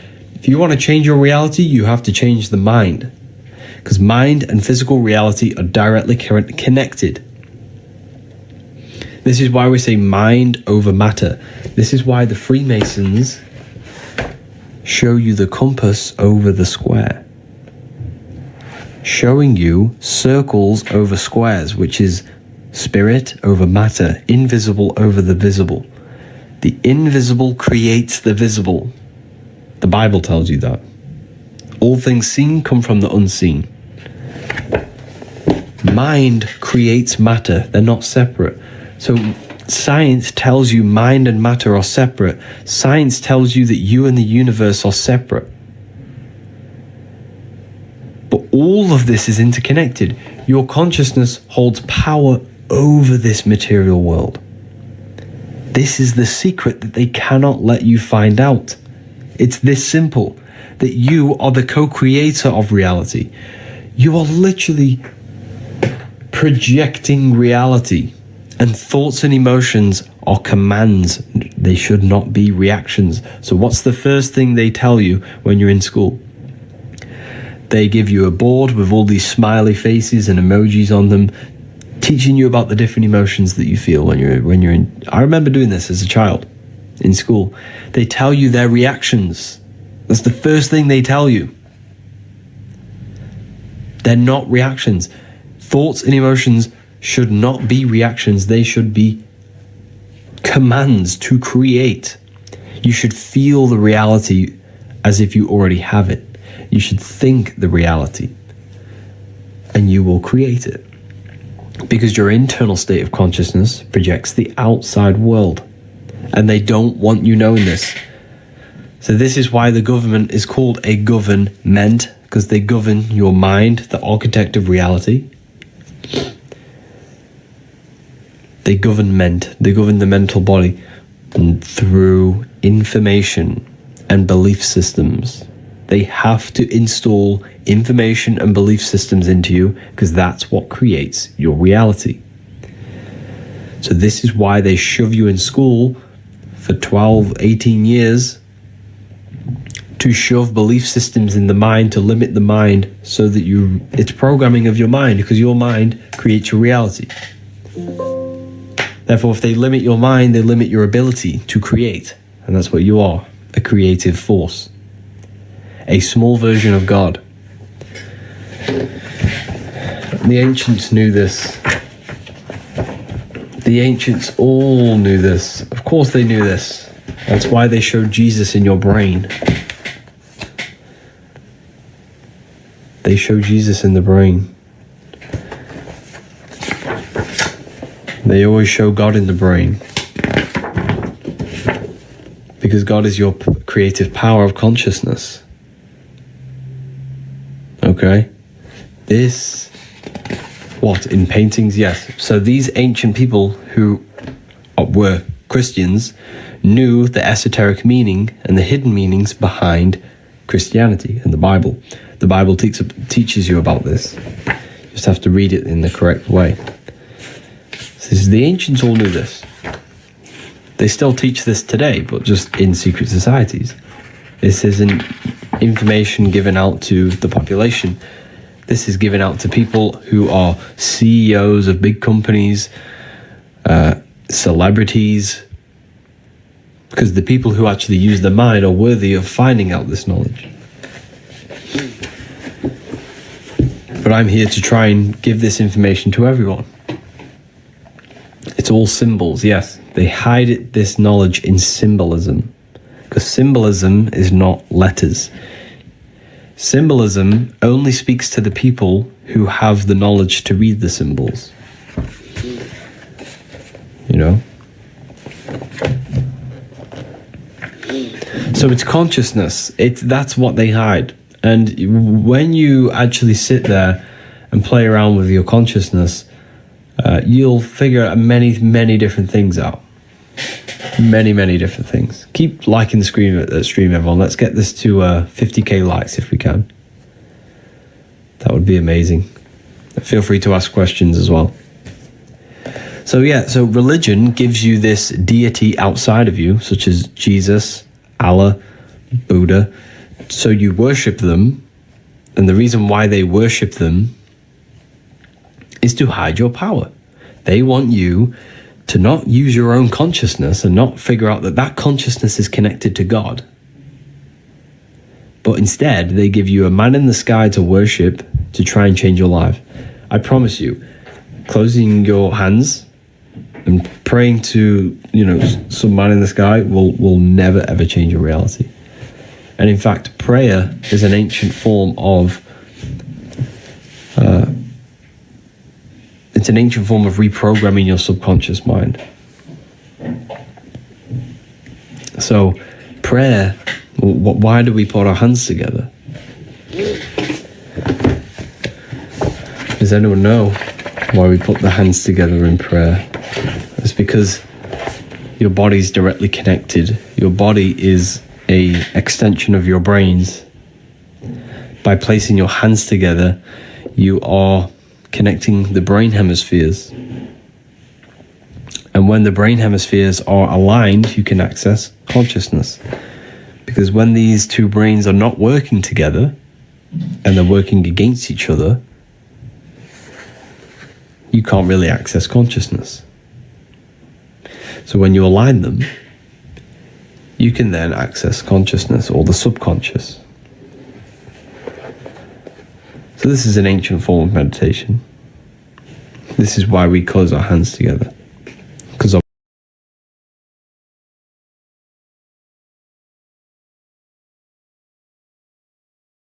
we close our hands together. So it's all about making the two become one. Here's the binary code of reality. The binary code, zeros and ones. Everything's zeros and ones. Masculine, feminine. One, order, direction. And indirection. Indirection and direction. Off and on. Positive, negative. Spiritual, physical. Magnetic, electric. So everything follows these codes pretty much.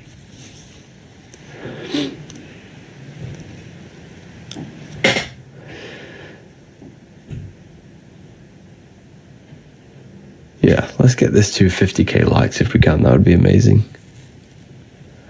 So everything followed these codes. Indirection, subconscious and conscious direction.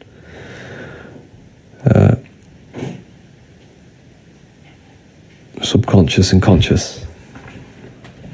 Lines and curves. Attraction and commands.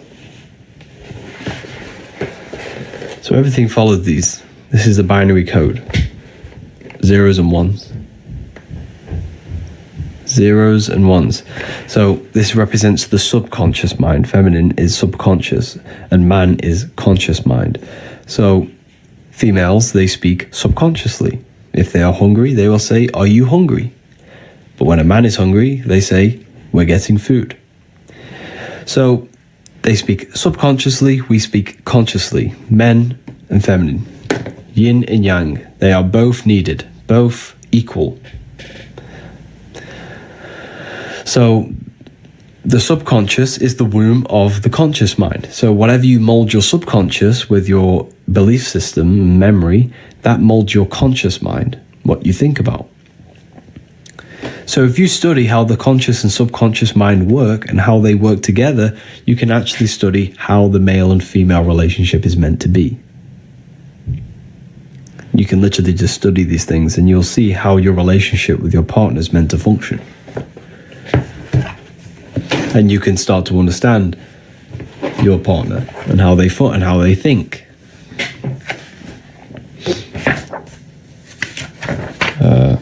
So everything follows them codes of zeros and ones. You know, everything follows these codes. Satan. Satan is not a real person. This is probably going to lose a few people. What about gay, lesbian relationships? Well, it's going to be different there. Of course. Because the female nature is subconscious and the male nature is conscious. So the female attracts, she is magnetism, man is electricity, electric and magnetic. Two opposing forces. They both come together to create material. Create matter, because everything's created by electromagnetism.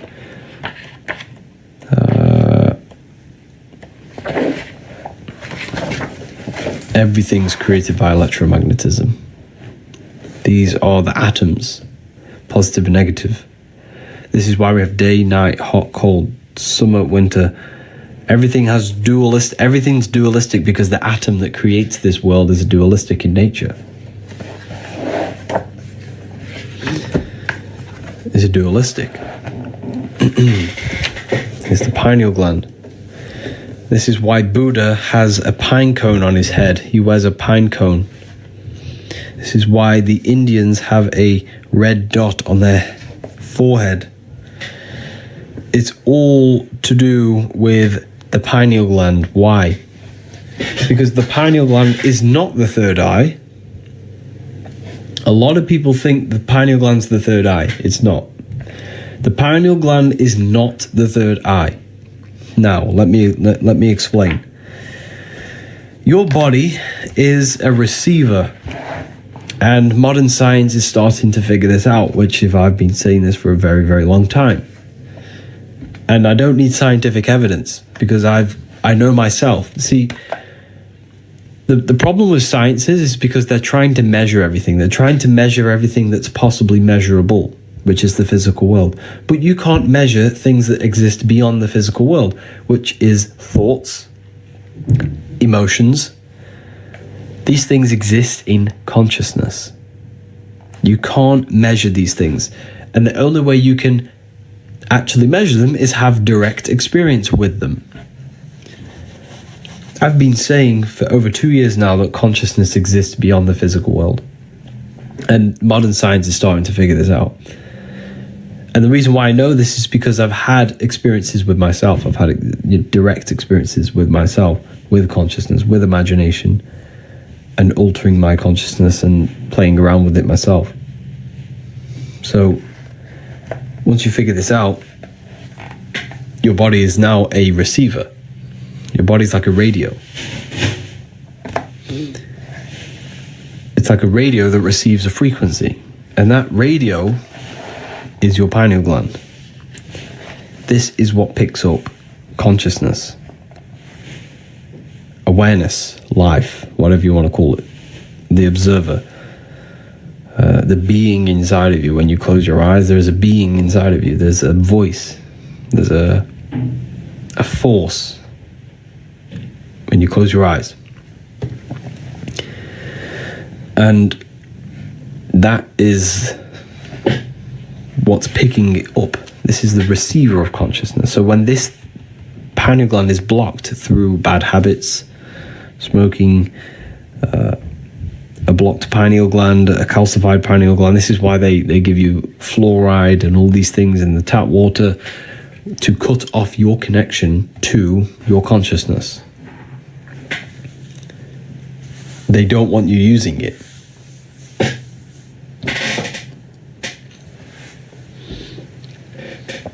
They don't want you using it. This is the this is why the Vatican has a pine cone here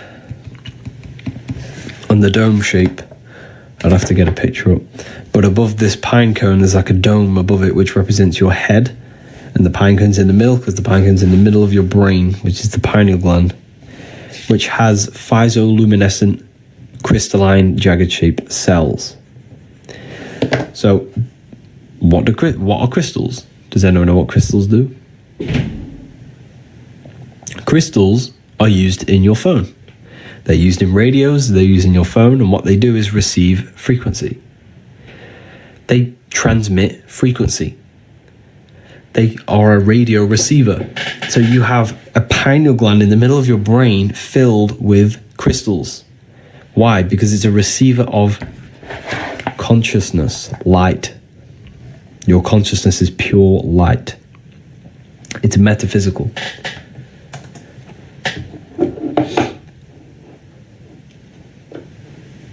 You know, so this is why the Freemasons, what do they use to symbolize this? They use the all-seeing eye. Let me show you. We have hit 50k likes. Keep tapping the screen, everyone. Let's get some more people in here. So why do the Freemasons use the eye? Does anyone know? Well, this eye represents consciousness, awareness. That's why it's cut off from the bottom of the pyramid, because consciousness is cut off and higher above the physical world. This is why there is light emitting from this. And this is why they use an eye. Why an eye? An eye needs light to see. Without light, and you're in a dark room, you can't see. So the eyes and light, and well, the eyes and the sun are directly connected. They need each other. The eyes need the sun to see. So that is symbolic now. So now we're getting into symbolism. What does that process of the eye symbolize? Well, your physical eyes need light to see. Your mind is the eye. Your consciousness is the eye. And your mind needs light to perceive. What is light? Truth, knowledge, information. Your mind needs information, which is light. Symbolism, symbolic light. That's why when you're very smart, someone calls you're a bright person. You have a very bright mind. It's because information is considered light in a symbolic way. Why? Because your consciousness is the eye, and your mind, consciousness, needs information to perceive reality properly. So we can experience, so we can become enlightened. If you didn't know the knowledge I give you, you wouldn't have the light to see, metaphorically, consciousness in the mind. The mind needs truth to perceive the self correctly, to perceive the world correctly. Let me just fix this.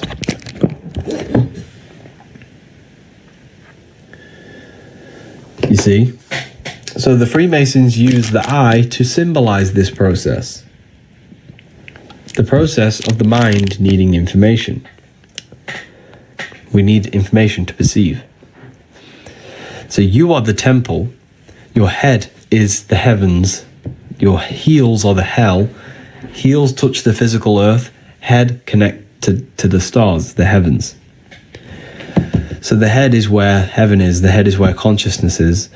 And this is where we connect with higher dimensions through thoughts. Thoughts are higher dimensions. Imagination's a higher dimension.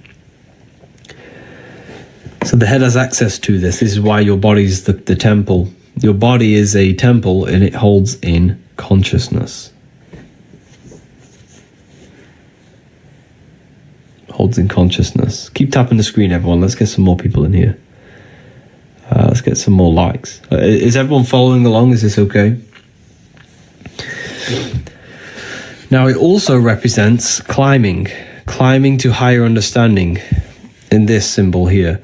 It means climbing to higher awareness, higher consciousness, because the pyramid is a hierarchy system, which is the Freemasonic system of the Masonic degrees. This is a hierarchy. You're climbing to higher knowledge and higher information. It's the same with your body. You need to climb your spine. Why? Because most people's awareness are stuck in their gut. All they think about is eating. So we can gain higher consciousness, so we can become a conscious creator. Okay. So it's all about climbing to higher consciousness, climbing to higher understanding of the self. So let me tell you something. I've been studying this stuff for a while now, and the one thing that I realize, if you are studying something or gaining information about something and it's not about gaining a better understanding of yourself, for example, a lot of people they wake up, they go into Hollywood conspiracies, secret society conspiracies, 9/11. Yes, these things are interesting. However, if you are not learning about yourself, if something is not transforming yourself, deepening your understanding of consciousness, and helping you understand how reality works, then it's absolutely useless. So why do you think they push the Diddy narrative on the news? They push the Diddy narrative, they push all of these external rabbit holes for you to fall into. Why? Because they don't want you finding the true knowledge, and that knowledge is of the self. They want you falling down these rabbit holes. They want you falling down the Diddy rabbit hole, the Hollywood rabbit hole, the adrenochrome, the trafficking. When you focus on this stuff, you're channeling your mind to darkness. You're filling your consciousness with darkness, with useless information that keeps you in darkness, that keeps you in ignorance and keeps you dumb. The whole point of life is using your mind and using your brain and using your consciousness, because you are a creator. This is what they don't want you to know on the deepest level. They don't want you to know that you are a creator. So what they do is that they keep you distracted. They feed you information so that they shape the collective consciousness. And that when they shape the collective consciousness, they shape their reality. Because they understand consciousness creates reality. So if they can shape your consciousness, they will shape their reality. So they don't create the New World Order. We create the New World Order by believing what they say. This is what's going on. And until you learn about yourself, you will forever stay in ignorance and you will forever be a slave. Because knowledge makes a man unfit to be a slave. And this is the raw truth. This is the raw truth. We have to figure out what we are. And you do that by going within yourself. And I wrote these books to speed up the process so you can realize these things about yourself. These books that I've wrote are not books about external information. They're things about you and how you can speed up the process of self-realization to become a powerful person, to become a powerful consciousness. Everything is about you. The Egyptians were symbolizing you. Christianity was symbolizing you, your brain, your body, anatomy. All of these ancient things are talking about you. And this is what they hide. They don't hide anything else but you. Because they don't want you to realize how powerful you are. Everything is about you and how you function, how your psyche works, how consciousness functions, how the brain works.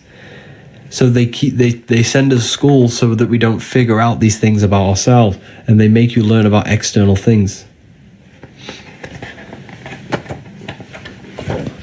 They don't want you to know the connection with you and the universe, the cosmology, because cosmology directly impacts you. The sun, the moon, the stars are connected to you. They speak to you telepathically. When you're underneath the sun, it gives you a better state of consciousness. It upgrades your DNA, it speaks to you energetically.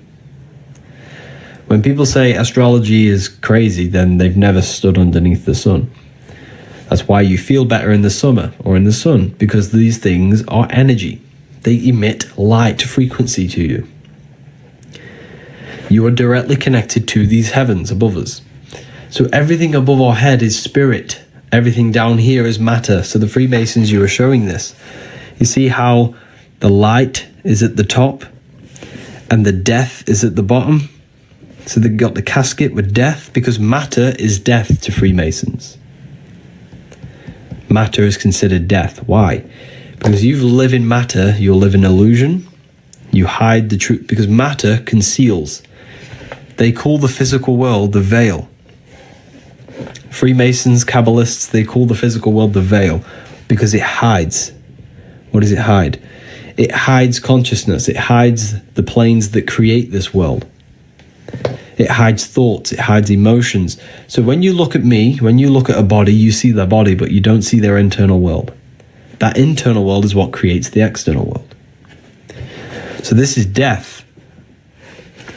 Now, let me show you something even more interesting to even back this up even further. I'll prove to you that this is what they symbolize here. Check this out.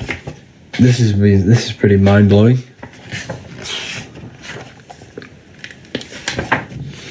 I want to say thank you to everyone who purchased the book, by the way. There were a fair few people who took the advantage and brought the book.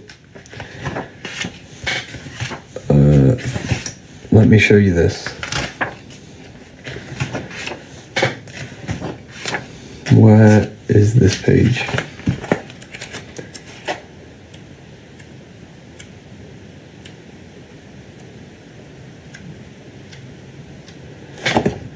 Okay.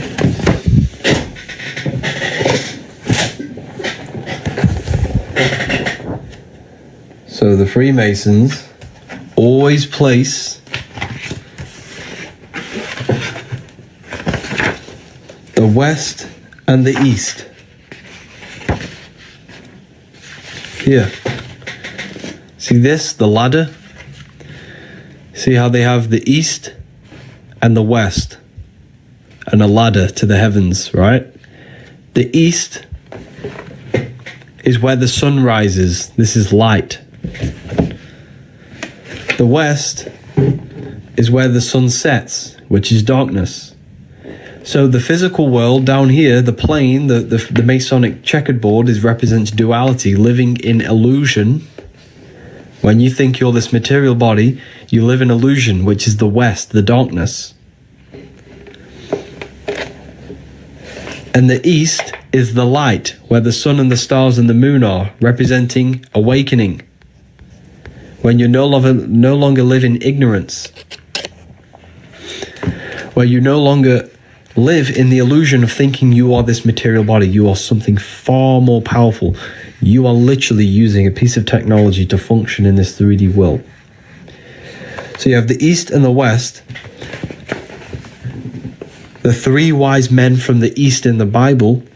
Now that you know that the East means upwards, the three wise men from the East who give presents to Jesus are the three glands in your brain, the thalamus, pituitary, and the pineal gland, that produce melatonin, serotonin, and dopamine in your brain. So the three wise men in the East are talking about anatomy. Santa goes up and down the chimney. The cerebrospinal fluid in your brain goes up and down your spinal cord. Because the three wise men, the three glands in your brain produce three oils, and these oils fall down your spine to give presence to the body. And you must raise this, which is your kundalini. You raise the cerebrospinal fluid up the 33 vertebrae of your spine, and you become crucified in Golgotha, which means your skull. So Jesus becomes crucified at 33. It's all about ascending consciousness. The Bible's talking about ascending consciousness. It's symbolic. Everything they speak is a subconscious language. They've taught us a conscious language, letters, words, logic, but they speak a subconscious language of symbols, symbolism. It's a subconscious language. Speaks to your subconscious mind. So you have to study symbolism. I have a whole masterclass on my website about symbolism. These books are about symbolism. Look at Leonardo da Vinci showing you symbolism. You have the square and a circle. Circles have no beginning and end, which means eternal. That's consciousness. The square has a beginning and an end, which is your body. Your body, consciousness controls the body. You are consciousness, not the body. This is limited, this is infinite, which is the Freemasonic square and compass. The compass creates circles, the square creates squares. Leonardo da Vinci showing you he's a Freemason. And this represents consciousness in matter, spirit and matter. Does this make sense? Are people following along with this? Because this is very, very, very powerful information. Yeah. I want to say thank you for 78k. That's crazy. 78k likes. Wow. By the way, I haven't even mentioned, these books are the books that I've wrote myself. Here we have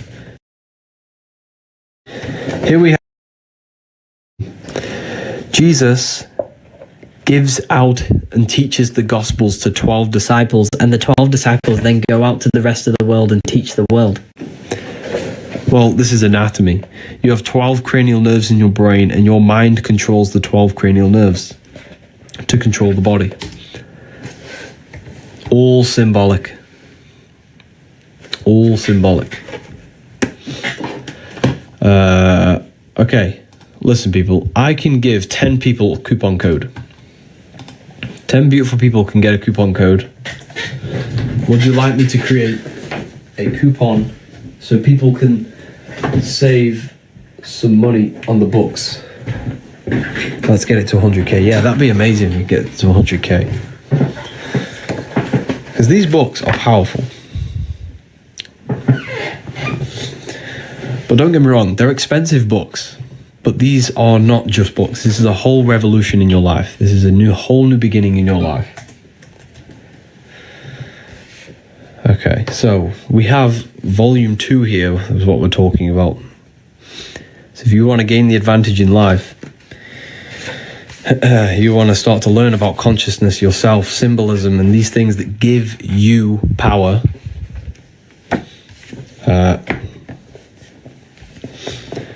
You can start to learn this stuff. Buy as a bundle guide. Yes, so you can buy the bundle. There's a bundle, and then you add the code on top of the bundle. You add the code on top of the bundle, then you get even more off.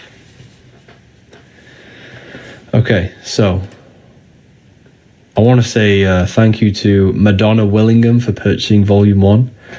Oh no, sorry, the Symbolism class. Christian Williams, Sugar, Alcunti, Michael, Mario, they're all taking advantage of the book. Thank you, your life is about to change. Anyways, I can create 10 codes for people.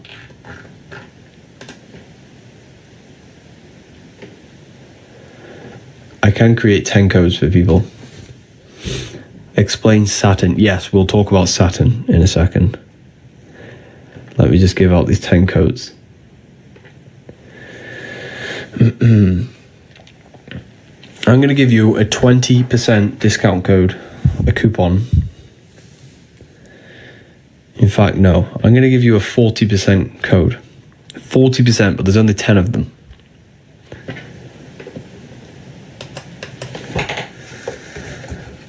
Oh no, the best, yeah.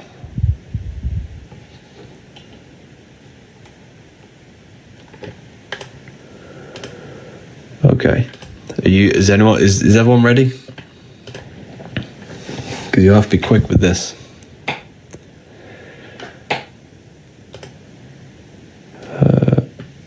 Okay.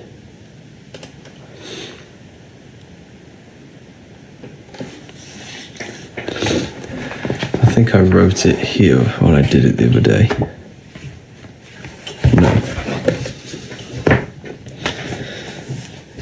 So if you click the link in the bio, it's going to take you straight to my website. And then at the checkout, you want to use this code. 10 people can use this code. And there's currently on the website, yeah. So click the link in the bio and use this code, SPRING30, all caps. SPRING30, all capital letters. If you click the link in the bio, it'll take you straight there. And there's a free ebook on my website as well, which teaches you exactly how to activate your third eye. That will teach you exactly how to it's a practical guide. Teaches you how to activate your third eye through imagination and reconnect with the astral plane. It's going to help you astral project. It's going to help you do many different things. So if you click the link, it's a free book. It's an ebook. Download it for free. Or use the code and get yourself these books that we've been using today.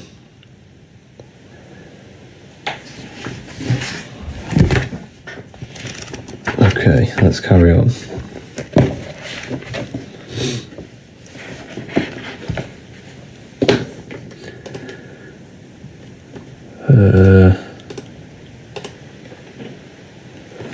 Where is the link? It's in my bio. How is Volume 2 different from Volume 1? They're just two separate books. More information in Volume 2. Volume 2 is more professionally written. Volume 1's more of a notepad. Two separate books. You can read them in any order.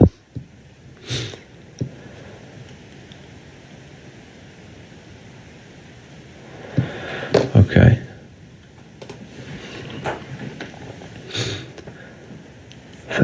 Melissa Renfro, thank you, and Sadie Childers, thank you. Your life is about to change. You got Volume 1 and Volume 2.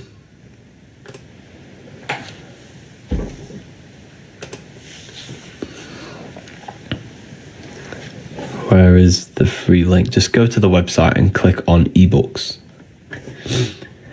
It'll take you straight there.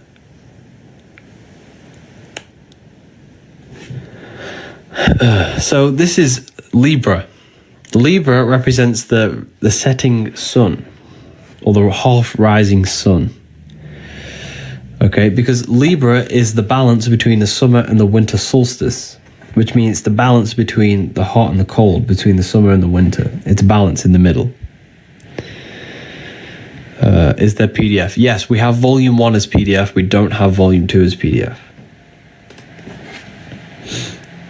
Thank you to Asha Bell, Sidia, and Martin Friedrich, all purchasing the Book of Wisdom. Your life is about to change.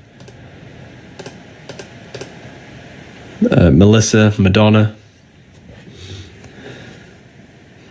Okay, so the sun is a symbol for Libra. Now, Libra is also the balance scales, because this is the balance between summer and winter. Now, if we look at the body, Libra rules the core. Here we have Libra, and Libra rules the core, which is your core, which is all to do with balance. This is the center of gravity in your body. So even your body is showing you the balance of the sun inside your body, because as above, so below. As within, so without. As above, so below.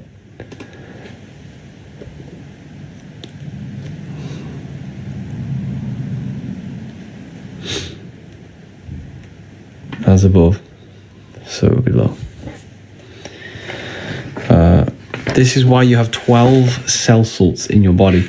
You have 12 cell salts for the 12 zodiac signs.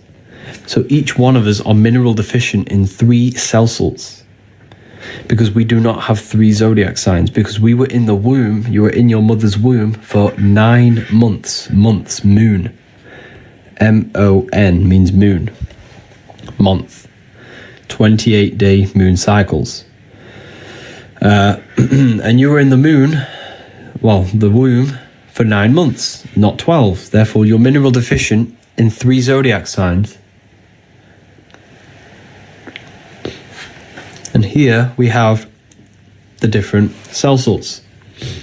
So if you were born in, me for example, I was born in Scorpio. Where's Scorpio? Here. I'm mineral deficient in, if I go back, my mum was had me in Pisces, then she gave birth to me in Scorpio, which means I'm mineral deficient.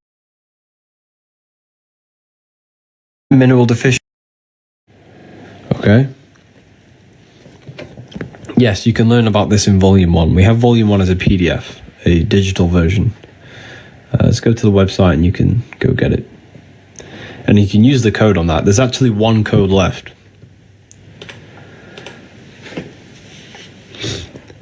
So you're in the womb for 9 months. You're in the womb for 9 months, which means you're mineral deficient in 3 zodiac signs.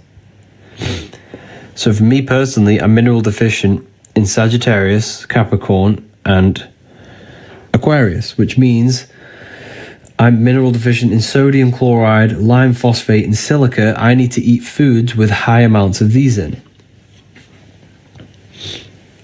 So I eat foods which are high amounts of these, like strawberries, many different things that help me gain them minerals. Because you are directly affected by the zodiac. This is why you have 12 cell salts for the 12 zodiac signs. You see,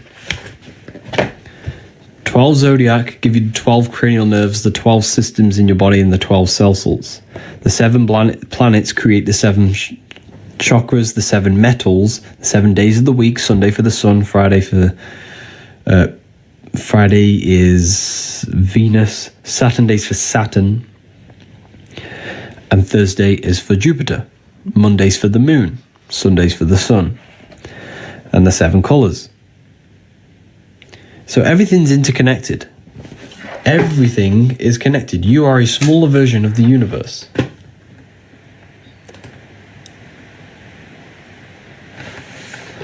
A smaller version of the universe.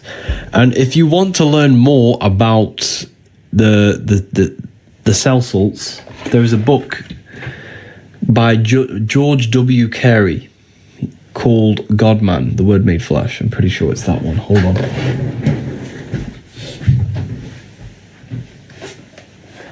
Yeah, God-Man, The Word Made Flesh.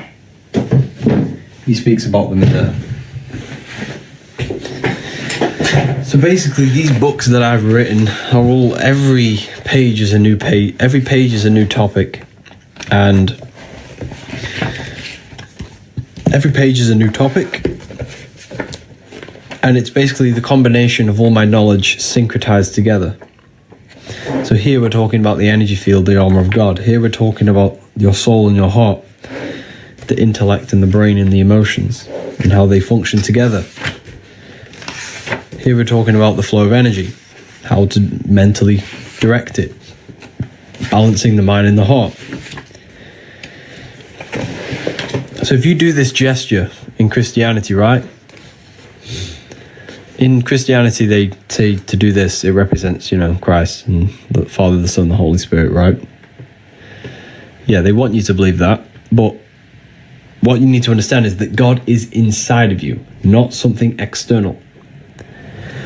So what we're actually symbolizing here is cutting your connection between the brain and the heart, because in order to live, we need the heart in sync with the brain. We don't want to act without empathy. We don't want to think without empathy. We need to think with our emotions. We've all had parts in our life where maybe a breakup from a partner, your head is telling you to leave them alone and start a new life, but your heart is telling you to go back. That is a disconnection between the brain and the heart. The head's telling you one thing, the heart's telling you something else. We need to sync them. We need to think with them both at the same time. The heart is the emotion, the brain is the thoughts. The brain is electrical, the heart produces magnetic emotions. Emotions are magnetic presence, or magnetic fields. When you feel an emotion, you are literally becoming a magnetic field. You're producing that magnetic field. Okay? So we do not want these disconnected from each other. We want them connected. This is what Christ consciousness is. So when people say, what is Christ consciousness? What's this Christ consciousness about? You know, what's the point in it? What does it actually do? Christ consciousness is the ideal state of consciousness. Now, what do I mean? It's the state of consciousness where we have control over ourselves and we are not living like a robot, pretty much. We are aware. Now, let me explain. Most people do not live, and now I mention this, you're probably gonna see this in a lot of people. Most people don't live. They are simply running off programs. Then they don't think, they don't live. They literally just experience. Christ consciousness is when you are controlling your thoughts, controlling your mind, controlling your emotions, and you're actively consciously living, consciously moving through life as a creator and not an experiencer. This is what Christ consciousness is, where you're not at hell, you're not experiencing hell from your chaotic thoughts and chaotic emotions. Christ consciousness is when you have mental peace and emotional peace.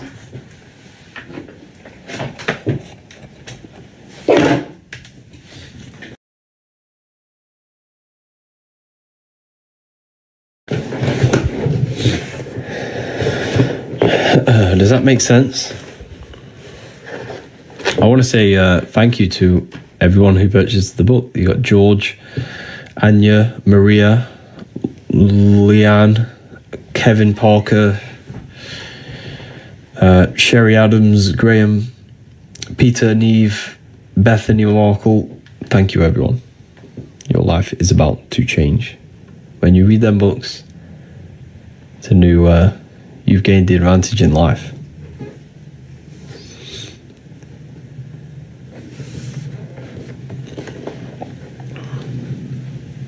Just found you, new follow. Welcome. And congratulations if you took advantage of the code and the bundle.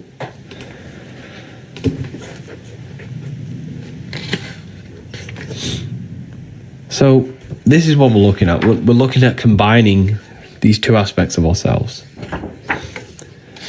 Because you are an image of the universe, a microcosm of the macrocosm, as above, so below. Now, this is where things get really interesting.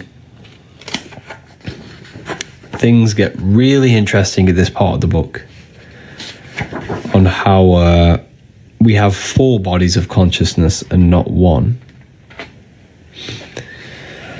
We don't have one body. We are you are the soul. You are a soul. Now, for the people who are new to this, what is the soul?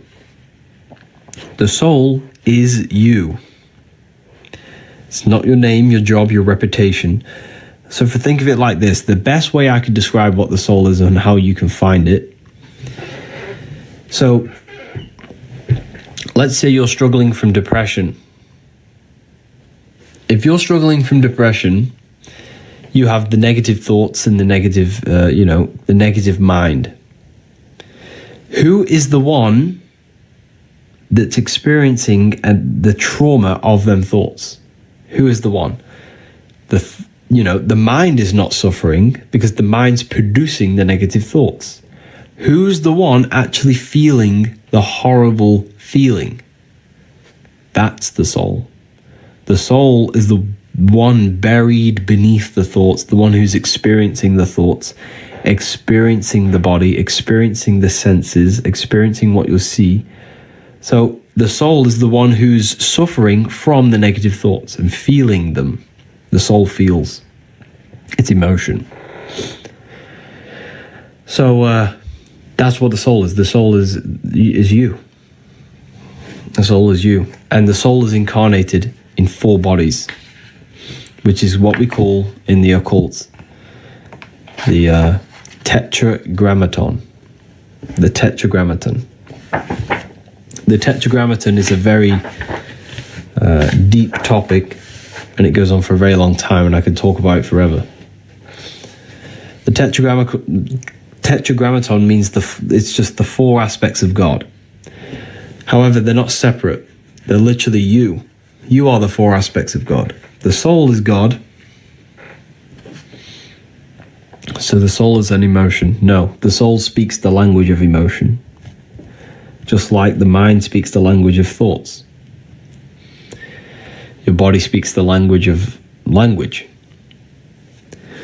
vibration. So think of it like this. There are 4 aspects of God, and there are 4 aspects of you. You exist in 4 corners. You have 4 different bodies. That's why we have Matthew, Mark, Luke, and John. You have a spiritual body, an earth body, physical body, an air body, the mind, and a water body, emotion. Fire is the spirit, earth is the body, air is the mind, water is emotion. Now, these are symbolized by the 4 fixed zodiac signs, because what is the sun?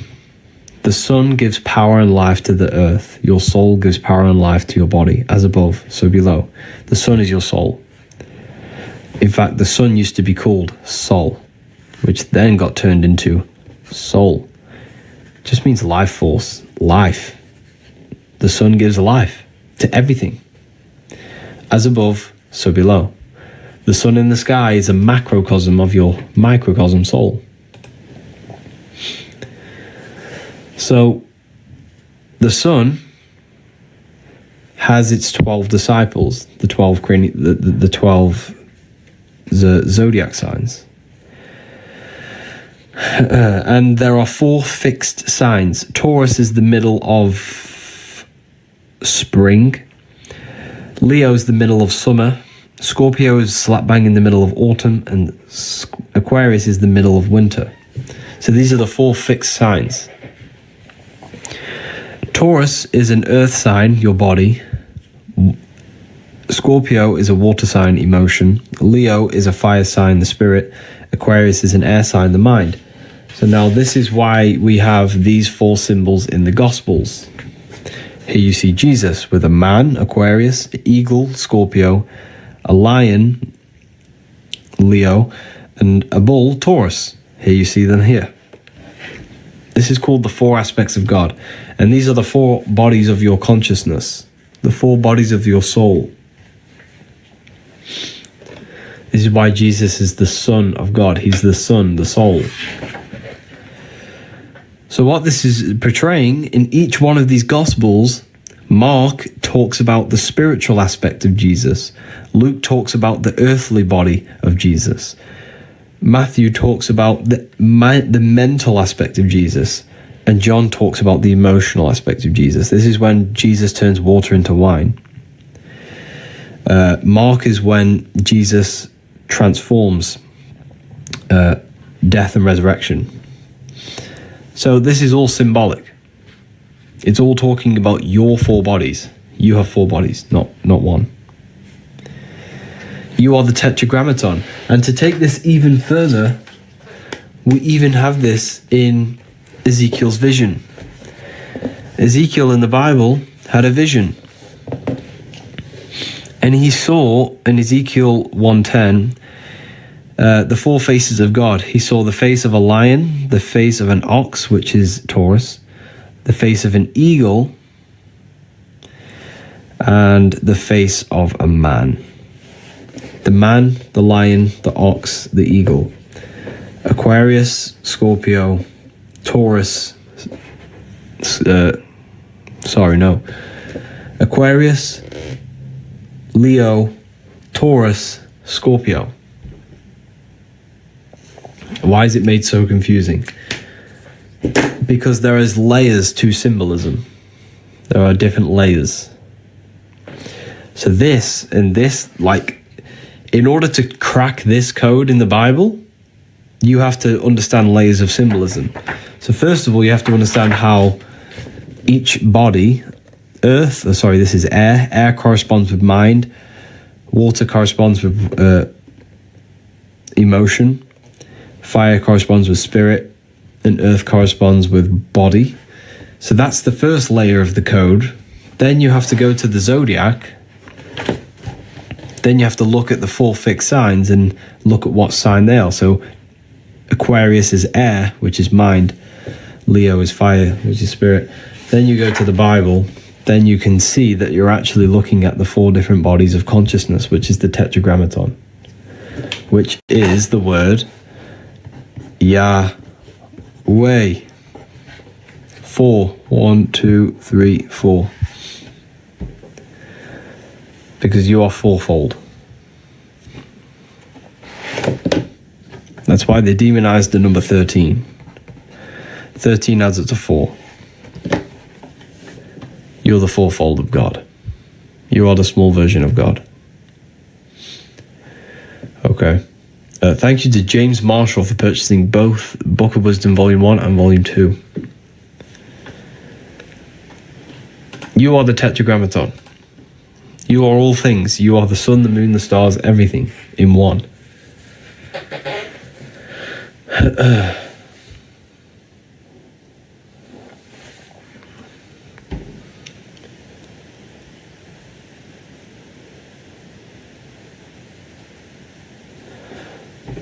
Discount. Okay, I can make 5 more codes for 5 more people. A lot of people asking for codes. Where can I buy the book? The book is in my bio. I'm going to give 5 more codes out. Are you ready? This is volume 2. We're going over volume 2 here. If you want to learn about these codes in the Bible, this is volume 2.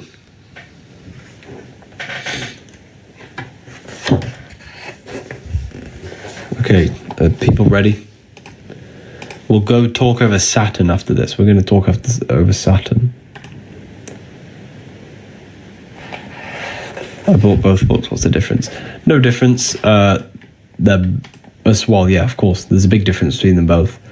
They're 2 separate books. You can read them in any order. You're going to love them. Absolutely love them.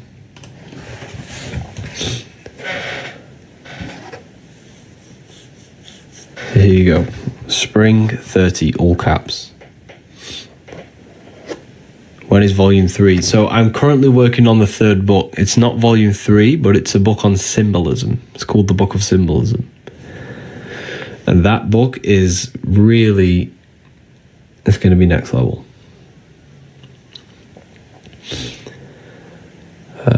Spring 30, all caps. Spring 30.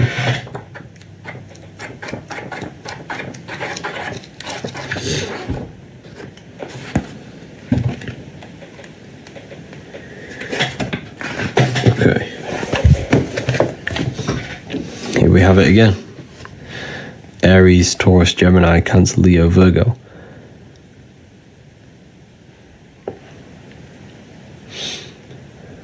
Okay.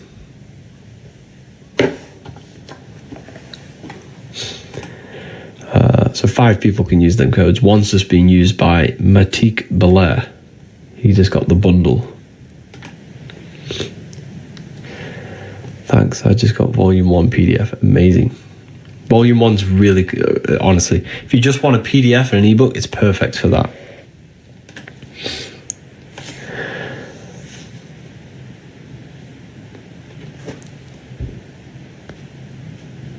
We want something new. Give us new age wisdom. Feel free to ask a question. What do you want to know? What do you want to know? But currently, I'm working on the third book, and that's going to bring so many new fields of thought that you never thought about. It's going to expand your mind into a whole new dimension of thought. So not volume 3, the third book is going to be all new information for you. So I can't wait for that.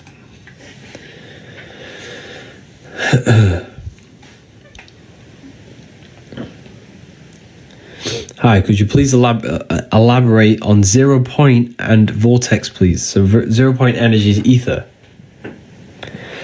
So everything comes out of ether and returns back to it. Everything. Ether is the primordial substance of all matter. So basically, matter is, on its base, is ether. It's the... Hold on, let me try to find this page so I can understand it properly.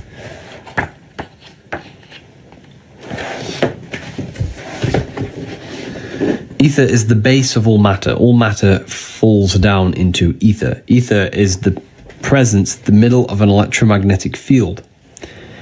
It's counter space. It's another dimension.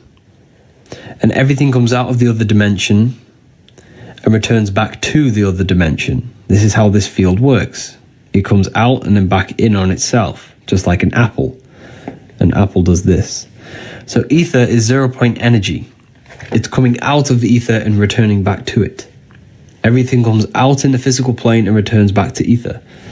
That's why death, when you die, you return back to ether. When you breathe, you're breathing in ether, energy.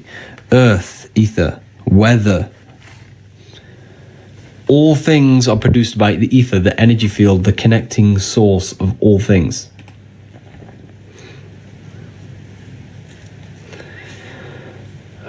The connecting source.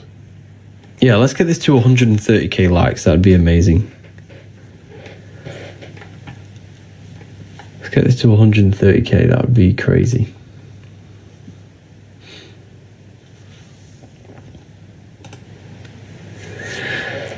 So yeah, so everything's sacred. So anything they made you scared of, so they make you scared of many different things.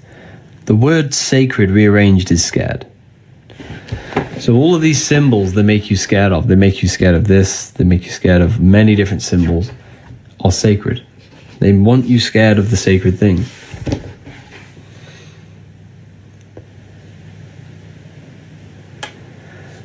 How do we master ether? Before you master anything, you want to master your mind. The mind is the cause and controls everything. The mind is the architect of reality. The mind controls ether. The mind controls physical. The mind controls imagination. The mind controls absolutely everything. How much for the PDF version? It's on the website.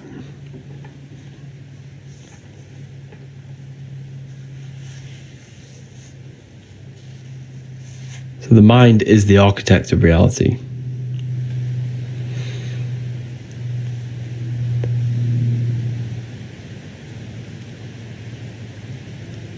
Yeah.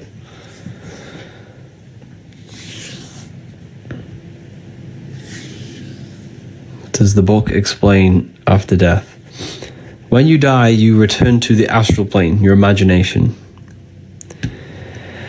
So your internal world is what is alive.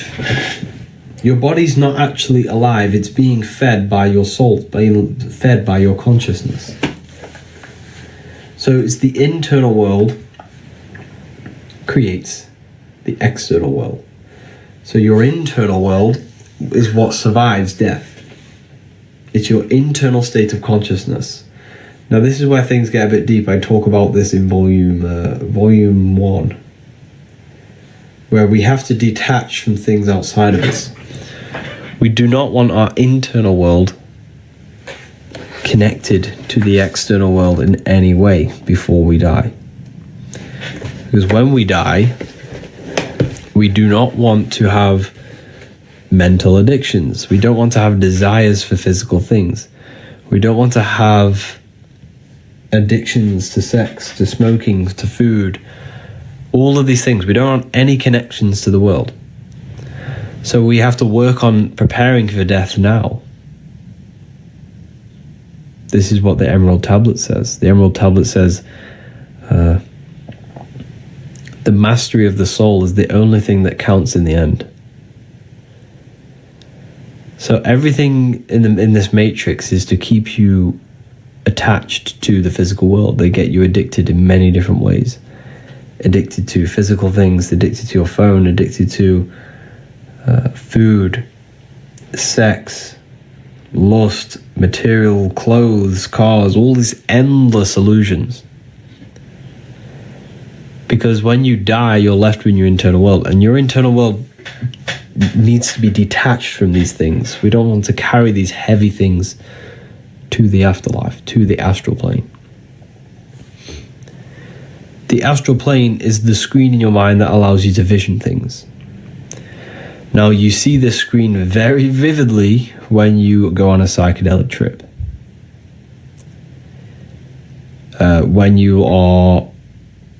If you have a psychedelic trip and you close your eyes, you'll see many different things. And when you change your thoughts, you start to see different things.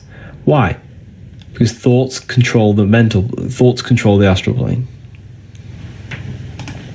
Thoughts control imagination. So when you change your thoughts, you change what you see. That's how these things work. So now that you understand that, I've just given you the key to go play around with these things, with caution, of course. I'm not telling you to go out there and do loads of them, but now you understand. You can start to play around with them and see how consciousness functions, and how it works. It's all based on thought. Thought creates everything. This is why the ancients spoke in symbolism. The ancients spoke in symbols. Symbols are everything, because symbols assimilate to thought waves, thought patterns. They use symbols to symbolize thoughts, because they understand the universe is mental. Everything exists in the mind. Everything is a mental projection. So it's all about thought.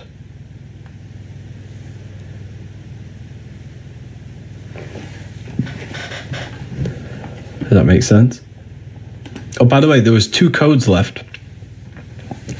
I gave out 5 codes about 10 minutes ago. There's 2 left. Thank you to Jeremy, Christine, Matik.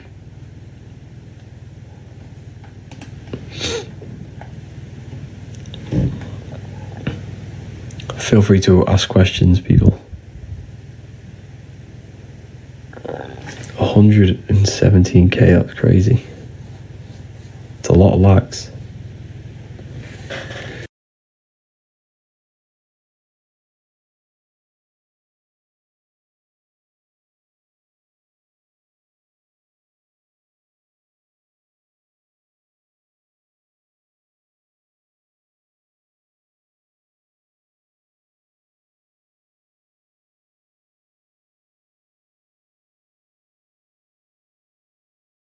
Spring 30, all caps. All caps. This is the second book. This one's the second book. We're talking about the second book here. Here we have Osiris. We have to remember, these Egyptian gods never actually existed. They are thoughts. They are symbolism. Symbolism is everything. There was no green god with 2 reptiles hanging up his body. You know, if someone looks at the Egyptian wall and they see this and they think this really happened, then they'll never understand the truth. Truth is spoken in symbols. There is no green man with these reptiles hanging off him. It's symbolism. Reptiles are reptilian. Green represents reptilian. Osiris is the reptilian god of the underworld, god of death, darkness, Osiris. He's the one who betrays his brother. Osiris represents the reptilian brain inside your brain. This is what betrays you. Why? Because this brain does not think. It does not think, it does not do anything but survive. It only thinks about surviving. Well, it doesn't really think. It governs instant reactions. For example, if a car's coming at you or a football's booted in your face and you instantly move out the way, that is all the reptilian brain. The reptilian brain governs instant reactions. So basically, this is where the low level of consciousness is. When someone doesn't think, they just live off reactions. They live in fear. They live in a constant state of fear and reaction. This is the death. This is the god of death, the god of underworld. This is the death of our consciousness, the death of our higher self. Because we are far more than this brain. So this is the reptilian survival brain and neocortex, the learning thinking brain. Neo from the Matrix wakes up, and his name's Neo. And he was plugged in on the chair and the back of his neck. So he's plugged into the Matrix. This is the Matrix. And he's pulled the pin out of the back of his neck, and then he wakes up, and now he's called Neo. Neo wakes up. He uses his higher brain to function. And Neo actually worked in a place called neocortex. The building name, if you look at the film, it says neocortex on it. It's all symbolism of the brain and how they function.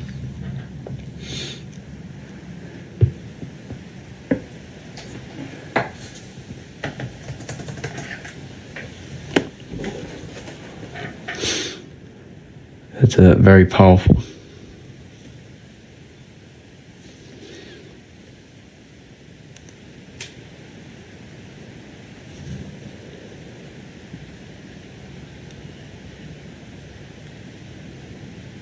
Thoughts on COVID? I can't talk about that. I'll probably get taken off TikTok. But me personally, I don't think airborne viruses are even real. I don't think you can catch a virus off someone. I don't think that's a real thing.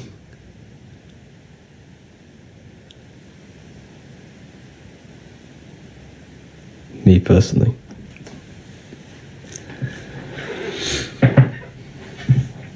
We have to understand we've been conditioned in so many different ways.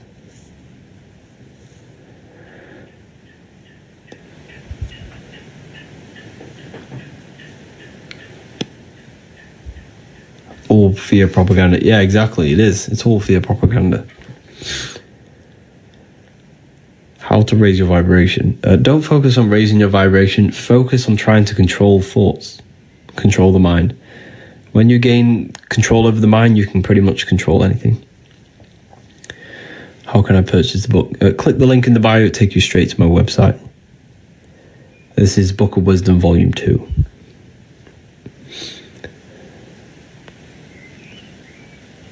Is there a judgment when you die? Yes, but you judge yourself. So when you die, you're left with your internal world. If you close your eyes now, there is a state of consciousness within you. The inner voice, the inner self. That's what you're going to be left with. And now, if this internal world is desiring sex, desiring things of this world, you will manifest. They are low thought forms. They're low vibrational thought forms. So you will manifest on the lower astral plane. And when you manifest in the lower astral plane, that's where lower thought forms manifest. Lower imaginations, low vibration imaginations, low thoughts. So, if you want to ascend to a higher astral realm, you have to master your thoughts. It's all about controlling thought. The universe only exists in the mind. All mental. It's a mental construct. Why don't I dream anymore? More than likely, it's mainly because you maybe don't use your imagination.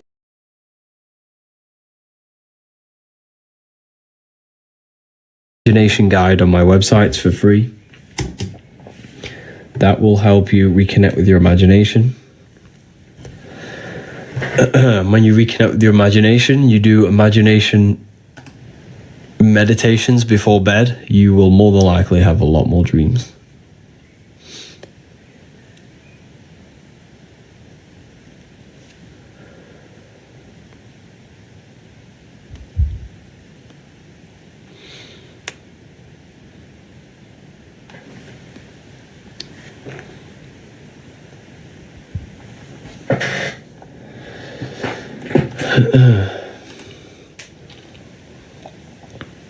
Anunnaki didn't exist. No. Anunnaki is you. You are the Anunnaki. So everything when it comes to these old texts, ancient texts, is symbolic, metaphorical. So the Anunnaki. So what does it symbolize? What does their story symbolize? You are the Anunnaki God. You are literally consciousness, universal consciousness. And Anu, he was the god of the sky. Ki was the goddess of the earth, the material world. Sky represents spirit. The sun is spiritual. They're non-physical objects. These aren't physical objects. They're light sources, they're energies, they're spiritual. Everything above our head is spirit. Everything down here is matter, spirit and matter. Just like how you have hot and cold, day and night, everything has polar opposites. The polar opposites of the earth is heaven, which is spirit, above. So everything, when you look up, you're looking at spirit. So Anu is the god of the sky, spirit. Ki was the goddess of the earth, matter. Together they married and gave birth to the Anunnaki, which is you.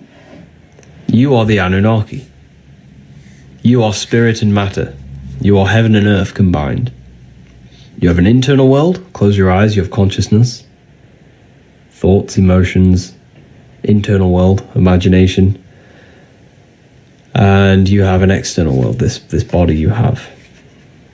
So you have these two worlds. That's why you're an dual.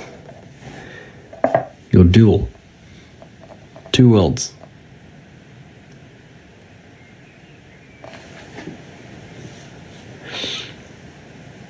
So when you look up, you're looking at spirit. Everything above your head is spiritual.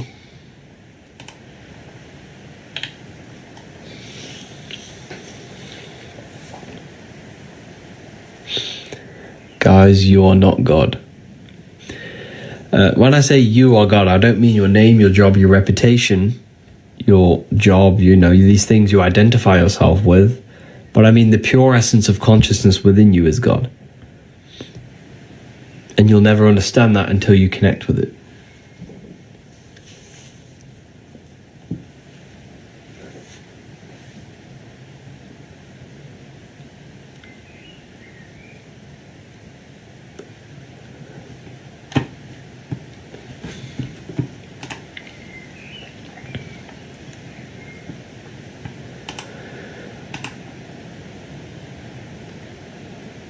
But yeah, I'm going to love and leave you all here today. I've been on for a while now.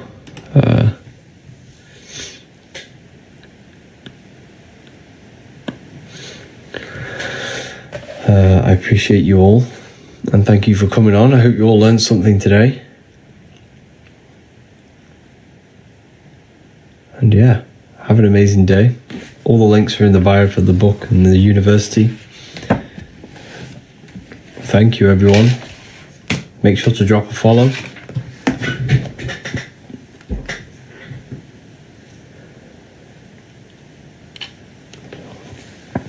But yeah.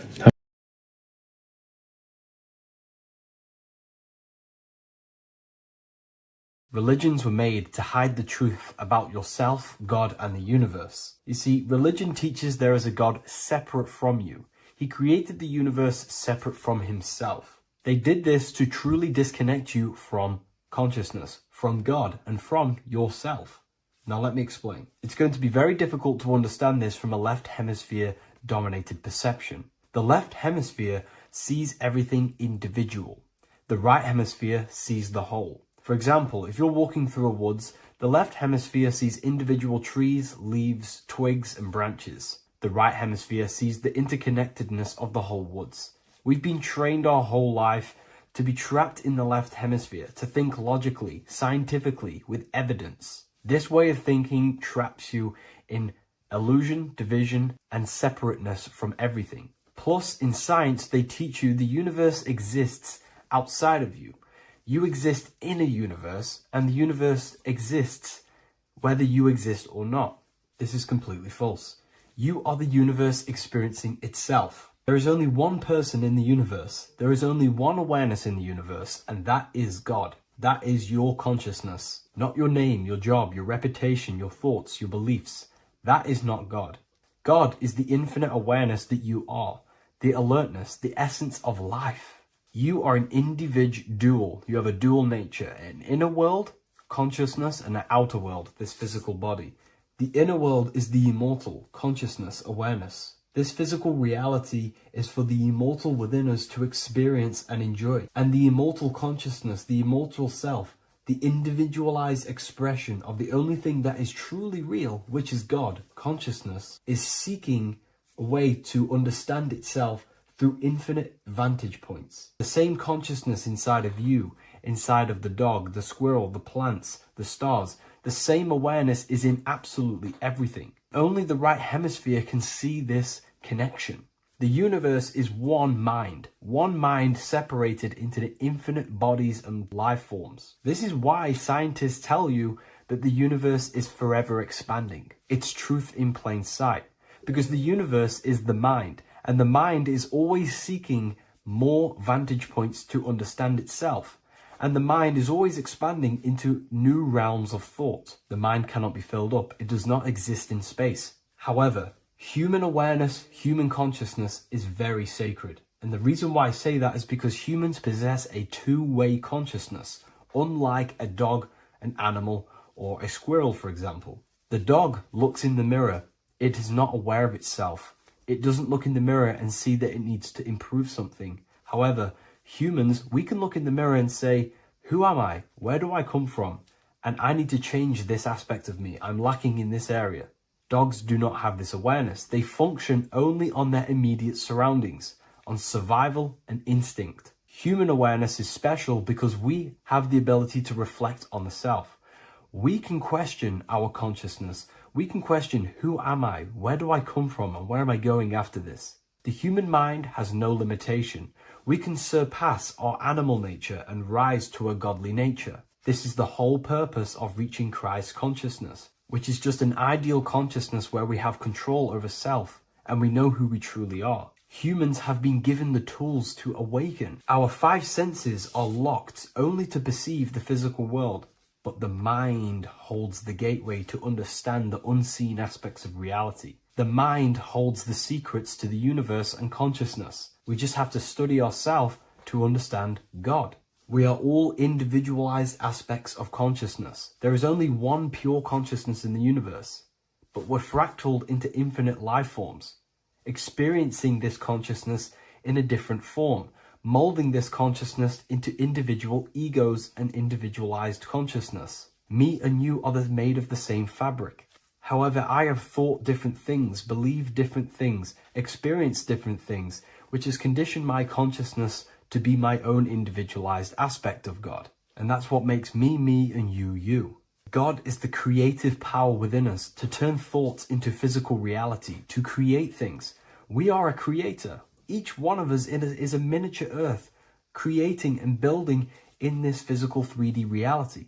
Our consciousness holds power over the 3D reality. We can mold it and create anything we wish. However, we have been conditioned to live like an animal, living in our animal nature, eating, surviving, lusting, and these low-level desires keep us trapped from figuring out our creative power. This is why the ancients always depicted God inside of the brain. Even in ancient Christian artwork, William Blake, Anton Raphael, all depict God inside of the brain. Why is this? Because God is our creative power. The spinal column acts as a type of ladder of consciousness. If you just think about sex and act on sex, eating, consuming, and living in a survival animalistic state, then your consciousness is functioning on the lower end of the spinal column, where your reproductive organs are and your gut organs are to consume food. In order to activate the God within us and to us to truly know God, we have to be aligned with the God consciousness. We have to unlock the God within us so we can truly actually experience God and understand it. However, God exists beyond our personal consciousness, beyond our human identity. In secret societies, satanic rituals and satanic societies, they are seeking a way to escape the human identity through ritual work, meditation, and trance-like states. A trance-like state is like the state that you enter just before you fall asleep, where there is no thought present in your mind, because you are not the mind, you are the observer, you experience the thoughts. And when we escape the human identity through rituals, meditation, or trance-like states, we can actually experience beyond the veil of this material world. However, satanic rituals do this in a negative way. Satanic rituals include ways to make the human mind tap out by pushing the human minds to the limit through pain, suffering, and even torture, to allow the mind to pass out so you can temporarily pass on the veil of the physical world and escape the limitations of the human identity and the human thinking mind. Now, you do not have to do it this way. You can experience the divine and beyond your human identity through many different ways, such as deep meditation, rising above your thoughts, and setting 3 alarms, one for 6 a.m., one for 6:30, and one for 7:30. And when you wake up at these times, what you need to do each time you wake up is allow your mind to stay awake but your body to fall asleep. And you will enter this trance-like state, and you can gain ideas, experience lucid dreams, and maybe even astral project. All of these rituals in secret societies and satanic societies is all about escaping the human identity and experiencing the divine planes beyond the physical. To wrap all of this up, this is all about consciousness. Consciousness is the infinite awareness of the universe, just fractaled into separate bodies. And this consciousness is seeking a way to understand itself in infinite angles and vantage points. And religion was made to cut off your connection to the divine planes beyond this world and beyond your self-identity. Therefore, if you want to know God, you have to study the attributes and qualities of God, such as geometry, numbers, consciousness, the mind, the subconscious, human anatomy. All of these things are aspects of God. We have to study ourselves and study nature so we can see God. God is the infinite awareness of the universe. If you love this video, please leave a like and share it with a friend. I'll leave a link in the description for the Book of Wisdom, Volume 2. There's an ancient symbol hidden in plain sight, one that holds the key to transformation, power, and unlocking your true potential. It's been used for centuries by mystics, rulers, and even modern science. But almost no one understands its true meaning. Once you do, it will change the way you see yourself and the world forever. Stay with me, because this could be the key to your own awakening. The symbol of the snake, or the serpent, is a very powerful symbol that refers to something within you, that we all are on this journey. So first of all, we see this symbol in ancient Egypt on the top of the pharaoh's head.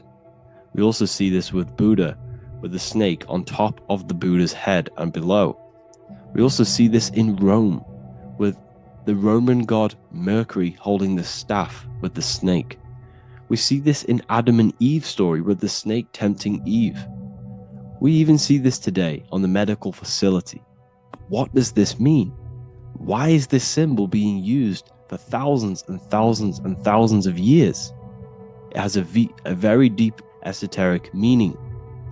We see this in the caduceus staff, And we even see the snake representing the Kundalini. What does the snake actually mean? A lot of people think it represents the Kundalini, which it does. However, there's a deeper interpretation of this symbol, and it goes very far beneath the surface of what the snake actually represents. Okay? So first of all, when looking at symbols, we need to observe what the snake does in nature. The serpent sheds its skin. The serpent shedding its skin is a sacred symbol of an inner transformation. It transforms from its old self to a new self. It sheds layers of itself. As the snake discards its old exterior, it mirrors our own journey of realizing outdated beliefs and patterns, paving the way for a renewed, authentic self on the esoteric path of awakening. Essentially, it represents transformation, but not transformation of our physical bodies, transformation of our inner world. Now, this is where things get a little bit tricky and you may become a little bit confused, but I'm going to make this very clear for you.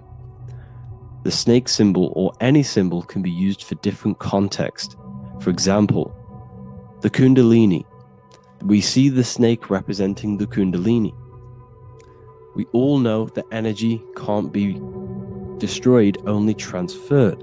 Like I said, this is a transferring of energy. It's a changing, a transforming, shedding its skin. It represents transformation. Sexual energy is energy, and we can transform the sexual energy into a Kundalini awakening to activate dormant brain cells in our brain and to activate the human light body, which is the spirit. We can cultivate, save, and retain our sexual energy, transmute it up the spine to activate the brain. This is a symbol of transformation, of energy in this context. However, when we go to the emergency services, this does not mean the same thing as the Kundalini. The snake in this context represents transformation of health. When we are picked up by the emergency services, we are looking for a transformation. We are unwell and now we need to transform to well-being. This is why they use this symbol. It represents transformation, especially with the pole and the snake climbing. It's climbing, it's transforming from the bottom to the top, shedding its skin, shedding old layers, transformation. We see this in the Bible with the snake tempting Eve to eat the apple of the tree of knowledge of good and evil. Well, what does this mean? Where's the transformation in this? Well, this is a very hidden one. The transformation takes place in Adam and Eve's consciousness and their mind.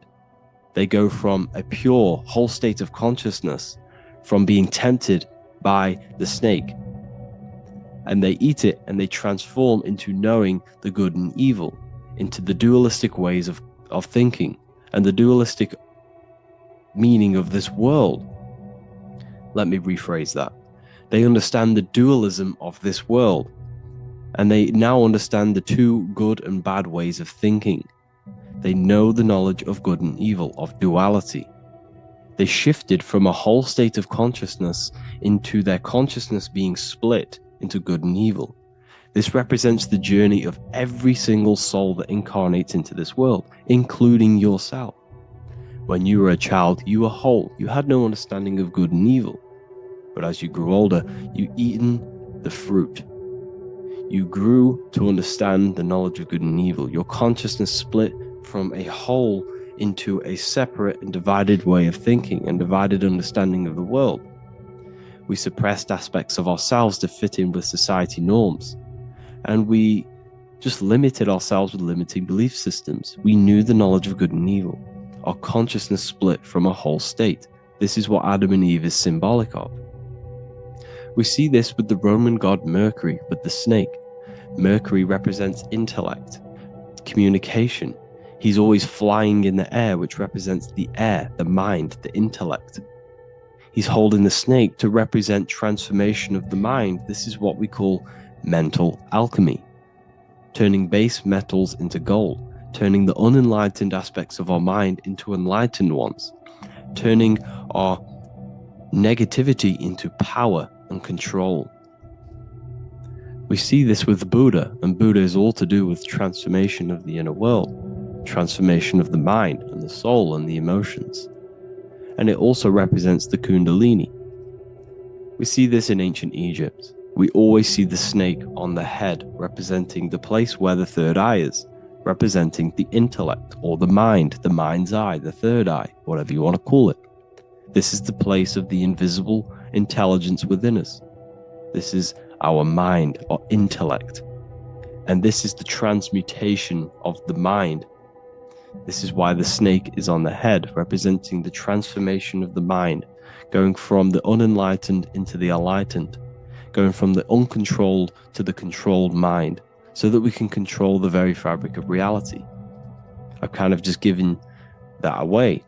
Why is this important? Humans are creators. We're the architects of creation, endowed with the divine power to channel the fourth dimension, which is the imagination, into reality. Each thought and intention is a seed. When nurtured with focus and clarity, transforms the unseen into the tangible experience. This creative process bridges the gap between the ethereal and the material. Humans are creators. It's impossible for you not to create. Whether you're doing this consciously or subconsciously, you've been creating your whole life, turning non-physical thought into physical reality. We are creators. However, the mind cannot create in a state of chaos. The mind cannot create with limiting beliefs. The mind cannot create with thoughts that come and destruct our minds. The mind cannot create consciously and effectively if there are impulses within our mind and we have no control over the mind. So this is where self-transformation comes from within. This is where the snake comes in. The snake represents the transmutation of our mind from the uncontrolled to the controlled. In this context of the Egyptians with the snake on their head. It's all to do with mental alchemy.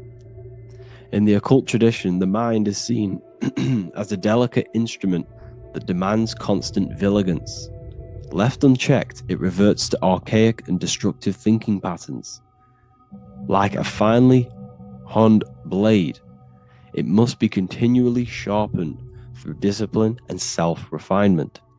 In this unending process of unveiling and mastery, we learn to shape reality, harnessing the power of our thoughts to manifest the highest potential. It's all to do with mental alchemy, and this is how the snake is connected to you. And what the snake represents to you, it represents the transmutation, the changing of ourselves, of our consciousness, so we can gain control in this 3D world. If we lack control, then we'll constantly be manifesting chaos. Now, there are 3 ways that we can transform our world, and we can slowly transform our mind. Now, this is not an overnight process. It takes periods of time of purification. And number 1 is affirmation. Let's say we have this dirty cup of water and we have a tap of water. And in this tap, it's pouring in more water, clear water. Over time, if I keep pouring clear water into this cup, it's going to slowly purify this cup. And then in the end, it will look like the cup on the right. It's the same with your mind. The cup represents the limiting beliefs, the negative thoughts, the negative mind, the uncontrolled mind. But if we keep repeating affirmations over and over and over again, such as I am disciplined, I am powerful, I am limitless, over time this can purify our subconscious and we can gain control over the mind, and we will become conscious of the thoughts that we are giving attention to. The second way is meditation. Meditation allows one to develop an off switch for the mind, providing a sense of control over it. Over time, we gain the ability to filter our thoughts and become more conscious of the ones we choose to engage with. Meditation over a period of time, will give you this button that allows you to filter out negative thoughts. If you have a negative thought in your mind, you'll be able to become conscious of this and redirect your mind's attention.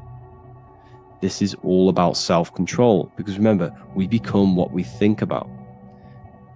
The snake represents the transmutation of the self. And another way is visualization. Visualization allows your subconscious mind to experience the reality you desire, accepting it as truth. As the subconscious becomes more immersed in this imagined reality, it works to manifest it into your conscious experience.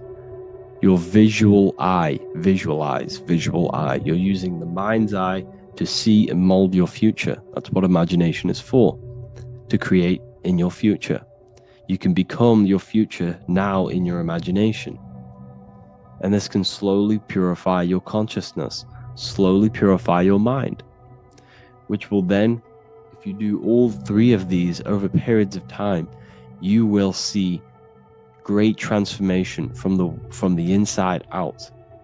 And your outer world will start to mirror your inner transformation, because it's as within, so without. You change your inner world of consciousness, of thought and emotion, you'll change your external reality and your circumstances. So I hope this lesson has gave you a great understanding of what the snake actually represents. And now that you see it, you will see this everywhere. Every time you see a snake, you know it represents the transformation.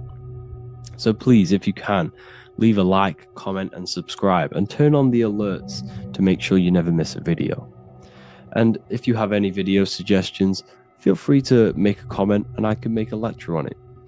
I appreciate you all watching this video today, and I'll see you all inside my university if you're inside, and I'll see you all in my Telegram if you join, and I'll see you in the next video, of course. Thank you and take care.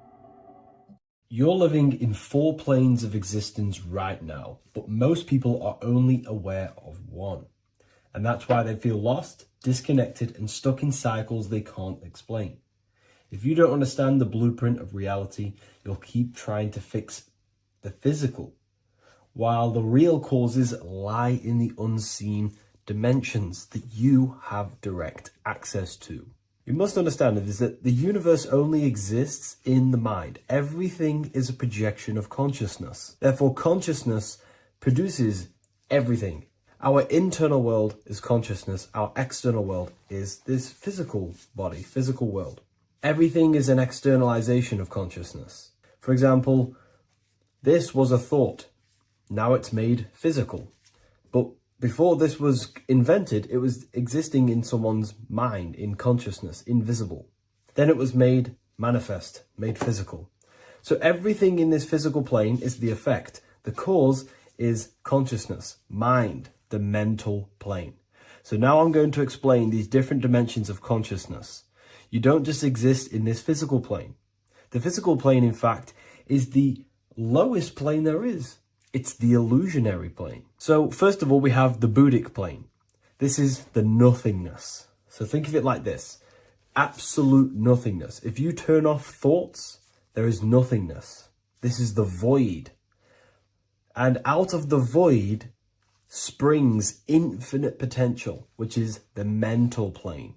Now, your mind has no limitation. It can think anything, be anywhere, anytime, any place. In the whole world, there is no limitation with the mind. This is the realm of infinite possibilities. This is the realm of thought. Thought is a dimension, information and thought. To go a little bit deeper on this, there are pockets of thoughts, what we call in the occult fields of thoughts. Your mind does not think thoughts, it receives them. Your mind is like a radio. Whatever the mind is tuning into, setting its mindset, setting your frequency or setting your mind, you will receive thoughts based on that set, whatever you set your mind to. So there are pockets of thoughts that we penetrate in the mental plane. The mind is the mental plane, the infinite possibilities. This is the spark of creation. This is where all things begin to manifest as an idea. an idea in the mind as a thought. So if you want to gain certain information, you need to meditate or do thought exercises where you are penetrating that dimension of thought, that pocket of thought. For example, if you want to find a way on how to make financial wealth, you would use your mind, set your mind on wealth and money, and think, close your eyes and think about that specific topic and see where your mind takes you. And you will expand your mind into different pockets of thought and gain information. So this is the mental plane. This is how you can use the mental plane. You can use the mental plane to do this. Then we have the astral plane. We have higher, middle, and lower astral plane. The astral plane is the body for thought. So every dimension, physical, etheric, astral, mental, Buddhic, is a body for a dimension above.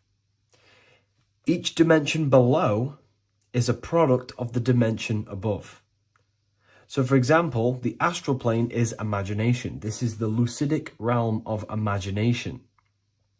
This is where thoughts begin to manifest into some sort of form. It's not a physical form because this is physical, but imagination is a lucidic form. It's not really physical, but it's there. It's a projection of light.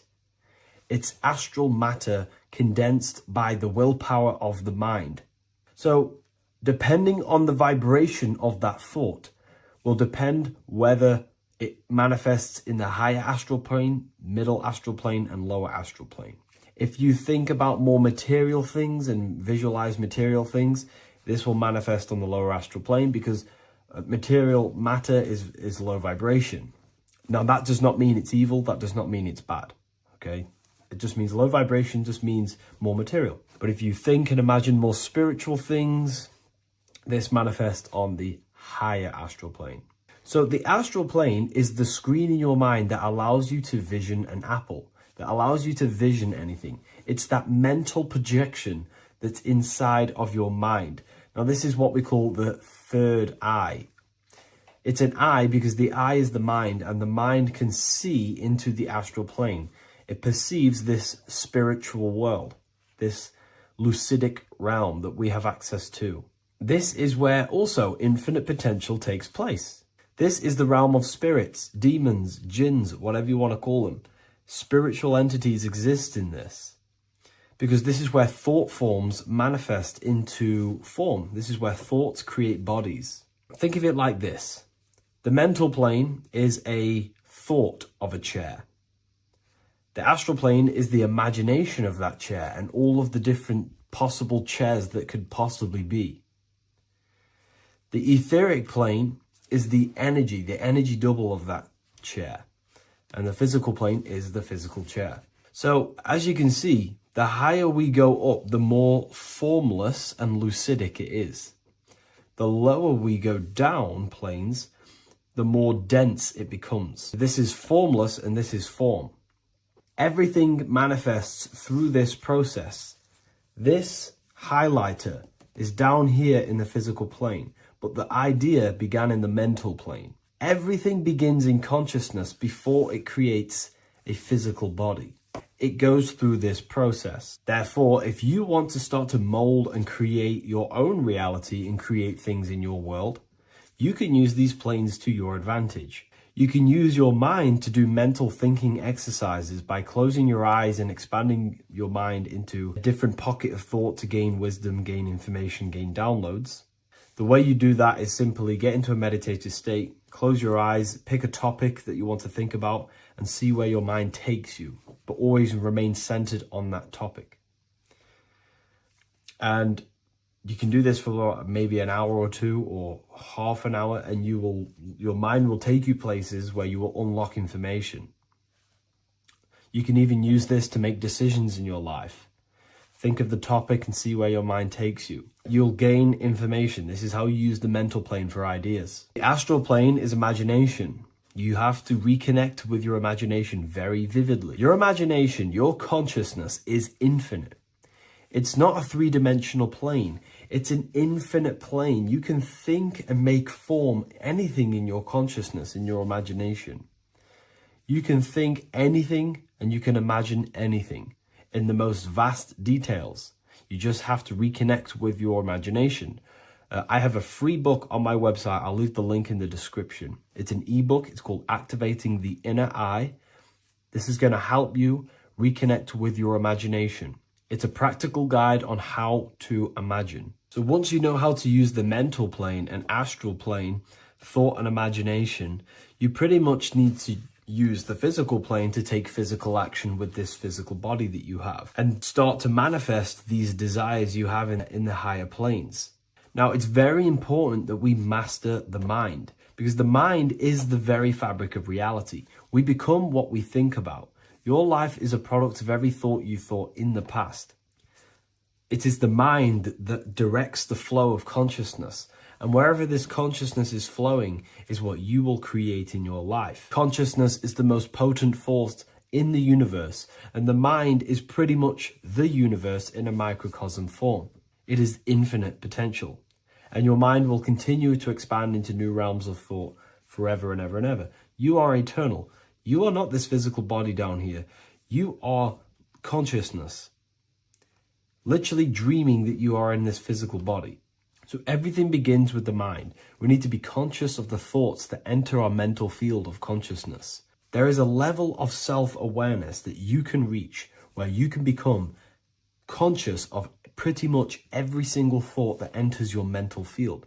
Now, we have over 7,000 thoughts a day. You can gain such mastery over your mind where you can become conscious of every thought you think. And that is when you gain superior power.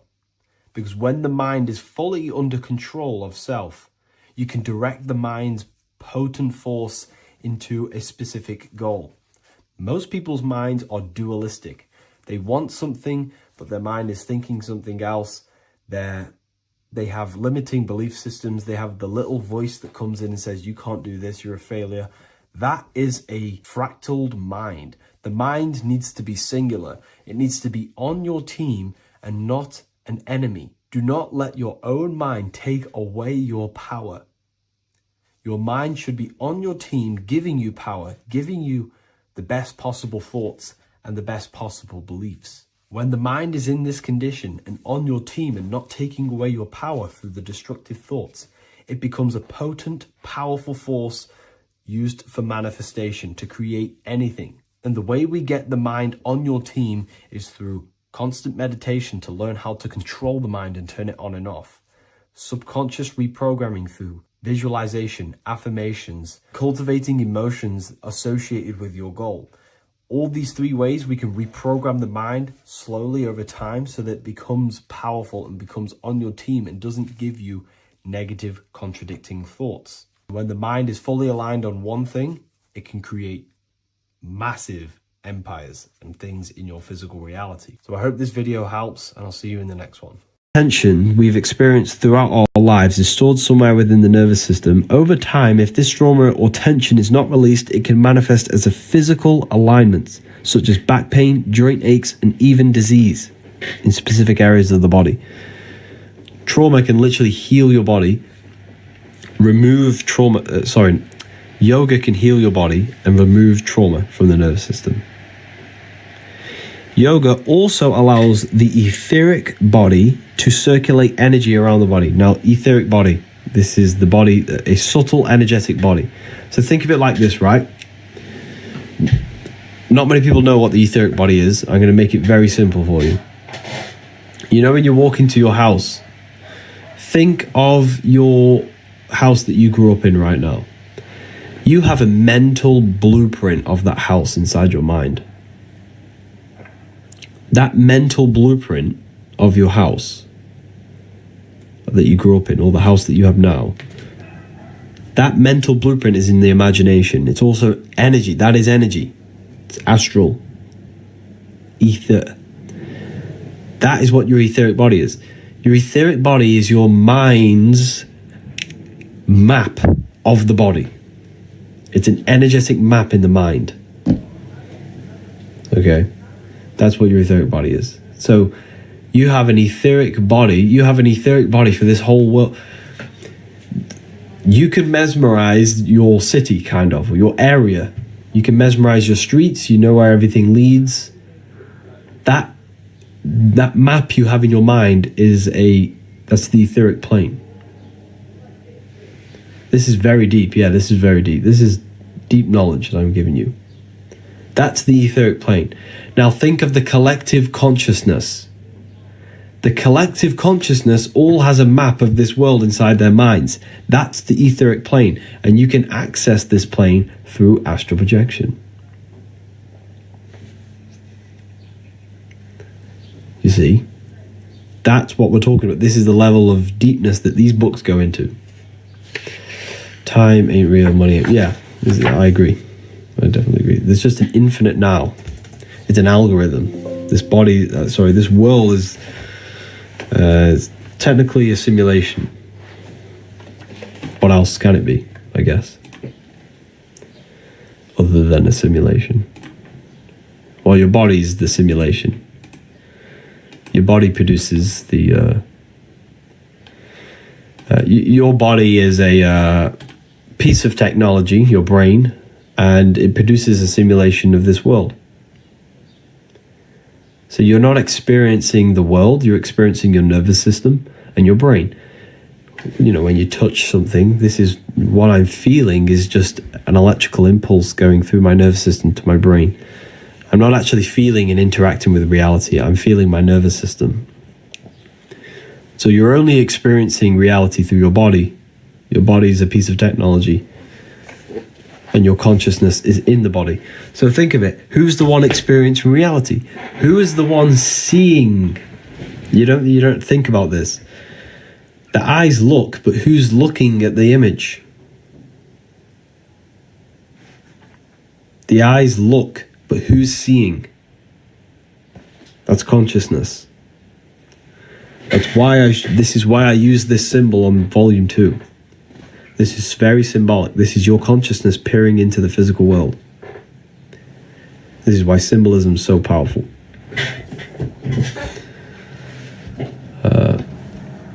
I love your videos. Thank you. I appreciate that, Austin. And why do we experience the same thing if it's just a simulation? What do you mean by that exactly? Who's the observers observing? Good question. I can't tell you that. You have to close your eyes and connect with that yourself. There's a reason why I don't like saying this, that your consciousness, this is why the Egyptians didn't use these symbols for no reason. This eye represents the inner eye, the eye that's peering through close your eyes, every single one of you, close your eyes. There is a whole entity inside of you. There's a being inside of you, thinking, feeling, experiencing. But not even that. Who's the one experiencing your thoughts? Who's the one experiencing this reality? Who's the one experiencing what you're seeing? That's the soul. Very well said, Adina. That's the soul. So people say to me, souls ain't real. Souls aren't real. Close your eyes, you can easily find it. Who's the one experiencing your thoughts? Who's the one observing everything? That's you, that's a soul. That will never die. Ever. You're immortal. Now this might be a lot to take in, but it's the truth.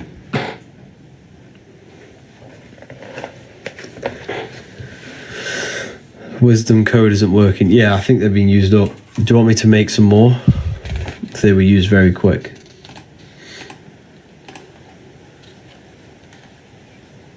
And this is what I mean, like there's so much division in our space. Even in our space, there are people trying to divide this space.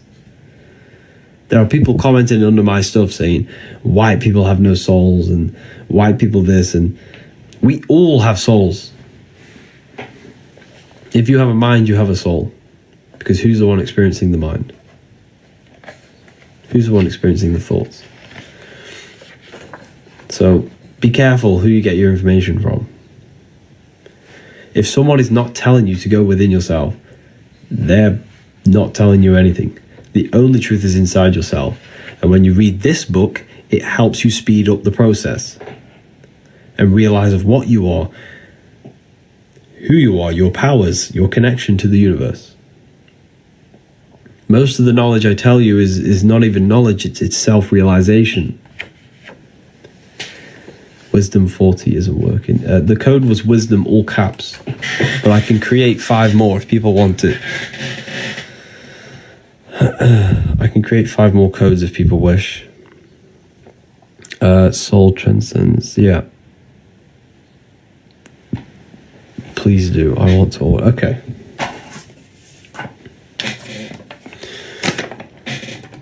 Let me.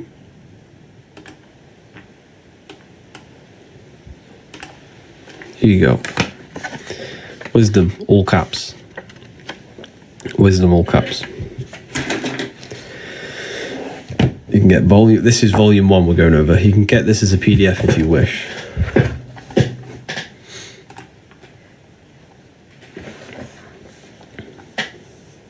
Shipping to the Netherlands. Yeah, we ship everywhere. It can take maybe a week or so to get to you. I'm not Amazon. Like, I don't have millions and millions of books. It's print on demand, so it can maybe take a week, maybe 2, depending where you are, but you're going to get the book. And if you have any issues, contact my support email, revivalwisdomassistance@outlook.com, and they will help you. No one ever goes empty-handed. Or just read the Trustpilot reviews if you're still skeptical.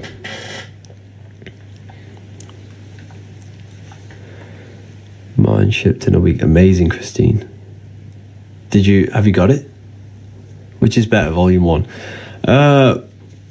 They're both just as good as each other. I poured my soul into both of them, but a lot of people go for volume 2.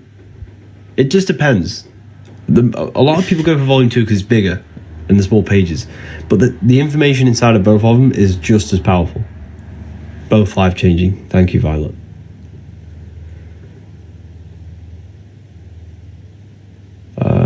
I have Phoenix going to read, but oh wow, thank you.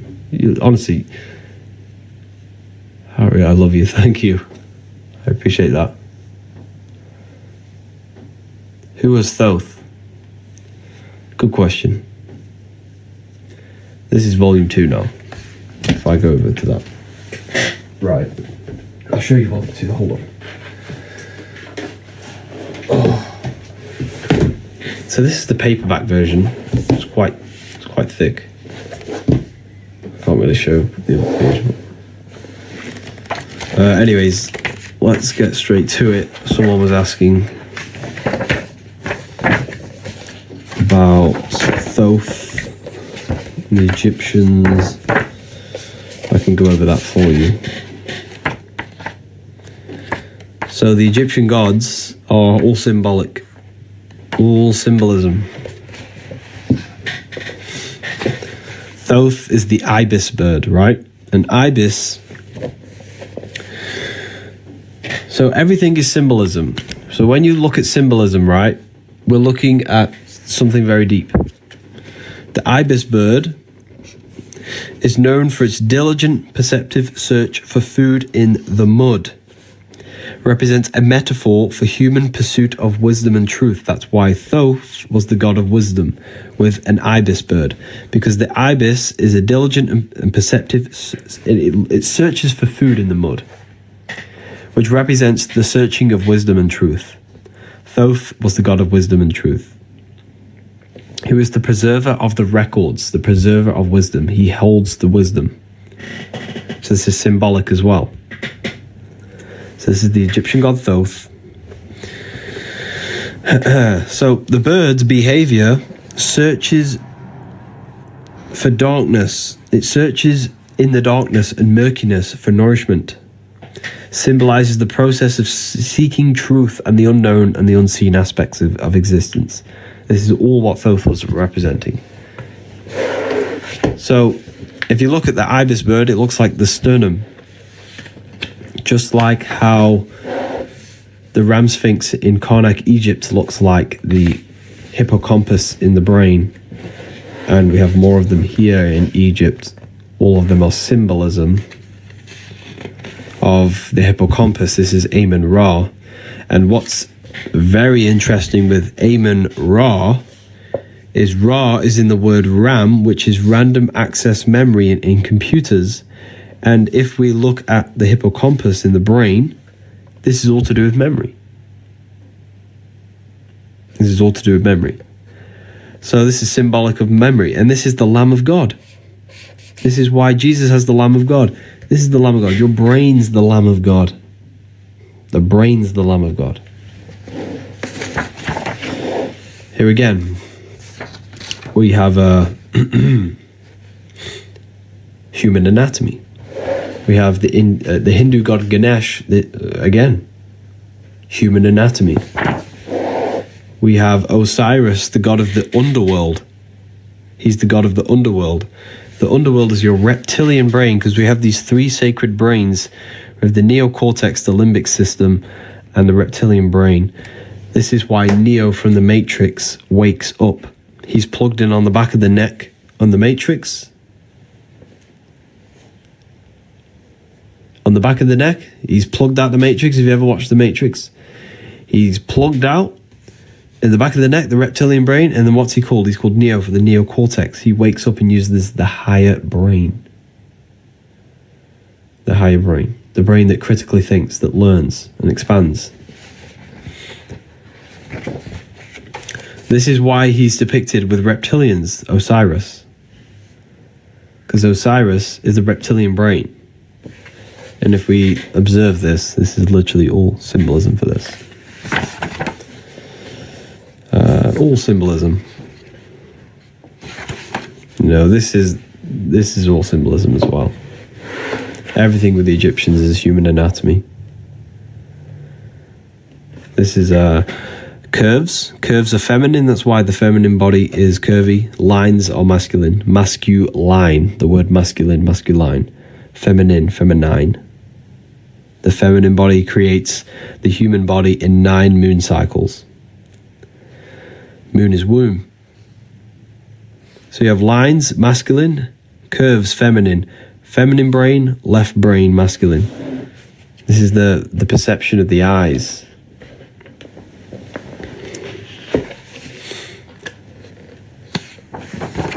All anatomy. Here we have the Jed pillar. The Jed pillar is all symbolism of the spinal column, which is a sacred symbol in ancient times. Very, very sacred. I can't tell you how sacred this is. The spinal column is symbolized as rivers, the river Nile, the Jordan River in Christianity, the river Nile in Egypt, the Jed pillars, ladders. There's endless symbolism for spinal columns. It's everywhere. Freemasons show ladders. Christians call it the river Nile, the Jordan River.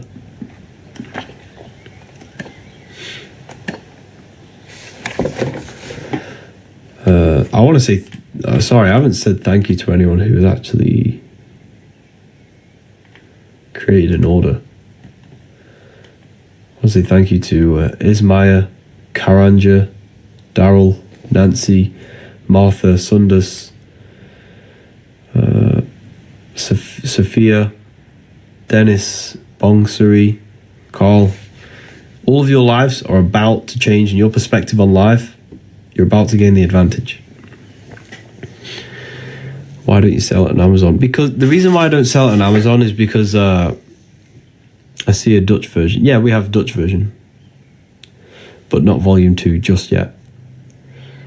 The reason I don't sell it on Amazon is because I want to build my own brand. I want my own trust. Amazon's like, if I put it on there, that kind of decreases my value. I don't want that. I want to build my own trust. I don't care how long that takes. So people can trust my website, build my own reputation.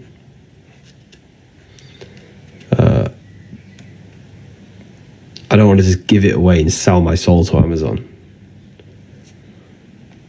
I don't want to do that.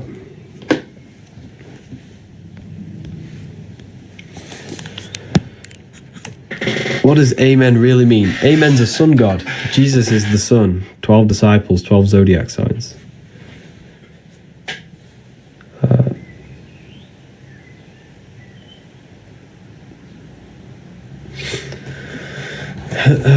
Like, I probably would make way more money on Amazon, but I don't care. I don't care. I want my own thing. Yeah. Yeah, feel free to ask questions, people. Feel free to ask questions. Talk about anything we wish. It's not about money. Exactly.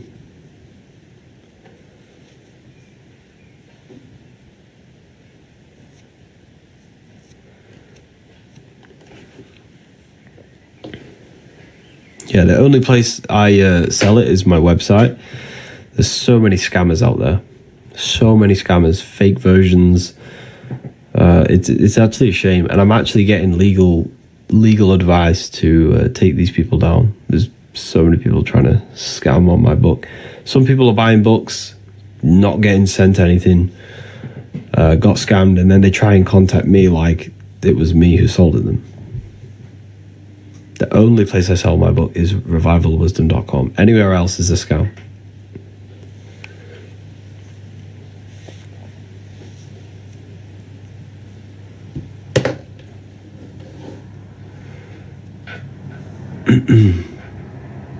Why doesn't someone can't remember their dreams? Because if you don't use it, you lose it. So every time you do have a dream, you want to write it down in detail as much as possible. Write it down as much as possible in detail, and you will remember that dream. And this will slowly, over time, make you remember dreams.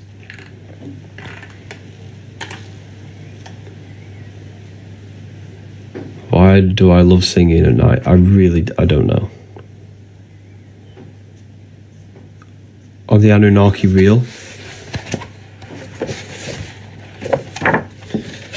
The Anunnaki is you. You are the Anunnaki. Symbolic. Anu, the supreme god of the sky. The god of the sky, what is the sky? Sky is spirit. Sky, remember, all of these ancient texts are symbolic. They're written in allegory of you. Anu, the god of the sky. Sky is spirit. Ki is the goddess of the earth. Earth is matter. Anu came down to marry Ki. Together they gave birth to the Anunnaki. You came down from the sky, which is a falling star, fallen angel, whatever you want to call. Your spirit fell in matter. Spirit and matter combined. This is the true marriage. The true marriage. The marriage of spirit and matter. Invisible and visible. Consciousness and matter.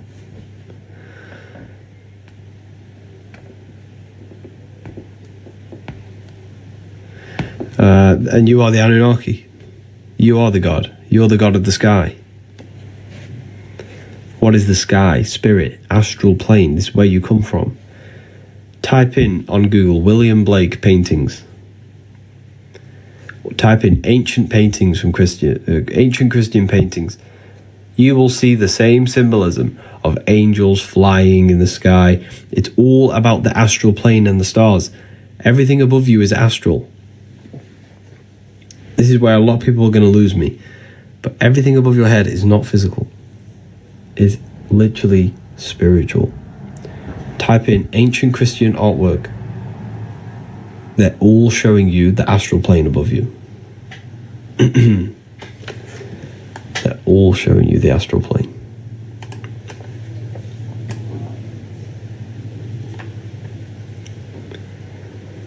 Do you have 2 lives? Yes, I have 2 lives. What is the language of the subconscious? Allegory and symbolism. I'm very glad you said that. It's a very deep question. So the language of the subconscious is symbolism and allegory. The language of the conscious is logic. So everything they've trained you is logical. This is why we think the Bible is history. The Bible's not history. It's allegory. Maybe there are some things that happened, but it's written in a way in allegory.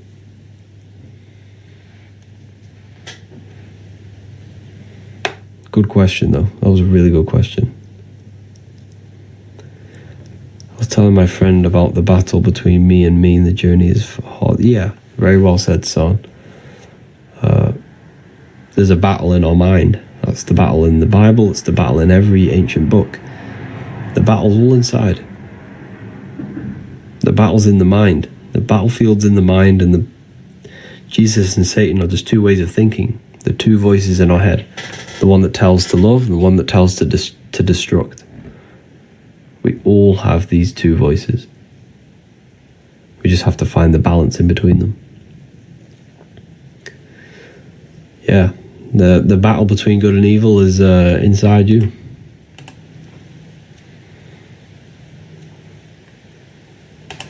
Inside your own mind.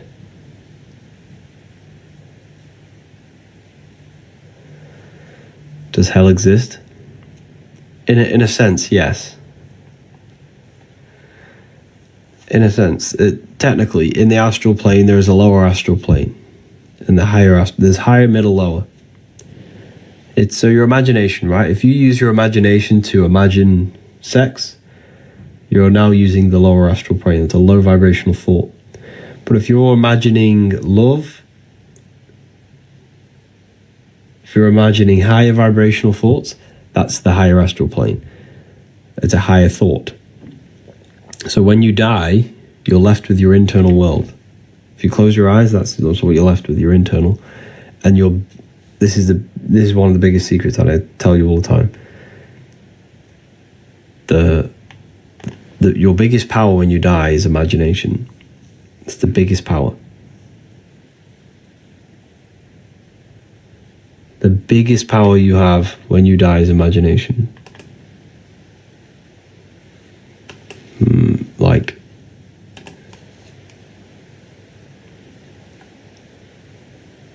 That is your vision.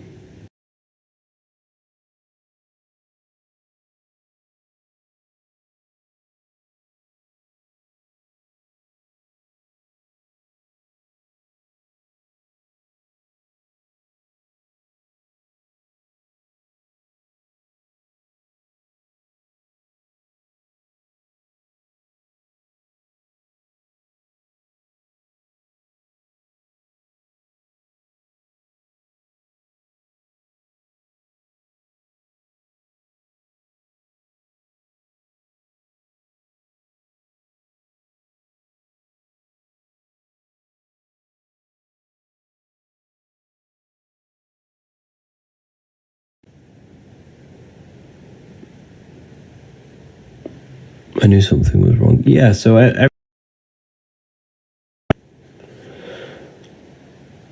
all about feeding the body, not the spirit. It's all about feeding the inner world, it's all about feeding the outer world, not the inner. They distract you from the inner world.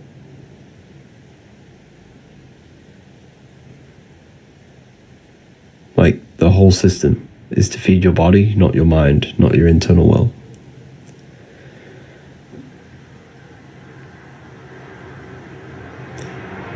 Like, they make you scared of yourself. Even the church does this. And I know this because I used to go to church. I grew up in a Mormon household. I know what church is like. It's the biggest scam ever. It's to hide yourself. You can connect with Source within you.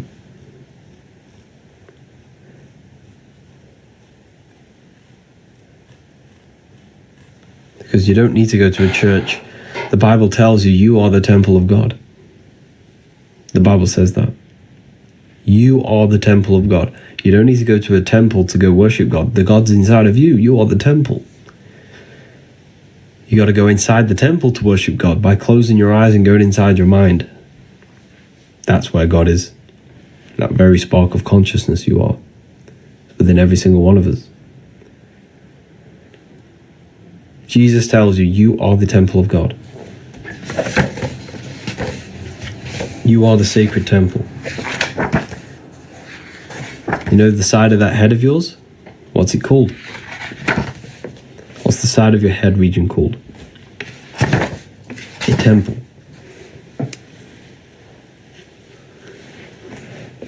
Corinthians 3:16, do you not know that you are the temple of God? Matthew 21:12, Jesus went into the temple of God. You go within yourself. I am, yeah. Very, very powerful people. Very, very, very powerful.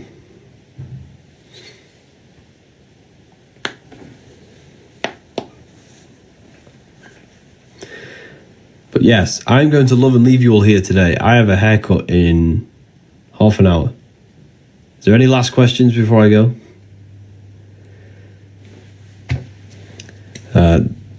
The books that I sold on this live is going to fund my haircut, so thank you. I'm only joking. But your support is literally keeps me researching. Your support makes me go deeper. Your support makes me write more books. Help me share this wisdom with you all. So honestly, I owe every single thing to you all. And I love coming on here and just connecting with you. It's like, this community is amazing. There's a Discord. Join the Discord, people. I have a Discord. It's an amazing place. People talk there, connect. It's in my bio. It's free. Join the Discord. Free community. I'm trying to make the biggest spiritual community there is. I'm looking for like at least 30,000 members. I'm at 4,000 at the moment, I think, roughly. 3,000 maybe. But yeah, I appreciate you all. And I love coming on here and educating you, helping you, answering your questions. And even I learned some things from you. You lot helped me expand my mind as well with some of your comments.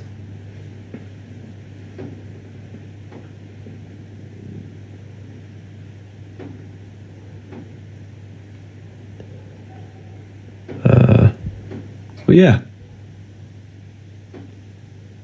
Which book is this? This is volume 2, this one. Is there still a library available? Oh, I'm not too sure. Let me check. I don't know if that's available. I think I turned it off for the university.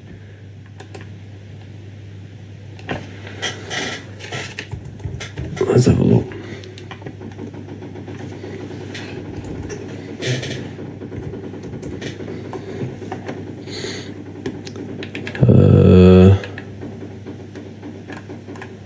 The master class is still on. The symbolism class is still available, but the library, yeah, the library is still available.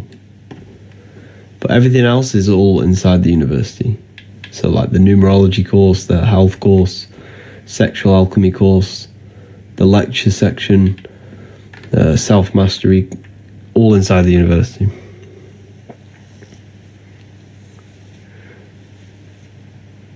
How can I get this? It's in my bio. The bio will take you there. It's volume 2.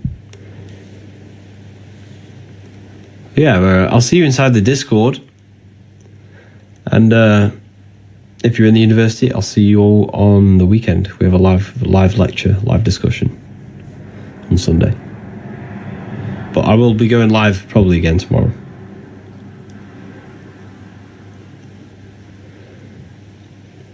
Have a great day, everyone. Take care of yourselves.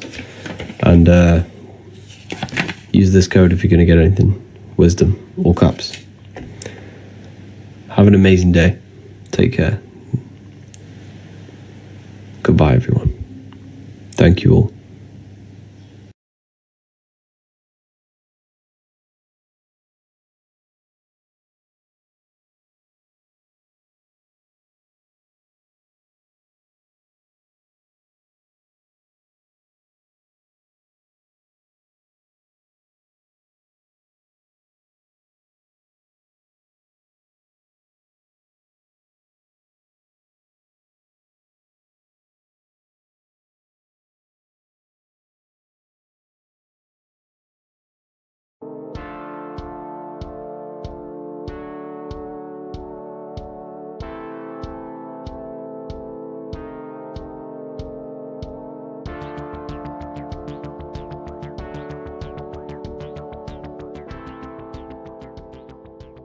How are we all doing, people? Survival wisdom. Today we're going to be breaking down the Bible and its real, true metaphysical meaning. All of these slides within this video is taken from my book, The Book of Wisdom, so you can get all of these slides. So the Temple of Solomon, you are body, mind, and soul, which is the Holy Trinity, the moon, sun, and earth. The sun is your soul because the sun is its infinite source of energy. It is its own source of energy. And that is what your soul is. It's its own source of energy. The moon is mind. This is why you call people a lunatic. You're a lunatic. Luna means the moon.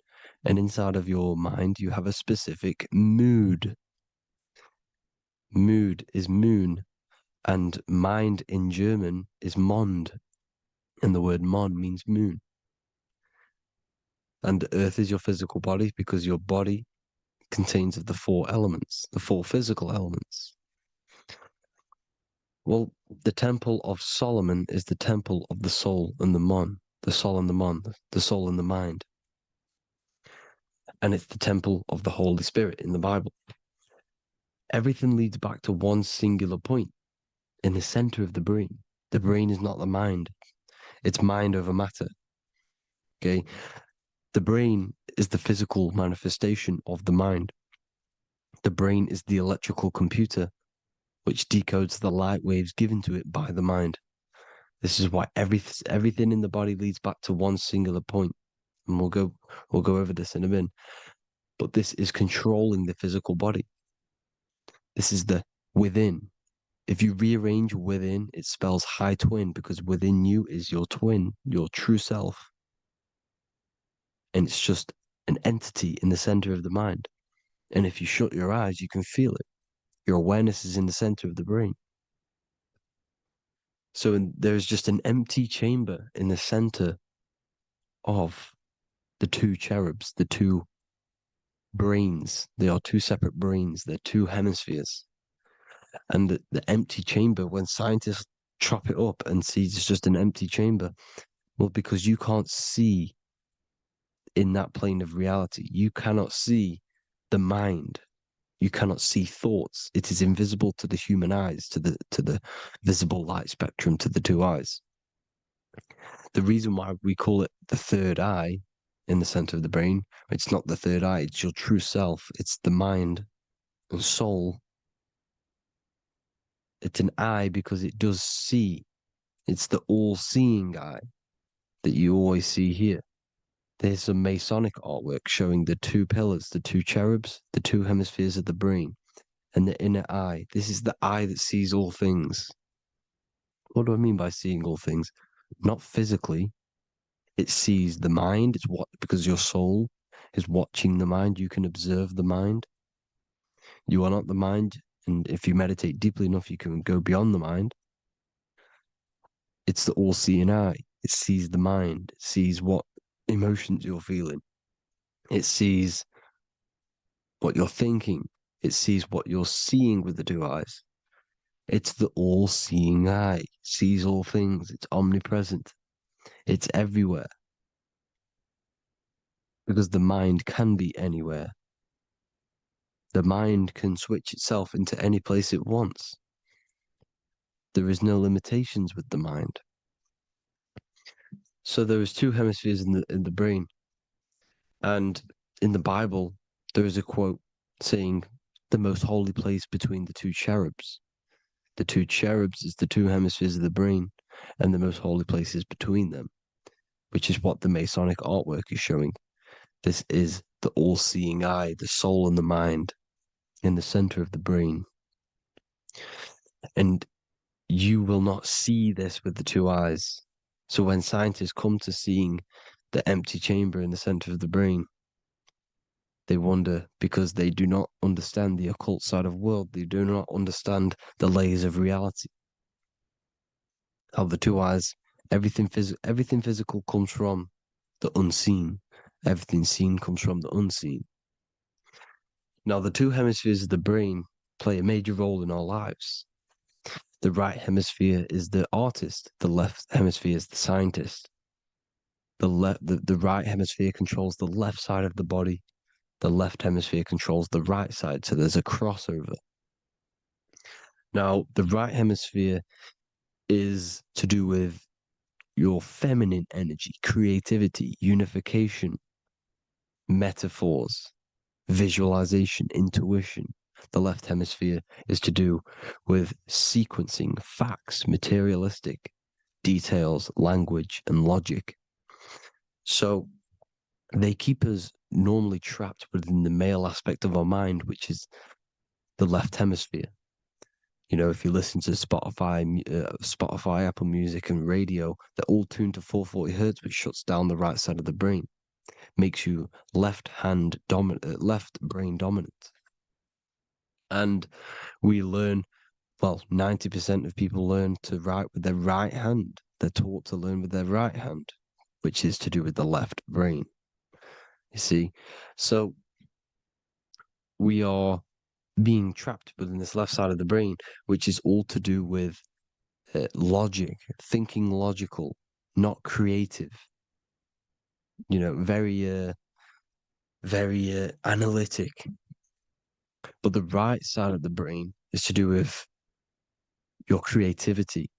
So the right side of the brain is perceiving reality as a holistic perception. Now, what do I mean? If you're riding through a woods, for example, if you're riding through a woods, your right hemisphere is seeing the whole woods as one unified woods. The left hemisphere's job is to break down the perception given to it by the right hemisphere and break it down into individual trees. So what am I saying? The right hemisphere is seeing humans and everything in creation as one unified consciousness.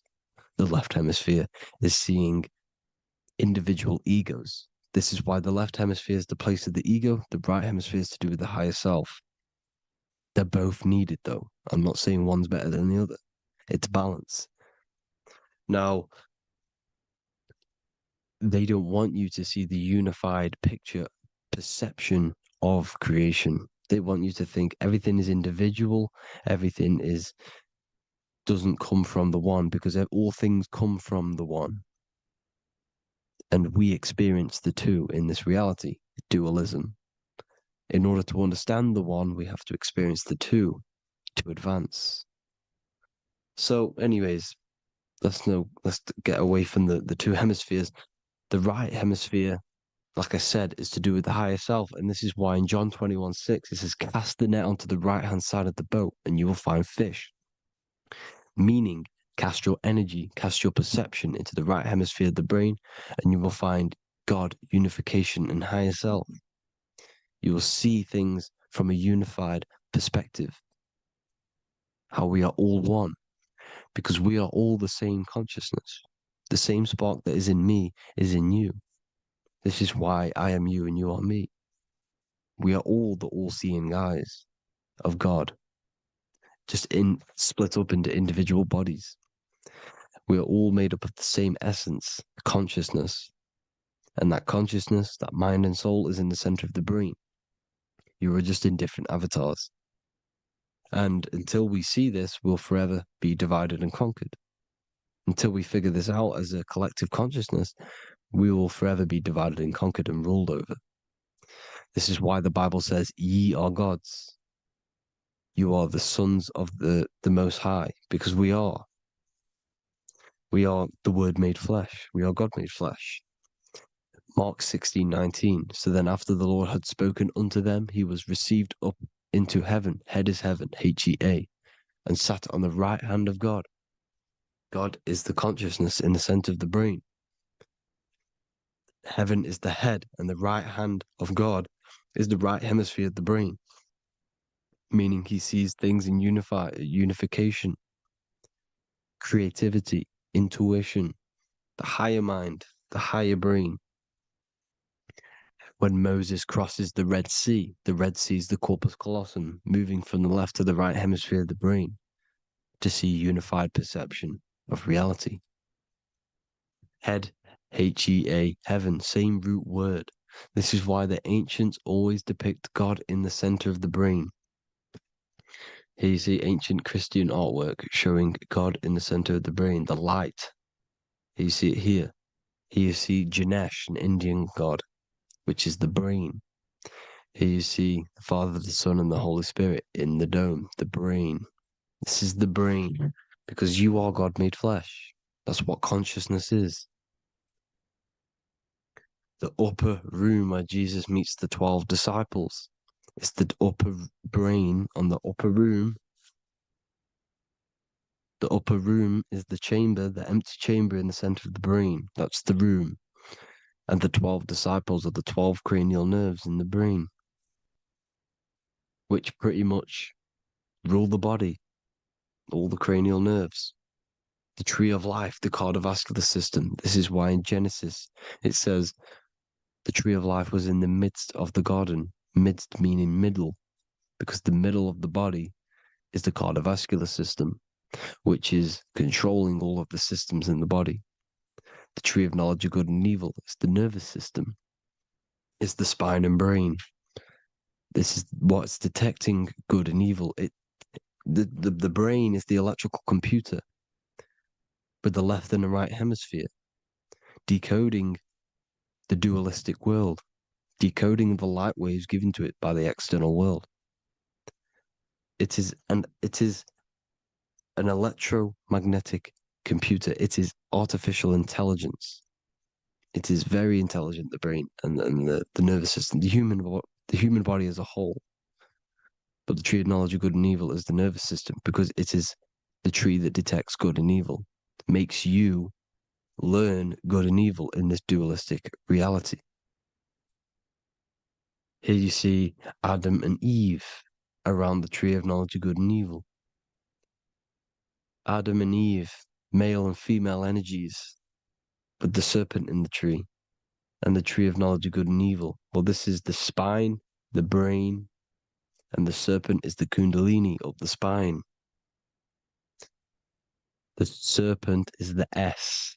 That's why S, serpent, S, the letter S is the serpent. Sex and serpents make an S noise. You know, the Bible cursed the serpent. So we don't figure out the true religion. The true religion is raising the kundalini and becoming God-man and reaching our higher states, our true God self. Because once the kundalini is saved and hits the pineal gland, it activates 100% of the brain, when we're only using around 20 to 10% as of right now without the kundalini awakening. So when you use it, you're activating 100% of the brain. You're activating all the dormant brain cells. You're regenerating the body. And this is the serpent in the tree of knowledge of good and evil. This is the spine, brain. This is Adam, Eve, the male and female energies. The light of the body is the eye. Therefore, if thine eye be single, thy whole body should be full of light. Matthew 6:22. This is the single eye in the center of the brain. It is not the pineal gland. It is what's inside the pineal gland. You have to go beyond the physical world, and there are no words to describe things that are not physical, metaphysics. And the whole body should be full of light. Well, this light is the same pyramid that you see. You are the pyramid with the all-seeing eye on top. This is why the ancients built the pyramids with the stairs in the middle symbolizing the spine, because once you open all the chakras and balance them and raise the kundalini, you activate all of the brain, which gives enlightenment. The word enlight in ment. Ment means mind, light in the mind. Enlighten the mind. And this is enlightenment. We are the temple.